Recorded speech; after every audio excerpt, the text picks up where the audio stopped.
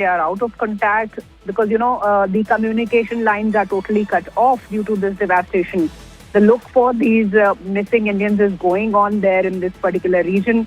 What we also learned that Sadhguru, the Isha Foundation head, he had also brought out this particular fact that certain pilgrims from his organization, from his foundation, were also on their way back to India after Kailash Mansarovar Yatra, and they are also out of contact. So 59 Indians who were a part of the Kailash Mansarovar Yatra of the Samrat Tours and Travel Agency, they are also missing. There are people from Tamil Nadu who are around 37, and they are not into any communication right now. There are people from the Isha Foundation, the 77 members of the team. They are also not there because they are not into contact because they were at the immigration center. An immigration center on the border of China and Nepal has seen devastation, complete washout of that area. The gush of that glacial water can be seen. So Indians are missing, and the rescue operations are they are continuing on the ground. So there are communication flaws there. The electric lines have been cut off completely. So they might be present, but they are out of contact, and more official data is awaited on what's the situation on ground, because this is the day 2 of rescue operations. And as the day breaks, the teams have started looking for people who are stuck in that whole region. Priya. Right, Shivani. More news is coming in, viewers, of the kind of help that's coming in from different countries, including India, to Nepal to, in fact, help out the rescue operations. It's a mammoth task, remember, because of the very location, and not just the location, but the stretch through which this flood has wreaked havoc. Now, India, of course, stands with its neighboring country, Nepal, in this crisis. And we've sent 110 tons, in fact, of relief aid to Nepal at this given point. Humanitarian aid, essential medicines reach Nepal. India hands over the relief material to Nepal, and 10 tons of it has been air dashed to Kathmandu, is what we are learning about. Prime Minister Modi, of course, yesterday itself took cognizance of the entire situation, came out to express his concerns and also condolences to those who've lost their loved ones in this very natural disaster, and has come out to assure Nepal that any and all help to the flood-hit region shall be provided by India. Now, Prime Minister Modi's solidarity has, of course, been welcomed by Nepal as well. The Indian Embassy in Nepal has come out to say always with Nepal. Ambassador Naveen Srivastav handed over 10 tons of humanitarian aid materials from India to the Minister for Culture, Tourism and Civil Aviation, Mr. Kharka Raj Paudel. This assistance will contribute to the relief efforts that's following the very devastating floods. India stands firmly with Nepal and is committed to providing all possible support. This is the message that's coming from the embassy, Indian Embassy in Nepal at this given point. With that, going back to Shivani here. Shivani, yesterday itself we got news of how India has already started sending in help. 10 tons of humanitarian aid is what has been provided so far. And as the day proceeds today, there will be more, like a better clarity of the situation and what it requires. And Prime Minister himself has come out to say that any and whatever help Nepal needs, India is there to provide. Shreya, India happens to be the first responder, of course, in this situation, and a C-130J Super Hercules transport aircraft of the Indian Air Force had flown last night to Nepal. It reached there. The 10 tons of relief material, which includes medicine, which includes the rescue operation machinery, which also includes whatever is required right now in that region, food material, the other things that might be required there. They have been sent. The solar lights that will be of help for people because there's no electricity in that region, and it'll take time for making it work again. So this aid has been handed over to the Nepalese minister. The second aircraft is also about to take off from India. The Indian armed forces, the Air Force, the Army, they are all taking the requisites from Nepal, what all is required. The Army, a team of engineers is on a standby with the bridge making material. Temporary bridges can be made out there. The doctors from the Indian Army are on a standby. And whatever is required by Nepal is being carried to Nepal. So the first batch of help has already reached there. It has been handed over to the Nepalese minister. The second batch is about to take off from India. The C-17 Globemaster, another strategic tactical transport aircraft, is ready to take off. So yes, India is responding with any kind of help that is required by Nepal in this hour of need. Right, Shivani. Shivani, do stay back with us. Viewers, while we are speaking, we also have Ashutosh Mishra, who's in fact currently reached quite close to the very place where this entire disaster has struck, and while on his way he has brought us ground reports of the aftermath and the extent of destruction that it's left behind. Let's quickly take a look.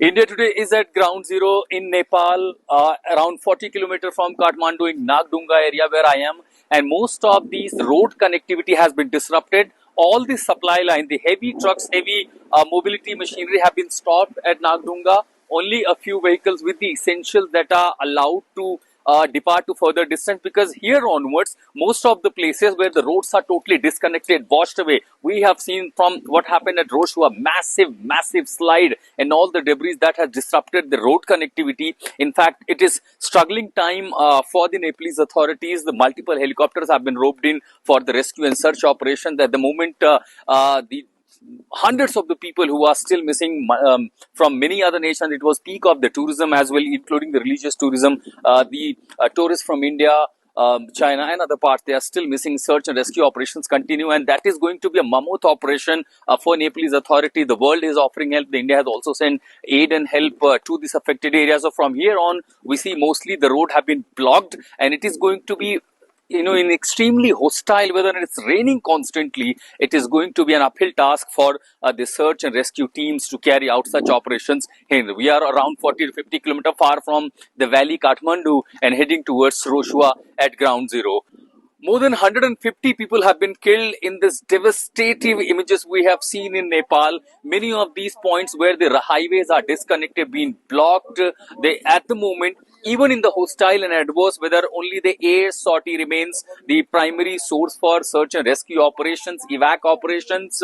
More than 100 foreign nationals are still missing, including Indians, Chinese, and several other nationals. Search operation is at peak. However, the road connectivity remains disrupted, and to ensure aid and supplies, the communication, the electricity connectivity remains a major challenge in this part of Nepal. We are en route to Rasuwa. However, this is absolutely hostile terrain to make ourselves to reach, because it's raining constantly. Many of these pockets, because of absolute dark, there is literally risk zone, and since the threat continues that there could be further onward such slide.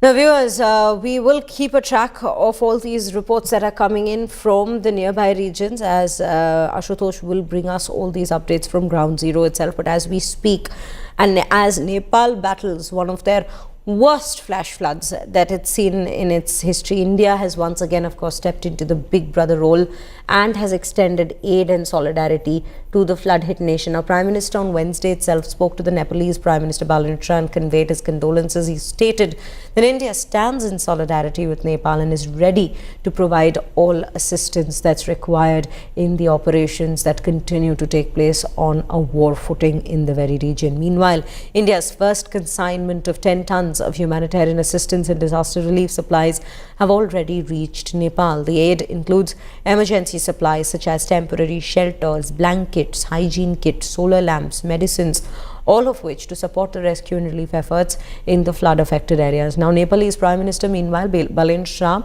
has thanked Prime Minister Modi for the aid and support. He's also hailed India-Nepal ties, saying that he deeply values the bond between the two nations. Before we proceed with more details about this very tragedy, let's quickly take you through the responses that have come in on this aspect of the story that we're taking you through. Thank you very much for the concern and kindness from the Indian side, and on behalf of Nepal as well as the on behalf of the ruling party RSP, we would like to express sincere thanks to the people of India as well as the government of India, and right now Honorable Prime Minister Modi. Support from India and support from the neighboring country is very significant and is essential for Nepal, because it has proven before also at the time of earthquake 2015. So for your kindness and for your support and for your willingness, we would like to express our sincere thanks.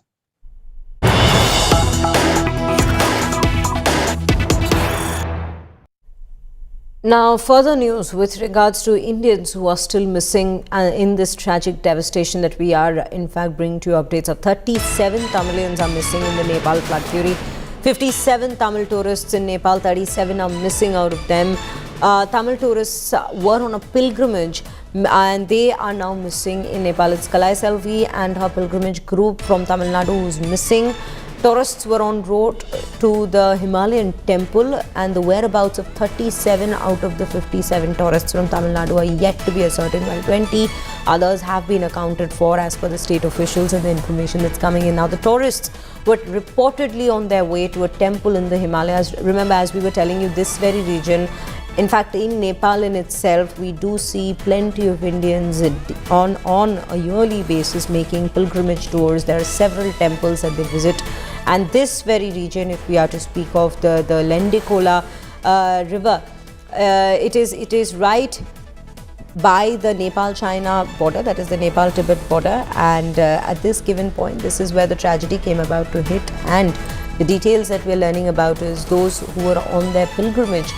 There are 37 of these Tamilian groups, the group that had gone there with 57 people, 37 of them are currently missing. And there are other people from other states as well that are missing. We'll take you through those numbers as well. But let me first bring it back Shivani into the conversation here. Shivani, Tamil Nadu specifically, if we are to speak of, earlier we were talking about how 130 Indians in total are missing at this given point, but out of that 37 of them are from Tamil Nadu and they were on a pilgrimage tour is what we are learning about.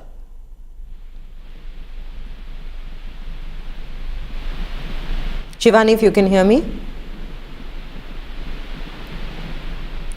We will get that connection reworked, but yes, viewers, as we were mentioning. Now, earlier there was also a mention of Isha Foundation. Remember, Isha Foundation also had as many as almost 77 people who were on a pilgrimage tour again.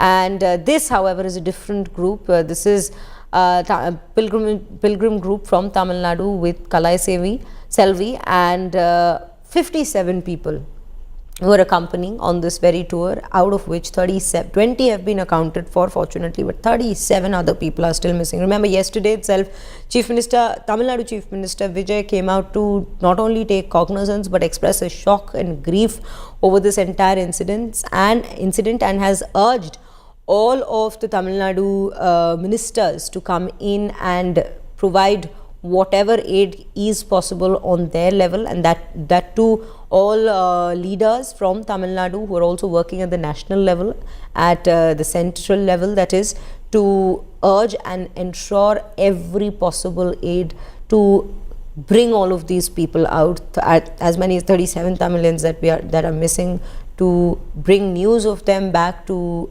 help in the rescue and relief efforts at this given point. While, of course, India is and has already extended assistance as we speak, but regionally, if we are to speak of, there are several states from where we could see people hailing were on their way. From West Bengal as well, we see 32 missing at this given point as we speak. So there is, from Maharashtra, there are 7. So several states, people were traveling from several states and they've all gotten caught amid this natural disaster that struck Nepal.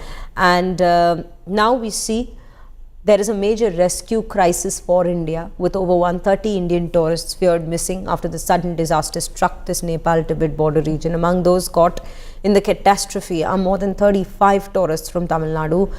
In fact, to be more specific, 37 is the number we are learning of right now, who were on a pilgrimage and a travel circuit towards the Kailash Mansarovar region. Now, their families are back home and they're desperately waiting for information as communications remain severely disrupted in the flood-hit zone. Now, the disaster has triggered an urgent political and administrative response in Tamil Nadu, with Chief Minister Vijay assuring assistance of all kinds and directing officials to work towards the rescue of the missing Tamilians. The centre is also facing the mounting pressure to accelerate the operation and the rescue.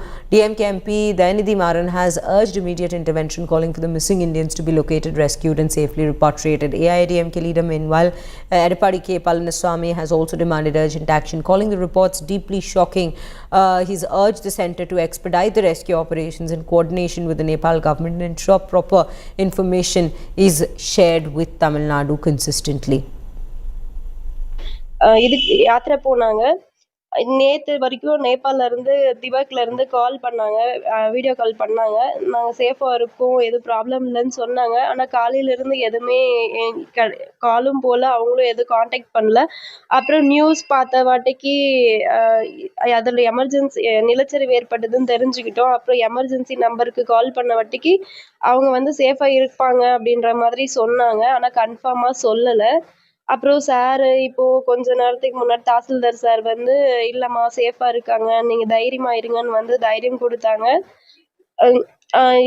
தமிழக அரசுக்கு வந்து ஒரு சின்ன வேண்டுகோள், கொஞ்சம் முடிஞ்ச அளவுக்கு அவங்கள வந்து ஒரு வாட்டியானா பேச வைங்க, சேஃபாக கொஞ்சம் எடுத்துகிட்டு வந்து சேர்த்து விட்டுருங்க. அவங்க கூட போனாங்க, எங்கள் அண்ணியும் கூட போயிருக்காங்க, பிரேமான்ட்டு. அவங்க எல்லாரையுமே, அவங்க போன எல்லா மெம்பர்ஸுமே என்ன மாதிரி தானே அழுது தவிச்சிருப்பாங்க. எல்லாரையுமே கொஞ்சம் சேஃபாக மீட்டுக்கு கொண்டு வந்துட்டா நல்லா.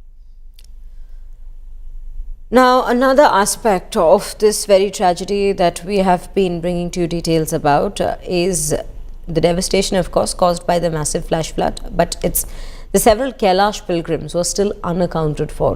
Isha Foundation founder Sadhguru has expressed anguish over the tragedy and says he is personally in the very region, ready to assist in the rescue operation. 77 members of the Kailash group remain missing after the flash flood struck the immigration center at the Gyurong in Tibet. An Isha Foundation volunteer speaking exclusively to India Today says there is still no word of all of those 77 who continue to be missing. The volunteer, who's part of another group stranded in Tibet, says they'd spoken to the missing group leader just minutes before the tragedy with no indication of what was indeed about to unfold. Communication systems, of course, in the region, because of this devastation that struck, remains completely disrupted, while the foundation says it remains in touch with the families of those accounted for. Listen in to this exclusive conversation we've had. Ma Gambhiri, first of all, glad that you are safe. Can you just give us a sense of where you are currently, along with the rest of those who were part of this yatra with you from the Isha Foundation? Namaskaram, Akshita. So, we are at this place called New Dongba in Tibet, which is just a day's drive from the border town, Gyurong, where this tragedy has unfolded. And at the moment, we have several groups right now in Tibet, in different parts of Tibet, undertaking this yatra. Unfortunately, we had this one group of 77 participants today who were exiting Tibet and going back to Kathmandu after a very successful yatra, about 9 or 10 minutes before the tragedy struck. And he shared with us that they had just reached the immigration and they will start the immigration process. And in about 10 minutes' time, we were not able to contact them again. We were not able to reach anybody in the group. And it took us some time to, grasp that what was happening there. And it's over 14, 15 hours or more now. And we are still waiting for more information on this one particular group. Meanwhile, Art of Living Foundation founder Sri Ravi Shankar expressed solidarity with the victims of Nepal floods. Listen in to what he had to say. Nature's fury and disaster has taken over Nepal at this hour. It has been such a wonderful place for people to visit, and many went as a pilgrim to Kailash Mansarovar Yatra, and many of them lost their lives. In this very difficult time, let's all show our solidarity with the people of Nepal and the affected families and the government of Nepal. Let's pray to Almighty to give strength to all the victims who lost their near and dear ones. Let's hope that the country will limp back to normalcy very soon, and let's all work towards saving the environment, especially in the Himalayan region. We are shifting focus briefly. Of course, we will keep a very close track of that very story throughout the day. But right now, this is another story that we are following up, wherein Parliamentary Affairs Minister Kiren Rijiju joins us in an exclusive, no-holds-barred conversation on some of the biggest political flashpoints, especially the ones that have recently developed, from the July 20th pellet gun controversy to the possibility of a special session on delimitation. Kiren Rijiju has come out to answer the tough questions. On the pellet gun controversy, Rijiju says Amit Shah did not order the firing, insists police followed a graded response, and says that the pellet gun issue is being probed. He's even hinted at a possible special session on delimitation. Speaks to my colleague Kriti Sanon on the pellet gun controversy, the new anti-paper leak bill, Manusmriti, and his equation with the opposition, among other issues. Here are some excerpts from the same. Take a look.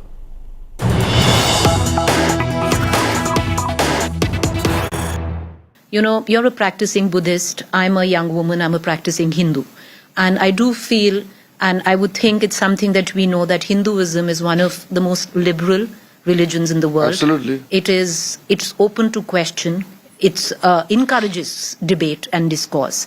So when we speak of Manusmriti, there are lots of young women out there who are looking at the government in power today and saying that why must we, women of this country, adhere to texts that might be part of a civilizational history but are deeply problematic and patriarchal. And Manusmriti has excerpts which are. So why shouldn't we denounce them? Exactly. That's what I'm saying. The government is not putting Manusmriti as the yardstick to govern. India is run by the constitution. The spirit of the constitution governs, not Manusmriti. Manusmriti is a belief system. If somebody believes in it, then you have a right to oppose and you have a right to defend.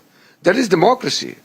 If somebody is supporting something which is there prescribed in Manusmriti, that is his right. In democracy, how can you say that you can't subscribe to that? Is delimitation still on agenda? Already, Prime Minister has made a very clear-cut commitment to the women of this nation that women reservation and the commitment given by the Parliament to the women of this country will be fulfilled. That is a commitment given by the Prime Minister. महिलाओं को अपना अधिकार हम देके छोड़ेंगे. ये प्रधानमंत्री का वादा है. So based on that, we are working. But sir, why I hope can't you understand with that? No, I understand. So that means you are working. But then why can't reservation be given on the current strength of the House, which is 543? Why must we have delimitation or anything else? What you must have read 2003 delimitation, that provision there. Delimitation, women reservation.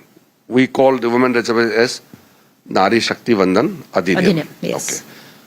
When the Nari Shakti Vandan Adhiniyam was passed in 2023, you read the provision. This will be implemented on the basis of delimitation conducted after 2026, the census available there. तो वो तो उसमें ही लिखा हुआ है, तो उस समय क्यों नहीं बोला है? But they are saying कि हम अभी कह रहे हैं कि आप 543 पे कर दो. नहीं कर सकते ना, आपको तो मैंने बता दिया ना. 2000. वो reservation को link किया कर चुका है ना already. That is happening. The reservation is tied up with the census. Delimitation करके फिर हम देंगे. वो हम अभी नहीं कह रहे, वो 2023 बिल में है, उसमें वो एक्ट बन चुका है, उसमें लिखा हुआ है.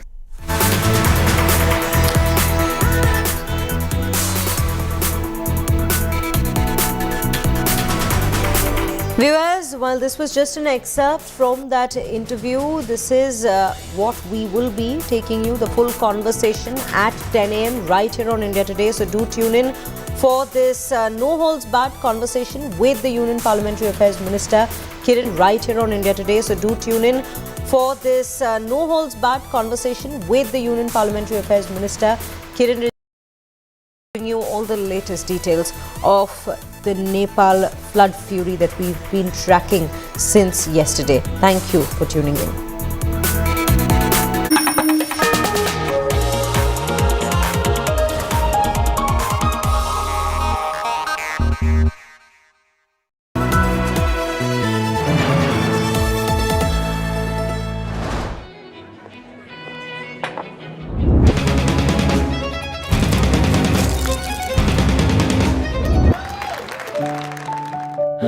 No matter what your day throws at you, stay in the spa state of mind with the Kohler Spa at home.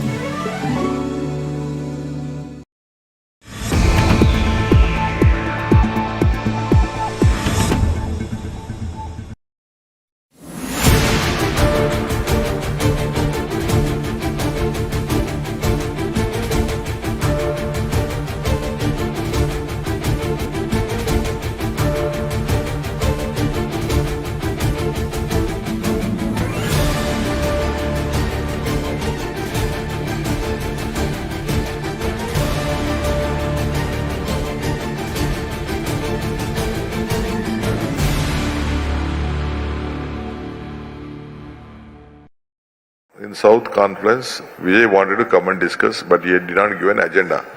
There also I have raised this point. I have said to him very clearly, this dam is only to protect Tamil Nadu interest and the drinking water of Bangalore.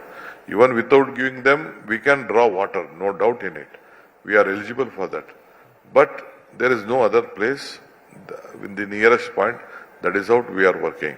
See, as you know, as I took over immediately, it is not only Kaveri issue, even on Tungabhadra issue. For the first time, I should thank Mr. C.R. Patil, who came here. Myself, Chandrababu Naidu, Revant Reddy, 3 chief ministers met at Tungabhadra.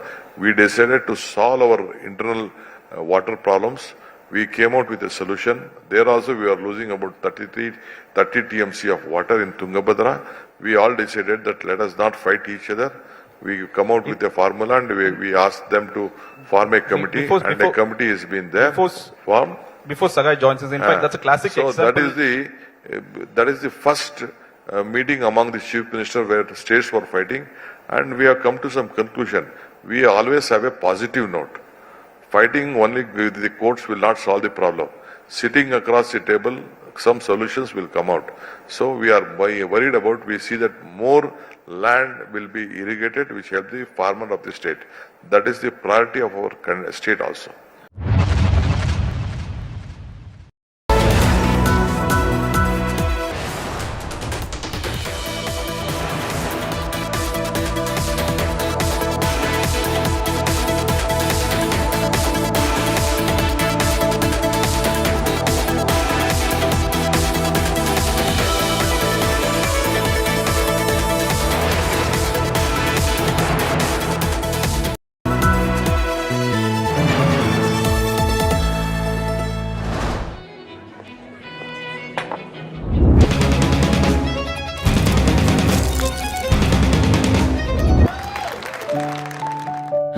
No matter what your day throws at you, stay in the spa state of mind with the Kohler Spa at home.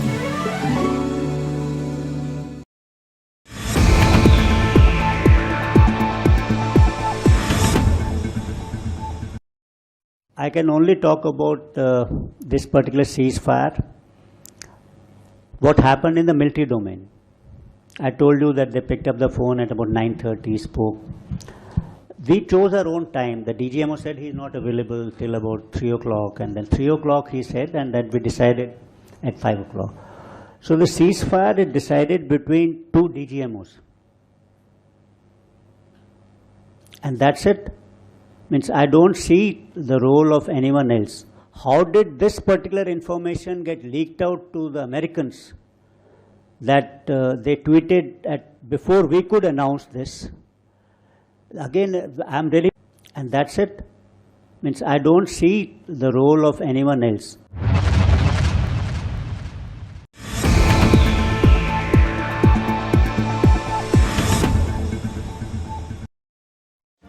Make your media plan smarter with India Today Live TV on your connected devices. Amplify your brand with 100 million smart internet viewers. To advertise, mail us at sales@aajtak.com. Make your media plan smarter with India Today Live TV on your connected devices. Amplify your brand with 100 million smart internet viewers. To advertise, mail us at sales@aajtak.com.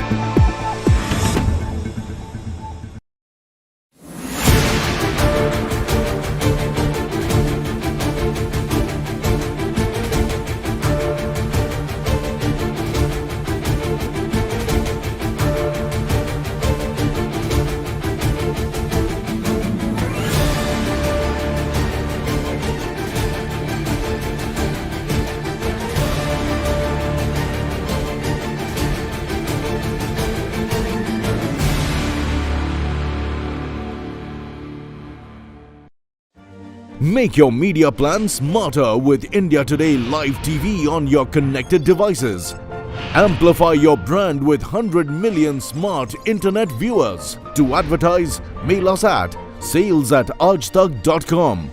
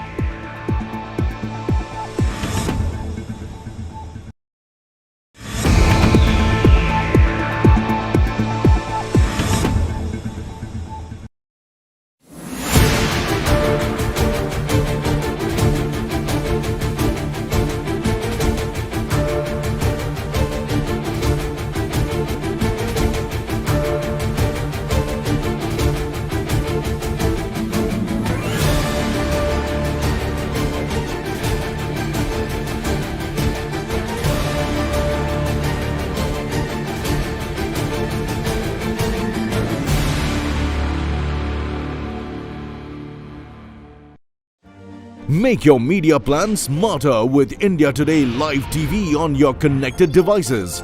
Amplify your brand with 100 million smart internet viewers. To advertise, mail us at sales@aajtak.com.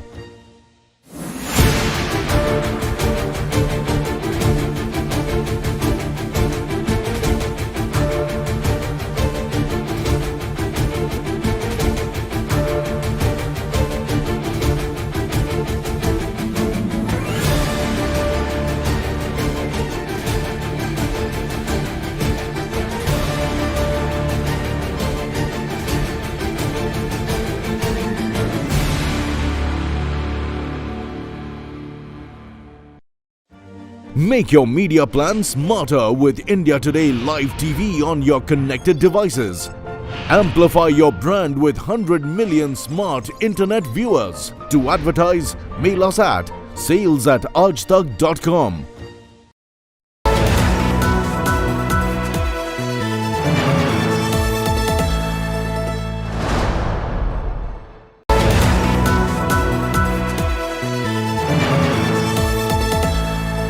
Co-powered by Air India. New feels good. LIC हर पल आपके साथ।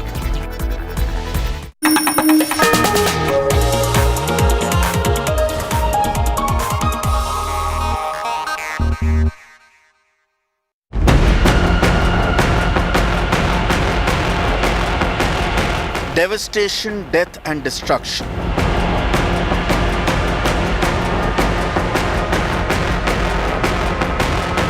Nepal hit by deadly flash floods.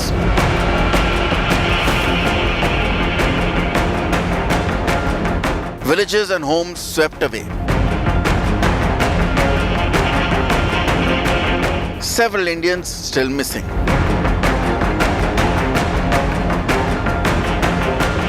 Nepal PM Stand Together appeal. While PM Modi offers full support and relief. Bihar, Uttar Pradesh step up the vigilance as rescuers race against time. Was it an earthquake? Was it an ice avalanche? Or was it a glacial lake? What triggered the killer floods?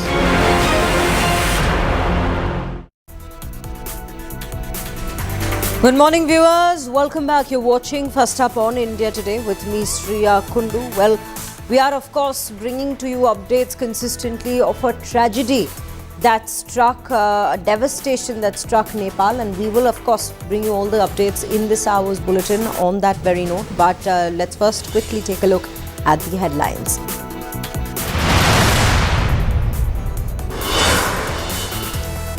It's 160 bodies that have been recovered and several still missing in the deadly Nepal flash floods. Trail of destruction, villages and homes swept away after quake-triggered flash floods.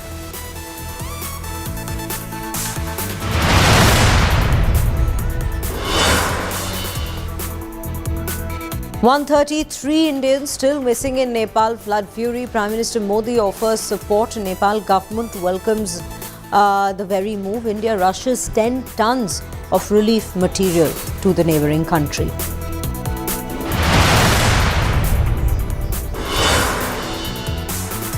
"37 Tamilians among the 133 Indians missing in Nepal flood fury. Tamil Nadu Chief Minister expresses shock, orders Tamil Nadu officials in Delhi to act.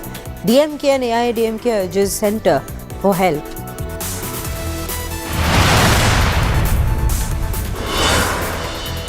Several Kailash-bound pilgrims missing in the Nepal flash floods. Key Mount Kailash route washed away. 77 pilgrims from the Isha Foundation are still missing. Sadhguru oversees the rescue mission himself.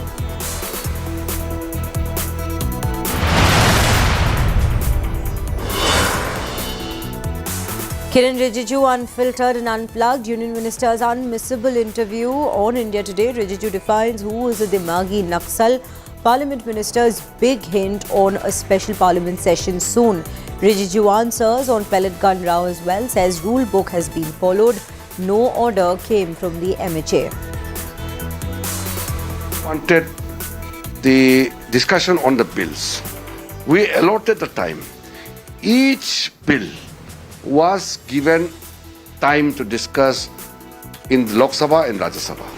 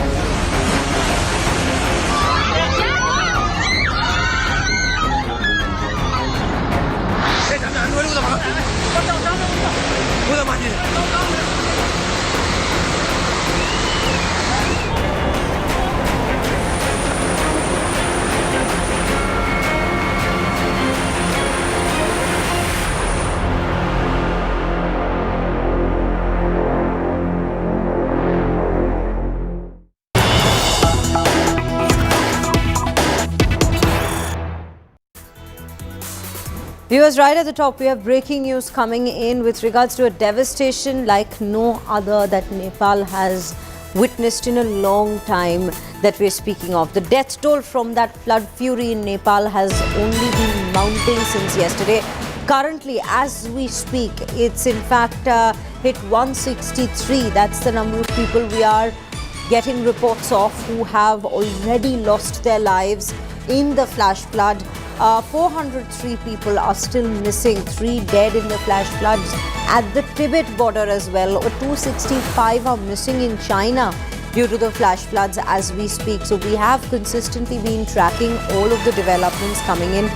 When we speak about this very flash flood, it is a major tragedy that struck this very region. Some of the visuals, if you take a look at, which we have been bringing to you on your screens since yesterday itself, when this very travesty hit the region, you can see the fury, the tragic devastation that these entire floodwaters have brought in with them. And these floodwaters, let us tell you, is not just water in itself. It has ice debris and rocks that it's carried with itself, which is what also brings us to question the very source and the trigger point of such a massive flash flood that's come in. In fact, from the first look, one could even say, by looking at some of the visuals, it almost looks like a tsunami that's come in, because that's the amount of water that's gushed into this very region. Some of the satellite images that we've seen have also shown us how a narrow stretch of a river flowing down from the Himalayan foothills in this very region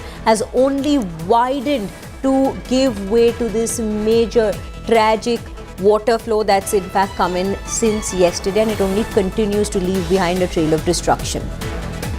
लेकिन जो मंजर हमने देखा है, त्रिशूली ने जिस तरह सैलाब फैलाया है, और सबसे बड़ी मुश्किल क्या है, अब यहाँ पर ना सड़क मार्ग के आपको मैं अगर बताऊं कि मैं किन रास्तों से आया, पहाड़ों की सबसे ऊंची चोटियों से होते हुए, उन पहाड़ों के ऊंचे इलाकों से होते हुए काठमांडू की पूरी वैली पार करते मुझे यहाँ तक पहुंचना पड़ा। आमतौर पर जो 2 घंटे का रास्ता होता है, वो पूरी रात ट्रैवल करते हुए तब मैं नोवाकोट पहुंच पाया हूँ। सड़कें बंद हैं क्योंकि त्रिशूली के सैलाब में सड़कें उसका शिकार हो चुकी हैं, और उसी के साथ साथ वैली देखिए, 14 से 15 हेलीकॉप्टर्स की मदद ली जा रही है इवैक्यूएशन रेस्क्यू के लिए, लेकिन ये वैली बार बार पैक हो जा रही है। और ऐसे में जो एयर ऑपरेशन है, सर्च एंड रेस्क्यू, क्योंकि अभी प्राथमिकता है सर्च एंड रेस्क्यू, और इसी के साथ जो जीवित लोग हैं, जहाज इनके एसओएस मिले। अगर आपको याद हो, नीचे से जैसे त्रिशूल का आवेग बढ़ा, लोग इस तरह के रास्तों से ऊपर भागे, और जो पहाड़ी इलाकों थे, इन सारे इलाकों से वहां पर छुपने की कोशिश कर रहे थे, एसओएस मैसेजेस भेज रहे थे कि हम यहां से जाएंगे, क्योंकि डाउन स्ट्रीम में सबसे ज्यादा नुकसान हुआ है, और इसीलिए इन रास्तों से, पहाड़ों से होते हुए हम जल्दी उस जगह पर पहुंचने की कोशिश कर रहे हैं जहां त्रिशूली का वो प्रवाह और वो वेग दिखाई पड़ेगा जिसके लेकिन सबसे बड़ी मुश्किल क्या है इस राहत बचाव ऑपरेशन में, कि आप एयर सॉर्टी जो है वो लिमिटेड है, आप उनको विंग क्लिक करते हैं, उसके बाद निकालते हैं, और वहां पर, और उसी के साथ साथ सड़क मार्ग को फिर से जो शुरू करना है, वो अपने आप में बड़ी चुनौती है। हालांकि सरकार ये कह रही है कि ज्यादातर लोग जो वो ना जाएं, क्योंकि ये तमाम वो गाड़ियां हैं जो आगे फंसी हुई थी उस सैलाब के उस पूरे इलाके में, अब वो धीरे धीरे एक एक करके वहां से निकलने की कोशिश कर रही हैं। लेकिन जिस तरह पैमाने पर हमने तस्वीरें देखी हैं, जिस तरह अब तक वहां जो जानकारी आ रही है, सबसे पहले चीजों को रिस्टोर करना, कनेक्टिविटी रिस्टोर करना, सड़क मार्ग पे करना, दुनिया भर की एजेंसियां जो है वो मदद पहुंचा रही हैं। भारत की ओर से जब मैं काठमांडू उतरा, मैंने देखा वहां पर एक बड़ा सा एयरफोर्स का विमान पहुंचा हुआ था मदद लेकर के, तो पूरी दुनिया के लोग, जो अंतर्राष्ट्रीय संगठन है, यूएन की जो बॉडीज हैं, वो भी मदद को लेकर के पहुंच रही हैं। 160 का आंकड़ा तो आज सुबह 9:30 बजे तक आया था। आप समझिए कि राहत बचाव कार्य में अभी प्राथमिकता शायद संभवतः ये गिनना नहीं कि वहां कितने लोग मारे गए हैं, जितने एसओएस मैसेज हैं हर किसी तक पहुंचा जाए। हेल्पलाइन नंबर जारी किए गए सरकार के द्वारा कि जो जहां पर है वहां से उनको निकाला जाए, उनको फटाफट किसी तरह मदद पहुंचाई जाए, खाने रसद की किसी तरह की किल्लत ना हो। ये बहुत मुश्किल ऑपरेशन है नेपाल में, क्योंकि हम जहां हैं ये बिल्कुल हिमालय का सबसे ऊंचा इलाका है, और एयर रेडियस में ज्यादा ये बर्फ के नीचे दरअसल वो बर्फीली चोटियां हैं, और यही अगर एयर रेडियस में आप जाएंगे तो सिर्फ कुछ मिनटों के सॉर्टी में आप तिब्बत के प्लेटो पे पहुंच सकते हैं। तो आप समझिए कि ऐसे दुर्गम क्षेत्र में इतना बड़ा अभियान चलाना अपने आप में जो है कहते बहुत ही मुश्किल कार्य है। पूजा, So viewers, we were telling you earlier, Ashutosh Mishra has reached ground zero, and he has consistently been bringing us these reports from this very region as to where exactly the tragedy struck. Now, as we speak, if you can see that map on the right end of your screen right now, just to take you through the very location which has been hit exactly by this very border. The flood originated in the upper regions, upper catchment of the Lende Khola River, which exactly runs down the border of Nepal and China. Now, if you are to speak of this very system, this particular trans-border river system, it doesn't just limit itself to Nepal and Tibet on that side, but it also comes down to the Gandak system in India, that is in Bihar, that is, and that's where it in fact comes out to end in this particular end of the border. And this is the particular area where we see the water has come gushing down in the Nepal-Tibet border region. कि एक landslide भी होती है या फिर अचानक बहुत ज्यादा वहां पर कोई फ्लैश फ्लड आता है, उसके साथ लेक अपनी क्षमता को तोड़ बैठी, तो पानी जब नीचे आएगी गुरुत्वाकर्षण के रफ्तार से तो अपने ताकत को लेकर के आएगी और उसके बाद तबाही तो आएगी। वजह क्या वो रॉक आइस एवलांच है या फिर ग्लेशियर लेक आउटबर्स्ट है, ये जब तक उन पे सैटेलाइट पिक्चर की पूरी तरह से समीक्षा नहीं होगी, जब तक फ्रेम बाय फ्रेम उस लैंडस्केप को पिछली तस्वीरों के साथ जोड़ा नहीं जाएगा, ये कहना मुश्किल होगा। लेकिन चीन कभी ये गलती नहीं मानेगा कि उसके यहाँ से ऐसी कोई लापरवाही है, तो उसका इतिहास वो कभी नहीं मानेगा। वो कह रहा है कि ये मामूली मड स्लाइड है, मामूली मड स्लाइड, लेकिन लैंडस्केप जो हमने तस्वीरें देखी वहां 3 ग्लेशियर्स हैं और इसीलिए यहाँ की सरकार कह रही है कि आप नदी के किनारों से दूर रखो। वहां 3 लेक थे, कोई नहीं जानता वहां अभी कितना बचा हुआ। अगर कोई हिस्से में मान लीजिए मलबा या पानी जमा है और अगर उसकी बाउंड्री जहां पर पानी है वो कमजोर है, तो आप समझिए कि फिर मुश्किल आ सकती है, क्योंकि मानसून अभी भी देखिए बादल पूरे एक्टिव है, सुबह से लगातार बारिश हो रही थी, रुक रुक करके हम इन रास्तों से आगे बढ़ रहे हैं, एक और तेज की बरसात वो आउटबर्स्ट हो।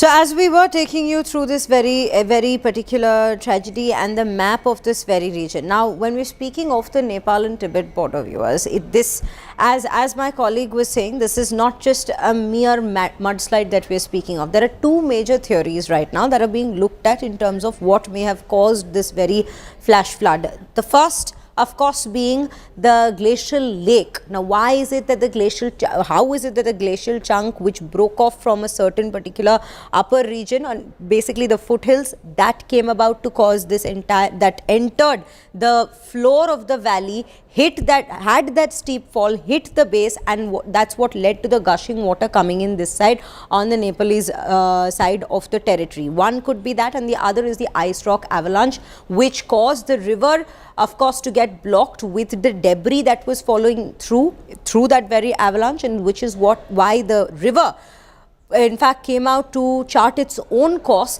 and that's why the force and the amount of water that we see that's come gushing in to the Nepalese territory. Now, there was an earthquake as well that had taken place on the Tibetan side of the border just a few hours before this tragedy in fact came out to strike this very region, which is also being looked at as perhaps the trigger point for the glacial chunk to have fallen. Now, we have joining us on the broadcast Pankaj Das, who's also speaking to us from Ground Zero. He will be taking us through the latest details. Pankaj, a very good morning to you. As we speak this morning, what seems to be the condition there? How far have relief operations been able to track down and trace down people? अभी सुबह जब Nepal police ने जो आंकड़ा जारी किया उसके मुताबिक 163 शव को बरामद किया जा चुका है। हालांकि ये आंकड़ा लगातार बढ़ रहा है और सबसे बड़ी बात यह है कि जिस रसुआ जिले में इतनी बड़ी तबाही हुई है, वहां से अब तक सिर्फ 2 या 3 शव मिले हैं। बाकी सारे शव जो है वो भारतीय सीमा के पास जो चितवन जिला है, नारायणी नदी, भोटे कोसी जो यहाँ से त्रिशूली होते हुए नारायणी नदी बन जाती है, सबसे अधिक 63 शव वहां से मिले। 63 डेड बॉडी जो है वो इंडियन बॉर्डर साइड में उस डिस्ट्रिक्ट में, नेपाल के डिस्ट्रिक्ट में मिले हैं। इसी तरह जो एक दूसरा एडजॉइनिंग डिस्ट्रिक्ट है नवल परासी का, वहां से करीब 1 दर्जन से ज्यादा शव मिले हैं। तो आप इस बात का अंदाजा लगा सकते हैं कि कितनी भयावह ये बाढ़ की जो ये आपदा थी कितनी भयानक थी और किस तेजी से शव को जो है वो ऊपर हिमालय के रसुआ से लेकर सीधे नीचे भारत की बॉर्डर तक इनको ले गया है।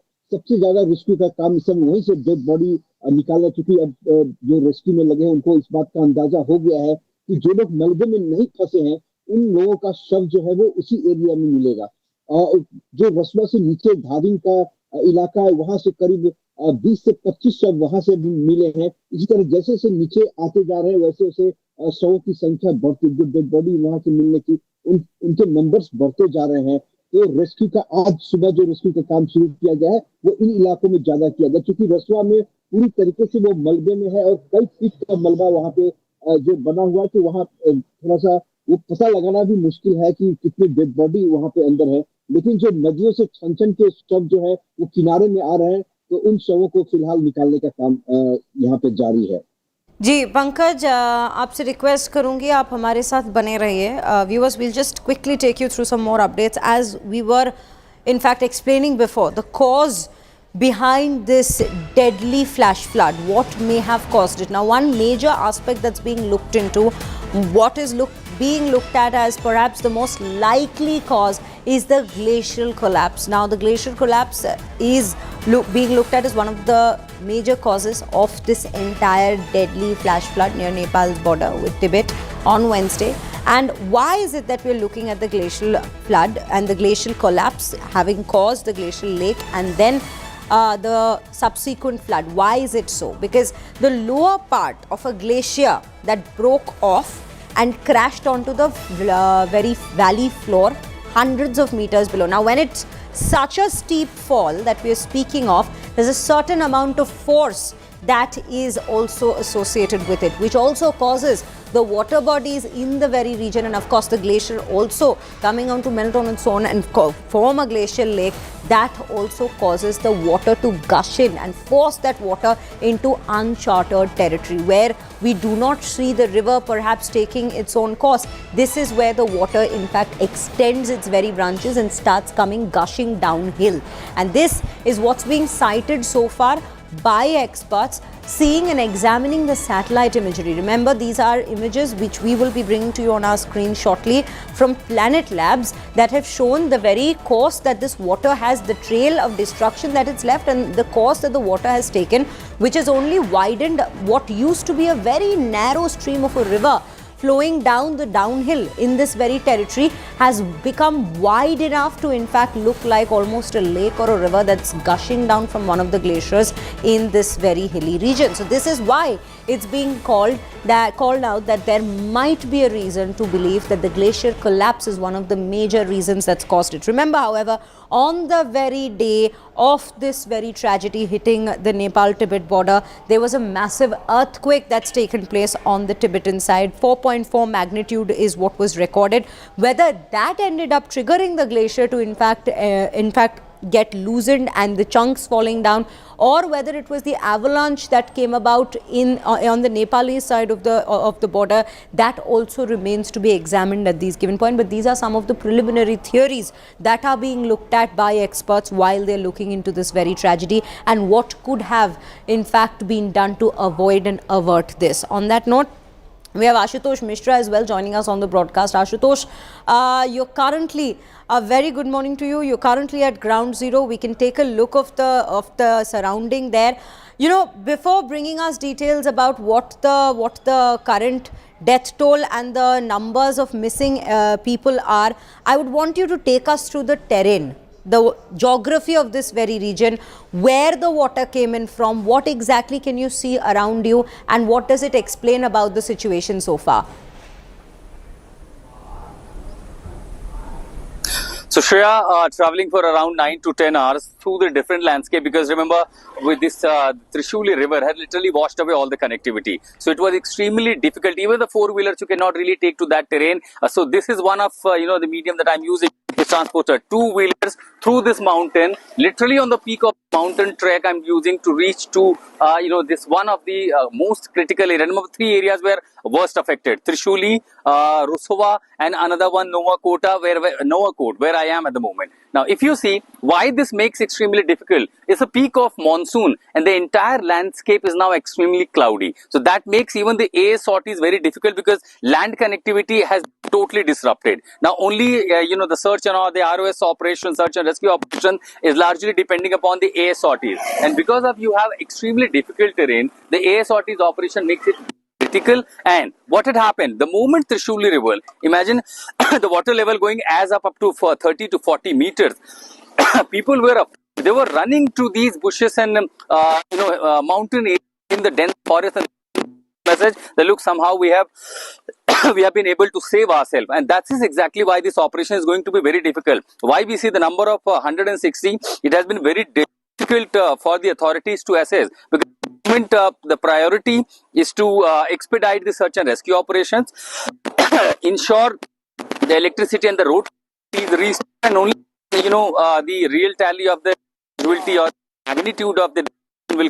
Now, but this is also being compared with what had happened in 2014 in Nepal during the earthquake. So that was a flat terrain. So even during then when I traveled to Sindhupal, hilly areas, literally on near the plateau of Tibet, the border area, and extremely upwards up to 10 to 12,000 feet, and hence there is no road connectivity. Only ASRT's operations, and all the stranded people are now being taken to the places. This is going to be really a mountain task for the Nepalese authorities. Absolutely, Ashutosh, and one of the major tasks after the rescue operations would be to figure out what is it that caused this entire flash flood in the first place. We're taking a look at there is an entire cause and effect that's being looked at here. The cause, which one was the cause and which one was the effect, that is yet to be determined. That is the avalanche on the Nepalese side that took place and the earthquake that's taken place on the Tibetan side, Ashutosh. On the other hand, there's also an entire angle that's being looked at with regards to climate change. Basically, everything being examined to understand, since there was no particular notification when it comes, or warnings rather, when it comes to the weather in this very region, what exactly could have been done to avoid and avert this entire tragedy? What could have been done to prevent the number of lives that have been lost in this entire case? Because if we look at it, there are a number of these visuals which show that the water has come down. These cities which were established along the very pathway of the river that was flowing down this particular path, the Trishuli river, that is. Washed away, Shreya, washed away. The right term is that entire market was washed away. It was not only commercial establishment. This is one of the, very busy route for the Mansarovar Yatra. Not only Trishuli, two other markets were completely washed away.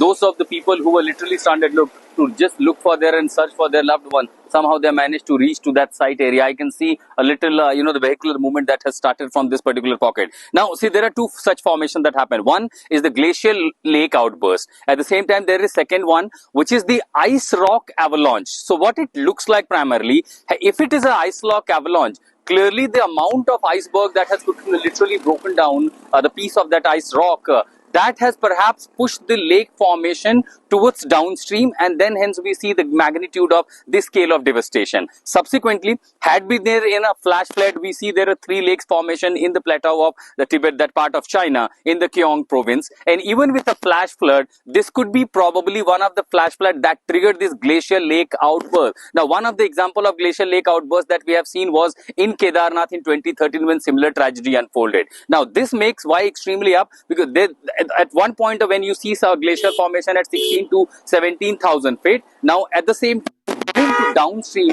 with huge force and the gravity, was perhaps one reason that anything that came on the way, whether it is hydro project, bridges, flyover, any such project, was literally taken to mud, taken to debris. Now only the scientists, once the pictures will be analyzed from its previous formation, gradual formation, only it will be clear whether it was ice, ice rock avalanche or it was glacial lake outburst. More of it looks like GLOF, the glacial lake. As we have seen this unfolding in several other terrain across the globe, this is more looks like that. However, China simply denying, calling it only a mudslide, and that is usual habit of China. They never take responsibility of such calamities. That's exactly why the world always push for that you need early warning mechanism, early warning system. Even part of the Paris Agreement 1.5, that was you will have to bring early warning mechanism. That is what need of the hour is. Had there been early warning mechanism that look, there is some formation is happening, there is a cloud movement, there could be possibility of flash flood, and hence these lake formation which are already overflowing could probably trigger something as devastating as we are seeing in this part. Shreya. Very true. Ashutosh, I'd request you to stay back with us. Let me quickly, as you very well explained some of the reasons and theories that could be the reason behind triggering this very flood fury, let me take you one by one, viewers, through the theories that's coming in. Now, Let us tell you one thing right at the beginning. None of the theories is independent on its own. It's not a cause that is alone and that is being looked at in isolation when we speak of the theories that's so far been worked around as to what triggered the very flood. Number one, of course, is the avalanche blocking the river. Remember, there is an avalanche that may have blocked the Lende river. This is on the Nepalese side itself, the water having accumulated behind the very blockage, and this is basically the entire physics behind the force with which the water came down when there is a blockage already breaching the very river that is there. Now, the NDRRMA has flagged snow rock landslide. They found traces of ice and rocks within the very flood waters that have been carried downhill from the entire terrain of the entire part that's been charted by this very flood water. So, they have found these traces, which is why they are looking at how this avalanche that in fact came hurtling down on the Nepalese side may have caused this. Now, on the other side, and I will bring you to interlink these two theories, but let's take a look at the quake avalanche link here. Now, there's a 4.4 magnitude earthquake that was recorded earlier in Tibet, on the Tibetan side. This is at somewhere around 8:37 a.m. the very same day, that is Wednesday, yesterday itself. The flood, in fact, came in to follow shortly after, and Nepalese foreign minister has flagged the possible link. Now, a lot of experts are also saying that it is still too early to determine what caused what, because they're also saying that there is a possibility that the earthquake that took place was not a tectonic earthquake but was a result of the avalanche, because it's a steep fall that we are speaking of from where the avalanche came hurtling down, which could also have caused the 4.4 tremors that were felt along this very border. Now, whether that is indeed the case or not, that is something to be looked at. On the other hand, is a glacial flood that's being suspected, and that's another part that we were taking you through in the breaking news just a little while back. Of course, heavy rain has been ruled out as the primary trigger, because one thing remains to be common across the visuals that we have received, that yes, while there is this particular region is facing monsoon, it is the season of monsoon that we see the northeastern belt, not just in India but also north of India, we see the monsoon season having set in.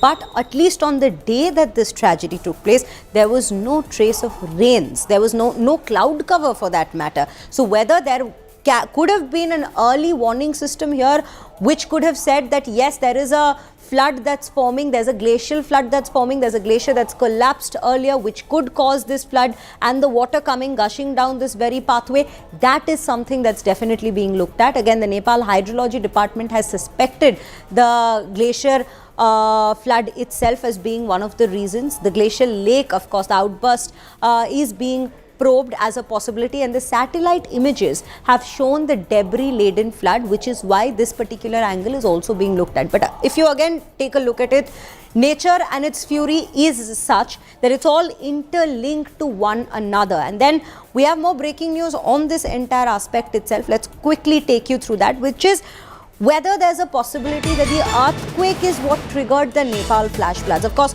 one by one we are taking you through these particular aspects and pointers that we have tried to understand from the reports that is coming in. Nepal claiming quake measuring 4.4 having been recorded, and Nepal also saying that the quake of 4.4 on the Richter scale at 8:37 a.m. is what we are looking at. Now, there's a massive flash flood at the Bhote Koshi River. Of course, Bhote Koshi River, remember, happens to be a particular river that's seen floods in the past. In fact, if we were to take you to just last year, 2025, there was another flood that had taken place along this very river itself, but nothing as tragic and nothing as devastating as the one that we saw yesterday, because yesterday the flood that came down that very river was something unimaginable. And as my colleague Ashutosh was also mentioning, everything that was in its way basically downhill was completely washed away, and this includes the entirety of towns, be it the infrastructure, be it the markets, be it the bridges, everything. The power infrastructure there, the hydraulic projects there, all of it has been completely washed away on its way. Whatever the water and the fury and the wrath of that water found in its way has been taken along with it. Now, we have another aspect of this flood fury that we are looking at and referring to here, which is the kind of devastation, of course, that we've been talking about, the aftermath, but also the number of people missing. And it's not just pilgrims from different parts of the country or Nepalese locals there, but also people from India. And this has turned into a major rescue crisis for India, with as many as 130 Indian tourists feared missing after the sudden disaster struck the Nepal-Tibet border region. Among those caught in the catastrophe are more than 35 tourists from Tamil Nadu who were on a pilgrimage and travel circuit towards the Kailash Mansarovar region. Let me tell you one thing here, viewers. This June to August period, this window, has seen the maximum footfall in terms of pilgrimage, and this is the pilgrimage window in this very region, which is why the footfall is much more and much higher than usual. The families were, in fact, the back home of these 37 Tamils who were still missing, Tamil pilgrims who are still missing. They are desperately waiting for information as communication remains to be severely disrupted in the flood hit zone. Kalai Selvi from Tamil Nadu's Thiruvarur, who went on the same pilgrimage trip, has been stranded along with a group of tourists. Mother Geeta, the daughter of Vaishnavi, relative Ananda Sundari of the same family from Puducherry who went to Nepal on the pilgrimage tour, are also stranded. Now, the disaster has triggered an urgent political and administrative response in Tamil Nadu, with Chief Minister Vijay himself assuring assistance and directing officials to work towards the rescue of missing Tamils. The centre is also facing mounting pressure currently to accelerate the rescue operations. DMK MP Dayanidhi Maran has urged immediate intervention, calling for the missing Indians to be located, rescued and safely repatriated. AIA-DMK leader Edappadi K. Palaniswamy has also demanded an urgent action, calling the reports deeply shocking. He has urged the centre to expedite the rescue operation in coordination with Nepal government and ensure proper information sharing with Tamil Nadu. இதுக்கு யாத்திரை போனாங்க. நேற்று வரைக்கும் நேபாளிலேருந்து திபெத்லேருந்து கால் பண்ணாங்க, video call பண்ணாங்க. நாங்கள் சேஃபாக இருக்கோம், எதுவும் ப்ராப்ளம் இல்லைன்னு சொன்னாங்க. ஆனால் காலையிலேருந்து எதுவுமே காலும் போல், அவங்களும் எதுவும் காண்டாக்ட் பண்ணல. அப்புறம் நியூஸ் பார்த்த வாட்டிக்கு அதில் எமர்ஜென்சி நிலச்சரிவு ஏற்பட்டதுன்னு தெரிஞ்சுக்கிட்டோம். அப்புறம் எமர்ஜென்சி நம்பருக்கு கால் பண்ண வாட்டிக்கு அவங்க வந்து சேஃபாக இருப்பாங்க அப்படின்ற மாதிரி சொன்னாங்க. ஆனால் கன்ஃபார்மாக சொல்லலை. அப்புறம் சார் இப்போது கொஞ்ச நேரத்துக்கு முன்னாடி தாசில்தார் சார் வந்து இல்லைம்மா சேஃபாக இருக்காங்க, நீங்கள் தைரியமாக இருங்கன்னு வந்து தைரியம் கொடுத்தாங்க. தமிழக அரசுக்கு வந்து ஒரு சின்ன வேண்டுகோள், கொஞ்சம் முடிஞ்ச அளவுக்கு அவங்கள வந்து ஒரு வாட்டியானா பேச வைங்க, சேஃபாக கொஞ்சம் எடுத்துகிட்டு வந்து சேர்த்து விட்டுருங்க. அவங்க கூட போனாங்க, எங்கள் அண்ணியும் கூட போயிருக்காங்க, பிரேமான்ட்டு. அவங்க எல்லாரையுமே, அவங்க போன எல்லா மெம்பர்ஸுமே என்ன மாதிரி தானே அழுது தவிச்சிருப்பாங்க. எல்லாரையுமே கொஞ்சம் சேஃபாக மீட்டுக்கு கொண்டு வந்துட்டா நல்லா இருக்கும். அம்மா பேர் ஆர் கலைச்செல்வி. 23ஆம் தேதி காலையில் இங்கேருந்து கிளம்பி கும்பகோணத்துலேருந்து பஸ்ஸில் போயிட்டு சென்னையிலேருந்து போனாங்க. போயிட்டு முந்தா நாள் காலையில் டெல்லியில் இருக்கேன்ப்பா அப்படின்னாங்க. நேற்று காலையில் காட்மாண்டில் போனது அப்படின்னாங்க. அவருக்கு சேஃபாக இருக்கு, அங்கே கண்ட்ரோல் ரூம் ஃபோன் பண்ணி கேட்ட சேஃபாக இருக்கு அப்படின்னு சொன்னாங்க. இல்லை, அது வருஷம் எங்க எல்லா ஊருக்கும் போயிட்டு இதுதான் கடைசியா கைலாய் தவிர பாட்டிக்கிறேன்டா அப்படின்னுச்சு. எல்லாரும் போன வருஷம் ரிஷிகேஷ் எங்க பார்த்தாலும் சுத்தி போயிருக்கு, காசி.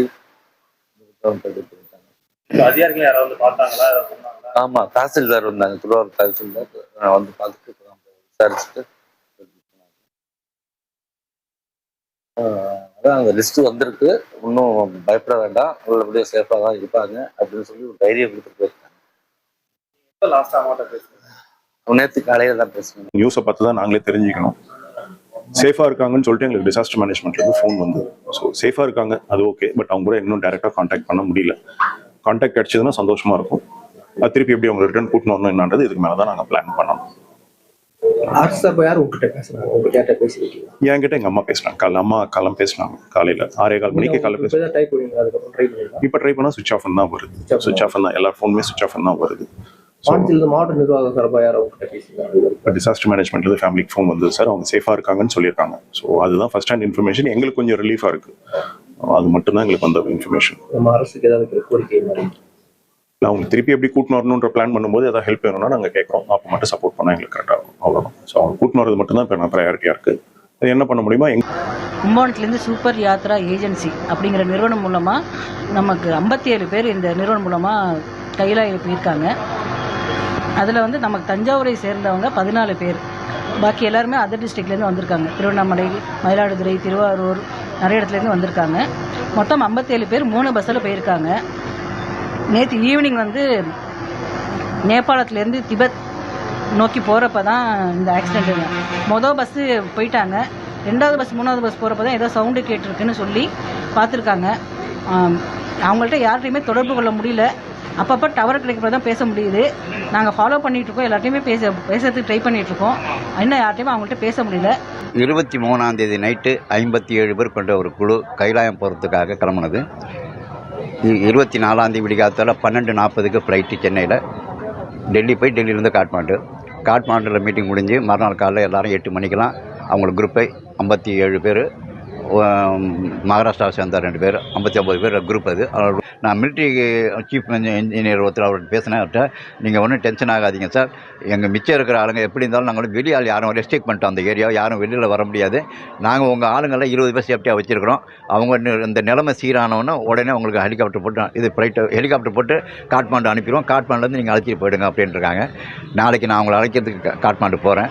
மீதி உள்ளவங்க 37 பேர் வந்து இரவுக்குள்ளே சொல்கிறேன் எத்தனை பேர். நாங்கள் ஒரு 10-15 பேர் வந்து ஹாஸ்பிட்டலில் சேர்த்துருக்கோன்னு சொன்னாங்க. அது யாருங்கிறது தெரியல. அங்கே போனால் தெரியும். எதுக்கும் உங்கள் நேம் லிஸ்ட், அந்த உங்கள் குரூப்பை சேர்ந்த நேம் லிஸ்ட் அனுப்புங்க. ஒத்து வருதா, பாஸ்போர்ட்லாம் கையில் வச்சுருப்பாங்க. அது ஒத்து வந்துச்சுன்னா நான் உங்களுக்கு தகவல் சொல்கிறேன்ருக்காங்க.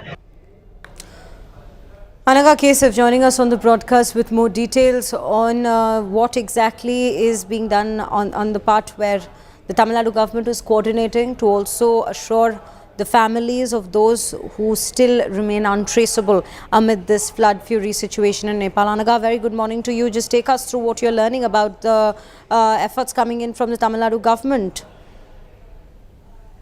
What we're learning is that Tahsildar from the district has reached out to the families, they've met them personally, given them some sort of moral support. And that's what all the families of those who are stuck there in Nepal's floods also say. They say that the Tahsildar, when they met them at their home, gave them assurance that their family is doing fine. So far, the Tamilians who are stuck there are doing safe. There is no threat per se to their lives. Particularly those who went as part of the pilgrimage from Kumbakonam. The families are saying that the last that they spoke to them was the day before yesterday, and after the flood came in, there was no contact at all. So therefore, the Tahsildar here in Tamil Nadu, many Tahsildars have met the families, given them assurance that their families are doing okay in Nepal, and soon efforts will be taken to repatriate the members back to India. Right, Anaga, in fact, we will come back to you throughout the day to understand exactly what is being done. 37 Tamil pilgrims, viewers, is the number that's currently untraceable in the Nepal flood fury situation. And as we speak of the flood in Nepal's Bhottekoshi Trishuli River basin that struck Rasuwa and the neighbouring districts on Wednesday after the floodwaters surged from the Tibetan side, leaving over 163 dead at this given point. Here are some of the most highlighted visuals that are coming in from the devastation to give us an idea of the devastation and the tragedy that struck the very region. Nepal flash floods unleashed a massive wall of water at the Rasuwa border on Wednesday morning, with CCTV footage from an immigration office on the Chinese side capturing the sudden deluge as it violently surged through the border area. The footage shows the sheer force of the floodwaters as they swept into Rasuwa. The customs office at China's Kerung border connected to Nepal's Rasuwa crossing is a key route for containers entering Nepal and is also used by pilgrims travelling to Mansarovar.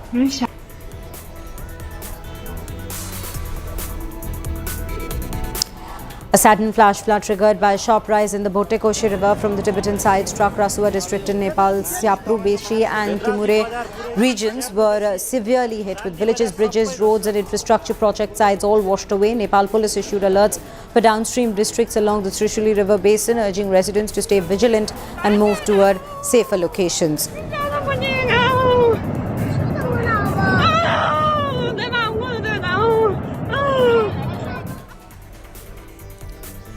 At least 160 people have been killed and hundreds more are missing after the flash floods and mudslide along the Nepal-Tibet border washed away villages and damaged roads and infrastructure. The flood hit early on Wednesday in Rasuwa, just north of Nepal's capital, Kathmandu, with preliminary information suggesting it was caused by an earthquake triggering an avalanche with melted snow pouring into the Bhottekoshi river.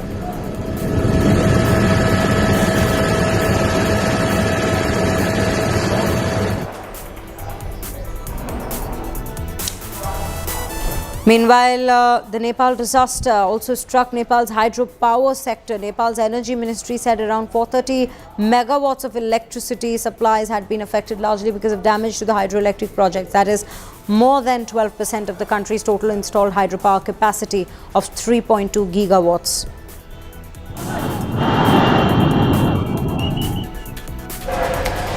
Around a dozen settlements in Kathmandu have been affected. Devastating scenes from Betrawati Bazaar show homes and businesses being swept away as the powerful flash flood surged downstream from Rasuwa. Betrawati is reported to be among the worst hit areas of Nuwakot district in central Nepal.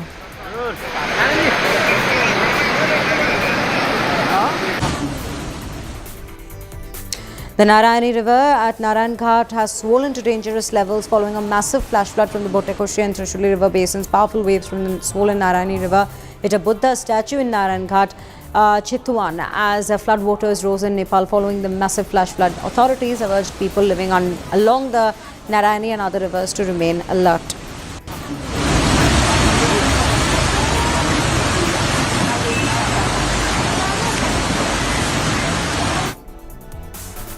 Powerful flash floods tore through Nepal's Rasuwa district, sweeping away cars and multi-story buildings after surging across the border from Tibet.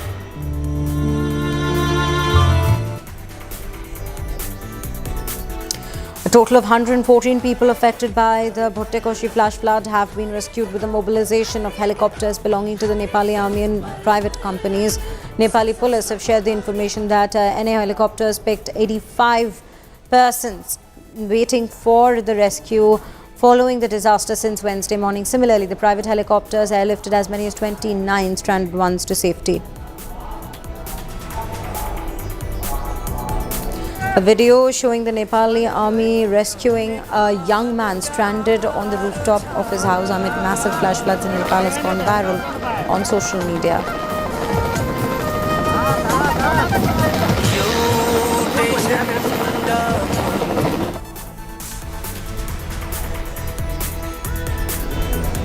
A huge wall of mud and rock collapsed into a river on the Himalayan border of Nepal and China's Tibet on Wednesday, triggering catastrophic floods on the Nepali side that killed at least over 163 people and left hundreds of tourists missing.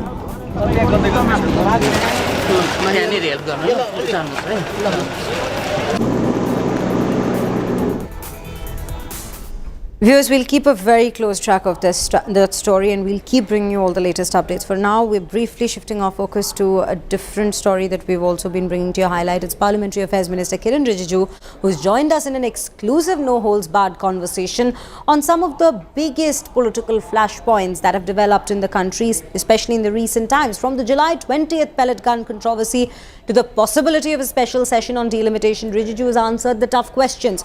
On the pellet gun controversy itself, Rijiju says Amit Shah did not order the firing and insists that police followed a graded response and says the pellet gun issue is being thoroughly probed. He's hinted at a possible special session on delimitation while he's spoken to my colleague Kriti Sanon on the pellet gun controversy, the new anti-paper leak bill, Manusmriti, and his equation with the opposition, among other issues. Here are some of the experts from that conversation. Listen in.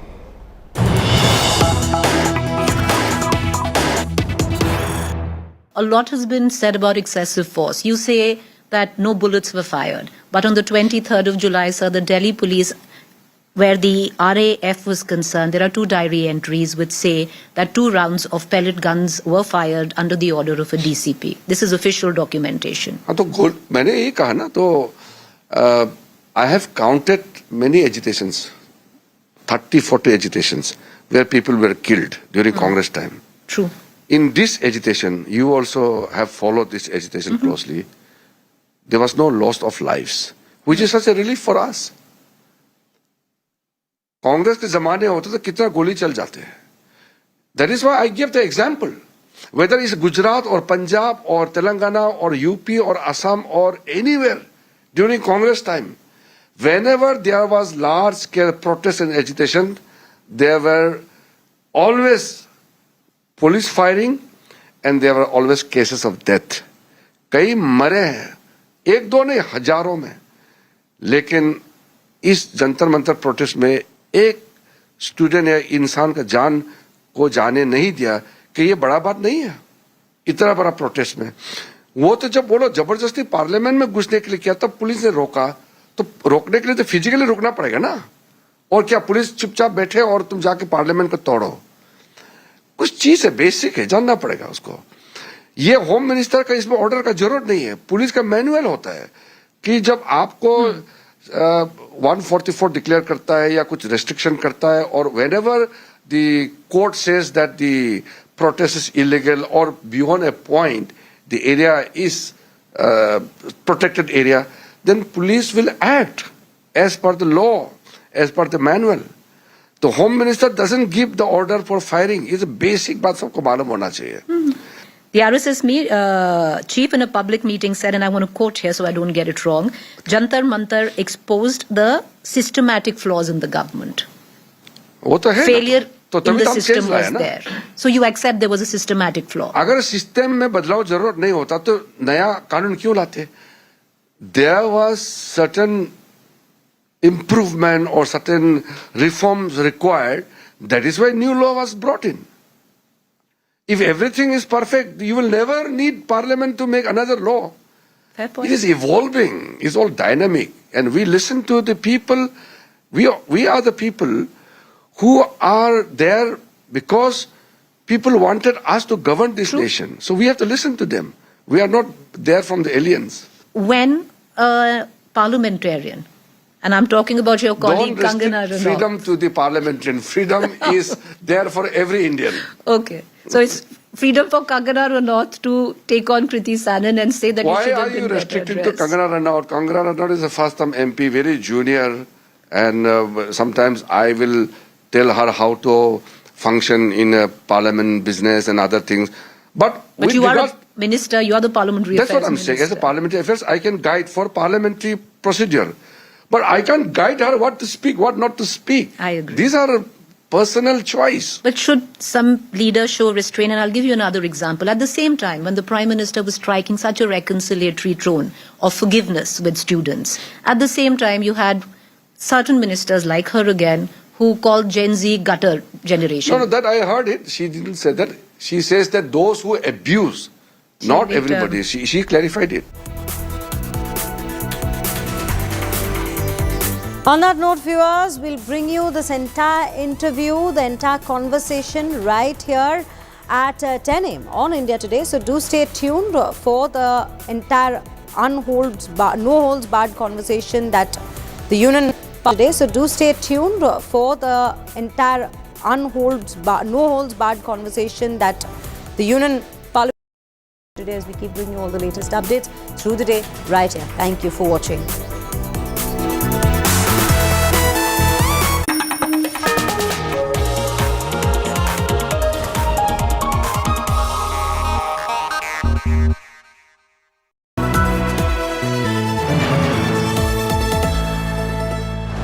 Savings account में मिलते हैं amazing benefits, paperless banking and higher interest, वो भी हर महीने। Money money money money every month. सोच बदलो और बैंक भी।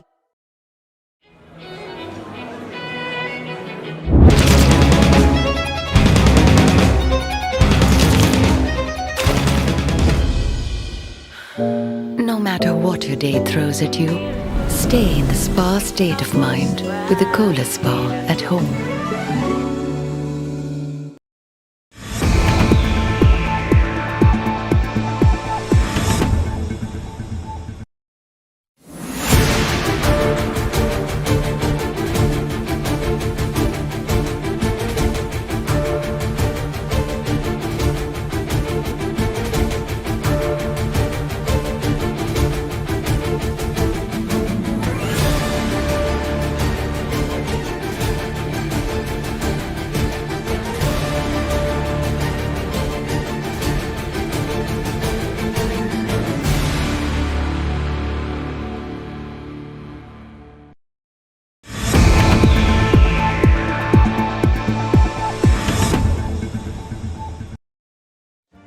Make your media plan smarter with India Today Live TV on your connected devices.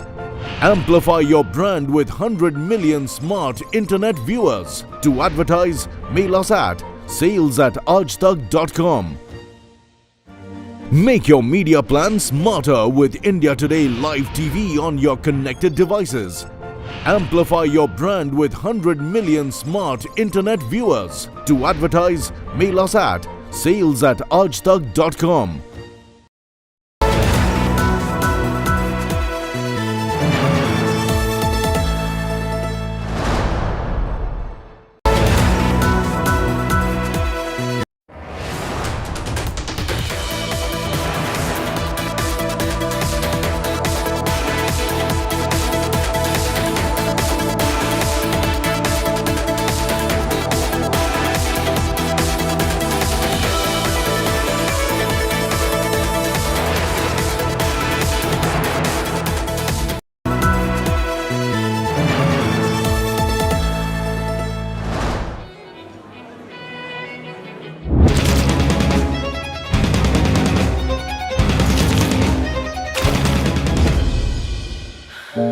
No matter what your day throws at you, stay in the spa state of mind with the Kohler Spa at home.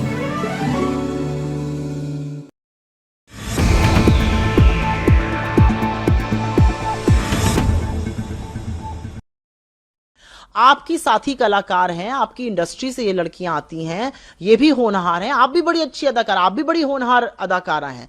आप जो अब कर रही हैं, उनके कपड़ों पे comment करना, उनकी लाइफस्टाइल पे कमेंट करना, किसी की वेशभूषा पर बोलना, ये दिखाता है कि आपकी कितनी मिसोजिनिस्ट, कितनी पितृसत्ता वाली सोच है आपकी।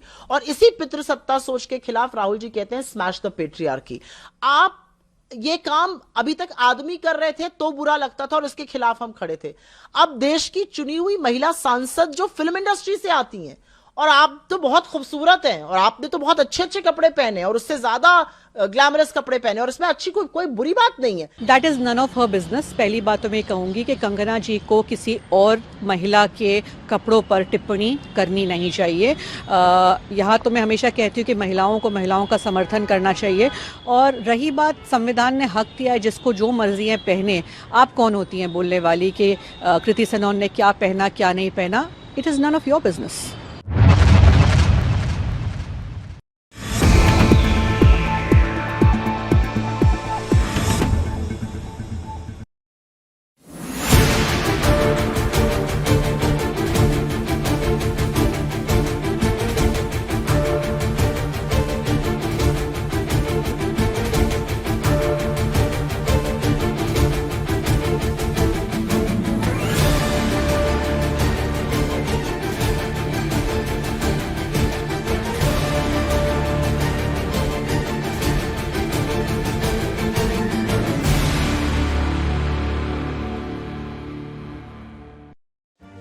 Make your media plan smarter with India Today Live TV on your connected devices.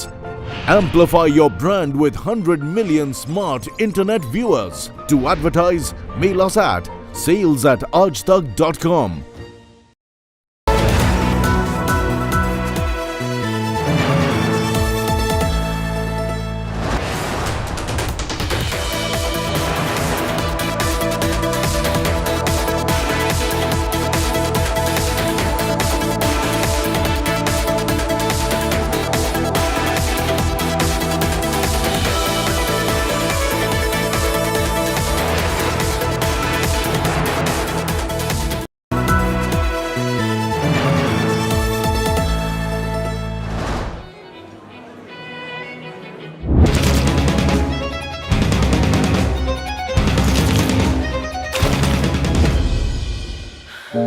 No matter what your day throws at you, stay in the spa state of mind with the Kohler Spa at home.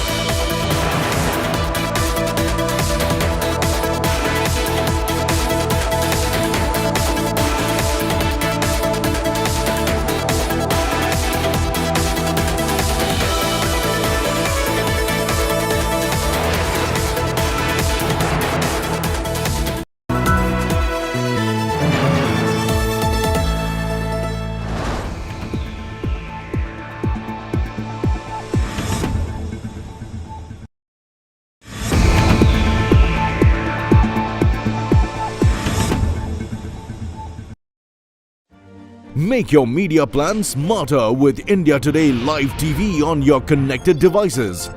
Amplify your brand with 100 million smart internet viewers. To advertise, mail us at sales@aajtak.com.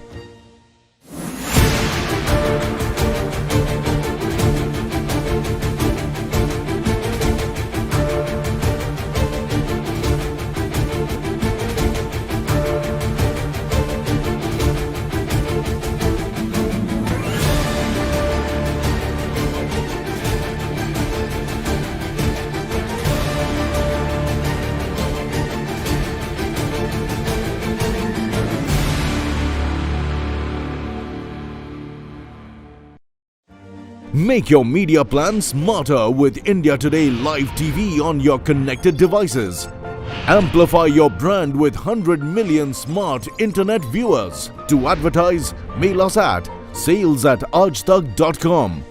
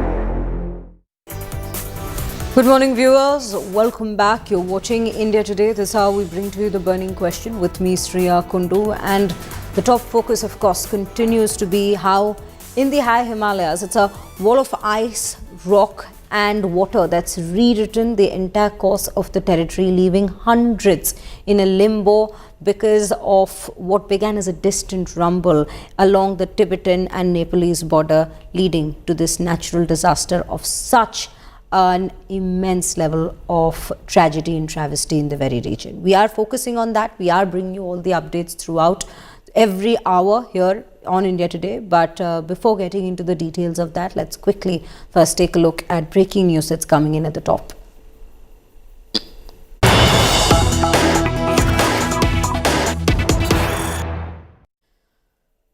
Haryanvi singer Ankit Balian shot dead in Shamli, Uttar Pradesh. This is in fact the latest news that we are getting. This is Moosewala-like murder of the Haryanvi singer that we bring to you. 18 rounds fired at the Haryanvi singer right outside his gym. Balian has been gunned down outside the gym in Shamli. This is in Uttar Pradesh. The singer shot at close range after leaving his gym.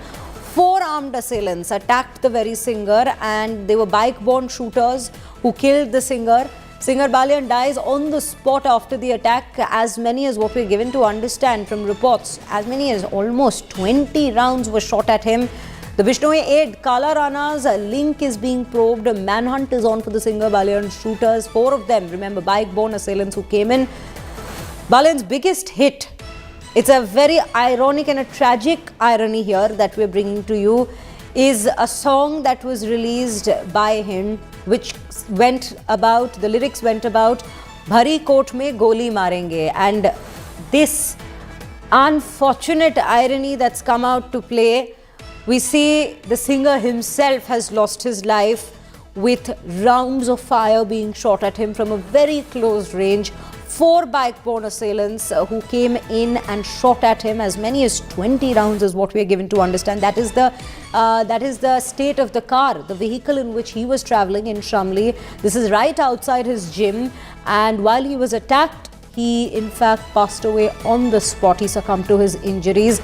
Now, of course, there is a probe that's been launched, and it really takes us back to 2022 when that tragic occurrence had come about. The entire incident where it was Sidhu Moosewala who was shot at and he lost his life in a similar state. Now, that time it was the Bishnoi brothers who had taken responsibility. This time also Bishnoi's aid is being looked at and being probed for the same, because it's simply because the murder and the pattern in which it's taken place just takes us back to that very, very incident that had taken place in 2022. On that note, we have Santosh Sharma joining us on the broadcast with more details. Santosh, very good morning to you. सबसे पहले इनको जो मारा गया है अंकित बालिया को, 4 लोग थे बाइक पर जो आके इन पे ऑलमोस्ट 20 राउंड की गोली इनकी तरफ मारा था, और जो व्हीकल है जिसमें वो ट्रैवल कर रहे थे, जिसमें वो अंदर थे जब ये अटैक उन पर हुई, उसका भी हमें विजुअल्स मिला है। फिलहाल प्रोब में क्या जानकारी मिली है, किसके साथ लिंक्ड हैं ये लोग जिन्होंने ये अटैक किया?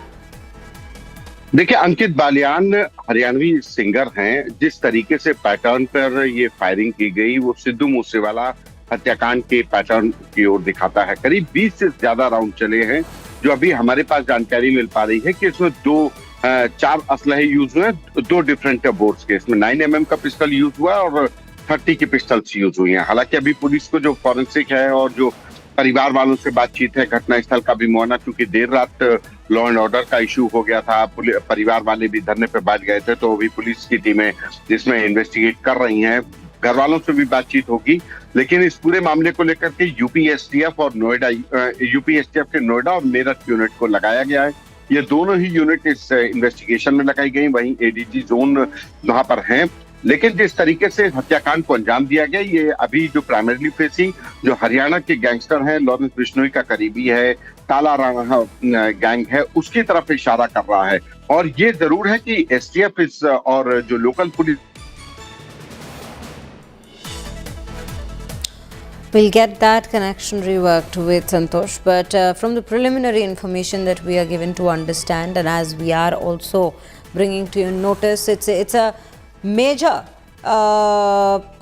in fact a shocking incident that's come about in Shamli. It is a renowned singer, a renowned Haryanvi singer, Ankit Balia, and the tragedy that comes about is the song that he released, whose lyrics in fact quite resemble this kind of a situation. That's what makes it all the more sad at this given point of time, but it also puts law and order into serious question at this given point. Santosh is back with us. Santosh, अगर आप हमें सुन सकते हैं तो जी, आप बता रहे थे कि कैसे अभी प्रोब तो जारी है ही, पर कौन से गैंग्स के तरफ, ऑफ कोर्स बिश्नोई गैंग का सबसे ज़्यादा याद यहाँ पे आता है, क्योंकि 2022 में जब सिद्धू मूसेवाला को भी इसी तरीके से बेरहमी से मारा गया था, तब बिश्नोई गैंग कल्प्रिट्स निकले थे इस पूरे हादसा के। इस बार भी उन्हीं का एक लिंक देखा जा रहा है कि कहीं उन्हीं के मेंबर्स ने ये अटैक भी प्लान किया था कि नहीं? देखिए, अभी पुलिस इस तरफ जरूर जांच कर रही है कि ये जो काला राणा जो गैंग है, जो लॉरेंस बिश्नोई गैंग का करीबी है, जो उसकी तरफ इशारा जरूर है। यूपीएसटीएफ की टीम में लोकल पुलिस को शक है, क्योंकि वो बड़े गैंगस्टर्स की जो शार्प शूटर्स हैं वो उस गैंग के कनेक्शन में हैं। लेकिन ये काला राणा गैंग के अलावा भी पुलिस इन्वेस्टिगेट कर रही है। वजह साफ है कि अभी तक लॉरेंस बिश्नोई गैंग का जो पैटर्न रहता है कि अगर वो घटना को अंजाम देते हैं तो वो ओन भी कर लेते हैं, लेकिन करीब 12 घंटे होने को आया, लेकिन लॉरेंस बिश्नोई गैंग की तरफ से अभी तक फिलहाल कोई ऐसा ओनरशिप नहीं आई है कि हाँ हमने ये घटना की है या उनके गैंग के द्वारा करवाई गई है। ऐसे में ये जरूर पुलिस को शक है कि जो काला राणा गैंग है उसके शूटर्स को इंडिविजुअली हायर करके इस हत्याकांड को अंजाम दिया जा गया है। संतोष, एक छोटा सवाल यहाँ पे मैं ऐड करना चाहूंगी। क्या परिवार वालों को या अंकित को ऐसी कोई धमकी मिली थी ये इंसिडेंट होने, ये हादसा होने के जस्ट पहले? कोई ऐसी खबर आई है? देखिए, पुलिस के पास ऐसी कोई शिकायत कभी अंकित या उनके परिवार वालों ने नहीं की कि उनको किसी भी तरह की कोई रैंसम कॉल मांगी गई है, रंगदारी वसूली की गई है या कोई थ्रेट कॉल आई है। ऐसी कभी कोई शिकायत लोकल पुलिस को नहीं दी गई, ना ही पुलिस ने इस बात को कह रही है कि उसको जानकारी थी या अचानक से हुई घटना है। अब पुलिस यही वजह है कि लोकल पुलिस अंकित के जो जिन लोगों के साथ उठना बैठना था उनको भी खंगाल रही है, किनके साथ कहीं कोई और रंजिश की वजह तो नहीं है। ये हाइड सुपारी किलिंग है, ये हाइड शूटर्स के द्वारा हत्याकांड किया गया। जो पैटर्न है वो जरूर एक खतरनाक और भयावह है। तो लिहाजा पुलिस को ये शक है कि इसके पीछे हायरिंग की गई है शूटर्स की। किसने की है, क्यों की है, अभी ये पार्ट ऑफ इन्वेस्टिगेशन है। आज जब लास्ट रिचुअल्स हो जाएंगे, जब अंतिम संस्कार हो जाएगा, तब परिवार वालों से बातचीत हो पाएगी। अभी परिवार वालों से भी पुलिस की बहुत बातचीत नहीं हो पा रही है। जो प्राइमरी फेसी जो इन्वेस्टिगेशन हो पा रहा है, वही पुलिस में काम कर रही है। हमें सारी जानकारी देने के लिए बहुत बहुत धन्यवाद. Well, viewers, we will keep a very close track of what exactly happened in this very case, but it's a shocking case and a horrifying murder that's taken place, a chilling case that's taken place in broad daylight, where this renowned Haryanvi singer, his life has been claimed by these shooters in Shamli, Uttar Pradesh.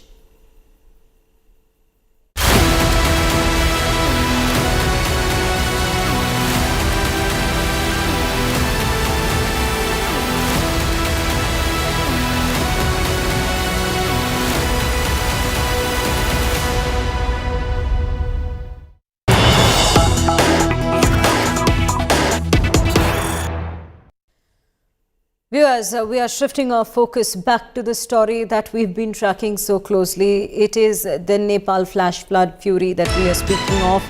And with each passing hour, the information, the reports that we are getting with regards to the death toll is only mounting substantially. And it's a tragedy at this given point that we are speaking of here. Now, in the latest reports, what we are learning of, remember there was a number we were flagging initially of around 265 people, around that number missing on the Chinese side of the border in this amid this entire tragedy that's come about, amid the entire natural disaster that struck the region. Now that number has risen up to 500, almost double of what we were initially given to understand, and nearly 400 out of them are foreigners at this given point is what we're learning. Also, as we speak, we have been flagging this time and again, of course, India is putting in all their efforts and assistance possible to the Nepalese side.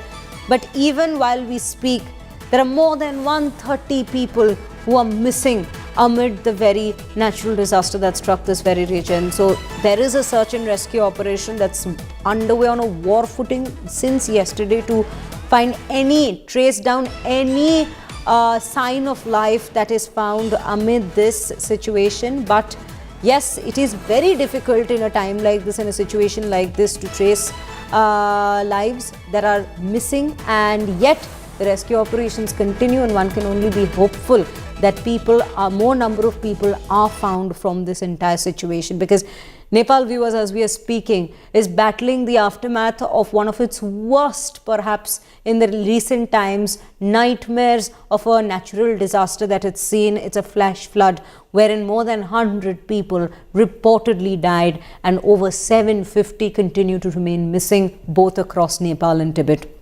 The raging waters have swept away entire buildings, roads, bridges, while damaging key power infrastructure across several districts. On the ground, search and rescue operations, of course, remain in full swing, with the Nepal Army, the Armed Police Force and Nepal Police being deployed across affected areas. Army helicopters are being used to reach locations cut off by the floods. Prime Minister Balin Shah himself has called this a highly critical time, saying the immediate priority, before getting into what caused it, what could have been, the immediate priority is to save as many lives as possible, and rescue operations, which is why continue consistently round the clock since yesterday. Meanwhile, authorities have warned that the danger is not over yet, because with such natural disasters, we also see an aftermath of what may happen and a subsequent, if any, disaster also coming in, because we're speaking of an upstream river blockage that reportedly has not been fully drained yet. So whether that also sees consequences in a form of this kind, that is something we will keep a very close track of. But yes, currently the situation remains to be extremely precarious in this very region. Take a look at some of the responses we have.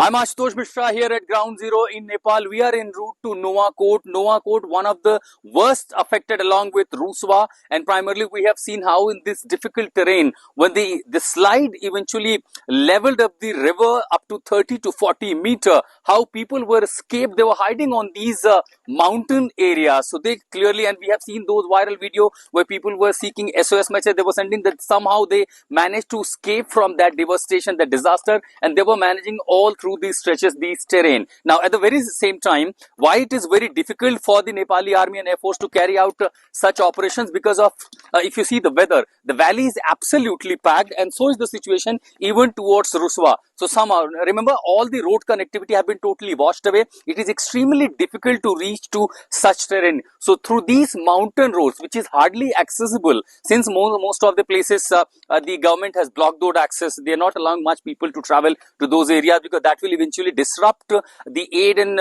rescue relief, all the efforts. So somehow we managed to pass through these areas, and that makes why the situation absolutely difficult, because the air sorties, number of air sorties will be very limited. The world has offered help to Nepal, including India. We have seen the first Indian aircraft land in Kathmandu with the aid and support, but at the very same time, for the air evacuation, this is going to be extremely difficult, looking at the weather packed here in this peak of the monsoon, and this kind of calamity, more than 160 people killed, more than 400 missing, and still the search and rescue operations continues, which is the priority for Nepalese authority at the moment. At Ground Zero in Nuwakot, en route to Rasuwa, this is Ashutosh Mishra for India Today. We're being joined by Rohit Singh, who's also currently coming in live from the Indo-Nepal border. Rohit, as we speak, firstly, very good morning to you. As we speak, one major concern that's also been highlighted by experts and those who are involved in the rescue operations is the fact that this entire tragedy that the natural disaster may have on the rivers that are coming in from Nepal and entering the Indian border, because at this time we're speaking of a river system which is interconnected, and it goes trans-boundary, which is Tibet, Nepal, and then next India. What do you see around you? What seems to be the situation?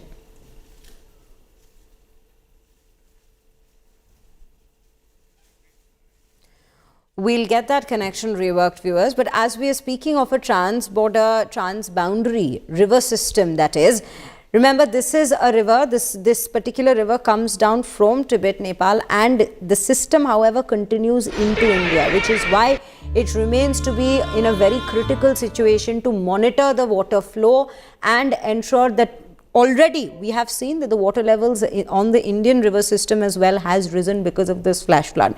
Now, it is going to be extremely important to keep a very, very close look at the surge in the water levels. And as we speak, viewers, one thing that we are consistently bringing to you in terms of understanding and an analysis that's been done so far is what triggered the Nepal flood fury. Simply because of the fact that at the end of the day, one needs to understand, standing in 2026, are there mechanisms that can be worked around to ensure that these natural disasters, while you cannot stop nature's fury, but you can at least warn the people in these regions about such calamities striking. So more research goes into what exactly caused this particular flood fury in the first place. Theory one, of course, is with regards to an avalanche that blocked the river. Now, we are speaking of an avalanche. The remnants from that very hurtling avalanche may have blocked the Lende River in this very region, the Lende Kolon River, and the water that accumulated behind the blockage that had been caused by the debris, which in turn led to the breach and caused the flood. The NDRRMA has flagged the snow rock landslide here as one of the causes that could have brought about this entire flash flood. The theory number 2 that's come about here is a quake and avalanche link. Now, there's also a question that's going around with regards to what caused the avalanche. Was that the earthquake, or was the earthquake caused by the avalanche because of the steep drop of the debris that came in down the hill? 4.4 magnitude of an earthquake that was recorded. This was on the Tibetan side, recorded at around 8:37 a.m. Flood followed shortly after this entire matter came into highlight, and it's Nepal's foreign minister who's flagged the possible link between the the two. Of course, theory number 3, and the one that's perhaps the most likely cause, but it's also interlinked to the previous two, is the glacial flood that's suspected. Heavy rain has been ruled out as a primary trigger, but at the same time, it's the Nepal Hydrology Department that suspects of a GLO. There is a chunk of the glacier that had fallen, in fact leading to a glacial lake outburst that's being the possibility of which is currently being probed. The satellite images that have come in have shown debris-laden flood, which only brings that back into highlight that there is a possibility this is what had occurred. On that note, Rohit is back with us. Rohit, as I was mentioning, the system, the river system that we're speaking of here is trans-border. It comes down from Tibet, Nepal and then India. You are at the Indo-Nepal border right now. Take us through, what do you see? Has there been a surge of river this side as well?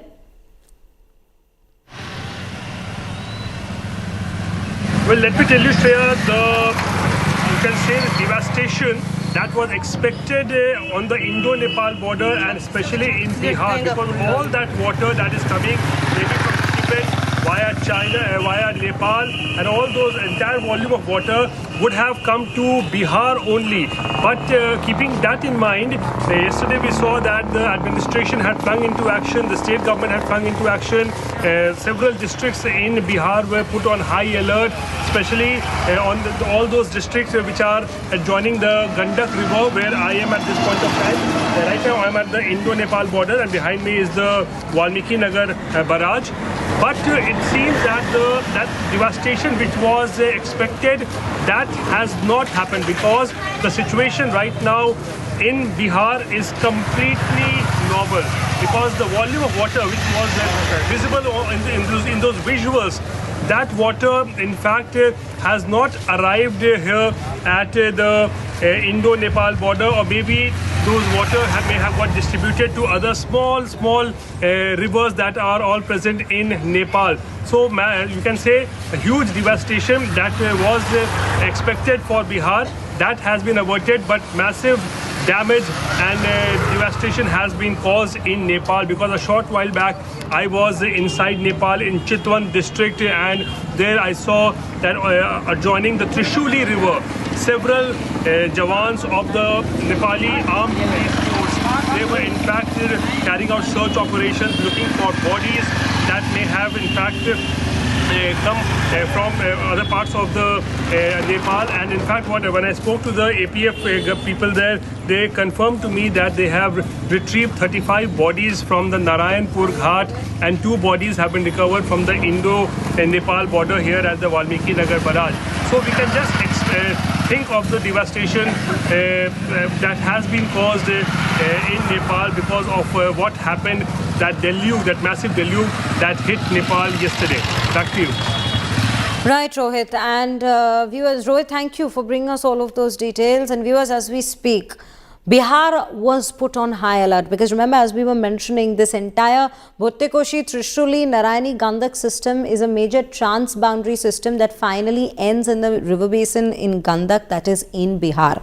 Now, Nepal floods had triggered an alert in Bihar. At around 6:30 a.m. is when the Narayani river was seen running dangerously high following the devastating floods in Nepal. The swollen river has raised concerns among downstream communities. The raging flash floods triggered an alert in Bihar, with the NDRF closely monitoring the situation.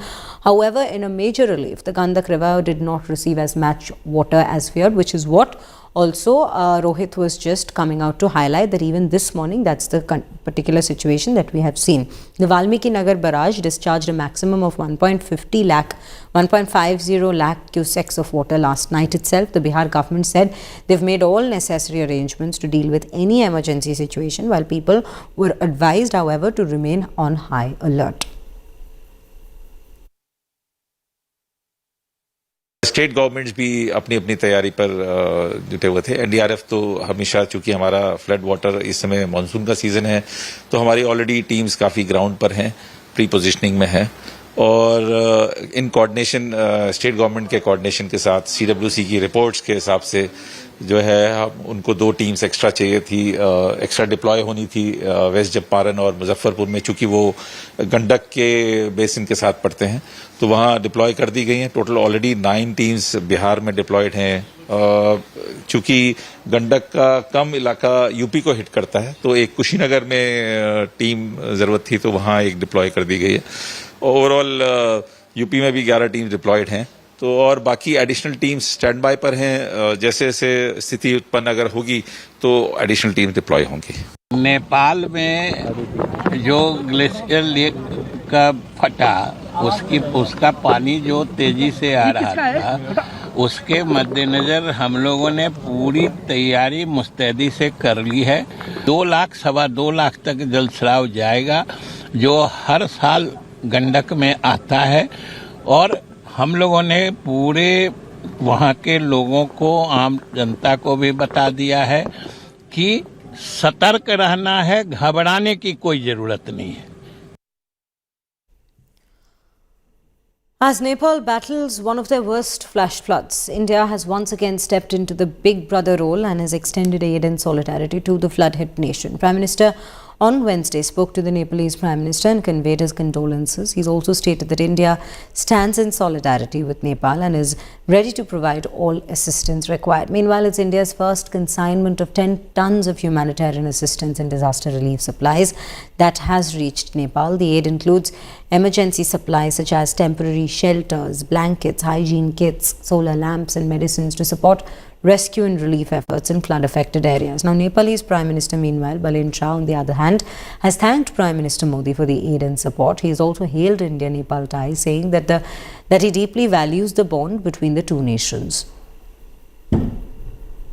Thank you very much for the concern and kindness from the Indian side, and on behalf of Nepal as well as the on behalf of the ruling party RSP, we would like to express sincere thanks to the people of India as well as the government of India and right now Honorable Prime Minister Modi. Support from India and support from the neighboring country is very significant and is essential for Nepal because it has proven before also at the time of earthquake 2015.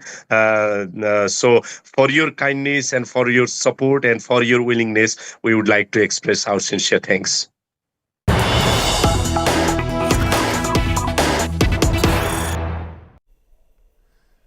Here's one question that comes up at this given point is what our next breaking story is with regards to. Did China keep Nepal in the dark about a flood threat?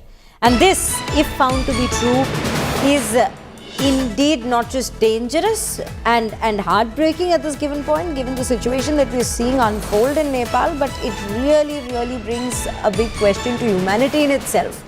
Look at the visuals that we've been bringing to you since yesterday. It's Nepal journalists who say that no flood warning was given by China, despite, remember, one thing we've been time and again flagging, which is an earthquake that took place on the Tibetan side of the border itself. Now, the Nepalese media has come out to say that timely Chinese alert could have saved a lot of these lives. China reacts after facing flack from Nepalese media, and Chinese envoy says immediate help was offered to Nepal.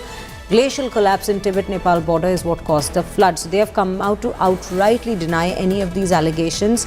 But this is something even our colleague Ashutosh, who's currently in Ground Zero, has been flagging that even if China was aware of an incoming situation or an incoming alert of this sort, they kept Nepal in the dark, perhaps, if at all, that is, and they've, however, come out to deny any of these allegations that are now being levied or even being suggested at this given point. The Chinese ambassador who's to Nepal, Nepalese ambassador itself, to the country itself, Nepal, that is, I beg your pardon, who's come out to post on platform X that the group of Nepal journalists blame that China didn't inform Nepal about the flood in a timely manner. He's written, despite significant losses on the Chinese side, China has immediately coordinated emergency supplies and cash assistance to Nepal. That's just part of what he's said. And at the same time, do also remember this, that yes, on the Tibetan side, on the Chinese side as well, there are 500 people who are still missing. 400 out of them are foreigners. So yes, it's a tricky situation at this given point that we're speaking of. More breaking news coming in on that very note. Let's quickly take a look.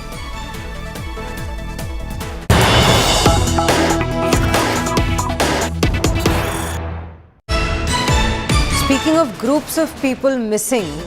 It's a 32-member group from Kolkata on the Kailash Mansarovar Yatra who were among the many from West Bengal who went untraceable after the flash floods in Nepal on Wednesday, as per an official report has come in to say. The group, comprising of 30 tourists, tour managers, left the city on August 21st, reached Nepal the following day, and then the group reached Rasuwa on Wednesday, which is the main region which has been affected by the floods, on Wednesday morning itself to cross into Tibet. Now, its members were at the immigration office around 8:30 a.m. when the flash flood struck the area along the Nepal-Tibet border. There has been no communication with any of these 32 members since the flash flood struck the area, is what an official told to PTI. Apart from Kolkata, there were residents from Chandanagar in Hooghly, Barashat in North 24 Parganas, and they're also believed to be among those who were stranded or missing in Nepal.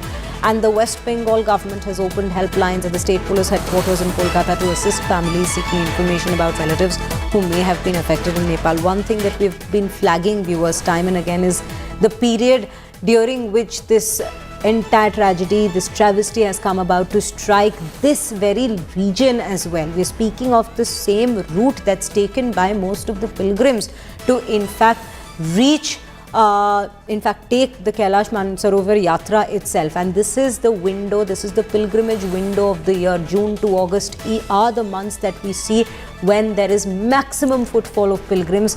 And we are taking a look at more details coming in as Anupam Mishra joins us on the broadcast with more details. Anupam, a very good morning to you. Has there been any details about the 32 people who are missing hailing from Kolkata, who are on this very trip at this given point? Well, we are yet to receive details of the tourists who were touring Nepal at the time when the tragedy struck. West Bengal government is also trying to help those people, and they have also opened a helpline and also opened a control room. In fact, they have also alerted and placed 12 SDRF teams in North Bengal also. So, West Bengal government is trying to ascertain the details of these pilgrims, all of the pilgrims. We have been able to receive few of the details that some of the pilgrims were from Hooghly, some of the pilgrims from Howrah, but detailed account of these pilgrims are yet to be known. Right, Anupam, thank you for bringing us all of those details. West Bengal government, of course, has taken cognizance of the situation and is in consistent touch with all of the efforts that's been extended by India to ensure any communication that's established with the people who are missing. And it's not just people from West Bengal who are missing at this point. In fact, there are two big groups that we're speaking of out of those 130 who've gone missing. One from West Bengal, the 32 people, and the other is what we are turning our focus to next, which is as many as 37 Tamil pilgrims who are also currently unreachable and untraceable in this entire flash flood situation. It's a devastating flash flood that we are reporting about from Nepal, and it has turned into a major rescue crisis for India, with as many as 130 Indian tourists feared missing after the sudden disaster struck that very border region between Nepal and Tibet. Now, among those caught in the catastrophe are more than 35 tourists from Nepal. In fact, the exact number right now that we're receiving is of 37. They were all on a pilgrimage and travel circuit towards the Kailash Mansarovar region.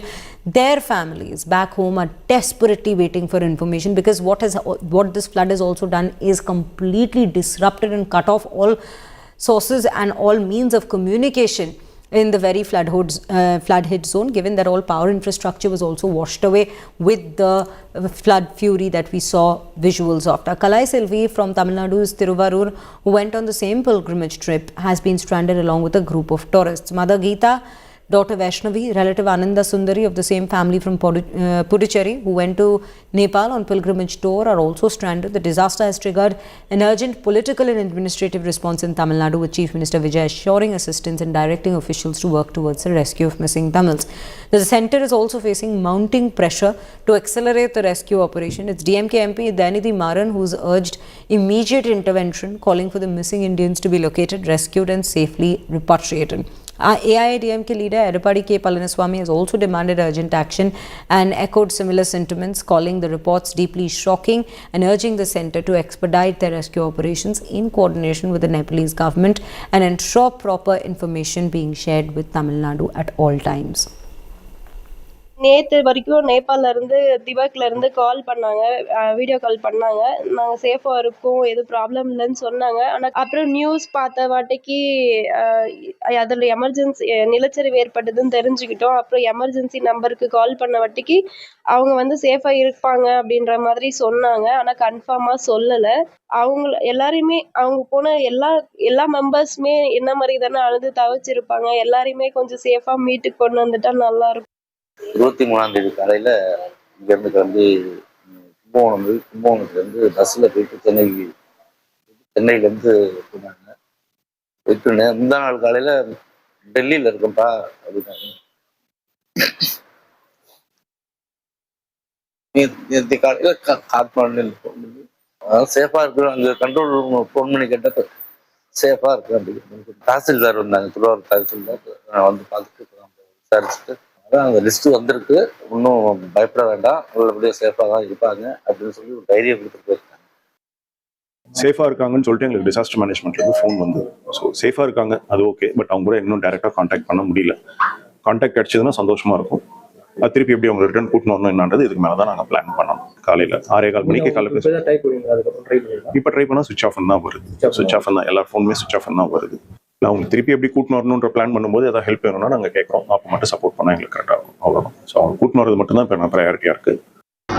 கும்பகோணத்துலேருந்து super Ashutosh Mishra joining us on the broadcast, who is currently at Ground Zero, bringing us all of those reports and updates as to what exactly is happening, be it the rescue operations, be it the situation a day after the entire flood fury struck there. Ashutosh, at this hour, of course, do begin with the updates that you have to bring to us. And just speaking to people in that very region, what's the sense you're gathering about how they, in fact, not just came to know about this entire situation, but how they were disposed when this entire flood hit? Because now it's also being looked at whether there was information with China about a situation like this incoming and they kept Nepal in the dark.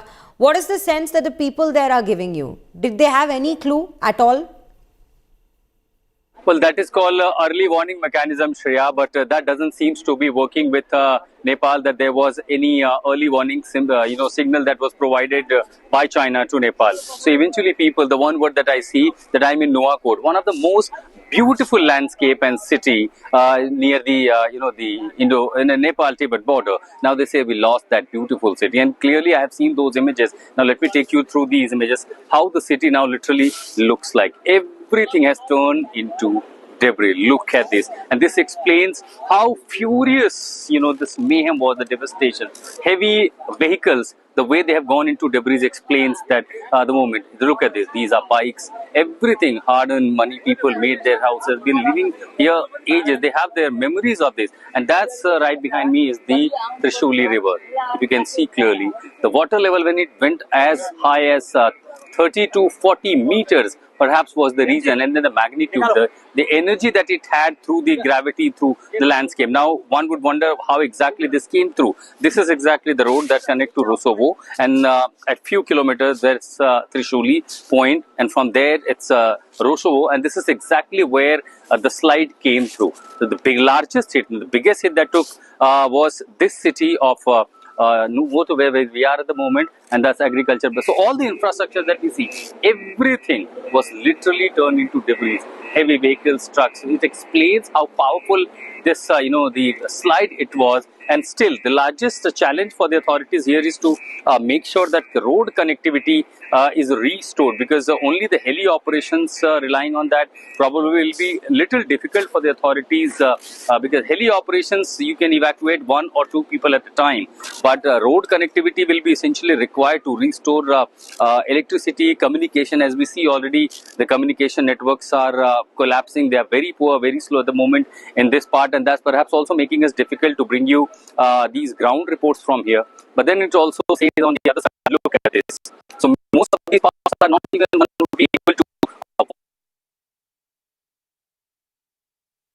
Right, viewers, if you can take a look at this entire region that Ashutosh is also bringing to us from the very epicenter of what exactly, where it all unfolded at this given point. This is ground zero. Of course, China initially had come out to say it is a mudslide. Of course, when we do see water coming gushing downhill, there will be a subsequent mudslide, which is the remnants of what we can see in these very visuals. But at the end of the day, what's also lining up on the banks of this very river is a trail of massive destruction. Everything that was in the path of the furious water flow that came in downhill from the glacial ranges itself, everything being completely destroyed. And this is what remains as an aftermath that we're bringing to you. Cities that were established in lining this very river now all in complete ruins. Let's quickly take you through the next aspect of the flash flood fury that we are in fact to take you through, which is the devastation, of course, that's been caused by the massive flash flood, with several Kailash pilgrims still being unaccounted for. Now, it's Isha Foundation founder Sadhguru who has expressed his anguish over the tragedy and says he's personally in the region, ready to assist in rescue operations. 77 members of the Kailash group, remember, remain missing after the flash flood struck the immigration center, the Gyorong, in Tibet. Now, an Isha Foundation volunteer speaking exclusively to India Today says that there is still no words on those missing. The volunteer, who's part of another group stranded in Tibet, says they had spoken to the missing group leader just minutes before the tragedy with no indication of what was about to unfold. Communication systems in the region remain disrupted, while the foundation says it remains in touch with the families of those unaccounted for. Listen in to what's been said.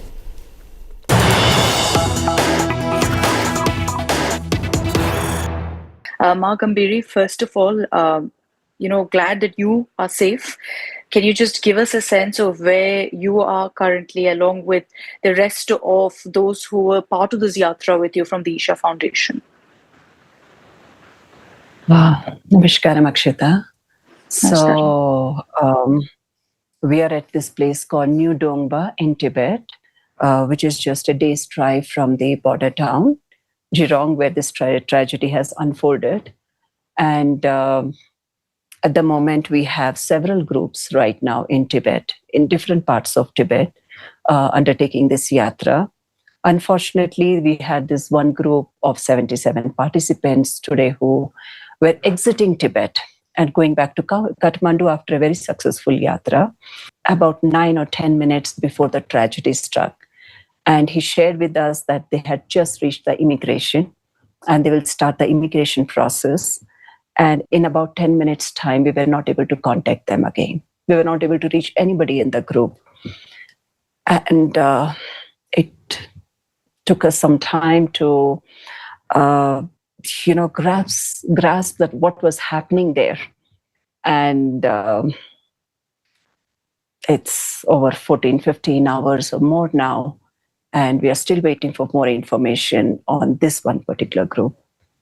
I'm sure it's been Yes. I'm sure it's been very, very overwhelming, all that's happened in the last few hours, and hard to really wrap our heads through that something like this has even taken place. And I'm sure this is a route that you've taken multiple times as well. So to imagine this kind of a tragedy striking is, I'm sure, shocking to say the least. But any word, Ma Gambhiri, right now on those 70 plus people who, you've lost touch with? Anything that you've been able to get from the authorities? Authorities are doing their best as we see it on the China side, from India side, and of course also Nepal side. But the communication systems are all down because of this flood. And it took several hours for us to even start getting tidbits of information. And the last video, if you see, which is going viral at the moment, that sort of tells the story of what actually happened there.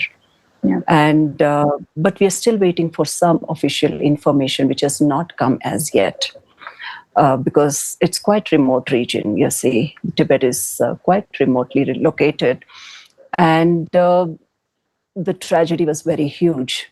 But from what we have heard, the military has started work there, and we hope to get some information soon from them. We do have some information on the Nepal side, where 3 of our volunteers were stationed. The whole of that town, which is called Timure, is wiped out, completely wiped out. And we have no information about 3 of these volunteers as well. But about this 77 of our participants, we are still hoping. We're still hoping for something, for some information to come in. Fortunately, we have Sadhguru here with us, and he's been completely on, and we have been he's been guiding us. We have been trying to reach out to various agencies, various embassies, because we had people from 19 different countries. And so we have been reaching out to all the 19 embassies, both in India and in Nepal. We have been reaching out to all the families of all the 77, plus these 3 people, 80 families. We've been reaching out to them personally, over the phone, over actually visiting them personally in wherever they are, trying to provide them all the support that we can provide to them emotionally with regard to updates, some information. We've been trying all of that, but it's still very difficult to comprehend that such a thing has happened. So we're still grappling with that. Meanwhile, Art of Living Foundation founder Sri Ravi Shankar has also expressed solidarity with all of the victims of the Nepal floods. Listen in to what he had to say. Nature's fury and disaster has taken over Nepal at this hour. It has been such a wonderful place for people to visit, and many went as a pilgrim to Kailash Mansarovar Yatra, and many of them lost their lives. In this very difficult time, let's all show our solidarity with the people of Nepal and the affected families and the government of Nepal. Let's pray to Almighty to give strength to all the victims who lost their near and dear ones. Let's hope that the country will limp back to normalcy very soon, and let's all work towards saving the environment, especially in the Himalayan region.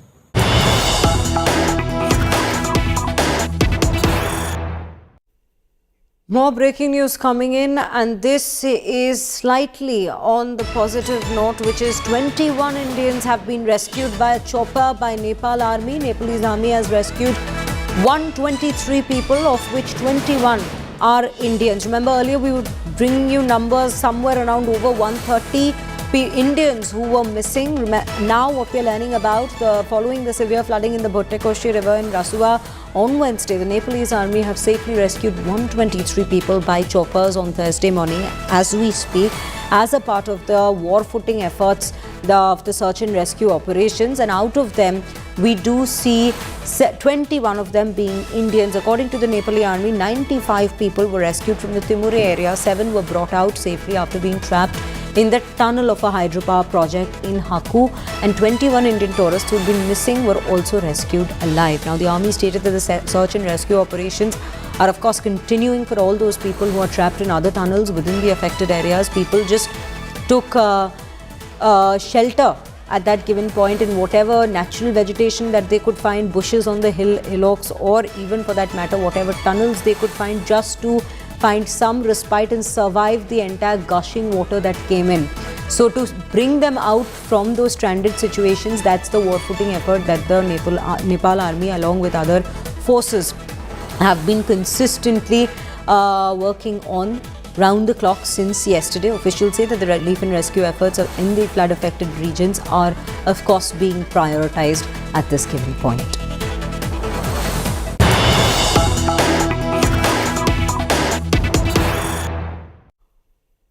Viewers, earlier we were bringing to you a question that's coming to the forefront, whether China had any information or rather an early warning mechanism in place which had given them information or a hint of such a flash flood, of such a natural disaster coming in. and they refuse to, in fact, communicate the same to Nepal. Those very claims that have come in now, which we were bringing to you earlier, now we are learning China has rejected the claims of failure to warn Nepal. They've reportedly rejected the claims that they failed to issue an early warning to Nepal before the Rasuwa floods, calling the allegation fake news. It's a statement attributed to the Chinese side, which says that the disaster was caused by an earthquake, or rather an earthquake-related glacier collapse on the Nepali side, triggering massive landslides in the region. The accusation helps nothing at this given point, but cooperation saves lives, which is rather true. Of course, at this hour, the prime focus should be on bringing out as many people as possible, but later, when more research goes into determining what exactly caused this flash flood, if there is indeed any hint that's found, because early warning mechanism, which is something my colleague Ashutosh was constantly highlighting, that's something the entire world is trying to work on to avert these major tragedies which end up claiming hundreds and thousands of lives on its way. And when we speak of nature's fury, there's nothing really that you could do to stop it, but there's definitely mechanisms that can be worked out to figure out in time that there is an incoming threat of such a natural disaster striking a particular region, so that people who are in fact based out of and they reside in these very regions, especially in the hilly terrains. When we speak of Himalayas, they're a volatile range at the end of the day. They can be warned in time to evacuate those very regions, and which is why it's consistently being looked at time and again whether and what caused this flash flood and what could have been done to completely avert the loss of life that comes with it. On that note, we have a ground report coming in from our colleague Ashutosh Mishra, who's currently in ground zero itself. Take a look as to what he has to bring us. I'm in Nuwakot, one of the most beautiful landscape and city near the the Nepal-Tibet border. Now they say we lost that beautiful city, and clearly I have seen those images. Now let me take you through these images, how the city now literally looks like. Everything has turned into debris. Look at this, and this explains how furious this mayhem was, the devastation. Heavy vehicles, the way they have gone into debris explains that the moment. Look at this, these are bikes. Everything, hard-earned money, people made their houses, been living here ages. They have their memories of this. And that's right behind me is the Trishuli River. If you can see clearly, the water level when it went as high as 30 to 40 meters, perhaps was the reason, and then the magnitude, the energy that it had through the gravity, through the landscape. Now, one would wonder how exactly this came through. This is exactly the road that connects to Rasuwa, and at few kilometers, there's Trishuli point, and from there, it's Rasuwa, and this is exactly where the slide came through.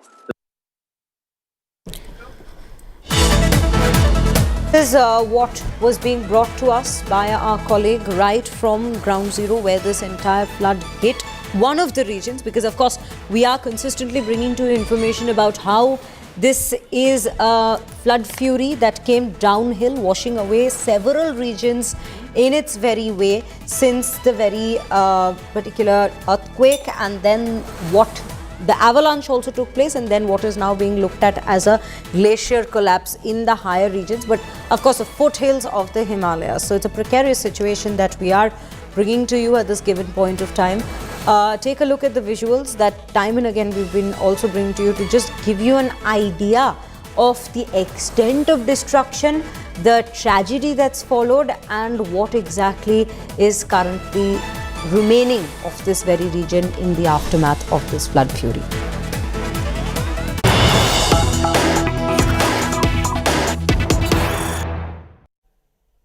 We are bringing to you now a major breaking news. This is an India Today interview that's triggered a newsquake. It's Kiren Rijiju, whose excerpts we were bringing to you earlier of that conversation, podcast that he's had no holds barred conversation with our colleague Kriti Sanon. Now, in the aftermath of that, Rijiju comes out to quote India Today interview to slam the Congress. He says, Congress made a mistake of trolling me. Swimming must not become subject of politics. Swimming in Arunachal rivers is not performance. Congress MP made half-naked jibe at Rijiju swimming. Remember, this is a controversy that had played out a few days ago, where Kiren Rijiju was spotted taking a dip in one of the lakes, one of the water bodies basically in Arunachal Pradesh, and commenting on that, it was a Congress MP who had come out to in fact take a jibe at him. He's even come out to reply back to that in this conversation that he's had with our colleague, and this is quite an interview where we'll take you through all of the conversations. He's not shied away from expressing his opinions and addressing each of the questions and the matters that have indeed become major flashpoints between the centre and the opposition in the recent times. And amongst them, one of them was this particular debate that came out from these very visuals. And Kiren Rijiju has now come out to quote that very interview that he gave to us, while slamming the Congress and saying that there is no need for making such jibes because this is not a performative video that we've put out there. He hails from that very region, and he's taken to something that's in fact been a part of his life growing up as well. That's the post he had very much made on social media. So yes, this is the latest flashpoint between the opposition and the centre, with Kiren Rijiju also addressing it and coming out to answer certain jibes and take potshots back, basically slam back at the opposition with regards to what they had come out to say.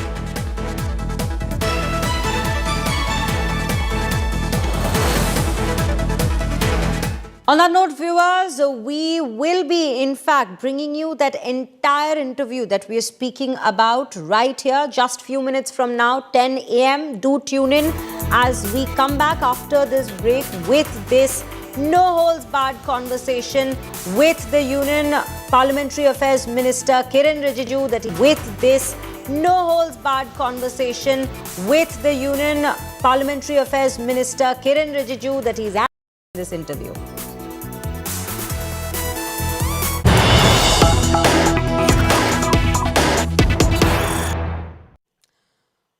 On that note, we are taking you back to the Nepal tragedy. Now it is Sadhguru's appeal that's come to highlight to the authorities on the Nepal floods. He's come out to say, and I quote, "Allow us to visit the Kirong town." This is a request that's been made by him. Remember earlier we were bringing to you information about how 77 members from the Isha Foundation are still untraceable, who were on this pilgrimage tour in this very region. And currently, since yesterday, this tragedy in fact hit just few minutes after they had conversations with one of the members on that very tour. But post that, right when the tragedy hit, they had completely lost all sorts of communication. Now, Sadhguru himself has been overseeing and monitoring and reaching out to agencies, because a lot of them were hailing from other countries who were a part of this very pilgrimage tour. And now he's also made this very request that they allow him to at least visit the Kirong town so that they can be a little more closer to the entire situation and track it a little more closely. Whether that is going to be allowed or not, that is something we will in fact bring to light and keep a track of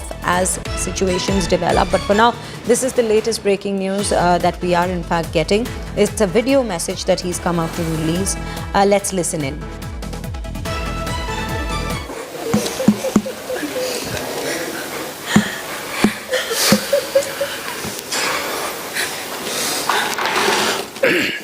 A flash flood between Tibet and Nepal border, and on the Nepali side, as per the Indian news reports, about 484 people have gone missing.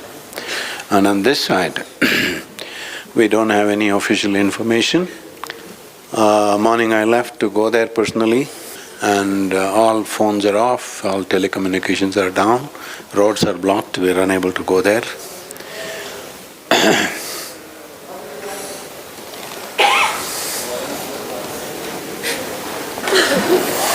One of our groups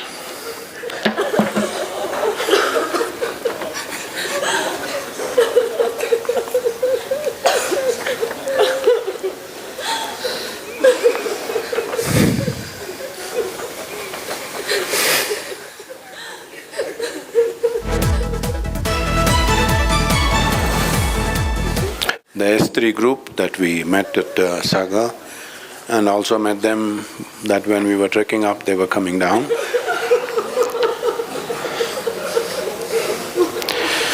of which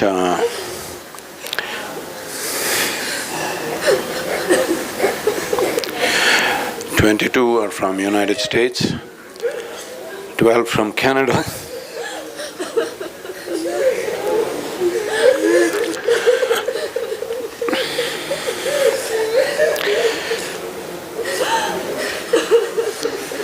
11 from Australia, 9 from United Kingdom, 4 from Germany, 3 from France, 3 from Nepal, 2 from Netherlands, 2 from New Zealand, 2 from Singapore, 2 from Spain, 1 each from Finland, Hungary, Israel, Lithuania, Philippines, Portugal, Russia and South Africa, a total of 80.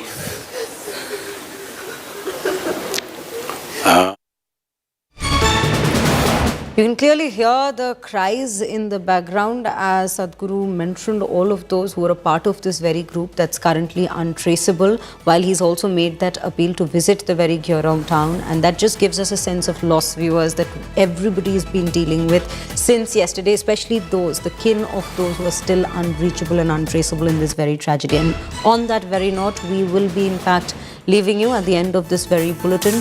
Do stay tuned. Our prayers, of course, continue to be with those who've lost their loved ones in Nepal and still are waiting for details for those who remain untraceable. Thank you for tuning in.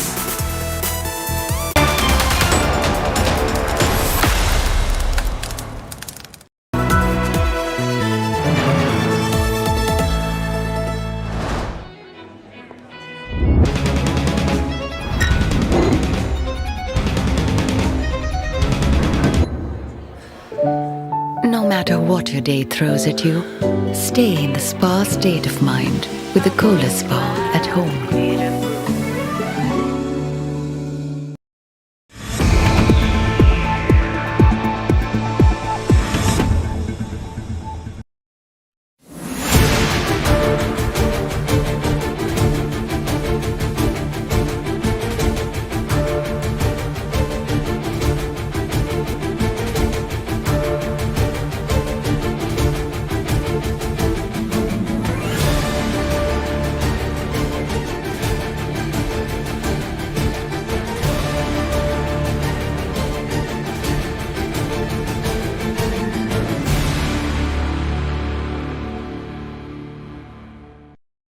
In South Conference, Vijay wanted to come and discuss, but he did not give an agenda. There also I have raised this point. I have said to him very clearly, this dam is only to protect Tamil Nadu interest and the drinking water of Bangalore. Even without giving them, we can draw water, no doubt in it. We are eligible for that. But there is no other place in the nearest point. That is how we are working. See, as you know, as I took over immediately, it is not only Kaveri issue, even on Tungabhadra issue. For the first time, I should thank Mr. C.R. Patil, who came here. Myself, Chandrababu Naidu, Revant Reddy, 3 chief ministers met at Tungabhadra. We decided to solve our internal water problems. We came out with a solution. There also we are losing about 30 TMC of water in Tungabhadra. We all decided that let us not fight each other. We come out with a formula and we asked them to form a committee, and a committee has been there formed. Before Sagai joins us, in fact, that's a classic example.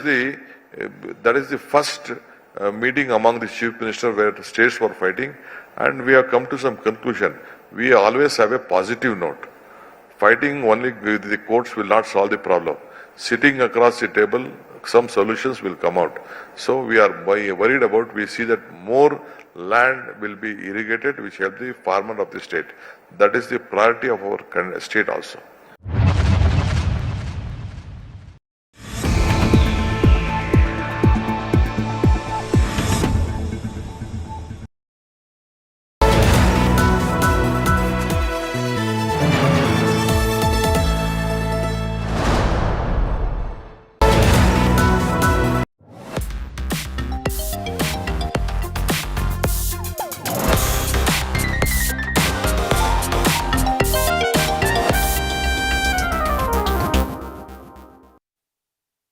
First up, sir, thank you for taking the time out. You've been on our wish list forever, And thank you for considering politics in India today. It's a pleasure. It's an honor. Mr. Rijiju, you're used to very rich introductions. You know, parliamentary affairs minister, you've held so many offices in the cabinet, 4 times MP. You know, okay, let's begin with the political question. Right. With you jumping into that river and swimming. Now, that's raised quite a few eyebrows. It's become a talking point. There are people who are comparing you to Rahul Gandhi as well. I don't know, when I am doing something which is of my interest, nobody else come into my mind. Leave alone Rahul Gandhi ji. I mean, I don't think about anybody when I'm swimming in that gushing rivers in Arunachal Pradesh, which is no child's play to jump and swim there. It is only people like me who grew up there, we know it. I jumped it, and just to inspire my followers, I put it in social media. It's not like because Rahul Gandhi is doing it and he's done so many of these videos. I've been swimming since childhood, ever since I was 4 years old. Rahul Gandhi ji must have taken some training, coaching. I don't need training, coaching.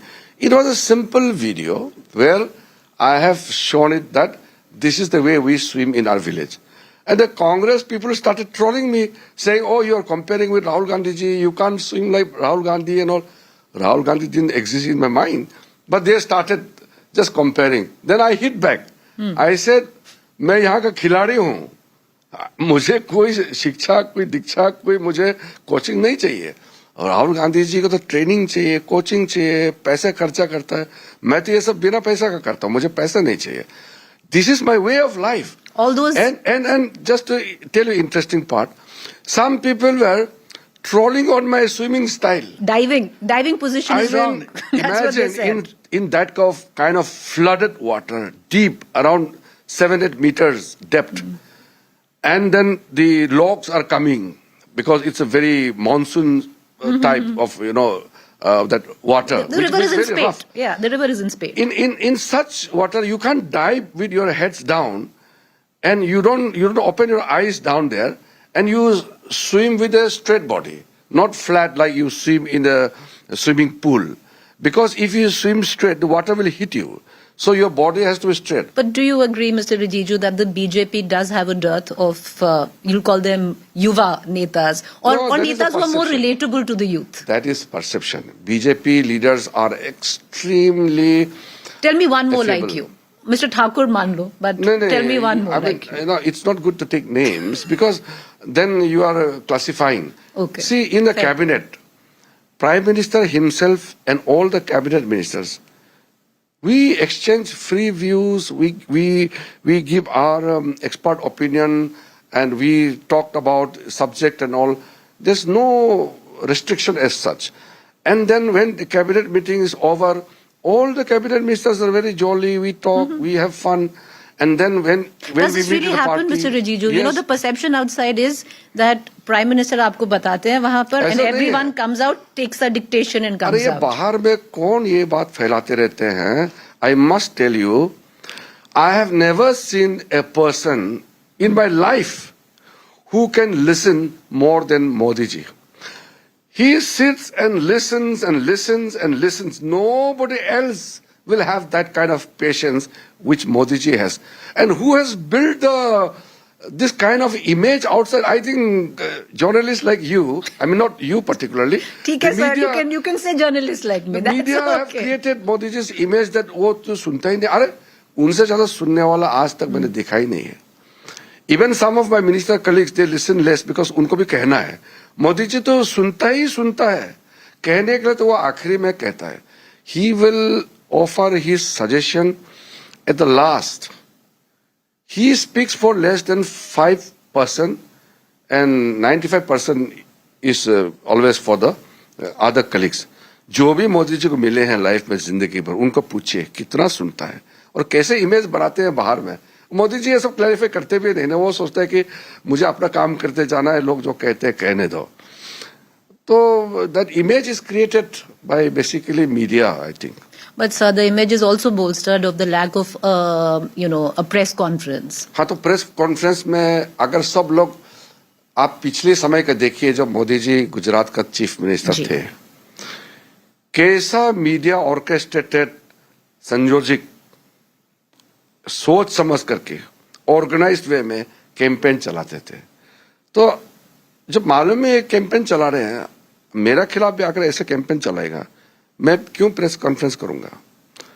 और each press वाला के साथ में मोदी जी जितना interaction करता है वो तो आपको मालूम ही है। एक एक का साथ में कभी कभी चाय पानी में भी इंटरेक्शन करता, अलग बात है। कितना इंटरव्यू देते हैं मोदी जी, सामूहिक बुला के नहीं, एक एक करके कितना दिया आपको हिसाब है? पिछली 12 साल में उतना किसी प्राइम मिनिस्टर ने इंटरव्यू नहीं दिया होगा जितना इंटरव्यू मोदी जी ने मीडिया के साथ इंटरव्यू दिया है। फिर भी कहता है कि बात नहीं करता है। ये छवि बनाता कौन लोग है? So that's what, I do agree and I accept that he's given a lot of interviews. You can say that it is a media generated image that, he doesn't listen, the Prime Minister doesn't listen. We don't think that the Prime Minister doesn't listen. I think the Prime Minister listens. चाहे media का हो, चाहे बच्चों का हो, चाहे खिलाड़ियों का हो, किसानों का हो, बूढ़ा बूढ़ी हो, बच्चे हो, या पॉलिटिकल पार्टीज का अपोजिशन वाला भी हो, मोदी जी से जो भी इंटरेक्शन करता है वो आपको बताएगा कि मोदी जी से ज्यादा सुनने वाला कोई आज तक इंसान नहीं है। No, I understand, sir. I understand what you're saying. So, but I wasn't there on the time of when the Prime Minister, or I wasn't a journalist at the time when the Prime Minister was the Chief Minister in 2002. Yes. I was still in school then. Yes. But there is a perception that maybe we should have press conferences because, you don't like the term Gen Z, but a lot of young kids today look at other countries where there are press conferences. नहीं, press and where conference का the beyond head चला of गया ना। state. Prime minister तो press conference एक औपचारिकता है, वो तो इंटरेक्शन करता है सीधे लोगों से, सीधा बात करता है। जितना एंगेजमेंट प्राइम मिनिस्टर करते हैं, चाहे साइंटिस्ट के लोगों से, आप बताइए कौन सा प्रधानमंत्री है जो इसरो के साइंटिस्ट से इतना इंटरेक्शन करता है? Tell me who else is the prime minister who has interacted with the students every year during the exam time, during other occasions, like the way Prime Minister does, with athletes. Olympic जाने से पहले बात करते हैं, आने का बाद बात करते हैं। कॉमनवेल्थ में, एशियन गेम्स में कौन सा प्राइम मिनिस्टर बताइए जो खिलाड़ी विदेश जाते हैं तब भी बात करते हैं, आने के बाद मेडल लेके आने के बाद भी पीएम साहब बुला के चाय पिलाते हैं, बात करते हैं। कोई नहीं कर सकता इतना, मैं आपको बता रहा हूं। फिर भी जबरदस्ती इमेज बनाया जाता है कि पीएम साहब बात नहीं करते। Rahul Gandhi made in Pune, held an event which is smash patriarchy. You yourself, a lot of leaders from the BJP have reacted. You yourself reacted. Yes. The Congress's charge, Mr. Rijiju, is that patriarchy is not restricted to religion, while you have somewhere down the line put it into binaries of Hindu and Muslim. See, it's a very serious issue for me personally because I'm also the Minister for Minority Affairs. When leader of opposition talks about smash the patriarchy, that means it is basically he wants to say that the females should be given freedom, females should have their own way of life. Then I questioned him, what about the Muslim women? Are Muslims not our betis, our sisters? What about those who want to have a Sharia law? What about the triple talaq? What about the millions of Muslim girls subjected to polygamy and tortures and all? Why are you talking about Manusmriti and only Hindu culture? So it is a design to hit the Hindu culture. It's a larger conspiracy. That is why, not this time, but I had stated earlier that why India was subjugated by the foreign rules for over thousands of years. That is because half of the Hindus themselves are not supporting the Hindu cause or Hindu culture. Because if you are targeting or try to weaken your own Hindu structure, then you are going to weaken your own community. If there are bad practices in Hinduism, that must be called out. Sati has been declared as invalid or crime, or child marriage has been declared as a null and void. Polygamy, this is declared non-valid now. So this kind of many practices, even many social reformers have come. They have not abused Hinduism. They have asked for reforms within the Hinduism. So the issue is a larger one. If the leader of opposition had targeted everybody, saying that no religion should have this kind of binding control over the daughters and the girls, then I would have said, oh, this is a good one. But you are connecting Manusmriti and then, smash the patriarchy, only targeting Hindu, not mentioning about triple talaq. Muslim women come to me. I have met, since I have become Minister for Minority Affairs, I have interacted with so many Muslim women, the girls. They equally deserve the support of the government. And the Congress have to answer what Shah case teach us. Rajiv Gandhi himself changed the law itself under the pressure of the clerics. So that is why I said that if you take a stand, take a universal stand. Don't target one community. That is my point. So you're saying as the leader of opposition, it was the responsibility of Rahul Gandhi to touch on patriarchy in every religion, not just one religion. Yeah. Speak about all religion. Sir, away from politics, you're a practicing Buddhist. I'm a young woman. I'm a practicing Hindu. And I do feel, and I would think it's something that we know, that Hinduism is one of the most liberal religions in the world. Absolutely. It's open to question. It encourages debate and discourse. So when we speak of Manusmriti, there are lots of young women out there who are looking at the government in power today and saying that why must we, women of this country, adhere to texts that might be part of a civilizational history, but are deeply problematic and patriarchal. And Manusmriti has excerpts which are. So why shouldn't we denounce them? Exactly. That's what I'm saying. The government is not putting Manusmriti as the yardstick to govern. India is run by the constitution. The spirit of the constitution governs, not Manusmriti. Manusmriti is a belief system. If somebody believes in it, then you have a right to oppose and you have a right to defend. That is democracy. If somebody is supporting something which is there prescribed in Manusmriti, that is his right. In democracy, how can you say that you can't subscribe to that? True. So that is why I said when Sonia Gandhiji and Rahul Gandhiji said that we cannot tolerate RSS. So you don't subscribe to RSS means let it be, no? Those who believe, let them believe. इस RSS को हम लोग इस देश में रहने नहीं देगा. अरे वो आप कौन होते हैं? आप बोल के तो RSS दुनिया का सबसे बड़ा social organization बन गया है. This kind of attack, this kind of concerted attack against RSS has made RSS the largest social organization in the world. And this kind of concerted campaign against Modi ji made Modi ji the most popular leader not only of India but of the world. That is why you should not make this kind of regulated campaign which is actually trying to mislead the people. My point is, if you don't subscribe to any religious text, you object to that or you raise your opinion which is different from the other person. But don't say that the other person doesn't have a right to believe such a way. No, I hear you, sir. You just said that you don't subscribe to certain things. That is your right. No, I hear you, and I'm glad you're saying this, because I'll tell you why. Because you said sometimes there's perception. There is perception, sir, that, and it has been bolstered by certain leaders from your party, that if you say anything Don't against... say your party. Everybody is independent and everybody is citizen of India. And they're allowed. So there are people who will have their own opinion. True. Only if BJP has certain guideline, I will not go against the BJP guideline or my party's policy. But with regards to your social movement and your religious belief, how does government control your religious belief system? I 100% hear you. So let me ask you a question, which is devoid from politics. If a young girl out there today says that I want to denounce Manusmriti and paths in which or those paths which are patriarchal in nature, should she be labeled anti-Hindu? Those who have left Hinduism and embraced Buddhism with Ambedkar ji, has anybody been jailed? Lakhs of people, those who were called as untouchable, they renounced Hinduism and they embraced Buddhism. I agree. On 14th October 1956 also, thereafter also. Hindu is the only liberal religion which has allowed this to happen.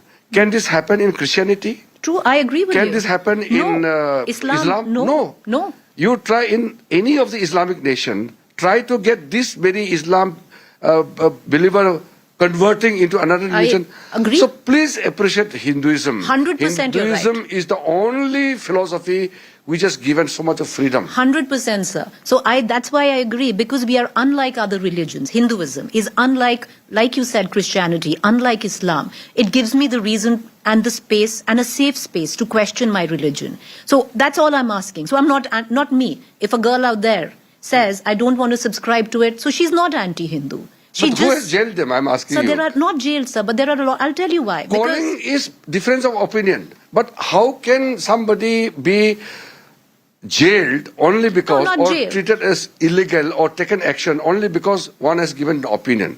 But if you say you want to break India, cut chicken neck and break Northeast, I will be the first person to tell he should be convicted. Of course, and we'll get to that also because you have given a full detail. We'll get to that later. I want to stick to smash the patriarchy, and because, I'm also deeply invested in it, because I'll tell you why, not what Rahul Gandhi said at all. I'm just, as a woman, invested in women empowerment. So I will ask you another question today itself, sir, because there are so many times your party has gone out and struck a reconciliatory chord. Yet you have certain members of your party, and I'll give you an example. One advertisement comes out, sir, of Kriti Sanon, where she is dressed in an outfit which is revealing, and she's tying Rakhi to someone. There is a full social media campaign and bullying. And a part of it is your MPs like Kangana Ranaut. Again, I'm coming to you back. If she has the right to do certain things, if there is criticism, that is also part of freedom. How can you restrict that? Sir, that advertisement has been pulled down. That is another issue. This is a commercial issue. I don't get into that. My point is, if you have freedom to express things as per your choice, why are you restricting others from disagreeing or opposed to that? I 100% agree with you. That everyone has a freedom of expression. Yes. But when a parliamentarian, and I'm talking about your colleague Kangana Ranaut. Freedom to the parliamentarian. Freedom is there for every Indian. Okay. So it's freedom for Kangana Ranaut to take on Kriti Sanon and say that why you should have are been you restricting to Kangana Ranaut? Kangana Ranaut is a first-time MP, very junior. And sometimes I will tell her how to function in a parliament business and other things. But you are a minister, you are the parliamentary affairs That's what I'm saying. As a parliamentary affairs, I can guide for parliamentary procedure. But I can't guide her what to speak, what not to speak. I agree. These are a personal choice. But should some leaders show restraint? And I'll give you another example. At the same time, when the Prime Minister was striking such a reconciliatory tone of forgiveness with students, at the same time you had certain ministers like her again who called Gen Z gutter generation. No, that I heard it. She didn't say that. She says that those who abuse, not everybody. She clarified it. Later clarified. Prime Minister has shown his big heart. Just imagine 17 years old, 18 years old girls abusing Prime Minister and his mother. Is it Indian culture? You can criticize. You can oppose. Why are you abusing the Prime Minister and the dead mother? If we try to defend such culture, I'm sorry, we are misguiding the youth. If we promote or we applaud such abuse and such languages, it will I not agree. be... There should be no space for abuse in this country, and you're very right. But I also think, and I hope you'll agree with me, that both boys and girls are equal in that ethos. I'm saying during the protest, right. whoever. So it can't be just because the girls abuse, they are worse off than the boys. Videos were shown more. That's why people say that girls should be more docile. But for me, girls should be equal. Equal, right? I'm glad you're saying it. Thank you for saying it. It's really important because, just because a girl abuses, I'm not saying abuse is right. Abuse is wrong. One should never abuse. I will never, ever remain silent if somebody abuses. I will tell that that's wrong. You can't be quiet. And it's equal for both. Prime Minister is so forgiving. आपने इतना गाली दिया मुझे भी मेरा स्वर्गीय माँ को भी फिर भी चलो पुराना बात भूल जाइए आपको जिम्मेदारी उठाना है आगे ले जाना है which fatherly figure Prime Minister will give so much of space and so much of heart out. You did listen to the students and you did, for whatever reasons were best at that time, accept their demands. So, but in terms of narrative, I want to ask you a very straight question, sir. Is there a perception that the BJP lost the narrative war during the Gen Z protest? We are not working for narrative. We are here to serve the citizens, serve the nation. If we are busy building the narrative, who will govern the country? People of the nation have given such a huge mandate to Modi ji for the third time. Modi ji has said that in Modi 3, we have to perform 3 times faster than what we have done in the first 2 terms. That is our focus. We are not here to build narrative and build a different kind of a story. Acha, okay, let me ask you this in a different way, because you spoke of the RSS. The RSS chief in a public meeting said the RSS chief in a public meeting said, and I want to quote here so I don't get it wrong, Jantar Mantar exposed the systematic flaws in the government. Failure in the system was there. So you accept there was a systematic flaw. अगर system में बदलाव जरूरत नहीं होता तो नया कानून क्यों लाते? There was certain improvement or certain reforms required. That is why new law was brought in. If everything is perfect, you will never need Parliament to make another law. Fair point. It is evolving. It's all dynamic, and we listen to the people. We are the people who are there because people wanted us to govern this nation. So we have to listen to them. We are not there from the aliens. I'm going to ask you another question. A lot has been said about excessive force. You say that no bullets were fired. But on the 23rd of July, sir, the Delhi police, where the RAF was concerned, there are 2 diary entries which say that 2 rounds of pellet guns were fired under the order of a DCP. This is official documentation. मैंने ये कहा ना तो I have counted many agitations, 30-40 agitations, where people were killed during Congress time. True. In this agitation, you also have followed this agitation closely. There was no loss of lives, which is such a relief for us. Congress के जमाने होते तो कितना गोली चल जाते हैं. That is why I give the example. Whether it's Gujarat or Punjab or Telangana or UP or Assam or anywhere during Congress time, whenever there was large-scale protest and agitation, there were always police firing and there were always cases of death. कई मरे हैं, 1-2 नहीं, हजारों में. लेकिन इस Jantar Mantar protest में एक स्टूडेंट या इंसान का जान को जाने नहीं दिया कि ये बड़ा बात नहीं है इतना बड़ा प्रोटेस्ट में. वो तो जब बोलो जबरदस्ती पार्लियामेंट में घुसने के लिए किया तब पुलिस ने रोका, तो रोकने के लिए तो फिजिकली रोकना पड़ेगा ना. और क्या पुलिस चुपचाप बैठे और तुम जाके पार्लियामेंट को तोड़ो? कुछ चीज है, बेसिक है, जानना पड़ेगा उसको. ये होम मिनिस्टर का इसमें ऑर्डर का जरूरत नहीं है. पुलिस का मैनुअल होता है कि जब आपको 144 डिक्लेयर करता है या कुछ रेस्ट्रिक्शन करता है, और whenever the court says that the protest is illegal or beyond a point the area is protected area, then police will act as per the law, as per the manual. The home minister doesn't give the order for firing. It's a basic बात सबको मालूम होना चाहिए. But overall जो management का responsibility government का पास जाते हैं. That is why I said, if you just open up the old cases of agitations in India, thousands of people were killed by the police firing and all were under Congress regime. And in this protest, not a single life was lost. And that is a professional management of Delhi police. Police को अगर हम गाली देने लग जाएगा तो कल सुरक्षा कौन देगा? कुछ भी होता तो पुलिस को हम गाली देते हैं. रात को चोरी होने से भी पुलिस को बोलेगा, और कई लॉ एंड ऑर्डर प्रॉब्लम हो गया पुलिस को बुलाएगा. पुलिस हमारी सुरक्षा के लिए है, और पुलिस को हम दुश्मन जैसे बात करते हैं. The way police people are thrashed. और तुमको प्रोटेस्ट करना तो शांति से प्रोटेस्ट करना चाहिए ना. तो पार्लियामेंट में क्यों मार्च करना चाहते हैं? पुलिस को क्यों मार रहे हो? तो सब पुलिस ने भी रिस्ट्रेन किया ना. जब पुलिस को मारते हैं तो पुलिस भी उसको बल प्रयोग करता है. इसलिए मैंने कहा कि संयम बरतना चाहिए सबको. लेकिन इस प्रोटेस्ट को लेकर के जो बार बार कहता कि अमित शाह जी ने गोली मारने का ऑर्डर दिया है, अरे जब इंसान का मौत नहीं हुआ और होम मिनिस्टर फायरिंग का ऑर्डर कभी नहीं देते हैं, ये नियम ही नहीं है. No, even in this, it's the DCP. The DCP had ordered. तो राहुल गांधी और ये लोग क्यों बोलते हैं अमित शाह ने फायरिंग करने का बात ऑर्डर दिया है। इस तरह की बात नहीं करना चाहिए ना, ये बच्चे वाला बात और बिगाड़ने वाला बात नहीं करना चाहिए। जब आप मेच्योर्ड से बात करते हैं, if you are leader of opposition then you should behave like a leader of opposition. Your languages must have weightage. हल्के फुल्के में तस्वीर लेकर के वहां पार्लियामेंट में आएगा, भगवान का फोटो लेकर के वहां जमीन पे रखेगा, ये सब नहीं करना चाहिए। बहुत खराब लगता है। ये पार्लियामेंट्री डेमोक्रेसी है, लोगों ने बनाया है। Parliamentary democracy is all about people and we are here to serve the people. Democracy मत मीन्स पीपल। और आप इलेक्टेड आदमी हो करके ऐसे बातें करते, क्या सीखेगा लोग?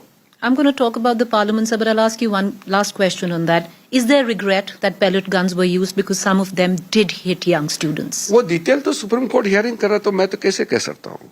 See, anything which is under investigation or proceedings going in the court, then we should not make comments on the details. I only said कोई नहीं मरा है क्योंकि इतना बड़ा जो एजिटेशन में कोई जान नहीं गया, तो ये एक रिलीफ अच्छी बात है ना।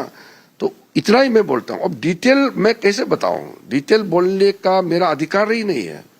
तो court will look into the matter and authorities, police वगैरह कोर्ट में बताएंगे क्या है। Sir, you as Parliamentary Affairs Minister, Mr. Rijiju, as well as the government and the Treasury benches, did you do all that it could take to make sure that the monsoon session was not a washout, because it was? Yes, it did have a negative impact on my understanding about the opposition, because I thought, after all, we are all responsible people to run our parliament.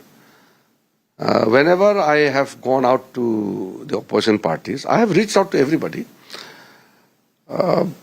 In a private note, all are okay. But then when they have taken a stand, then they stick to that. They have taken a stand, the Congress and Samajwadi, that they will not let parliament function. So rest are all just excuses. They had decided not to let the parliament function. So I don't think that any extraordinary appeal would have had any impact. Because I had a long discussion with Rahul Gandhi ji. Even Priyanka Gandhi was also sitting there when I had a discussion with Rahul ji. He had already taken a stand that he will not compromise on certain things. And especially on Home Minister, he said Home Minister has to just give a statement and resign. Democracy doesn't function like that. Home Minister is a responsible person and he will do everything responsibly. But how can he just act as per this childish demand? Aap statement do or resign karo. You don't behave like that in parliamentary democracy. See, one thing, as somebody who watched Parliament, I do agree that the opposition constantly kept changing goalposts, went from one to the other. Their charge is, and you tell me if it's true, sir, they say that the Home Minister and the Prime Minister never came to the House. They came to the Parliament, but never came to the House. Sansad mein aaye, Sadan mein nahi. तो संसद जैसे कि वो बहुत चलाने दे रहे हैं वो लोग। मतलब मुझे समझ में नहीं आ रहा है कि वो कांग्रेस पार्टी क्या बात करना चाहते हैं। जैसे कि मैं यहाँ कुर्सी नहीं रखूंगा, फिर मैं आपको बोलूंगा कि आप बैठते क्यों नहीं है। मैं आपको घर घुसने नहीं दिया और फिर मैं बोलूंगा कि आप मेरा घर आते क्यों नहीं है। ये कोई तरीका हो गया क्या? On the one hand, they don't allow parliament to function, and on the other side, they are accusing the Home Minister, PM of not coming to the parliament. अरे भाई, सारा कांग्रेस के एमपी का तो ऐसा हो गया बुरा हाल। Let me tell you frankly, not as a BJP minister, I am telling you as a member of parliament. I feel sorry for Congress MPs. Congress MPs now have started thinking that their primary duty is to raise slogans and abuse. इसको normalize कर दिया है। क्या हाल कर दिया। Congress was a party with such dignified leaders in the past, stalwarts. The Congress leaders were inspiring and stalwarts those days. Look at the people who are running Congress party now. And these Congress MPs holding those placards, abusive language every day. Modi chor hai, Modi ye, Modi ye. I mean, you are reducing parliament to this abusive language against your prime minister. if you have guts to oppose Prime Minister, speak with content. They say, debate karo na. They say that the treasury benches it's become, most MPs that I speak to from the opposition say that Parliament has become very hostile. One bill after the other without discussion is being pushed through. And the latest charge from Mr. Jairam Ramesh is that this monsoon session hasn't even been prorogued, which is officially where it is closed, the session. It is, and he's asking why hasn't it happened? That is up to the government. Whenever Parliament is to be called, it is the government which decides and requests the Rashtrapati to call the session, and when the House is not prorogued, then the session can be called. Can there be another session? It is nothing new which we are doing. Can there be a special session? No, that I will not answer, but what I am answering you is... You won't answer that. No, what I am answering you is, since 1952, after this interview, I will give you the list. Right. After 1952, there were numerous occasions where Parliament session was adjourned sine die, but not prorogued. And the session was summoned again. And there are numerous instances where the prorogue had happened much later. Congress can quote conveniently many things just to accuse the government, but I will not buy those arguments. My primary point is, when we wanted the discussion on the bills, we allotted the time. Each bill was given time to discuss in the Lok Sabha and Rajya Sabha. So, sir, I infer that there could be a special session called. You're saying you won't answer it, but as a journalist, No, you have every right to have inferences, and as a senior journalist, you are very experienced in reading the things. You can read both ways. Yeah. But then, as a Parliamentary Affairs Minister, I'm always open to people's scrutiny. Thank you. And observation also. And then, when the time comes, we'll all I will know. inform you. We'll all know. Is delimitation still on agenda?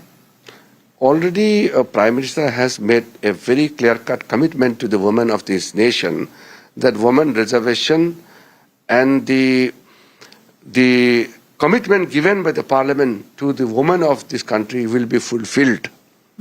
That is a commitment given by the Prime Minister. महिलाओं को अपना अधिकार हम देके छोड़ेंगे. ये प्रधानमंत्री का वादा है. So based on that, we are working. But sir, why I hope can't you understand with that? No, I understand. So that means you are working. But then why can't reservation be given on the current strength of the House, which is 543? Why must we have delimitation or anything else? What you must have read 2003 delimitation, that provision there. Delimitation, women reservation. We call the women reservation as Nari Shakti Vandan Adhiniyam. Yes. Okay. When the Nari Shakti Vandan Adhiniyam was passed in 2023, you read the provision. This will be implemented on the basis of delimitation conducted after 2026, the census available there. तो वो तो उसमें ही लिखा हुआ है, तो उस समय क्यों नहीं बोला है? But they are saying कि हम अभी कह रहे हैं कि आप 543 पे कर दो. नहीं कर सकते ना, आपको तो मैंने बता दिया ना. 2000. वो रिजर्वेशन को लिंक किया कर चुका है ना already. That is happening. The reservation is tied up with the census. Delimitation करके फिर हम देंगे. वो हम अभी नहीं कह रहे, वो 2023 बिल में है, उसमें वो एक्ट बन चुका है, उसमें लिखा हुआ है. So let me, on the sideline of it, you seem to have a decent working relationship with Rahul Gandhi, at least as parliamentary No, with affairs everybody. relation. Rahul Gandhi ji and everybody. Everyone. I have no problem with any colleague. We are all colleagues. And it seems like that as well. You also had a really fun change with Rahul Gandhi where you asked him about working out, and tell me if it's true. And he said, you come home and you work out with me. There was a Rahul Gandhi jitsu. is a very interesting person.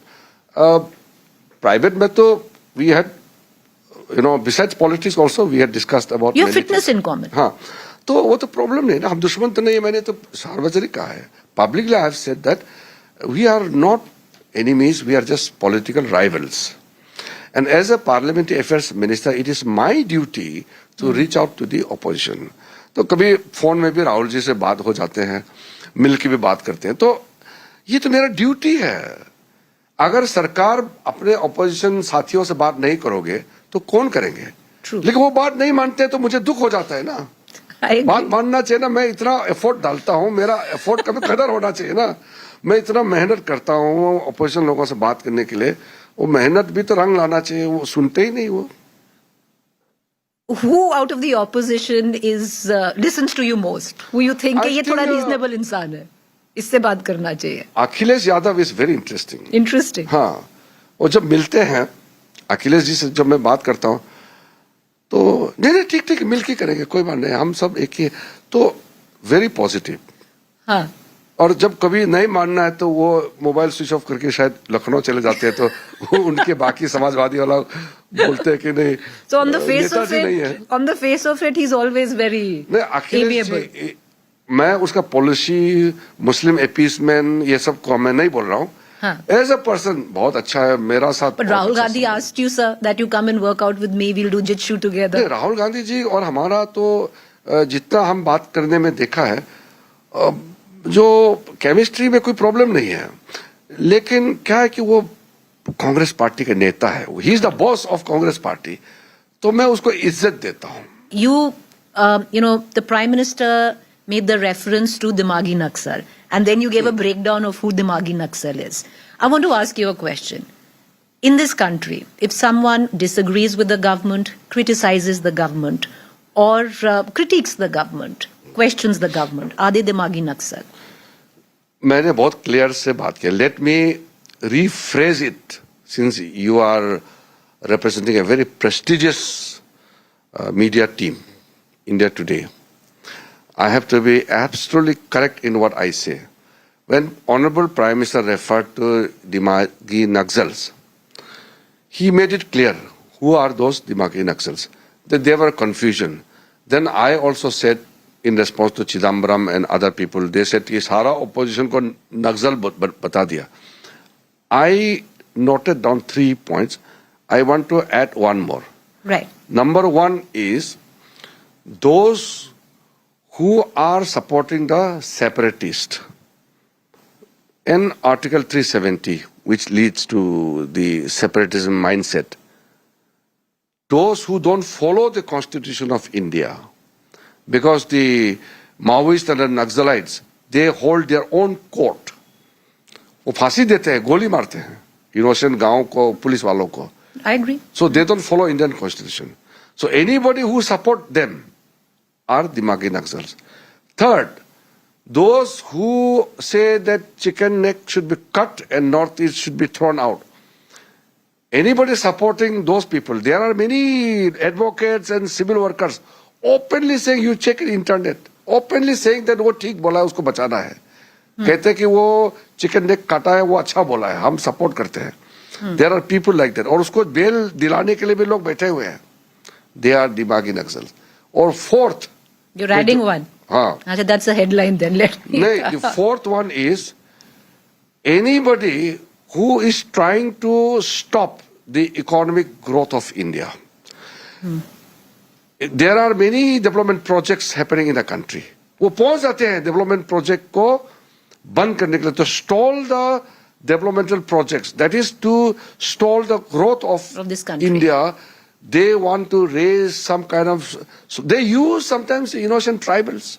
But sir, then why did the BJP handle take out a video which had all opposition leaders in YouTube as Dimagi Naxal? कौन बोला दिमागी? Opposition ने? BJP का एक पूरा वो है, नहीं, एक कैंपेन है सर। नहीं, हैंडल से ट्वीट हुआ है। Nobody has said that all opposition members are दिमागी नक्सल। हमारा दिमाग खराब है क्या? अब opposition को दिमागी नक्सल बोलेगा।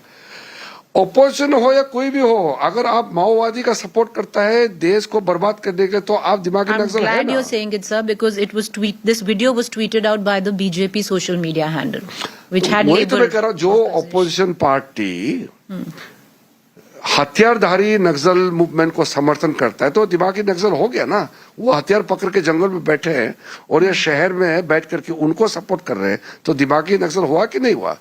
You will also support me. No, I agree with your points. I'm not saying, but I was just saying that there has been, but I'm glad that you're saying that what you're saying. I want to just come back to What is Kiren Rijiju looking ahead for? I am looking forward with the responsibility which I have with me to serve the nation as I've been doing, but I hope I can do more. With the responsibility which I have, it is a fortunate to work with Modi ji as a colleague of his cabinet and to serve the nation. I cannot imagine a better person to lead the nation in this kind of situation. I have seen the parliament and I've seen different prime ministers in the past.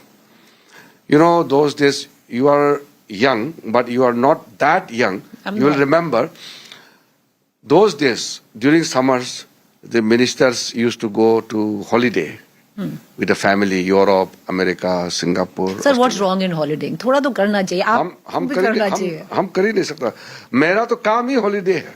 Wherever I go. Sir, you know, this is a bad precedent.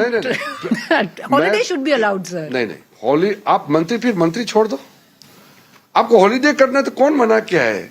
आप मंत्री भी बने रहेंगे और holiday पे भी जाएंगे. So you are saying you shouldn't enter politics if you don't want to. आप अधूरा नहीं रहना चाहिए. ये महत्वपूर्ण बात है. You will spin this thing. I will not spin anything, I swear. See, my point is, before 2014, बत्ती जला के घूमते थे मंत्री. लाइट जला के घूमते थे. ये बंद है. उस समय तो मंत्री मतलब वो लाल बत्ती जलाओ ये तो ठट से घूमते थे. हम लोग इसके लिए नहीं आया है. आप कोई लाल बत्ती देखा है किसी मंत्री गाड़ी में? मोदी जी ने बंद कर दिया है. Very welcome. ये काम छोड़ के जो हॉलीडे जाता है, काम छोड़ के हॉलीडे, मैं हॉलीडे का विरोध नहीं करता हूँ. काम छोड़ के हॉलीडे जाने वाला को मोदी जी ने बंद कर दिया है. But I'm glad, sir, with what you're saying. Sorry, that one can take a holiday even if you're working. So this is what you look forward to in life. So latest news, the opposition is picking it up. I want you to answer it. You come from Arunachal Pradesh. Have there been some more transgressions from China to our side in Arunachal Pradesh? See, it's a very sensitive issue, so I have to be absolutely careful and also truthful to put the facts before the nation. The entire Arunachal Pradesh portion is undemarcated. Not a single that stretch is demarcated. Only there are border points where the PLA and our Indian Army, they meet. That's called flag meeting. So when the area is not demarcated, certainly there are cases of our forces and their forces moving and crossing over to each other's claimed territory. The problem is, ever since 1914, when McMahon line was drawn, an imaginary line was drawn on the map, there was no border infrastructure development from our side. Chinese also started very late. But unfortunately, we started the border roads very late. In 70s and 80s, there were some border roads, but that was just a nominal movement, not reaching exactly to the border point.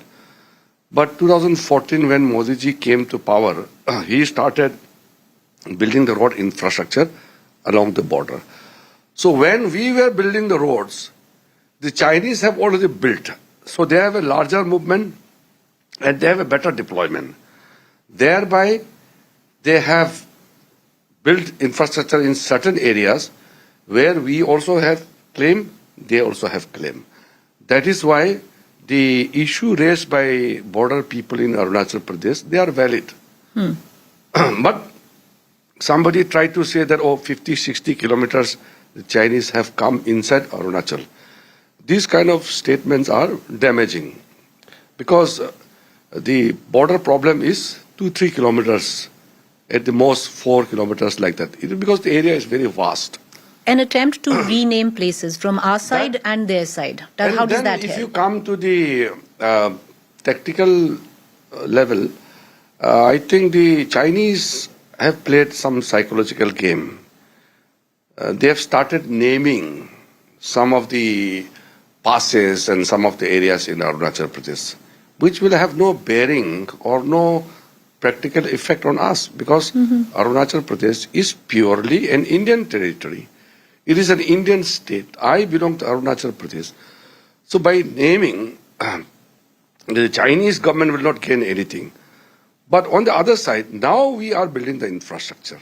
I think our borders are more safe now because we are adequately prepared to protect our territory through proper infrastructure and our forces deployment. So you speak about Arunachal Pradesh. Can we ask you to speak to one very young citizen of India and Arunachal Pradesh who was not very happy till about a week ago? Are we allowed to do that?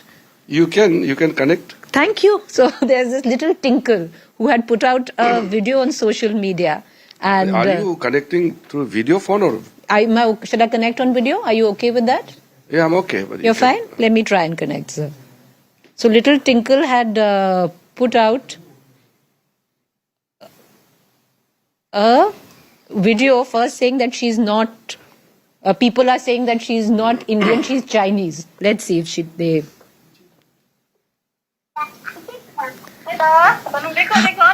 Hello आपको आवाज आ रहा है मेरा? हमारे साथ minister ji हैं Kiren Rijiju uncle. Are you okay to be called uncle? No problem. हमारे साथ किरण रिजिजू अंकल हैं, आप उनसे बात करना चाहोगे? जी. Just for a minute, sir. I'll make her name. अच्छा, ये. That's the young girl. God. Tinkle. Her name is. अरे Tinkle, hello.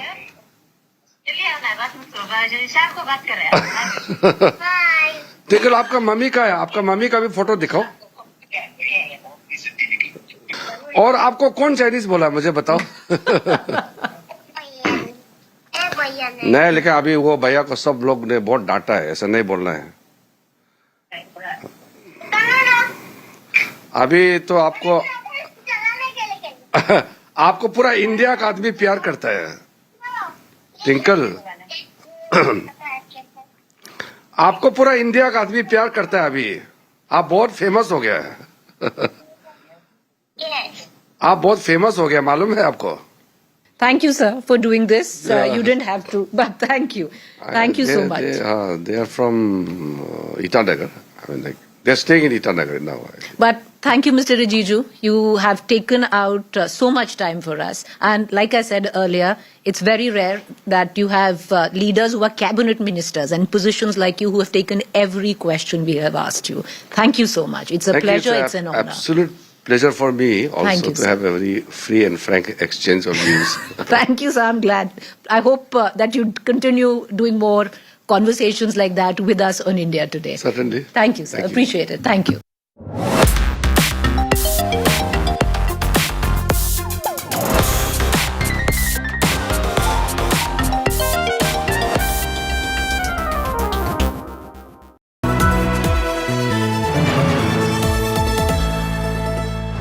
सेविंग्स अकाउंट में मिलते हैं amazing benefits, paperless banking and higher interest, वो भी हर महीने. Money money money money every month. सोच बदलो और बैंक भी.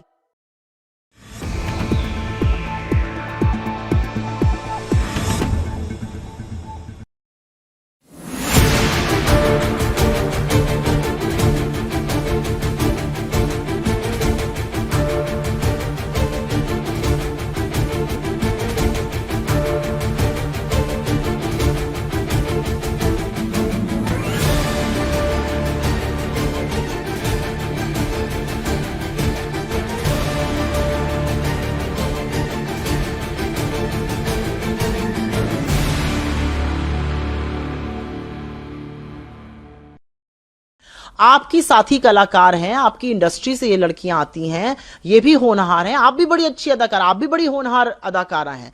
आप जो अब कर रही हैं, उनके कपड़ों पे कमेंट करना, उनकी लाइफस्टाइल पे कमेंट करना, किसी की वेशभूषा पर बोलना, ये दिखाता है कि आपकी कितनी मिसोजिनिस्ट, कितनी पितृसत्ता वाली सोच है आपकी.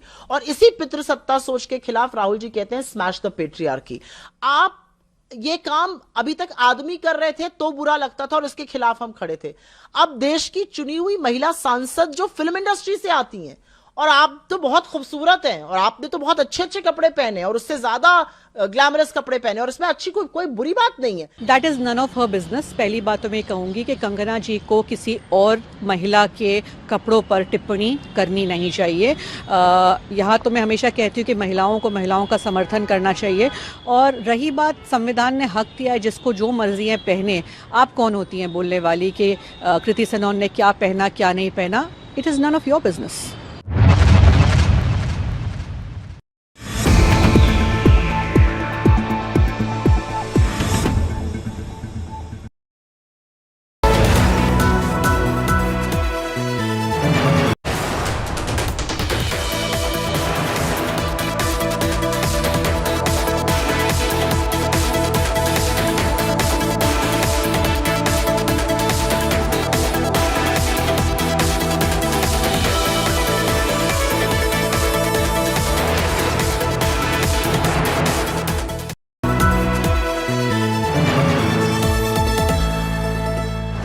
सेविंग्स अकाउंट में मिलते हैं amazing benefits, paperless banking and higher interest, वो भी हर महीने. Money money money money every month. सोच बदलो और बैंक भी.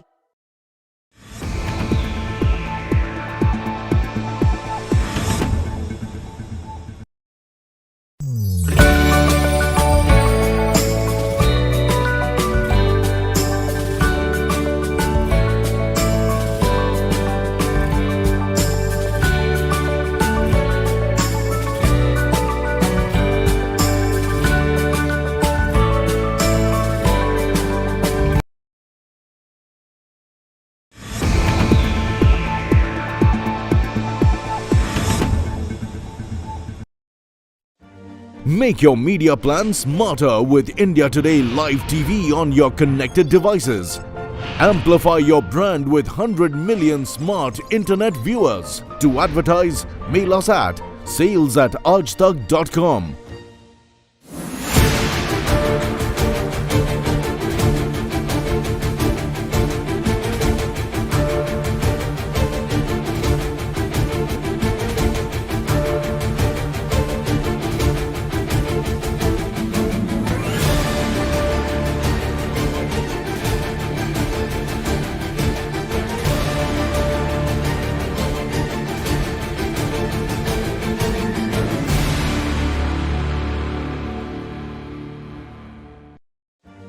Make your media plan smarter with India Today Live TV on your connected devices.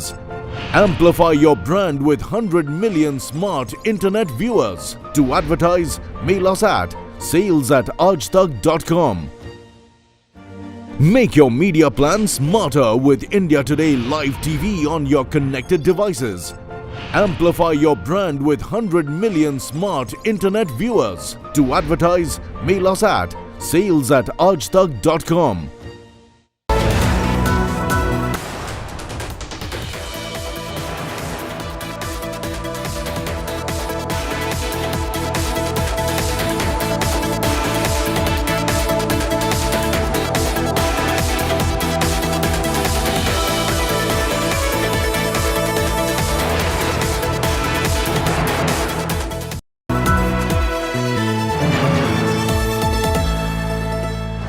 Savings account में मिलते हैं amazing benefits, paperless banking and higher interest, वो भी हर महीने. Money money money money every month. सोच बदलो और बैंक भी.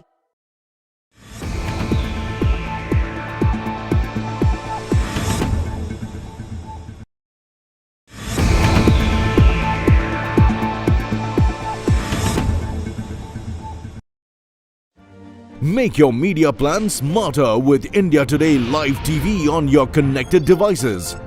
Amplify your brand with 100 million smart internet viewers. To advertise, mail us at sales@aajtak.com.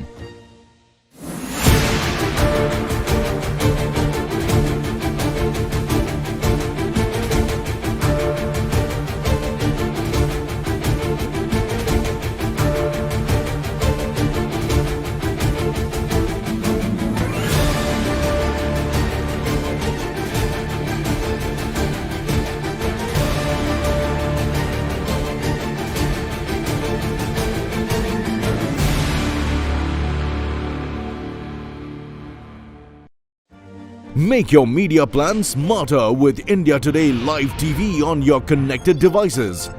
Amplify your brand with 100 million smart internet viewers. To advertise, mail us at sales@aajtak.com.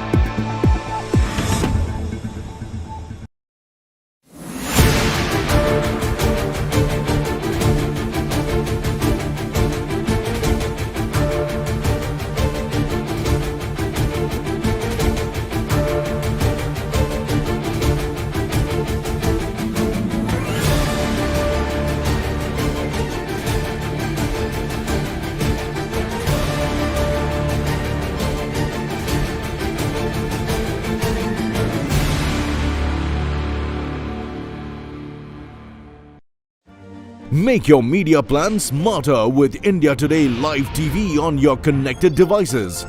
Amplify your brand with 100 million smart internet viewers. To advertise, mail us at sales@aajtak.com. Make your media plan smarter with India Today Live TV on your connected devices. Amplify your brand with 100 million smart internet viewers. To advertise, mail us at sales@aajtak.com.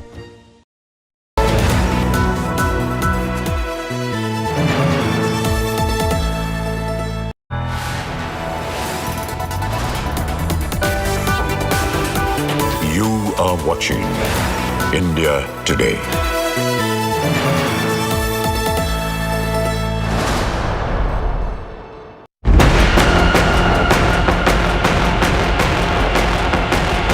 Devastation, death and destruction.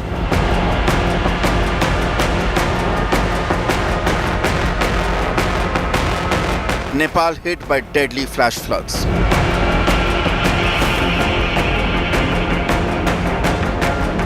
Villages and homes swept away. Several Indians still missing.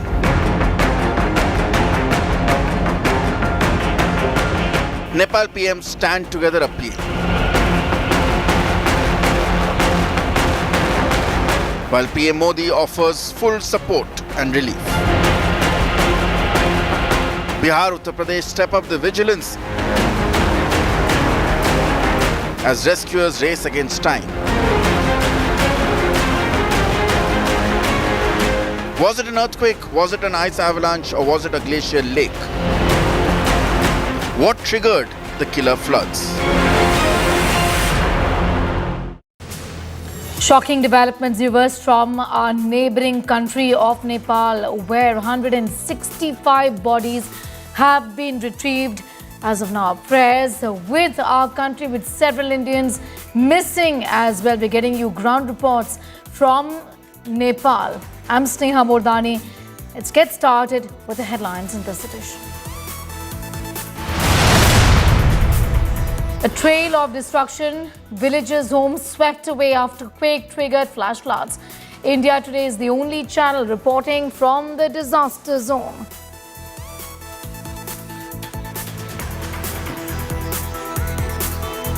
Images, how the city now literally looks like. Everything has turned into debris. Look at this. And this explains how furious, this mayhem was, the devastation.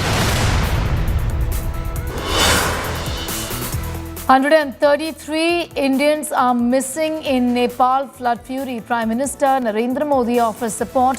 Nepal government has welcomed it. India rushes 10 tons of relief material.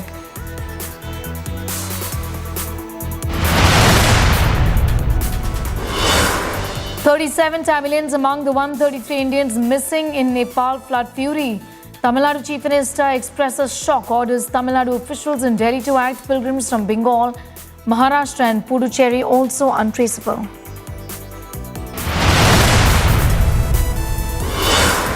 Several Kailash-bound pilgrims missing in Nepal flash floods. Spiritual leader Sadhguru says 80 devotees dead from Isha Foundation, mourns loss, urges authorities to allow him to visit the disaster site.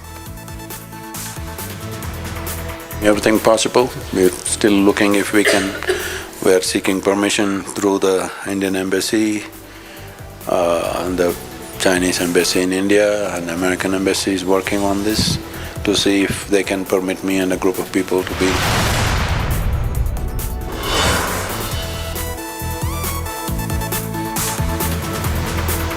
Nepal-China war words over flood tragedy. Nepal journalists say no prior flood warning by China. China rejects claims, calls Nepal media allegations fake. Did China keep Nepal in dark about the flood threat?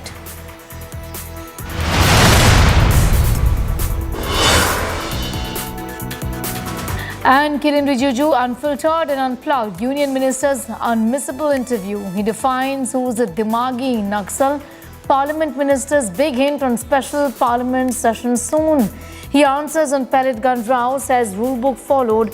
No order came from the Ministry of Home Affairs. We wanted the discussion on the bills. We allotted the time. Each bill was given time to discuss in the Lok Sabha and Rajya Sabha.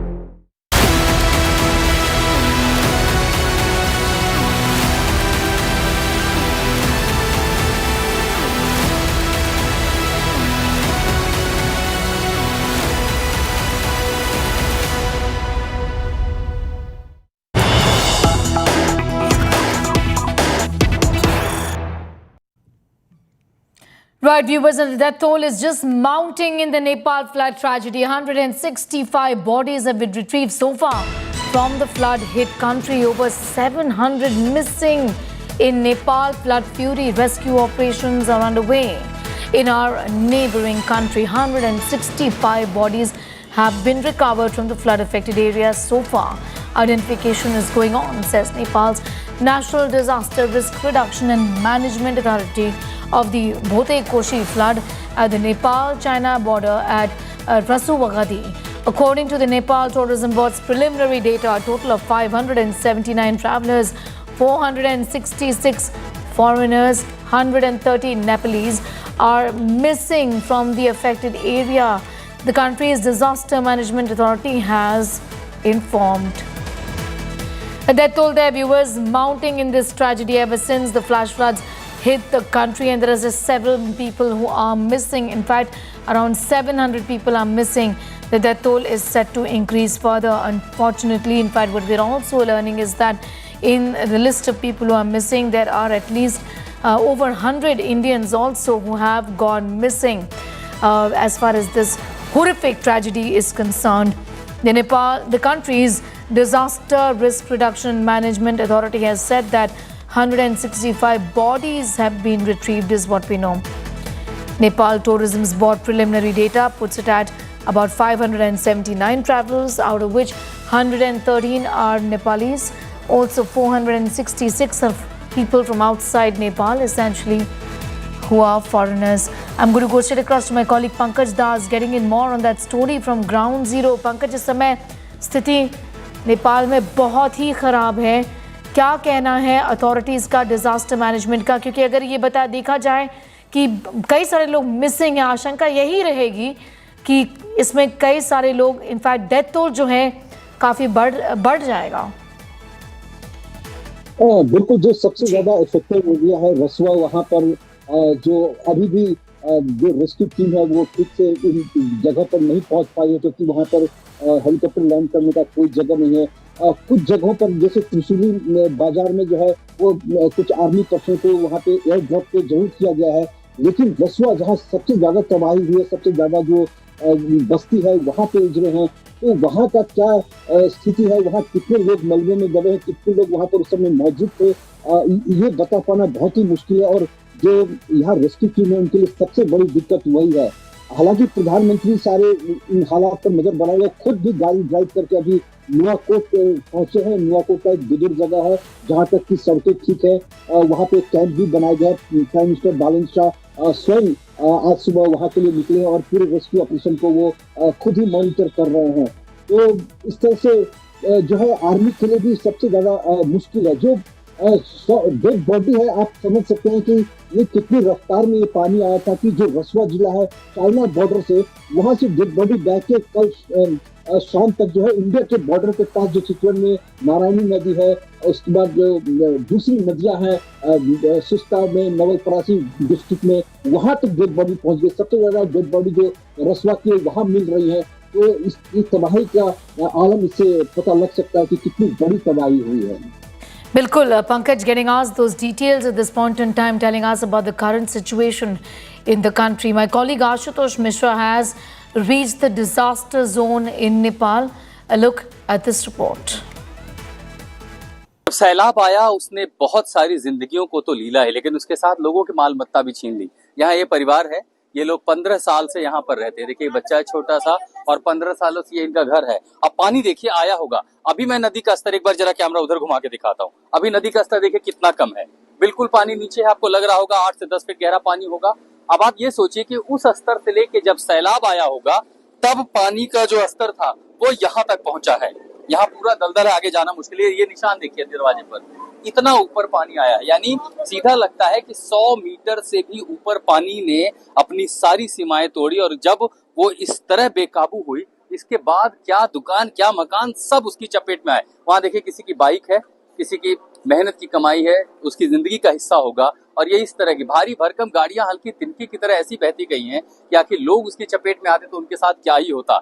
बड़े बड़े पेड़, जंगल, दरख्त सब उसकी चपेट में आ गए. अभी भी हवा, जो हेलीकॉप्टर्स हैं वो लगातार हवा में गूंज रहे हैं, क्योंकि रेस्क्यू बचाव ऑपरेशन के लिए अब एकमात्र जो जरिया वो हेलीकॉप्टर है. लेकिन पानी का प्रवाह, आप इससे अंदाजा लगा सकते हैं कि इन लोगों पर क्या मुश्किल आई होगी, कितना डरे होंगे वो लोग. I mean Nuwakot, one of the most beautiful landscape and city near the the Nepal-Tibet border. Now they say we lost that beautiful city, and clearly I have seen those images. Now let me take you through these images, how the city now literally looks like. Everything has turned into debris. Look at this, and this explains how furious this mayhem was, the devastation. Heavy vehicles, the way they have gone into debris explains that the moment. Look at this, these are bikes. Everything, hard-earned money, people made their houses, been living here ages. They have their memories of this. And that's right behind me is the Trishuli River.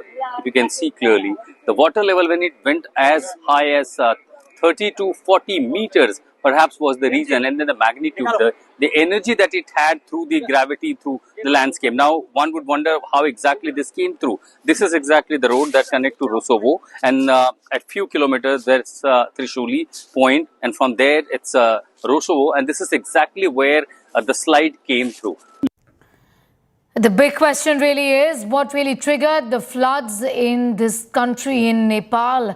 Well, let's tell you about what could be the possible reasons behind it. Theory number one, an avalanche probably blocked the river.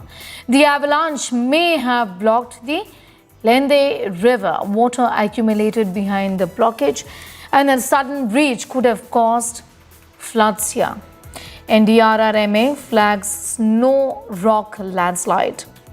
Here's another theory also, that quake avalanche link is something that could have led to this devastation. 4.4 magnitude earthquake has been recorded in this area. It was reported at 8:37 a.m. The flood then followed shortly after. The Nepal Foreign Minister flags possible link between the earthquake recorded in the morning and then what followed later on in the day. Glacial flood suspected. Heavy rain ruled out as the primary trigger here. Nepal Hydrology Department suspects that there could be a link with the glacier. Glacial lake outbursts possibly be the reason behind this devastation. Satellite imagery also show debris-laden flood. Let's tell you about the sequence of events also. There was an earthquake earlier in the morning near the Nepal-Tibet border. The magnitude recorded on the seismic scale, the Richter scale, was 4.4. The glacial lake, which is actually near the mountains, suddenly released the lake water. The ice rock avalanche in the side of Nepal, ice and rocks may have crashed into the Lende-Khola river. The river there led to flash floods. Of course, there were flash floods there that hit the river near Nepal-Tibet border. The Bhote-Koshi river further into Nepal, the water and the debris swept through the valley. Let's get you more news coming in as far as Nepal is concerned.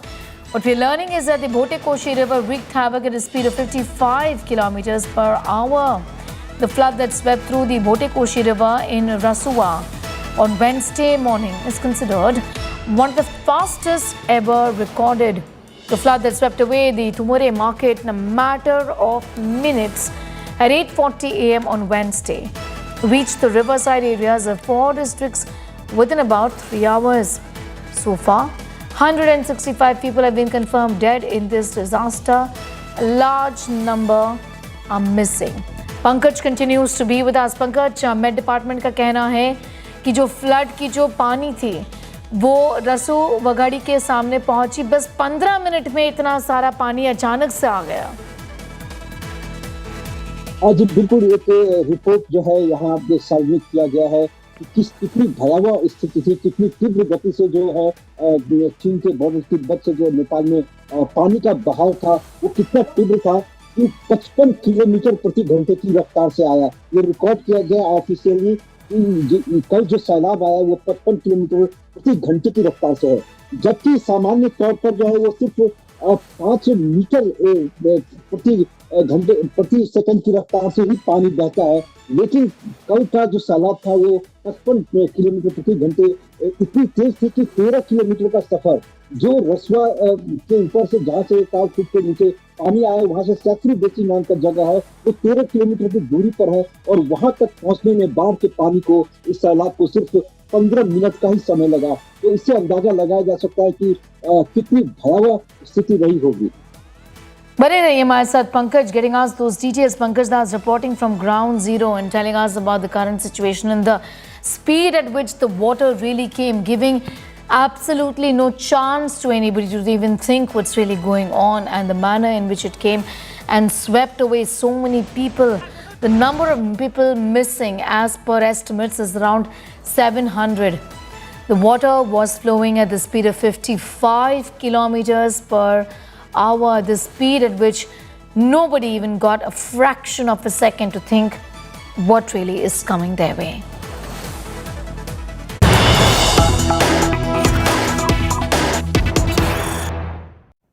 More news coming in. This is the minister from Nepal and the big claim that has been made on missing Indians. 300 Indians are missing in the floods is what Nepalese Foreign Minister Shishir Khanal has said. He's also said more than 300 Indians are missing in these flash floods. There were rough estimates about the number of people missing. Several Indians have put this out on social media and are looking for their loved ones. Pankaj continues to be with us. Pankaj, बहुत ही आपके नेपाल के साथ साथ हमारे देश भारत के लोगों के लिए भी बहुत ही मुश्किल समय है ये, क्योंकि कई सारे ऐसे इसमें भारतीय थे, इंडियंस थे जो मिसिंग है। सरकार का ये मानना है कि 300 इंडियंस इन फ्लड्स में इस समय मिसिंग हैं। जी बिल्कुल इस समय ये जो रसवा का इलाका, ये जो बॉर्डर है, उसी रास्ते से जो है भारतीय श्रद्धालु हैं वो मानसरोवर की यात्रा पर जाते हैं। और इस समय काफी बड़ी मात्रा में जो है भारतीय यात्री मानसरोवर की यात्रा पर जा रहे थे। कल ही जैसे हमने बताया कि 400 लोगों के आसपास उस जगह पर जो इमिग्रेशन ऑफिस है केरल का, वहां पे करीब 400 लोग थे, जिनमें अधिकांश भारतीय श्रद्धालु थे।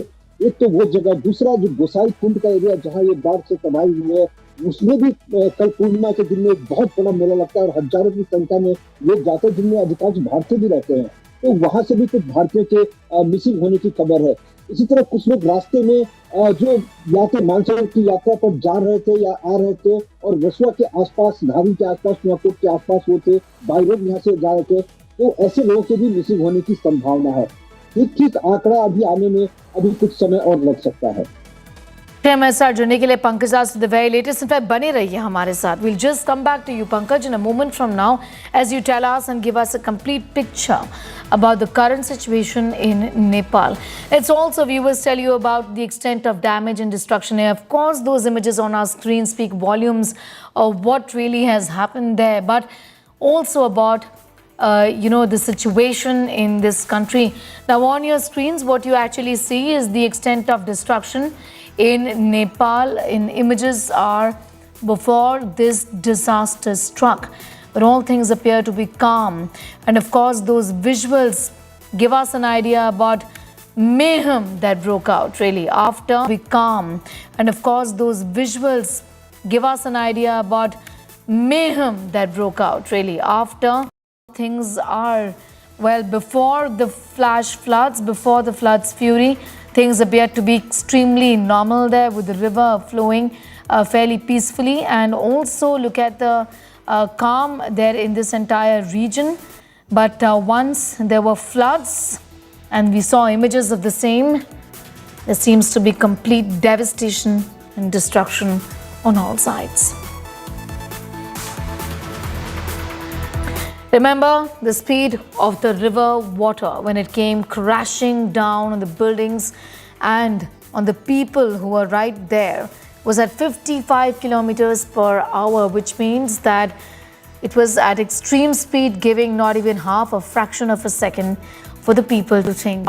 Which means that it was at extreme speed, giving not even half a fraction of a second for the people to think. Another cargo of relief has reached Nepal. That's the information that we have with us at this point in time. India is sending relief material to Nepal. 300 Indians are missing. That relief material from India to Nepal, and another set of aid has reached there. We have information on tons of relief material. This includes medicines, blankets and lamps at this point in time. Of course, India responding swiftly, being welcomed by Nepal as well, speaking volumes of the country's bilateral relationship. Mutual solidarity, says Nepal at this hour. India rushing emergency assistance to Nepal after a flash flood swept through the districts bordering Tibet, killing just so many people. The death toll there has increased. Shivani has more. India, in fact, has shown in the past as well, and this time being no different. The country stands with its neighbor, isn't it? It's sending relief material. This is only a part of what has been dispatched. There would be more humanitarian assistance, isn't it, Shivani, in days to come? Sneha, this is the second aircraft of the Indian Air Force that is now flying with 37 tons of relief material for Nepal. And yesterday night, there was a C-130J that had flown with 10 tons of relief material. And again, in the second batch, this Globemaster is taking the relief material to Nepal. There are food packets, there are medicines, there are things that might be required right now in Nepal, the solar lights and much more. And this is not all. There will be more batches of help that will be being sent to Nepal. And Prime Minister Narendra Modi, he has already spoken to Balen Shah, the Prime Minister of Nepal, and all the teams are vigilant and on a standby as the requirement comes from Nepal. More help will be reaching to Nepal, and this is how the initial batch of help is reaching Nepal. The army engineers, the medical teams, they are all on standby. The NDRF teams are on a standby. They will be going soon to Nepal, and much more help is on the way for the neighbor. Shivani, with the very latest on that story, continue to be with us. We're telling our viewers about the current situation there as far as Nepal is concerned. Relief material being handed over to Nepal. India has dispatched 10 tons of humanitarian assistance and essential medicines aboard an Indian Air Force C-130J aircraft is what has been said by the government. Supplies, viewers, includes emergency items, temporary shelters, blankets, hygiene kits, solar lamps and also medicines. Shivani continues to be with us. Shivani, at this point in time, what is being said by the Nepalese government is that there are 300 people who are missing from India, who were there in Nepal. India, of course, says something different. The toll, in fact, the number of missing people is around 113 or so. What else are you picking up on that front? Sneha, now the numbers of the casualties and the missing is increasing, and when it comes to the missing Indians, till yesterday it was around 113. Now the figures have come from the Nepalese authorities, where they say that the figure of missing Indians is more than 300. And as the rescue operations are going on, the search operations are going on, more and more relief teams are reaching ground. These numbers are being ascertained, and these numbers are escalating. That's very unfortunate. So for India also the situation is worrisome, because a lot of tourists were there on their way back to India from Kailash Mansarovar Yatra. The pilgrims, they were also stuck on the Nepal-China border, as we saw those devastating pictures of the immigration office being washed out in this outburst of the lake, the glacial lake. So the situation is changing, and the numbers are also escalating. The priority of the authorities in Nepal is to establish contact with these missing people, because the communication lines have been cut off completely. 20 bridges have been washed out. 40 kilometers of road has been washed out in this devastating deluge that happened yesterday. So these numbers are changing, and the confirmed figures are now being shared by the Nepalese authority. They say that more than 300 Indians are still missing. I'm going to leave it at that for the moment. Getting asked those details, my colleague Shivani, they're telling us about how India has come to the rescue of, in fact, the country responding to the devastating floods in Nepal. More news coming in connection with the flash floods. Fury in Nepal. We had 32 devotees from Bengal who are missing in the country.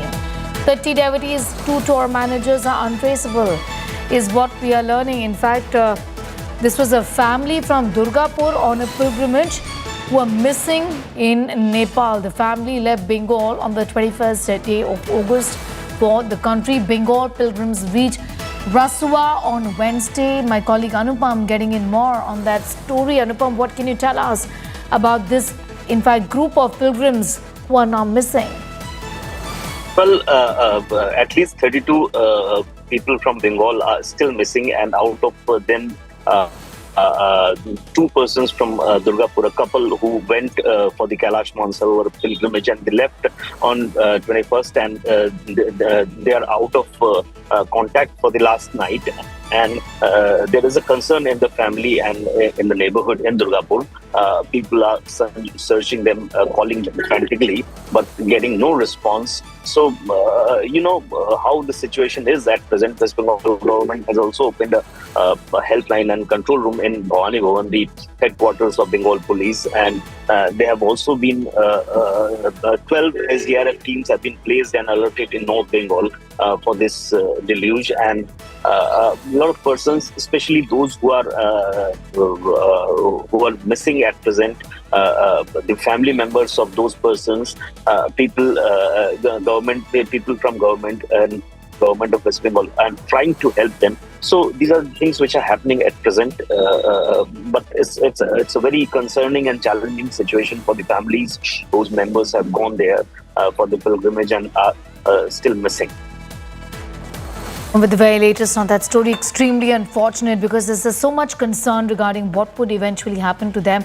They're missing right now. We just hope that there is some information around them. Around about 32 devotees from Bengal, a family from Durgapur, which has gone missing here.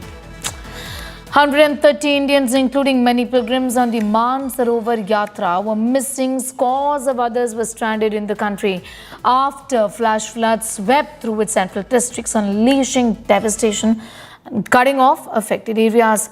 The whereabouts of 37 of 57 tourists from Tamil Nadu are yet to be ascertained, while 20 others have been accounted for. A 32-member group from Kolkata on Kailash Mansarovar Yatra was among many from West Bengal who went untraceable after flash floods in Nepal. Several people from UP were believed to be stranded. Farmer leader Rakesh Tikait, who had gone to Nepal via road with his associates, was stuck in Pokhara. 7 tourists from Maharashtra stuck in Nepal amid flash floods, with latest reports claiming that 4 of them are safe. A team of 36 people from Kerala touring Nepal was safe and away from the areas affected by the devastating flash floods. A devastating flash flood in Nepal. It has turned into a major rescue crisis for India, with over 130 Indian tourists yet missing after the sudden disaster struck the Nepal-Tibet border region. Among those caught in the catastrophe are more than 35 tourists from Tamil Nadu who were on a pilgrimage and travel circuit towards the Kailash Mansarovar region. The families back home are desperately waiting for information as communications remain severely disrupted in the flood-hit zone. Kelai Salvi from Tamil Nadu's Thiruvarur, who went on the same pilgrimage trip, has been stranded along with a group of other tourists. Mother Geetha, daughter Vaishnavi, relative Ananda Sundari of the same family from Puducherry, who went to Nepal on pilgrimage tour, are stranded there as well. A disaster has triggered an urgent political and administrative response in the state of Tamil Nadu back home here in the country, with the CM assuring assistance and directing officials to work towards the rescue of missing Tamils. The centre is also facing mounting pressure to accelerate the rescue operation. DMK MP Dayanidhi Maran has urged immediate intervention, calling for the missing Indians to be located, rescued and safely repatriated. AIADMK leader Edapadi K. Palanisamy has also demanded urgent action, calling the reports deeply shocking. EPS has urged the centre to expedite rescue operations in coordination with the Nepal government and ensure proper information sharing with Tamil Nadu. நேற்று வரைக்கும் நேபாளில் இருந்து திபக்கில் இருந்து கால் பண்ணாங்க, video call பண்ணாங்க. நாங்கள் சேஃபாக இருக்கோம், எதுவும் ப்ராப்ளம் இல்லைன்னு சொன்னாங்க. ஆனால் அப்புறம் நியூஸ் பார்த்த வாட்டிக்கு அதில் எமர்ஜென்சி நிலச்சரிவு ஏற்பட்டதுன்னு தெரிஞ்சுக்கிட்டோம். அப்புறம் எமர்ஜென்சி நம்பருக்கு கால் பண்ண வாட்டிக்கு அவங்க வந்து சேஃபாக இருப்பாங்க அப்படின்ற மாதிரி சொன்னாங்க. ஆனால் கன்ஃபார்மாக சொல்லலை. எல்லாரையுமே அவங்க போன எல்லா மெம்பர்ஸுமே என்ன மாதிரி தானே அழுது தவிச்சிருப்பாங்க. எல்லாரையுமே கொஞ்சம் சேஃபாக மீட்டுக்கு கொண்டு வந்துட்டா நல்லா இருக்கும். 23ஆம் தேதி காலையில இங்கிருந்து கிளம்பி We are going we are going right across to these proceedings from the assembly in Tamil Nadu. We have a minister speaking on the flash flood situation, missing Tamilians. Let's take a listen. அந்த வாகனம் நடுவுல சிக்கிக்கிட்டதாக முதல்ல தகவல் வந்தது. அந்த வாகனத்துல பயணம் செய்த 20 தமிழர்கள் தங்களுடைய உடைமைகளை எல்லாம் உடனே அங்க விட்டுட்டு உடனே அங்கிருந்து குயிக்கா எவாக்குவேட் செய்யப்பட்டு அங்க இருக்கக்கூடிய ஆர்ம்டு போலீஸ் போர்ஸ், திமுரே பகுதியை சார்ந்த அந்த ஆர்ம்டு போலீஸ் போர்ஸ் என்ற பகுதியில் சென்று அவங்க வந்து தஞ்சம் அடைகிறாங்க. பாதுகாப்பாக இப்ப அங்க தஞ்சம் அடைந்தவங்க இருக்கிறாங்க என்ற தகவலும் நாங்க உறுதிப்படுத்திருக்கிறோம். தற்போது அவர்கள் மீட்கப்பட்டு மேலும் தரை வழியாக ஒரு ஆல்டர்னேட் ரூட் போடப்பட்டு காத்மாண்டு அழைத்து வந்த ஏற்பாடுகள் நடந்துகிட்டு இருக்கு. We can assure you that tourists from Tamil Nadu are safe. இங்க இருந்து கிடைக்கக்கூடிய தகவல்கள், நான் குறிப்பாக நம்முடைய தமிழர்கள் எத்தனை பேர் எங்க இருக்காங்கங்கிறது ஒவ்வொரு மணி நேரமும் நாங்க வந்து தீவிரமா கண்காணிச்சிட்டே வரோம். அந்த number every single hour we have been monitoring where Tamilians are. வாய்ப்பும் இருக்கு. இப்படிப்பட்ட சூழ்நிலையில மீதமுள்ள 34 பேர்களை பற்றி விவரங்களை பெறுவதில் ஒரு தாமதம் ஏற்பட்டிருக்கு. இருந்தாலும் அது க்ளோஸ் மானிட்டர்ஸ்ல நாங்க ஃபாலோ பண்ணிட்டு இருக்கோம். 54 தமிழர்களையும் விரைந்து தாயகம் மீட்டு வரும் we have been able to do it. There are totally 67 Tamilians who have been stranded there. அந்த நடவடிக்கையை தனியாக நாங்க ஃபாலோ பண்ணிட்டு இருக்கோம். மேலும் இன்னொரு சென்னையில இருந்து எங்க கூடிய மகாதேவ் கைலாஷ் யாத்ரா நிறுவனம் 49 தமிழர்களை இதே பர்பஸ்ல அங்க வந்து அழைத்து போயிருக்காங்க என்ற விவரமும் இப்ப தெரிய வந்தது. அவர்கள் பற்றிய முழு விவரங்களை பெறுவதற்காக 41 Tamilians to Nepal. இந்த இடத்துல சிக்கி இருக்காங்க.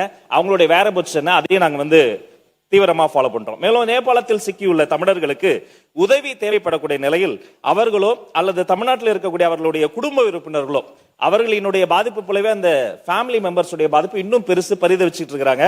தமிழ்நாடு அரசினுடைய அயலக தமிழர் நலத்துறையின் கீழே ஒரு 24x7 கட்டணமில்லா உதவி எண்களை நாங்க அனௌன்ஸ் பண்ணோம். இதுல 4 வகையா பிரிச்சிட்டோம். இந்தியாவுக்குள்ள இருந்தே அவங்க தொடர்பு கொள்றாங்கன்னா அது ஒரு டோல் ஃப்ரீ நம்பர் 1800-309-3793. சப்போஸ் வெளிநாடுல இருந்து தொடர்பு கொள்றாங்கன்னா அவங்க ஜஸ்ட் மிஸ்டு கால் விட்டா போதும், +91 இந்தியா கூட போட்டுட்டு 8069009900. இன்னொரு ஆல்டர்னேட்டிவ் நம்பர் கடைசி announcing the toll free numbers that the families of those who are stranded there can reach out to. He says that it's completely free. இந்த நம்பர். நாலாவதா நம்முடைய தமிழ்நாடு இல்லம் நம்முடைய புதுதில்லியில ஒரு கட்டுப்பாட்டு அறையை நாங்க ஏற்படுத்தி இருக்கிறோம். அதுக்கு 9289516712. இதையெல்லாம் நம்ம கொடுத்த உடனே அதுல எவ்வளவு நம்பர்ஸ் வந்தது மதிப்பிற்குரிய மாண்புமிகு எதிர்க்கட்சி தலைவரோட கேட்டிருந்தாரு. அது கிட்டத்தட்ட 937 அழைப்புகள் வந்தது. அவர்களுக்கு உண்டான கம்யூனிகேஷன் அவங்களுக்கு தேவைப்படக்கூடிய தகவல்களையும் கொடுத்திருக்கிறோம். மேலும் இது தொடர்பாக புதுதில்லியில் இருக்கக்கூடிய தமிழ்நாடு இல்லத்தில் ஒரு கட்டுப்பாட்டு அறை அமைக்கப்பட்டிருக்கே. அவங்க தீவிரமா வேலை பார்த்துட்டு இருக்காங்க. ஓய்வு பெற்ற நீதிபதி மற்றும் இங்கிருந்து போன சகல குழுக்களை சார்ந்த தமிழர்கள், அங்க இருக்கக்கூடிய மீட்கப்பட்டவர்கள், மீட்கப்பட வேண்டியவர்கள், அந்த குறித்த ஒவ்வொரு மணி நேரமான தகவல்களும் சேகரிக்கப்படுகிறது. மேலும் நேபாள அரசுடன் தொடர்பு கொண்டு இதற்குண்டான உரிய நடவடிக்கைகளை கொலாபரேட்டிவா நேபாள அரசும் இந்திய அரசும் தமிழ்நாடு அரசும் ஒன்றிய அரசும் இப்படி பல்வேறு வகையான கொலாபரேட்டிவ் மெஷர்ஸ்ல எடுக்கப்பட்டு வருகிறது. Nepal government and Indian government has been jointly taking out the coordination and cooperation efforts to repatriate Indians who are stranded in Nepal. Rajmohan there, yes, he also says that 900 calls so far have been made the toll free number. அதிகரித்து வருவது ஒரு நல்ல போக்கல்ல. ஐநா சபையில SDG கோல்ஸ்னு sustainable development கோல்ஸ்னு இதற்குண்டான தீர்வுகள் எல்லாம் சொல்லி இருக்காங்க. தயவு செய்து நம்முடைய மாமன்ற உறுப்பினர்கள் இதை போன்ற சம்பவங்கள் எல்லாம் ஒரு பெரிய பாடமாக எடுத்துக்கொண்டு நாம் உருவாக்கக்கூடிய சட்டங்களோ எடுக்கக்கூடிய நடவடிக்கைகளோ இனி வருங்காலங்களில் இதை போன்ற இயற்கை பேரிடர்களை நம்மால் சமாளிக்கவே முடியாது. அதை போன்ற இயற்கை பேரிடர்கள் ஏற்படாதவாறு கண்ணும் கருத்துமாக உருவாக்க வேண்டும். இதை குறித்து மேலதிக தகவல் கிடைக்கப்பெறும் போது மாமன்றத்தில் உங்கள் அனுமதியோடு உங்கள் மூலமாக தெரியப்படுத்தும் என்பதையும் தெரியப்படுத்துகிறேன். நன்றி.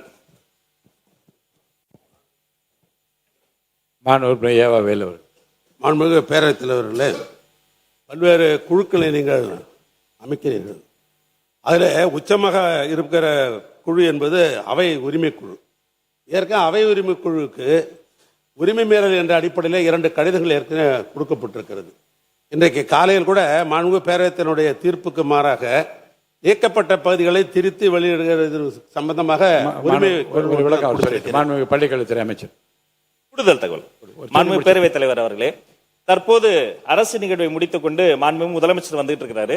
அவருடைய தலைமையில உடனடியாக ஒரு ஆய்வு கூட்டம் நடைபெற இருக்கிறது. அமைச்சர் பெருமக்கள், அதிகாரிகள், பல்துறை வித்தகர்கள், சப்ஜெக்ட் மேட்டர் எக்ஸ்பர்ட்ஸ் எல்லாம் சேர்ந்து மாண்புமிகு தமிழ்நாடு முதலமைச்சர் சி ஜோசப் விஜய் அவர்கள் தலைமையில இது குறித்து தீவிர நடவடிக்கை குறித்த ஒரு அவசர கூட்டம் நடைபெறுகிறத உங்கள் மூலமாக தெரியப்படுத்துகிறேன்.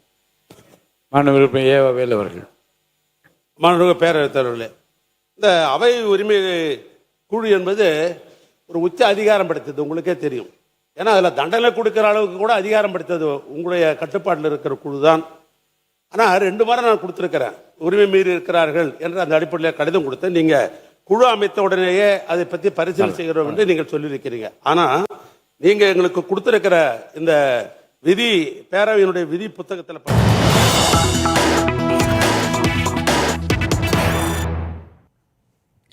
All right, we're shifting focus to some news coming in. The Prime Minister is addressing the Khelo India dialogue. खेल की बात PM के साथ लिसन है. नहीं लेते. हमें मेडल टैली बढ़ाने के लिए इन खेलों में भी महारत हासिल करनी ही होगी. अब जैसे सर्फिंग और स्पोर्ट्स क्लाइंबिंग, हमारे पास इतनी बड़ी कोस्टलाइन है, इतना बड़ा पहाड़ी क्षेत्र है, जहां इस प्रकार के स्पोर्ट्स के लिए एक स्वाभाविक रुचि हो सकती है. हमारे पास वाटर स्पोर्ट्स से लेकर विंटर स्पोर्ट्स तक के लिए डेमोग्राफी भी है और जियोग्राफी भी है. लेकिन फिर भी हम ऐसे खेलों में दुनिया में कहीं दिखते ही नहीं हैं। इसलिए हमें अलग अलग जिलों में ऐसी संभावनाओं को तलाशना होगा जहां किसी एक खास स्पोर्ट्स का इकोसिस्टम विकसित हो सके। और इसमें आज के इस कार्यक्रम की बहुत बड़ी भूमिका है। साथियों, जब हम 2036 ओलंपिक्स की तैयारी की बात करते हैं तो हमारा फोकस ये होना चाहिए कि हमें आज से ही वो खिलाड़ी तैयार करने हैं जो 2036 में अलग अलग स्पोर्ट्स के लिए क्वालिफाई और compete करेंगे। और इसलिए लाल किले से मैंने 5 साल की उम्र से 15 साल की उम्र के खिलाड़ियों की पहचान करने के लिए एक बड़े टैलेंट हंट अभियान का ऐलान किया है। और इसमें भी हमें केवल ये नहीं देखना है कि किस बच्चे की किस खेल में रुचि है, बल्कि ये भी देखना है कि कौन सा बच्चा किस खेल के लिए फिट है। हमें उस हिसाब से ही उस बच्चे को ट्रेनिंग देनी होगी। और मैं आप सभी को भरोसा देता हूं, इसके लिए सरकार की तरफ से जो भी सपोर्ट चाहिए, सरकार उसमें आपके साथ कंधे से कंधा मिलाकर चलेगी। साथियों, हमारी सरकार भारत में 21वीं सदी का आधुनिक स्पोर्ट्स इकोसिस्टम बनाने के लिए पूरी तरह प्रतिबद्ध है। आज स्पोर्ट्स यूनिवर्सिटी से लेकर आधुनिक ट्रेनिंग सेंटर्स तक देश में एक ऐसी व्यवस्था बनाई जा रही है जिसमें प्रतिभा को पहचानने से लेकर उसे दुनिया के मंच तक पहुंचाने तक हर स्तर पर सहयोग मिले। हम दुनिया के दूसरे देशों के साथ भी स्पोर्ट्स साइंस, ट्रेनिंग, कोचिंग और अनुभव साझा करने के लिए सहयोग बढ़ा रहे हैं। साथियों, स्पोर्ट्स को लेकर सरकार कितनी गंभीर है, ये आयोजन भी इसका उदाहरण है। खेलो इंडिया संवाद सिर्फ खेल की बात करने का कार्यक्रम नहीं है, एक ऐसे संवाद का मंच है जिसका एक एक विचार देश के स्पोर्ट्स विजन को एक नई दिशा दे सकता है। और इसके साथ जो युवा संवाद हो रहा है, वो कार्यक्रम आपके आइडियाज और एस्पिरेशंस को देश के सपनों से जोड़ने का बहुत बड़ा माध्यम है। इस कार्यक्रम में sports ecosystem, talent development, governance और विकसित भारत को लेकर युवा क्या सोचते हैं, उनके सुझाव क्या है, इन बातों को सुना जाएगा और पॉलिसी प्रोसेस में शामिल किया जाएगा। इसलिए आप सबसे कहूंगा कि जितना ज्यादा से ज्यादा हो सके इस मंच का सार्थक उपयोग कीजिए, नए आइडियाज आने दीजिए। युवा शक्ति के ये नए आइडियाज ही विकसित भारत की सिद्धि की ताकत बनेंगे। साथियों, हम अक्सर सुनते हैं एक स्वस्थ समाज के लिए, एक अच्छी पारिवारिक व्यवस्था के लिए, एक बेहतर कार्य संस्कृति के लिए स्पोर्ट्स पर्सन स्पिरिट बहुत जरूरी होती है।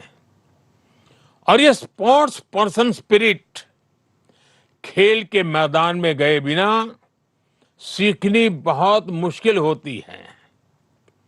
खेल हमें केवल चैंपियन बनना ही नहीं सिखाता, बल्कि खेल हमें एक बेहतर कंपटीटर बनाना भी सिखाता है। उठना, गिरना, गिरकर फिर से उठना, स्पोर्ट्स ये जज्बा हमारे भीतर लाता है। साथियों, खेलों से जीवन कैसे बदलता है, इसका एक बड़ा उदाहरण हमारे पैरा एथलीट्स हैं। पैरा एथलीट्स को जब कोई मैदान में देखता है तो जीवन के बारे में सोचने का नजरिया बदल ही जाता है। और जब वो कुछ अचीव करता है तो उस एथलीट के साथ ही उसके पूरे परिवार को नई जिंदगी मिल जाती है। वो माँ बाप, भाई बहन जो अपने उस बच्चे को शुरुआती दिनों में संघर्ष करते देखते हैं, उनके लिए उस दिव्यांग खिलाड़ी की सफलता उनके सपनों को, उनके हौसलों को भी एक नई ऊंचाई दे देती है। साथियों, मैं खुद ऐसे प्लेयर से हमेशा इंस्पायर होता रहा हूं। अब जैसे आपने सबने नाम जो सुने हैं, आर्चरी में हमारी एक बेटी एक कमाल की खिलाड़ी है। नाम जानते हैं आप? शीतल। जब पैरालंपिक में उन्होंने मेडल जीता तो पूरा जम्मू कश्मीर, पूरा हिंदुस्तान गर्व से भर उठा। ऐसे ही हमारी एक और बेटी अवनी लेखरा है, जिन्होंने 2-2 बार पैरालंपिक के मेडल जीते। मैं जब भी बेटी अवनी से मिलता हूं, बहुत गर्व महसूस करता हूं। सुमित अंतिल हो, नीतीश कुमार हो, और अभी अभी तो आपने नाम सुना होगा हमारे जंडू कुमार। ऐसे हमारे पैरा एथलीट्स हैं। ऐसे हर साथी हमें भी प्रेरित करते हैं। साथियों, स्पोर्ट्स एक बेहतर जीवन की गारंटी है। स्पोर्ट्स हमें बेहतर जीवन जीने के लिए फिट बनाता है, हमारी क्वालिटी ऑफ लाइफ को बेहतर करता है। हम सभी फौजा सिंह जी के बारे में जानते हैं। पिछले वर्ष 100 वर्ष से ज्यादा की आयु में फौजा सिंह जी का निधन हुआ है। खेल के प्रति प्यार हो, फिटनेस हो, तो एक कैसे जीवन पर्यंत चलता है, फौजा सिंह जी इसकी मिसाल थे। उनका जीवन इस बात की बहुत बड़ी प्रेरणा है कि कैसे स्पोर्ट्स और क्वालिटी ऑफ लाइफ आपस में जुड़े हुए हैं। साथियों, स्पोर्ट्स का एक और बहुत बड़ा फायदा होता है, जो असली खिलाड़ी होते हैं उनमें ड्रग्स, नशे से दूर रहने की इच्छा शक्ति भी पैदा हो जाती है। आज जब नशे की इतनी बड़ी चुनौती युवाओं के सामने है, तो स्पोर्ट्स इसमें भी बहुत सार्थक भूमिका निभाता है। साथियों, मुझे खुशी है कि आज भारत में स्पोर्ट्स एक बेहतरीन प्रोफेशन के तौर पर उभरा है। समाज में स्पोर्ट्स को लेकर नजरिया बदला है। आज आप देखिए, हमारे देश में लोग ट्रायथलॉन में हिस्सा ले रहे हैं। 5K और 10K रेसेस दौड़ रहे हैं। यार दोस्त मिलकर हाई रॉक्स जैसे चैलेंजेस को पूरा कर रहे हैं।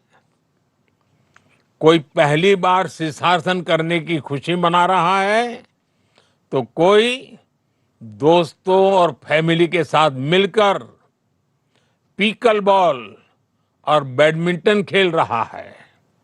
ये छोटी छोटी चीजें हैं, लेकिन अगर इसको एक बड़े नजरिए से देखें तो इसमें बहुत बड़ा चेंज नजर आएगा। चेंज ये कि स्पोर्ट्स अब हमारी जिंदगी का हिस्सा बन रहा है।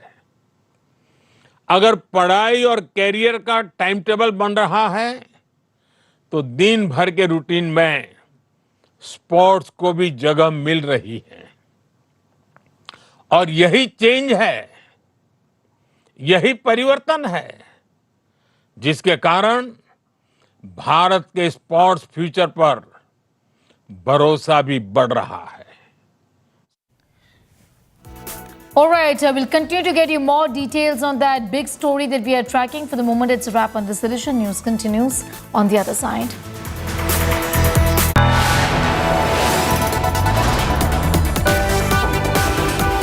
You are watching India Today.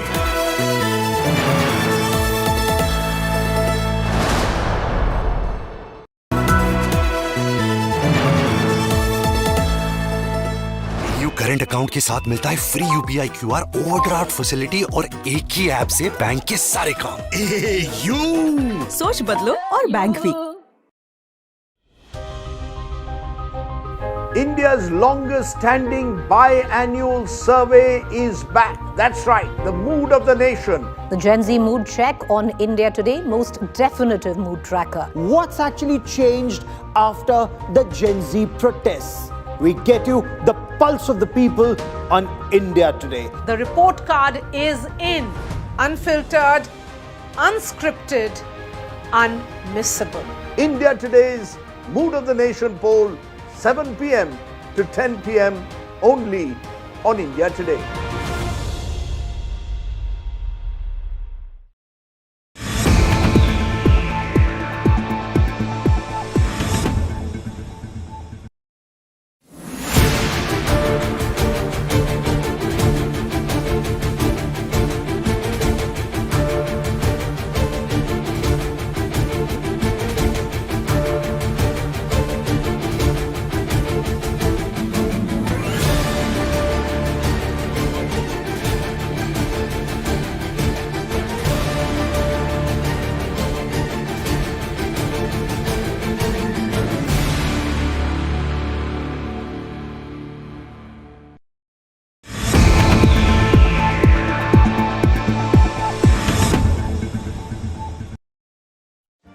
Make your media plan smarter with India Today Live TV on your connected devices. Amplify your brand with 100 million smart internet viewers. To advertise, mail us at sales@aajtak.com. Make your media plan smarter with India Today Live TV on your connected devices. Amplify your brand with 100 million smart internet viewers. To advertise, mail us at sales@aajtak.com.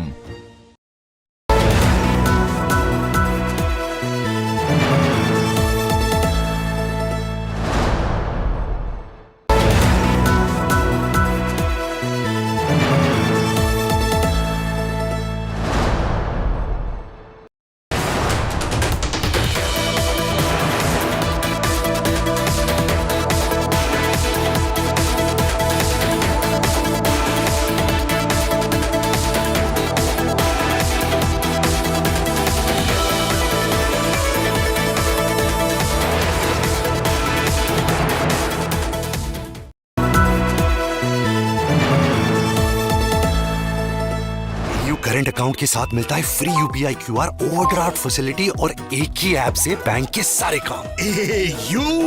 सोच बदलो और bank भी।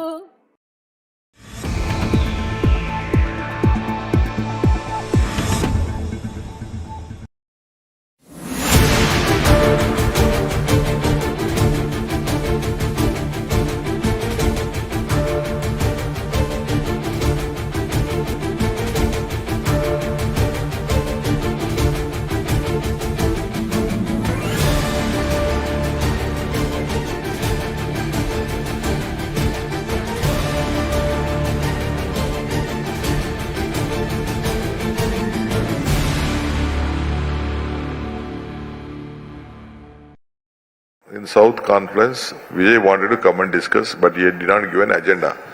There also I have raised this point. I have said to him very clearly, this dam is only to protect Tamil Nadu interest and the drinking water of Bangalore. Even without giving them, we can draw water, no doubt in it. We are eligible for that. But there is no other place in the nearest point. That is how we are working. See, as you know, as I took over immediately, it is not only Kaveri issue, even on Tungabhadra issue. For the first time, I should thank Mr. C.R. Patil, who came here. Myself, Chandrababu Naidu, Revant Reddy, 3 chief ministers met at Tungabhadra. We decided to solve our internal water problems. We came out with a solution. There also we are losing about 30 TMC of water in Tungabhadra. We all decided that let us not fight each other. We come out with a formula and we asked them to form a committee, and a committee has been there formed. Before Sagai joins us, in fact, that's a classic example.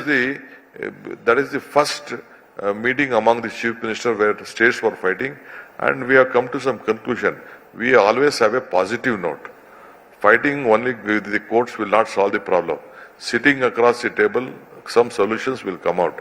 So we are worried about, we see that more land will be irrigated, which help the farmer of the state. That is the priority of our state also.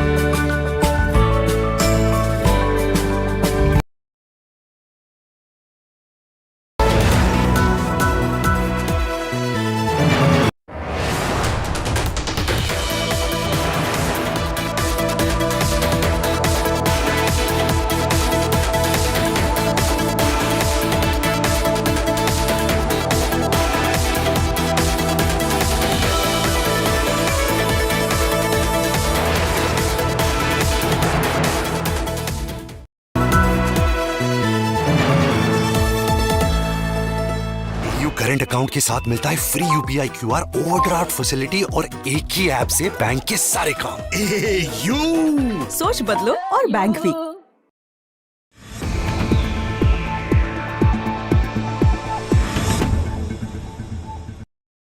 I can only talk about this particular ceasefire. What happened in the military domain? I told you that they picked up the phone at about 9:30, spoke. We chose our own time. The DGMO said he's not available till about 3 o'clock, and then 3 o'clock he said, and then we decided at 5 o'clock. So the ceasefire is decided between 2 DGMOs. And that's it. Means I don't see the role of anyone else. How did this particular information get leaked out to the Americans that they tweeted before we could announce this? Again, I'm really, and that's it. Means I don't see the role of anyone else.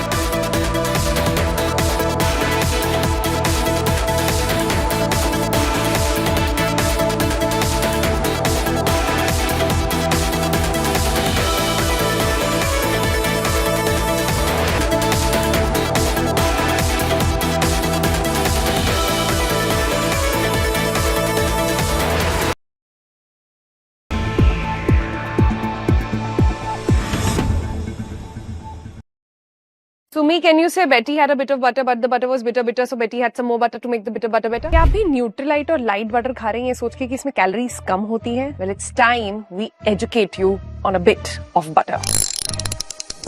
For this video, we've spoken with dietitian Ritika Samadar. She's the regional head, South Zone, Nutrition and Dietetics at Max Super Speciality Hospital in Saket. So we are done with understanding oils. Let's understand butter. So which one is actually better? And are any of them butter at all? Same fridge aisle में cell होता है, same pitch है कि दोनों में fat कम है, guilt भी कम होना चाहिए. You probably assumed that they were two versions of the same thing. The reality is they are poles apart. Science पे जाने से पहले label समझते हैं. Let's start with Nutrilite. So Nutrilite जो है ये अपने पैकेजिंग पे क्लेम करता है कि this is zero cholesterol, this is zero trans fat, this is zero hydrogenated fat as well. They're also saying they're rich in MUFA and PUFA, rich in omega-3. Now Amul Light on the other hand has a very specific pitch as well. They call themselves delicious creamy spread without worrying about calories. So they are saying zero fat, zero cholesterol as well, zero vegetable oil as well. Both are talking cholesterol and fat profile. So if you read the front of the packaging, you will assume that you're choosing between two versions of the same science, but you're not. Let's start with understanding the difference in the calorie count. अगर आप regular butter use कर रहे हैं, उसमें करीब 100 ग्राम में 722 calories होते हैं. अगर आप अमूल लाइट ले रहे हैं, इसमें 615 कैलोरीज होती हैं per 100 grams, which is about 15% less. And Nutrilite जो है, इसमें roughly होती है 634 calories per 100 grams. What actually is inside both of them? Let's start with Amul Light. Amul Light is dairy, it is milk fat, it is reformulated Amul Light, contains no vegetable oil. वो इन्होंने छोटे से claim के साथ ऊपर लिखा भी है. But Nutrilite on the other hand, it's just margarine. ये margarine का माजरा क्या है समझने के लिए इसकी ingredient list पढ़िए. Ingredient list पर जब आप देखेंगे, which is on the back of the pack, you understand that the largest ingredient here is actually edible vegetable oil. It's got palm oil, it's got palm kernel oil, it's called sunflower oil, sesame oil. So to answer the question, are any of them really butter? Well, butter is defined by FSSAI as anything that has 80% milk fat, which both of them do not. Amul Light has about 65% milk fat, so they cannot call themselves butter. And it doesn't. It says milk fat bread spread over here. Similarly, Nutrilite is not butter at all because it's coming from vegetable fat, and thus it says so. It calls itself very simply vegetable fat spread, and this is then clearly margarine. Both of them are engineered to taste like butter, but they are not butter at all.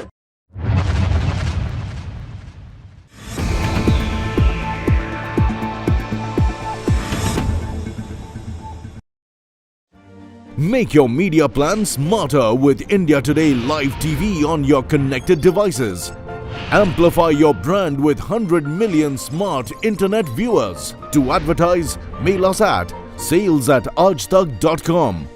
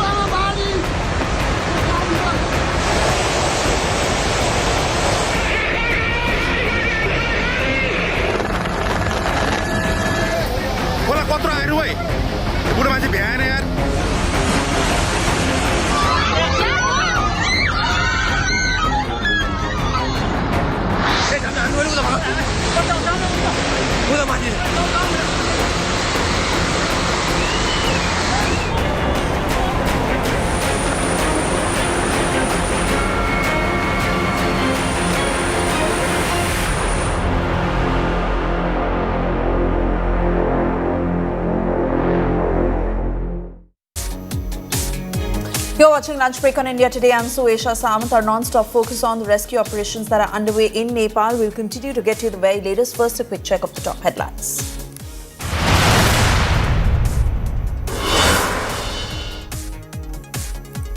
175 bodies have been recovered so far and several still missing in the deadly Nepal floods. Trail of destruction, villages and homes swept away after quake triggered flash floods. India Today is the only channel reporting from the disaster zone. Now let me take you through these images, how the city now literally looks like. Everything has turned into debris. Look at this. And this explains how furious, this mayhem was, the devastation. Over 133 Indians still missing in Nepal flood fury. Prime Minister Modi offers support. Nepal government welcomes. India rushes 10 tons of relief material.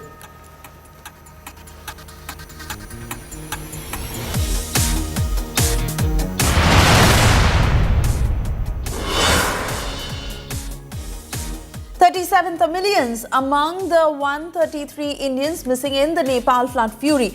Tamil Nadu Chief Minister expresses shock, orders Tamil Nadu officials in Delhi to act. Pilgrims from Bengal, Maharashtra and Puducherry also untraceable.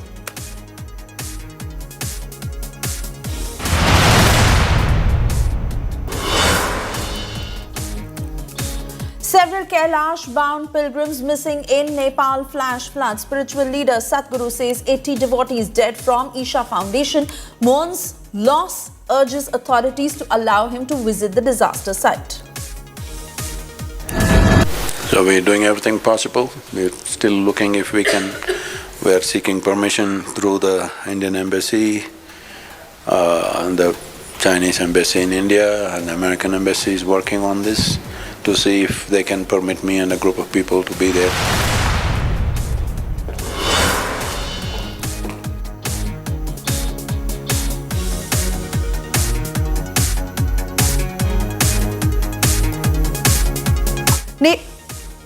Nepal-China war of words over flood tragedy. Nepal journalists say no prior flood warning by China. China rejects claims, calls Nepal media allegations fake news. Did China keep Nepal in the dark about flood threat?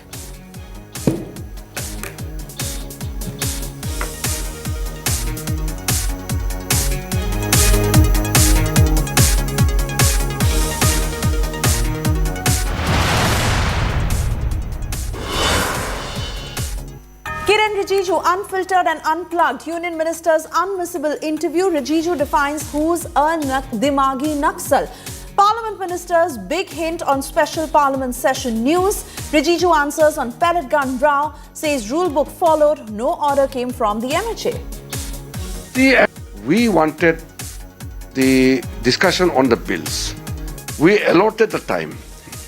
Each bill was given time to discuss in the Lok Sabha and Rajya Sabha.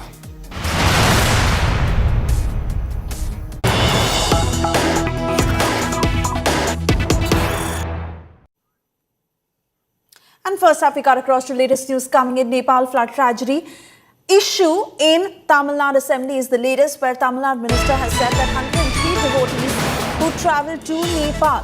Vijay government has said that among them 54 were Tamilians who are stranded in Nepal. Vijay government saying that they are monitoring the Nepal rescue operations very closely. Vijay government has also released a helpline number for those who are stranded and hail from Tamil Nadu.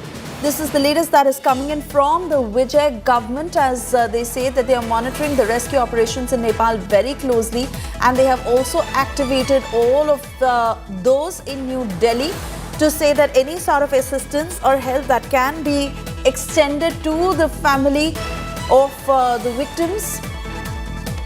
Nepal flood tragedy issue that was also being discussed in the Tamil Nadu Assembly. Let's listen in. இன்றைக்கு நீங்கள் கேள்வி நேரத்தை எடுத்துருக்கிறீங்க. 5 கேள்விகளுக்கு allow பண்ணியிருக்கிறீங்க. 5 கேள்விகளுக்கும் நம்முடைய அமைச்சர்கள் அவர்கள் தெளிவாக பதில் சொல்லியிருக்கிறாங்க. துணை கேள்விகளுக்கு பதில் சொல்லியிருக்கிறாங்க.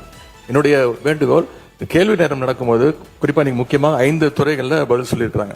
கேள்வி நேரம் நடக்கும்போது அந்த துறையினுடைய செயலாளர்கள் இந்த அவைக்கு வர வேண்டும், அவங்க நோட்ஸ் எடுத்துக்க வேண்டும். எனவே அதையும் நீங்கள் வலியுறுத்த வேண்டும். அதேபோல் இன்றைக்கி இந்த கவன ஈர்ப்பு தீர்மானத்தை நாங்கள் கொடுத்துருக்கோம். நானும் கொடுத்துருக்கிறேன், அனைத்து கட்சி தலைவரும் கொடுத்துருக்குறாங்க. ஆனால் நாங்கள் கவன ஈர்ப்பு தீர்மானத்தை கொண்டு வரதுக்கு முன்பாகவே ஒரு அமைச்சர் அவர்கள் இதற்கு விளக்கம் சொல்லணும்னு சொல்கிறாரு. அதையும் நீங்கள் அலோவ் பண்ணுறீங்க. இது உடனே நீங்கள் கரூர் இன்சிடென்ட்டோட கம்பேர் பண்ணுறீங்க. அது நான் சரியாக இருக்குமா என்று தெரியவில்லை. ஏனென்றால் கரூர் இன்சிடென்ட் நடக்கும்போது இங்கே அவையில் முதலமைச்சர் அவர்களே இருந்து அதற்கு பதில் சொன்னார்கள். இப்போ முதலமைச்சர் அவர்களும் அவையில் இல்லை, சீஃப் செக்ரட்டரி தலைமைச் செயலாளரும் இல்லை. எனவே இதையெல்லாம் நீங்கள் கவனத்தில் கொண்டு எந்தெந்த துறை பிரச்சனை வரும்போது அந்த அரசு துறை அதிகாரிகள் இங்கே இருக்க வேண்டும் என்று நீங்கள் அறிவுறுத்த வேண்டும் என்று கேட்டுக்கொள்கிறேன். I'd like to cut across to Mr. Malinath Kodli. He was one of those who was stranded in Nepal. Now he is thankfully safe. He is in Kathmandu at the moment. I want to thank you, sir, for speaking to India Today this morning. I firstly want to understand from you, are you safe? Are you all right? You're away. How were you rescued?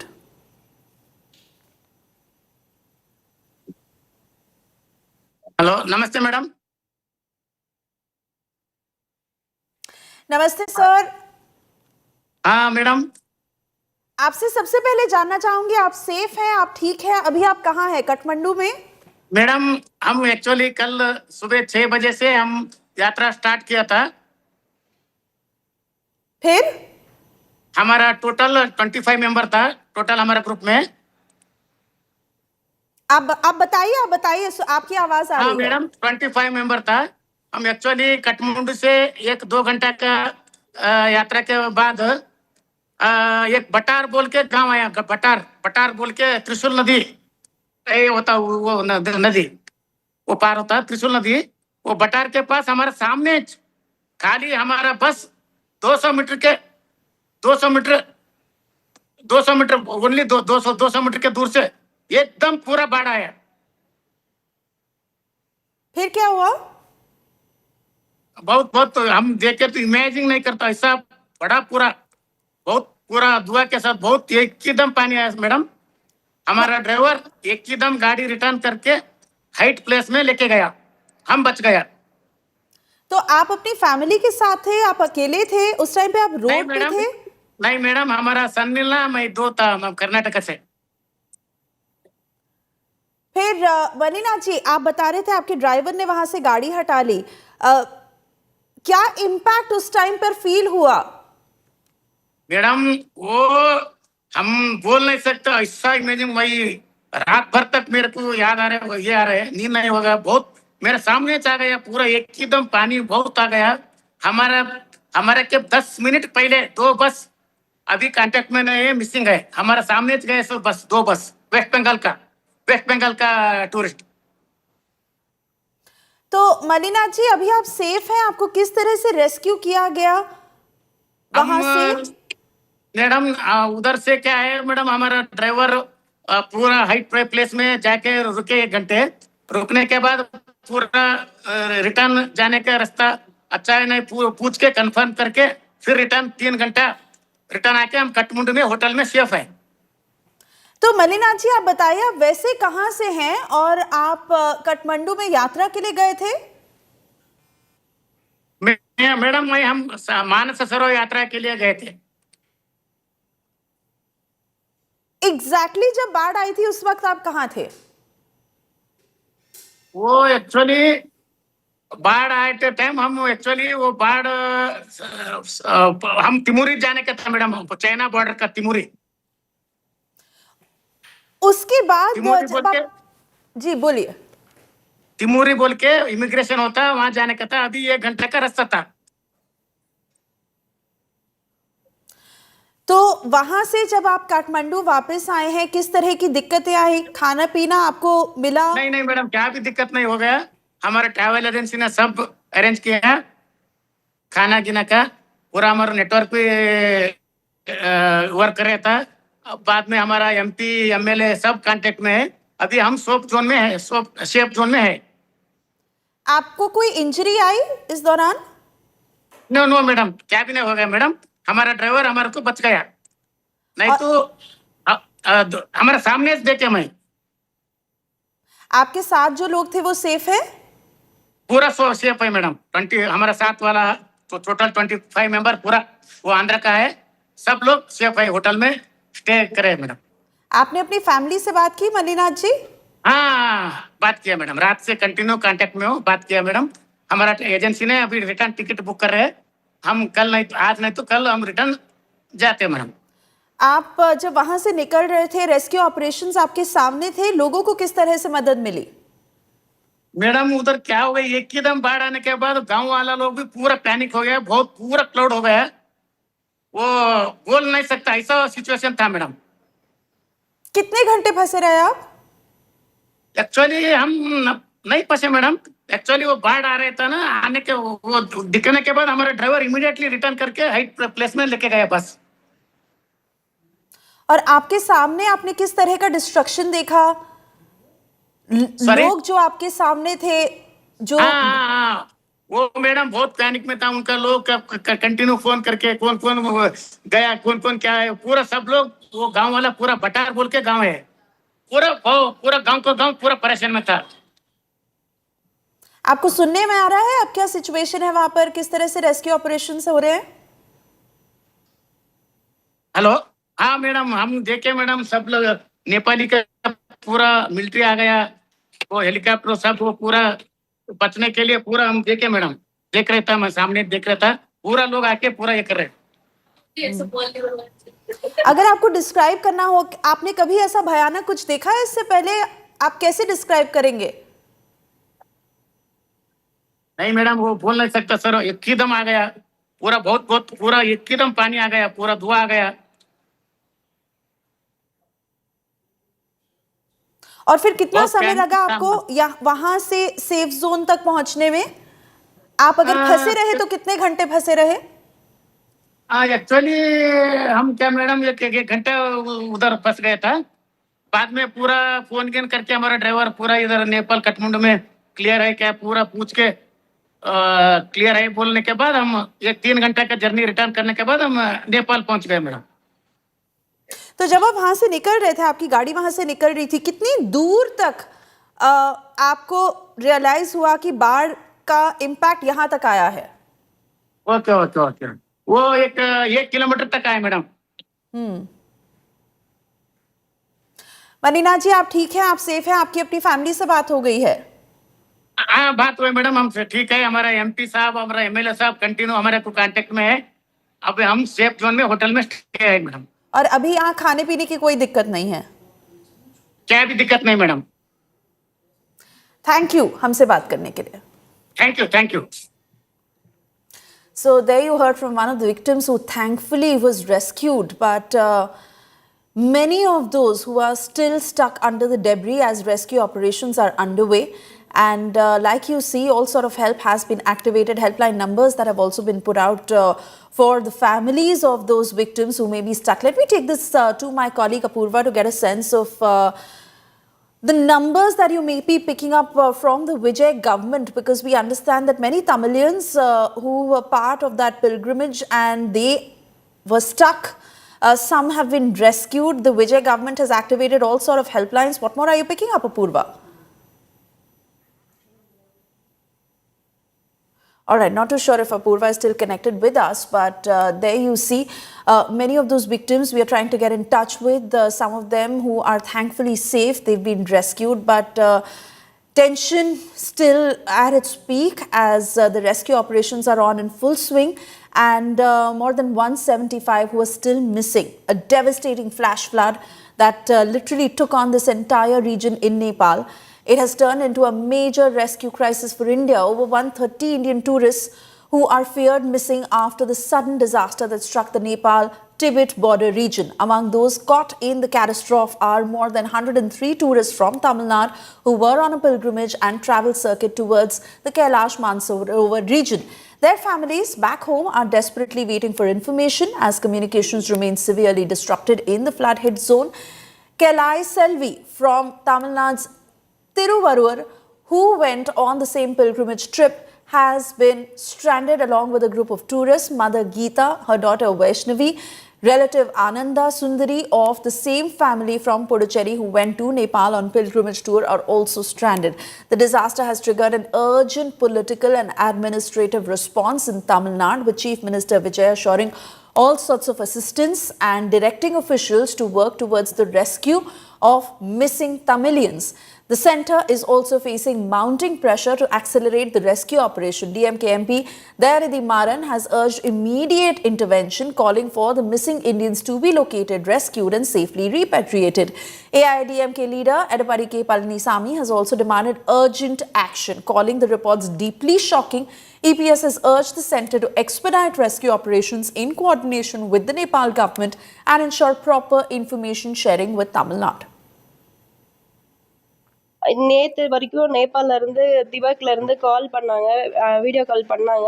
நாங்கள் சேஃபாக இருக்கோம், எதுவும் problem இல்லைன்னு சொன்னாங்க. ஆனால் அப்புறம் news பார்த்த வாட்டிக்கு அதில் எமர்ஜென்சி நிலச்சரிவு ஏற்பட்டதுன்னு தெரிஞ்சுக்கிட்டோம். அப்புறம் எமர்ஜென்சி நம்பருக்கு கால் பண்ண வாட்டிக்கு அவங்க வந்து சேஃபாக இருப்பாங்க அப்படின்ற மாதிரி சொன்னாங்க. ஆனால் கன்ஃபார்மாக சொல்லலை. எல்லாரையுமே அவங்க போன எல்லா மெம்பர்ஸுமே என்ன மாதிரி தானே அழுது தவிச்சிருப்பாங்க. எல்லாரையுமே கொஞ்சம் சேஃபாக மீட்டுக்கு கொண்டு வந்துட்டா நல்லாயிருக்கும். 23ஆம் காலையில் இங்கேருந்து கிளம்பி கும்பகோணத்துலேருந்து பஸ்ஸில் போயிட்டு சென்னையிலேருந்து போனாங்க. போயிட்டு முந்தா நாள் காலையில் டெல்லியில் இருக்கோம்ப்பா அப்படின்னாங்க. நேற்று காலையில் காத்மாண்டில் அதாவது சேஃபாக இருக்கிறோம். அங்கே கண்ட்ரோல் ரூம் ஃபோன் பண்ணி கேட்டால் சேஃபாக இருக்கு அப்படின்னு. தாசில்தார் வந்தாங்க, திருவாரூர் தாசில்தார் வந்து பார்த்துட்டு விசாரிச்சுட்டு அந்த லிஸ்ட் வந்திருக்கு, இன்னும் பயப்பட வேண்டாம், நல்லபடியாக சேஃபாக தான் இருப்பாங்க அப்படின்னு சொல்லி ஒரு தைரியம் கொடுத்துட்டு போயிருக்காங்க.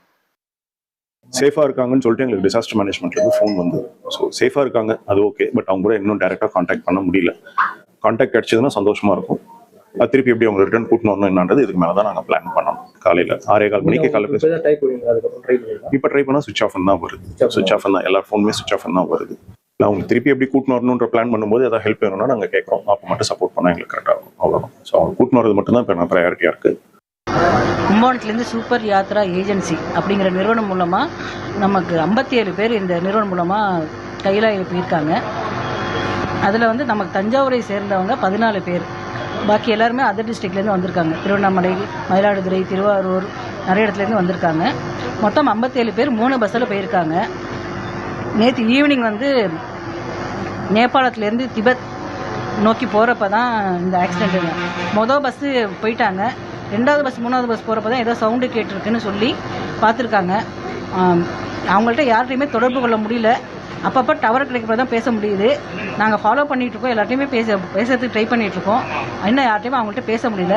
23ஆம் தேதி நைட்டு 57 பேர் கொண்ட ஒரு குழு கைலாயம் போகிறதுக்காக கிளம்புனது. 24ஆம் தேதி விடிகாத்தால் 12:40க்கு ஃப்ளைட்டு சென்னையில் டெல்லி போய் டெல்லியிலேருந்து காட்மாண்டில் மீட்டிங் முடிஞ்சு மறுநாள் காலையில் எல்லோரும் 8 மணிக்கெலாம் அவங்களுக்கு குரூப்பை 57 பேர், மகாராஷ்டிராவை சேர்ந்த 2 பேர், 59 பேர் குரூப். அது நான் மிலிட்ரி சீஃப் இன்ஜினியர் ஒருத்தர் அவர்கிட்ட பேசினேன்.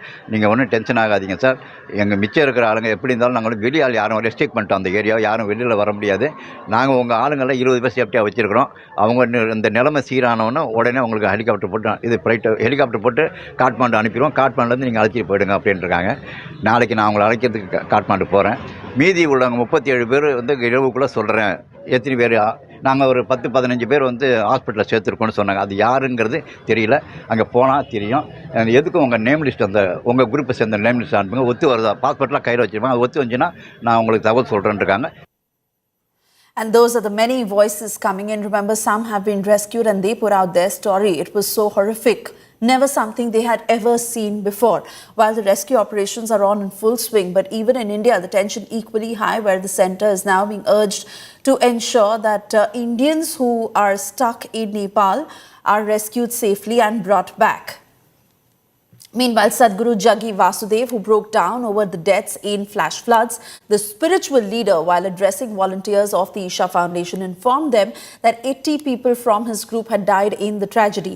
The volunteers broke down upon hearing the news. Sadhguru himself could not hold back his tears and broke down. He appealed to the Chinese authorities to allow him and a small team of volunteers to travel to Tibet's Gairong to help with the rescue operation. The tragic floods have so far claimed more than 165 lives in Nepal and Tibet, with more than 700 people who are still missing. Rescue operations are being carried out to save as many lives as possible. The flash floods that were triggered by a glacial avalanche near the Nepal-Tibet border, causing widespread destruction across the region and leaving hundreds dead and hundreds who are still missing. Looking at the scale of destruction, it looks bad. The same building where we were for the immigration just a week ago, That entire building is washed away, and part of the town is washed away. We still don't know the other numbers. All communication is down, so we have no way. Within the hour, we informed all the embassies of these countries, both in India and Nepal, and we've been active in this, but there is really nothing much. At 9:05, we received a message from the group leader, who is Aishanga Praveen, who's been with us.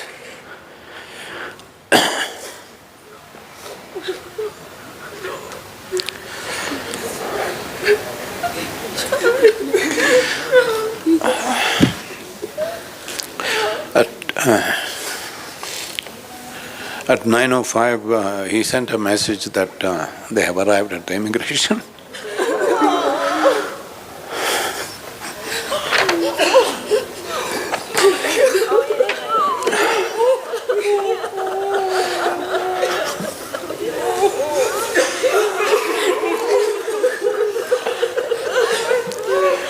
So after that, this happened at 9:14.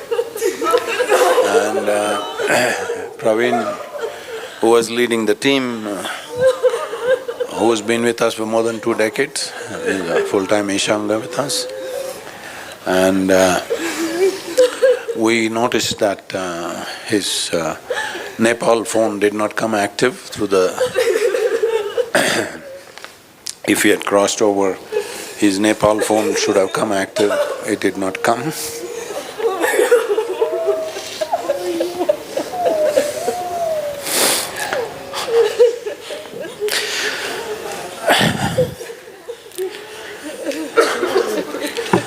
So literally the entire group was there in the building.